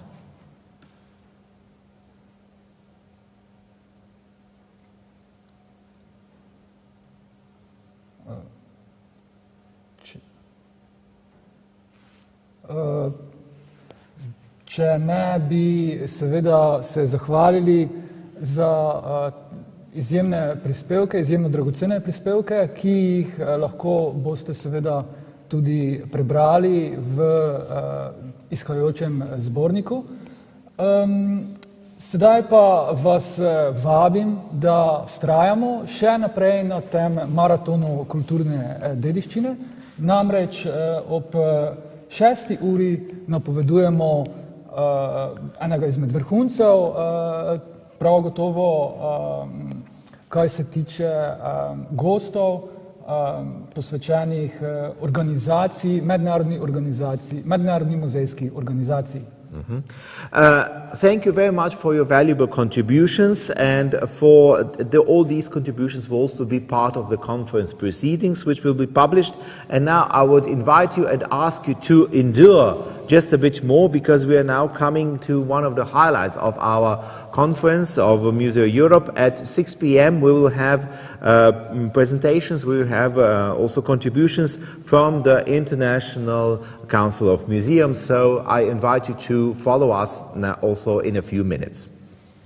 Torej, vabljeni, da prisluhnemo ob 6. uri dr. Luisu Reposu, predsedniku ICOM Evropa, dr. Kaj Širok, ICOM Slovenija, Giuliani Ericani iz ICOM Italija in Elke Kellner iz ICOM Italija, iz ICOM Avstrija ter Alenki Černelič-Krošelj iz ICOM Jugovzhodne Evrope. Stanite z nami, ob 6. se vidimo. So I would now invite you then that you join us again at 6 p.m. So we will listen then to Dr. Luis Poso from ICOM Europe, later on to Dr. Kaja Širok from ICOM Slovenia, then Dr. Giuliana Ericani from ICOM Italy will join us, as well as Elke Kellner from ICOM Austria and Alenka Černelič-Krošelj from ICOM Southeastern Europe. So please do join us again at 6 p.m. Thank you.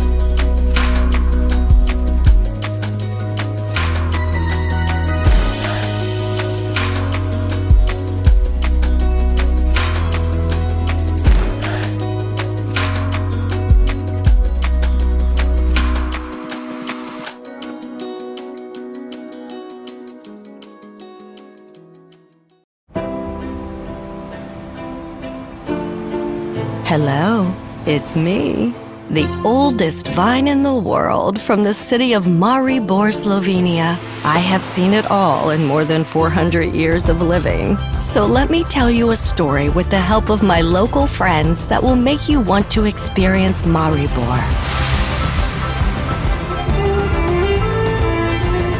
Moj Maribor je urbana oaza sredi čudovite narave. In tukaj je moj playground. Dragi prijatelji iz vsega sveta, pridite na obisk, ki vam bo zavedno ostal v srcu. This urban oasis is full of unique and lovely places. Maribor je poln navdiha. Se vidimo na sprehodu med muzeji, galerijami in ulično umetnostjo. After walking through the city, you can explore amazing Maribor by the river. Tukaj pa vas čaka čisto prava čokoladna glamping dežela. Jaz nisem Charlie, ampak tukaj vam izpolnimo čokoladne sanje. In Maribor, your dreams will be fulfilled by sustainable local winemakers and culinary masters who will spoil you even up to Michelin stars. And those are not the only stars we are among. V Mariboru smo razvili in v vesolje poslali prvi slovenski nanosatelit, ki je edinstven tudi v svetovnem merilu. In ko boste uživali na enem od mestnih trgov, poglejte tja gor. Tam smo. Such a beautiful view from up here. Maribor je mesto inovacij in znanosti. Z našo ekipo smo na dobri poti do razvoja novega zdravila za sladkorno bolezen. A si želimo še več raziskovalcev in uspehov, ki bodo glasno odmevali daleč naokoli. Pri nas dobra glasba odmeva na vsakem koraku. In celo mesto je oder.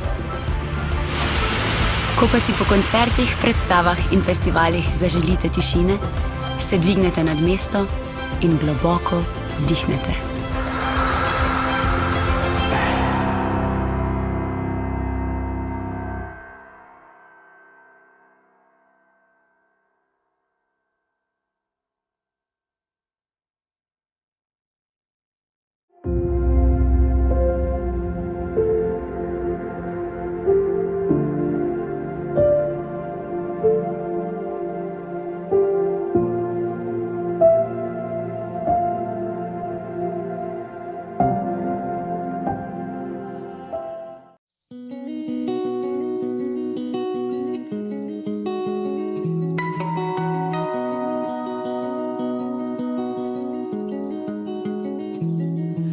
These rivers and streams taught me to dream.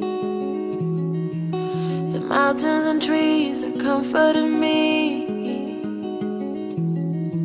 I've tasted the world, but nothing as sweet as all our memories.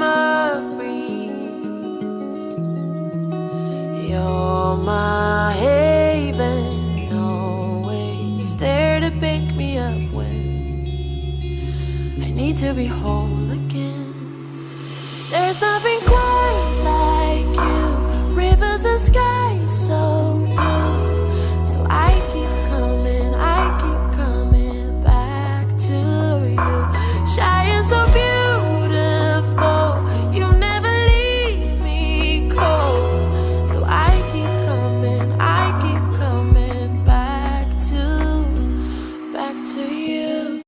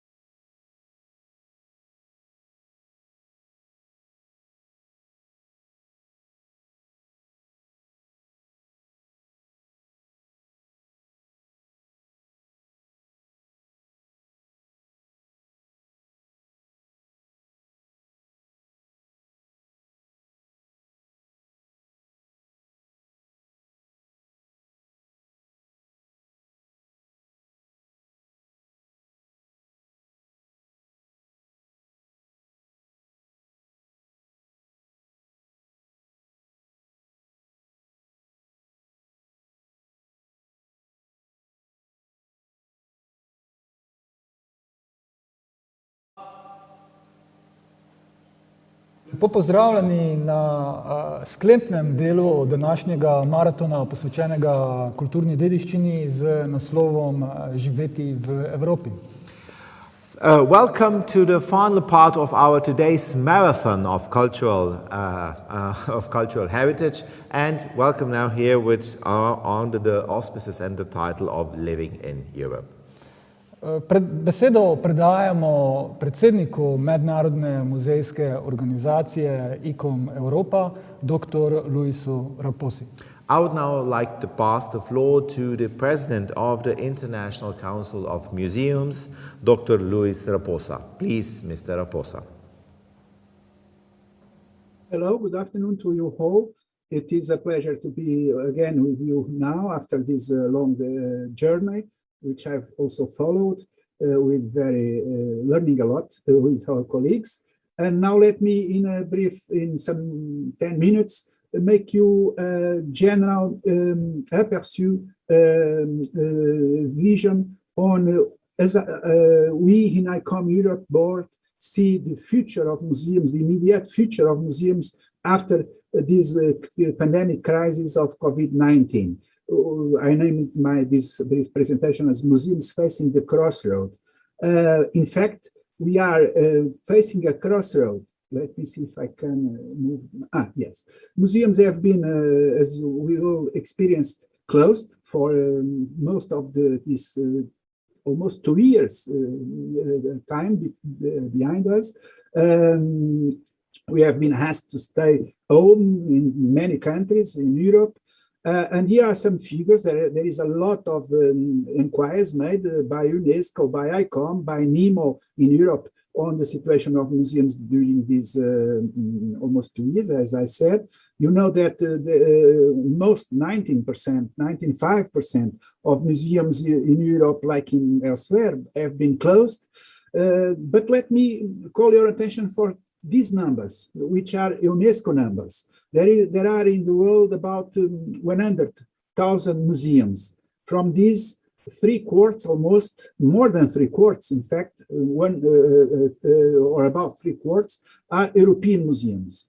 And this is a very important figure to keep in mind, to consider during my brief presentation.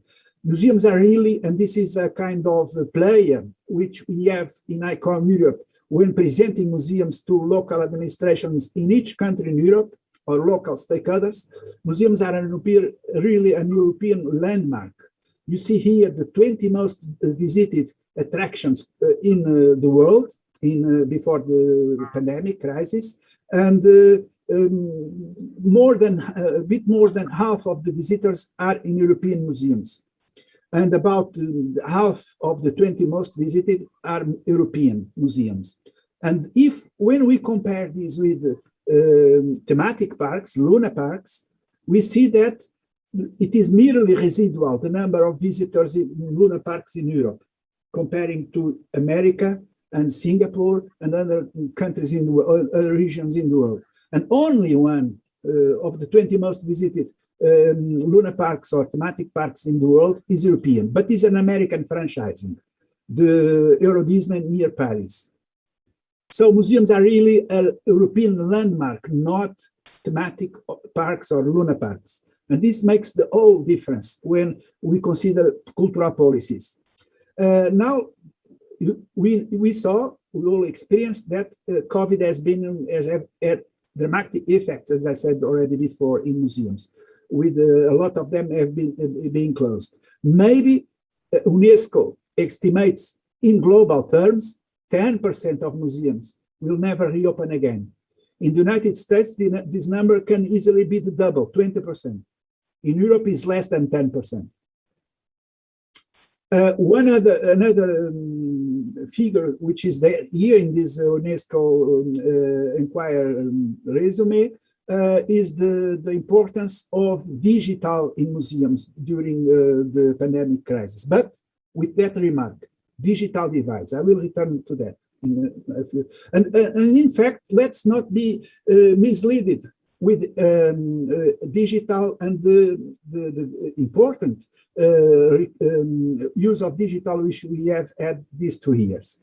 As you see here, the Google Trends research on virtual museum, virtual field trip, museum near me, and visit museum. The two first ones are more linked with virtual, with digital. The two second ones are more linked with real presence, real experience. And we see that during the COVID peak, maximum peak, virtual museum has been by far the most searched word or concept in Google. But then the whole situation changed already. You see here the Google Trends Inquiry searching in Google for different periods of time. The one covering COVID up from 2010 to now, to July 21 in the middle, and from January 2004 to July 21. And what we see is that the search for virtual museum comparing to Museum Near Me has returned back almost to normality before pandemic crisis. People now search much more in Google for museums near themselves than for virtual museums. And this is a very important lesson for us professionals to take into account when we consider what is our mission in museums and what are museums for. Even because, as UNESCO said, I already mentioned that, but here is more developed with figures, digital divides. Digital is not by far so democratic as museums are. A lot of regions, countries, continents in the world have not access to broad digital, to facilities in digital, broadband. And also in Europe, even inside Europe, there is a 1 to 3, 1 to 4 differentiation between rich and poor countries in what concerns digital.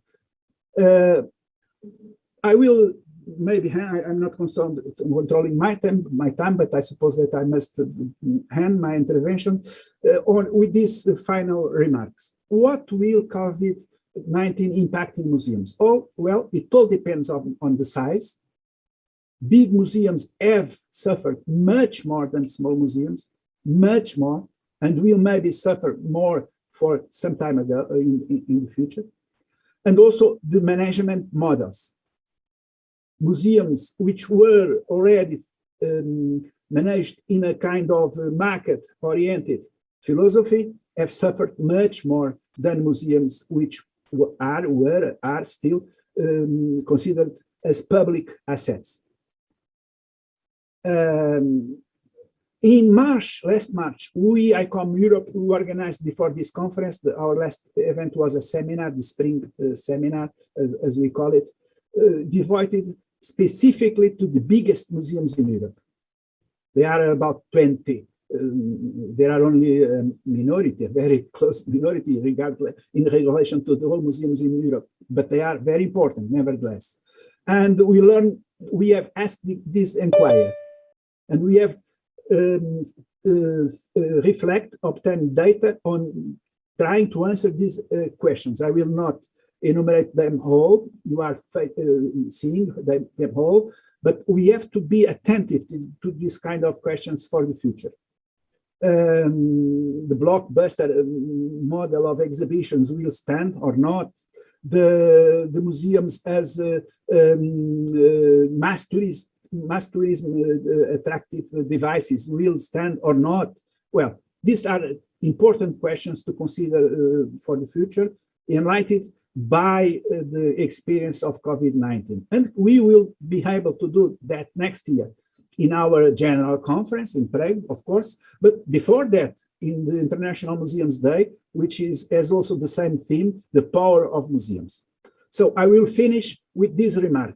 Let's, in a sense, maybe return to basics in order to better foresee the future. Museums are democratic citizenship institutions. They are not devices made to obtain easily profits, short-term profits. Museums, mainly the big museums, the museums with collections which are identitary in each country, are public assets. They have to be managed in a long-term concept of and always having the promotion of citizenship as their main focus, their main goal. That's why, since the French Revolution, they have been reinvented in modern times. Thank you very much, and sorry if I've been too long.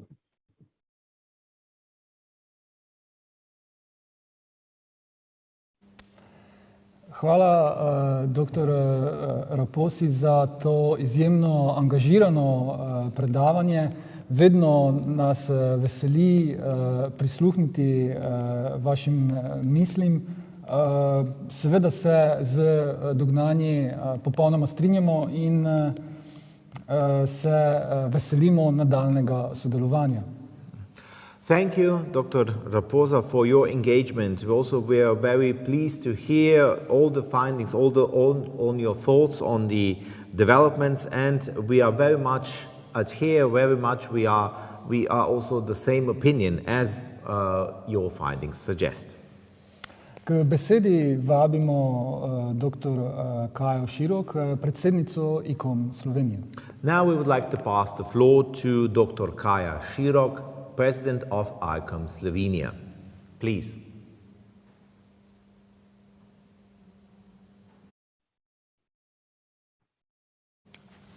I'm sorry, yes.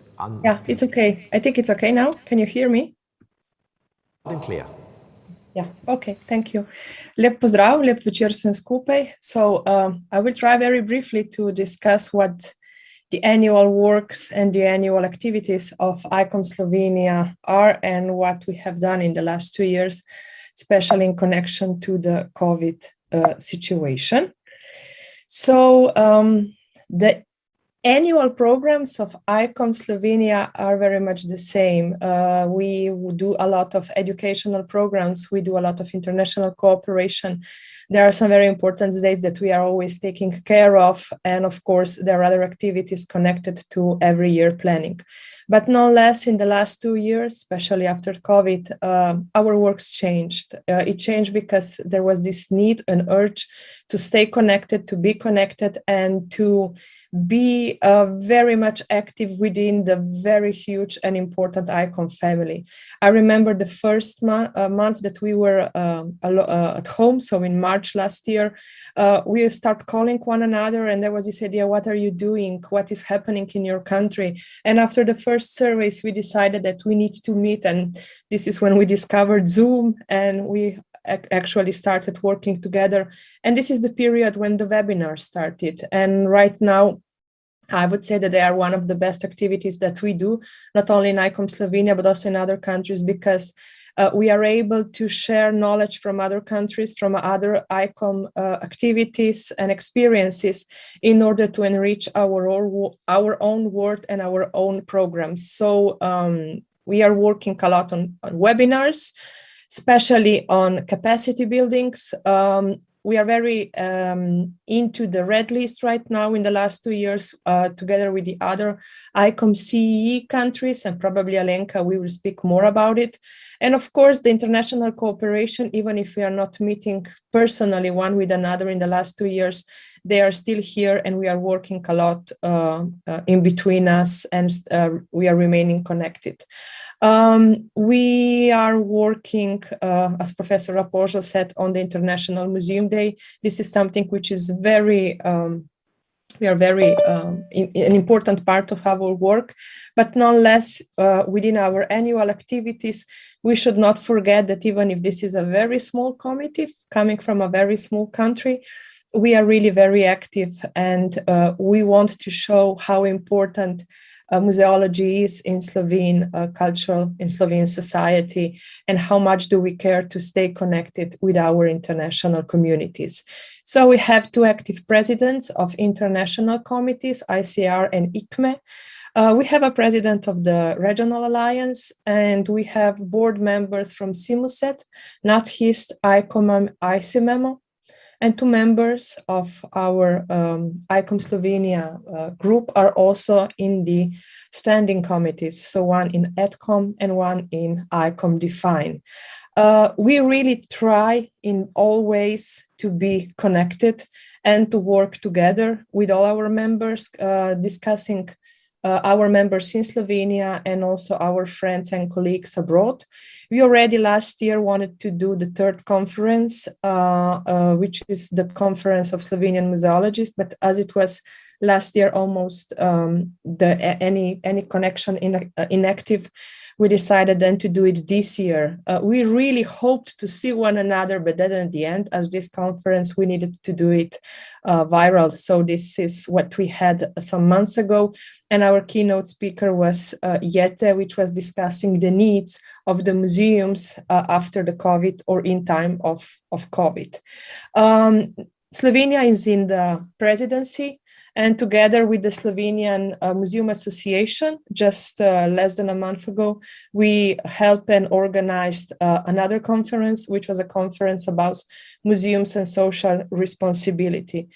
We think that it's also very important not just to be connected with our international members and colleagues, but also with the other Slovenian Museum Association, working together to enrich our cultural sector and working together to do it better, to be better, and especially to be the change makers as the museums can be. We discussed about the Museum International Day last year, as it was impossible, and this year also to be connected and to show to the visitors what we achieved. We decided to do it all around the city. So we invited all the museums to come and to show their posters in the city center. And after that, they were all invited when the museums were open to see the museums in the place. I was speaking about capacity building, so we do a lot of reorg. It is something that we are really very passionate about, to share the knowledge of the reorg methodology. We do a lot of webinars, as I said. These are the numbers of the 3 still to come. One is the audience experience. The other one is Martina Lemanova is going to present us what is going to happen in Prague next year and to invite all our members to join. And at the end, we have another capacity building audience development workshop. Our colleague Maria Vlachov will have a speech here about the audience development. For many years, ICOM News was the only newspaper or news that we actually were publishing about what is happening in our annual level. Last year, it was about museums and COVID. And I must say that this is still now one of the most important things that we published. You already heard, and I think that there was a lot into debates what was happening in our country in the last year. No less what it is important is that the Slovenian ethic committee within ICOM Slovenia was very active all the time, writing letters to say to the public and to the ministers what is ICOM Code of Ethics and which part of the ethics code should always be present when we are discussing the museums, the museum narrative, and the museum environment. So to conclude, what did we learn in the last 2 years and where are we going as a committee? I think that actually we are quite stable and we are really working passionate towards all the future things that actually our association can do, especially the capacity building, especially the networking, and especially trying to promote what an important family, our family, the ICOM family is. And we for sure think that it's time to protect the values and the missions of the public institutions. And I'm always quoting because I find this book so great, Museums as Agents of Change, Mike Minkowski. It was published this year. So it's about being part of this very huge family of museum change makers, to take risks, to stick to your core values and convert talk into actions. This is all. I hope that I was quick enough and hope really, really to see you all in Prague next year. Thank you. Hvala, dr. Kaju Širok, za tako zanimivo predstavitev in prav gotovo ICOM Slovenija ima veliko vlogo v mreženju, v širjenju znanja tako znotraj Slovenije kot širše. So thank you again, Mrs. Kaja Širok, for your valuable contribution. And ICOM Slovenia has a very strong position also within Slovenia, and also a strong position also outside of Slovenia. Our ICOM is also the one that contributes also to networking, that contributes also to broadening knowledge, to broadening the horizon of us all. Veselimo se seveda tudi nadaljnega sodelovanja tako z ICOM Evropa kot z ICOM Slovenije. We are also very happy, very eager for further cooperation within ICOM Slovenia, further cooperation also within ICOM Europe, within Southeastern Europe. And also we also might add that all of the contributors they stick to their time. So we are very good for time in comparison to other conferences. Tako, sedaj pa vabimo k besedi Giuliano Ericani. Zelo veseli smo, da se je pridružila na mednarodnem simpoziju Museoeurope ICOM Europe. Okay. So, and now we are very much pleased, very eager to hear. We have another representative of the ICOM International family. With us is Mrs. Giuliana Ericani. She comes from ICOM Italy, and she will also be talking about their experiences which they had in Italy. So, Mrs. Ericani, the floor is yours. Thank you very much. I'm speaking as member of ICOM Europe board and member of the legal board of ICOM Italy. And as ICOM Europe and ICOM Italy, I'm very happy that the conference planned by the Regional Museum of Maribor with ICOM Europe and ICOM Slovenia as part of the Museoeurope project can take place online. The long and demanding organizational work was rewarded by an important and wide program, but beyond the numbers listed, the program presents a broad picture of the chosen topic, living in Europe, with attention to the historical events of living, but also to contemporary social implications. The different sections of the conference, in fact, address the topic by including all aspects of living, food, drink, architecture, arts, and music, with particular attention to the changes that have occurred and are underway due to the impact of migration and at the time of the pandemic.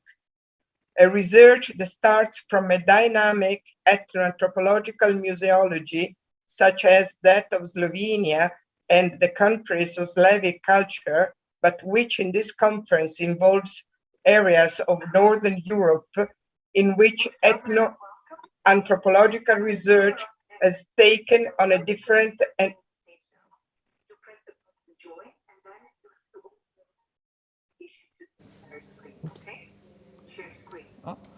are you speaking to me? No. No, sorry, I go on.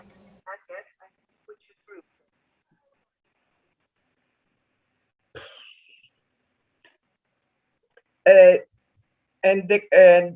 the current situation demonstrates, moments of great culture and social transformation that we must deepen in order to be able to follow the results and not passively undergo them. The geographical and museological reference framework of the Museoeurope has very interesting characteristic due to the presence of museum institutions whose main attention was paid from the beginning of their cultural path to the cultural traditions of their countries.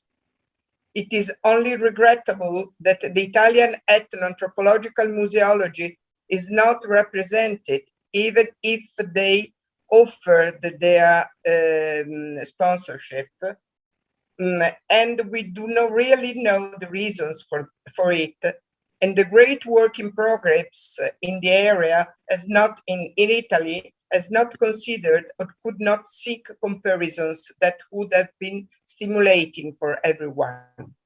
Especially since the Italian ethno-anthropological culture is also shifting its attention from the collection and its local collection to society and its own heritage in a path that started from ethnographic museums and is arriving to community museums, with attention to geographic context, to the territory and to the built environment, to the museum outside the museum, which represent the challenge that we all wanted to face for a new museum at the citizens' service. Thanks. Serviser danes zjutraj in me. Hvala lepa, Julijana, za to predstavitev. K besedi vabimo naslednjo gostjo Elke Kellner iz ICOM Austria. Thank you very much for your contribution, dear Juliana, from ICOM Italy. Now we would like to pass the floor further on to the representative of ICOM Austria. With us is Ms. Elke Kellner. Please, Mrs. Kellner, the floor is yours. Dear ladies and gentlemen, dear colleagues, I'm very happy and honored to join you today to this important conference, and I also want to thank our colleagues from the Maribor Museum and ICOM Slovenia for organizing this event. Thank you so much for inviting me to present some of the activities of ICOM Austria. ICOM Austria is one of the bigger ICOM national committees, and it is our goal to promote public awareness for the culture of the important role of museums in our society. Our mission is to save cultural heritage and support international know-how transfer. As ICOM's president, Alberto Galandini, has pointed out, I'm just having to switch here, has pointed out so rightly, museums are innovators in promoting sustainable change to respond to social, economic, and environmental challenges of our times. Our current president of ICOM Austria, Bettina Leidl, in accordance with that, has put reaching the UN sustainability goals on top of our agenda. Against the backdrop of the COVID-19 pandemic and its massive impact on the cultural sector, the supporting role of museums in shaping and developing our society becomes particularly evident. But how can their contribution to a sustainable social transformation be presented and communicated in a broadly effective way? We have initiated the project 17 Museums, 17 SDGs, Goals for Sustainable Development. This initiative by ICOM Austria and the Federal Ministry of Arts in Austria is a very good cooperation to show the SDGs, the Sustainable Development Goals, adopted by the United Nations in 2015 to provide an ideal framework. These 17 goals are an agenda for the sustainable transformation of our society by 2030 on an economic, social, and ecological level. They are a universal call to action to end poverty and protect the planet and improve lives and prospects for everyone, everywhere.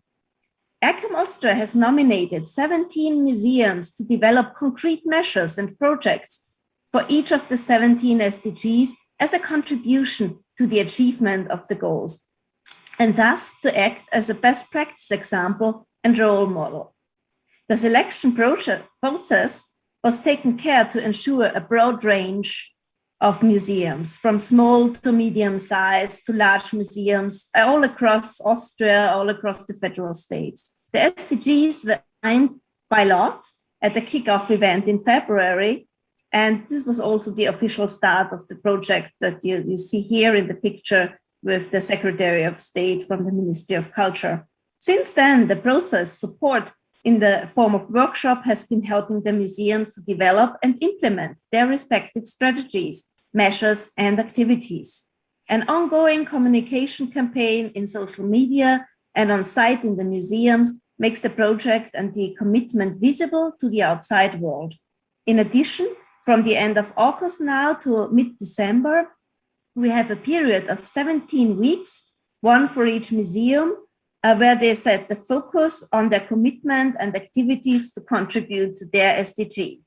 17 museums, 17 SDGs is a project that aims to show that museums take the SDGs seriously and make concrete contribution to achieve the Agenda 2030. It aims to raise awareness and visibility, both internally to all staff and externally to the public, to visitors and stakeholders. It aims to make the international community's vision of a good future accessible to as many people as possible, including the cultural sector. After all, museums and art institutions are an important social player with great impact. With the project 17 SDGs, 17 museums, the implementation of the sustainability goals, and we were able to show a presentation of the first projects during the Austrian Museum Day that took place last week in Graz. Caitlin Southwick from Key Culture and also from the ICOM working group on sustainability joined us and held her keynote speech on how the SDGs can be interpreted for museums to contribute.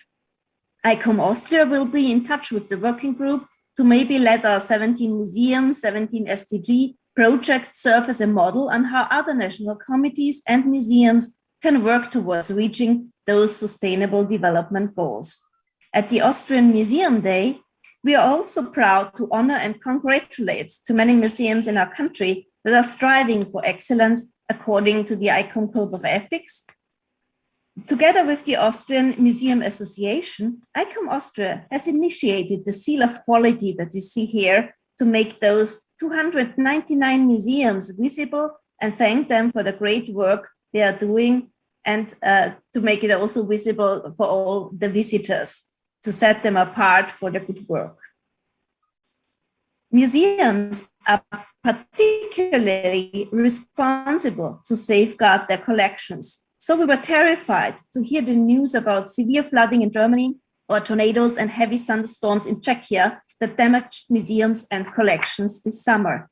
Natural and man-made hazards, extreme climate change events are persistently putting natural and cultural heritage under pressure with an increasing frequency over time. In addition, such disasters and catastrophes impose new and continuously changing conservation challenges and urgently needs for innovative preservation and safeguarding approach, particularly during extreme climate conditions. I briefly want to point out an important academic project, the Interreg Central EU project strengthening the resilience of cultural heritage at risk in the changing environment through proactive transnational cooperation with partnering institutions from Italy, Czechia, Hungary, Slovenia, Germany, Croatia, and Austria. It aims to research possible measures to support the safeguarding of heritage. And as pointed out above, reaching the sustainability goals and fighting climate change is a vital interest of humanity and, of course, of museums. To support priority evacuation of objects in museum storages, ICOM Austria has issued the ICOM emergency plug to clearly and coherently mark the objects in storages that should be saved first, making it easier for blue light organizations to find them in an emergency. Together with the Austrian Armed Forces, police forces, and the Danube University Krems, we performed an evacuation exercise at the Stift Melk in Lower Austria to practice the cooperation and interaction in case of a natural disaster in order to save invaluable objects of heritage. Of course, ICOM Austria is also committed to raising public awareness for the preservation of our common cultural heritage internationally. With the ICOM Palmyra talks, we are highlighting the importance of safeguarding heritage and museums as the important fight against the illegal trade in cultural artifacts persists.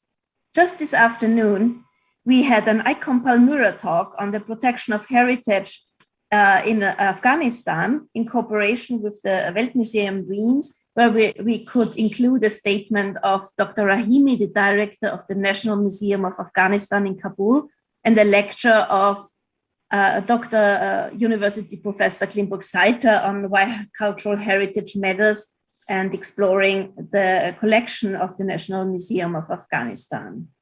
Austrian museums, together with the ICOM Red Lists, like the Kunsthistorische Museum in Vienna, also serve as safe haven for illicitly traded objects that were able to be confiscated by the police forces. Last but not least, we are focusing on the discussion about the questions on objects with a colonial past in the Austrian museum collections. Together with the Ministry of Culture, we organized 2 conferences with Austrian and international lectures on the topic. Just recently, the publication of those contributions has been issued. So if you're interested, please have a look. Thank you so much for your attention.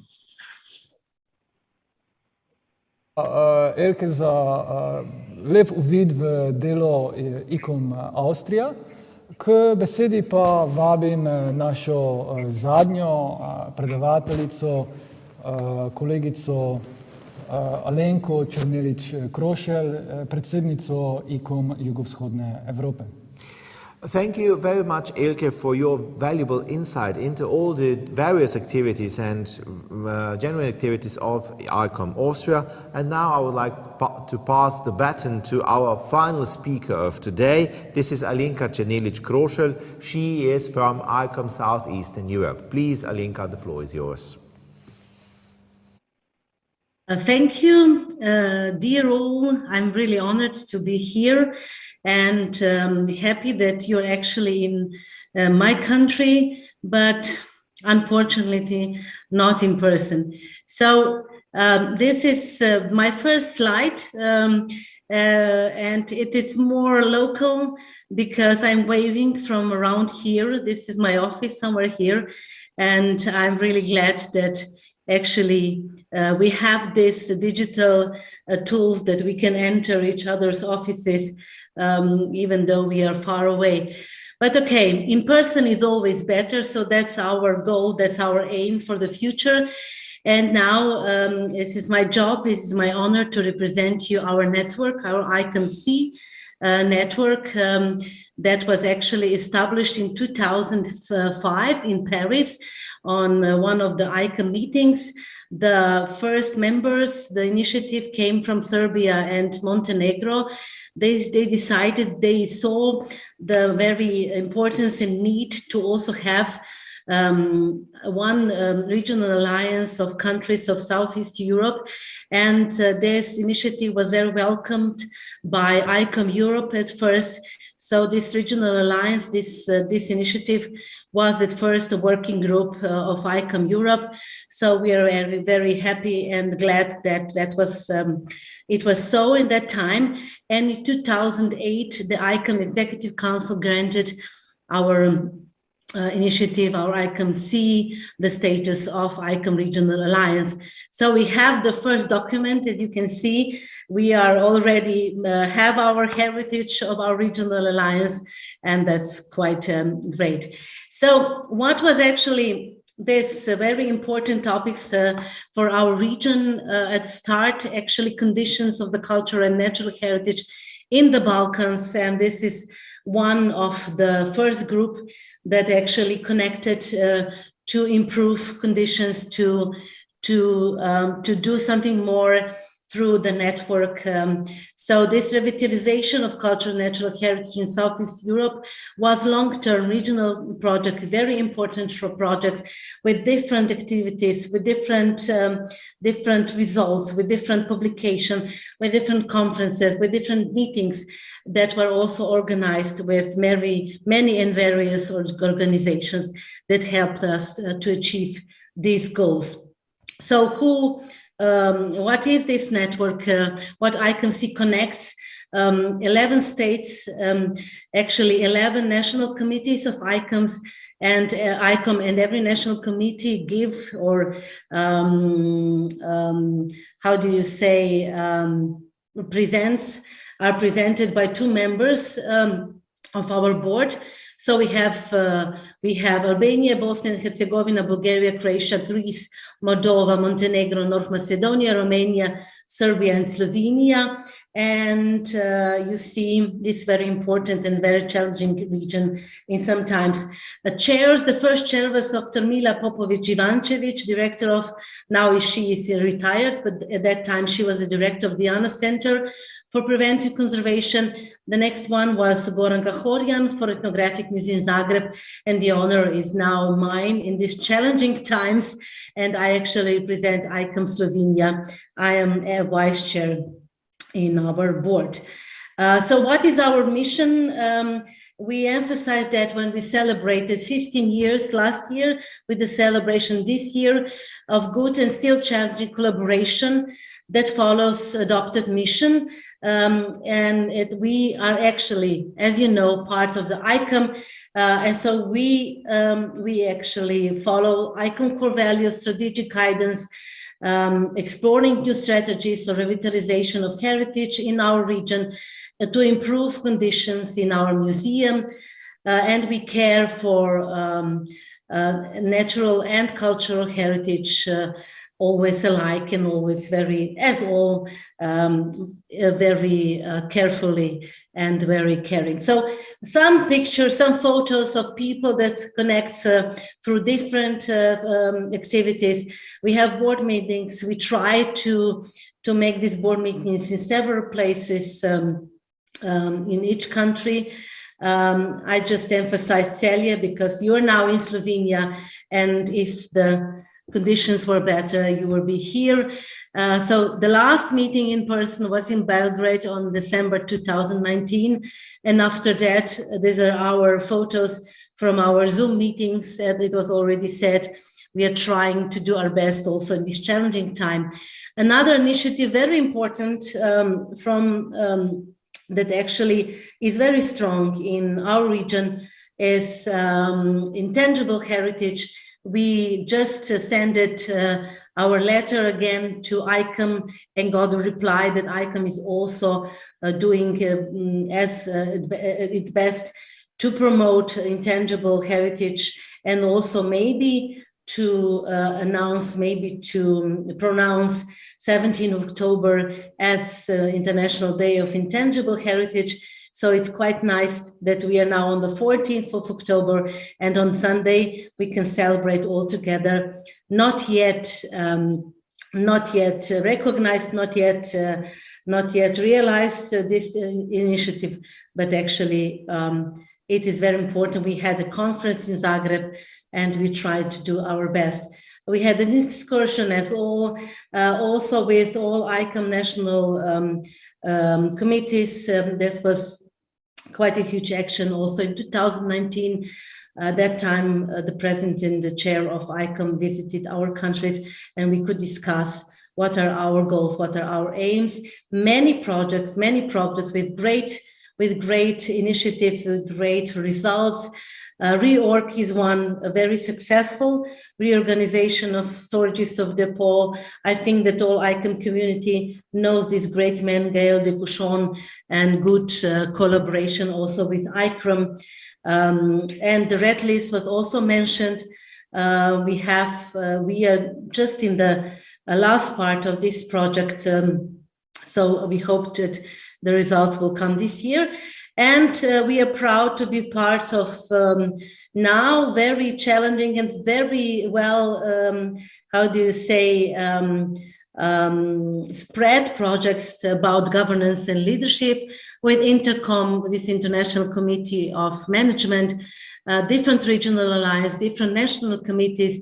Maybe the most important also, ICOM Czech in one way, because this will be our topic for ICOM conference in Prague, and you are very welcome to be part of this also. So we presented these goals of our network through International Museum Day, as all ICOM national, international committees and regional alliances, and also we are very involved. We are trying our best to also be part of museum definition that was not yet mentioned. I think in other presentations, this is one a very important topic for ICOM community, for museum community. Some believe that we don't need it, some believe that we need to change, some believe very vivid and very, energetic discussion. And this is something that it's nice to be part in one way, because you know that community is alive. Even in this challenging time. Newsletters were already mentioned. We also have this, we have our website. We're trying to do our best with this, different types of promoting what we are doing, what is our network, the importance of network also in this region. So you're welcome also to see what we are doing for that. And also, as I already mentioned, we celebrated 15 years, and thank you again to the chair of ICOM Europe, dear Luis here, as he was also part of our celebration, also the chair of the president of ICOM. We did that this year because we were always very optimistic that we can do that maybe live in person to meet, but then we said, okay, it's okay also to meet through Zoom. So these are some pictures of our celebration. We also have some pictures with wine, but that may be for the next time. So we plan to have a meeting in November also in Brežice, as I'm here, the chair is now from Brežice in Slovenia. So we hope that we can do that in person. We are optimistic. And as all, we plan our activities with all ICOM community in Prague next year. So thank you for your time. Thank you all the members for active work in also in this regional alliance. Challenges are very huge. Our part is always, we have different issues everywhere, but it's good that we can deal with that also through our regional alliance, through cooperation, through meeting different experts to do better for our museums, and mostly for our museum communities that are very different, very challenging, inclusive, participatory, and everything that we are doing as we can do the best in our different countries and also very connected countries of this Southeast Europe region. Thank you very much. Hvala, Alenka. Zelo smo veseli, da ste se nam pridružili, in še bolj smo veseli za vašo predstavitev in res primerno, da ste z samimi vašimi misli tudi zaključili današnji marathon. Thank you again, Alenka, for joining us. Thank you again also for telling us about all the positive, all the activities which you have here. And I believe also your thoughts were the best conclusion for this long marathon day of Museoeurope. K besedi mogoče komentarju oziroma sklepne kratke seveda misli, mogoče še oziroma komentar ostale člane ICOM oziroma kdorkoli seveda vabljen, da doda kakršnokoli misel. Now I would just like to ask if any of you other participants of this final part of our discussions today, so if you from the ICOM family would maybe like to comment or maybe would like to have a, I would say, short, conclusive thought on today, maybe if somebody wants to join in.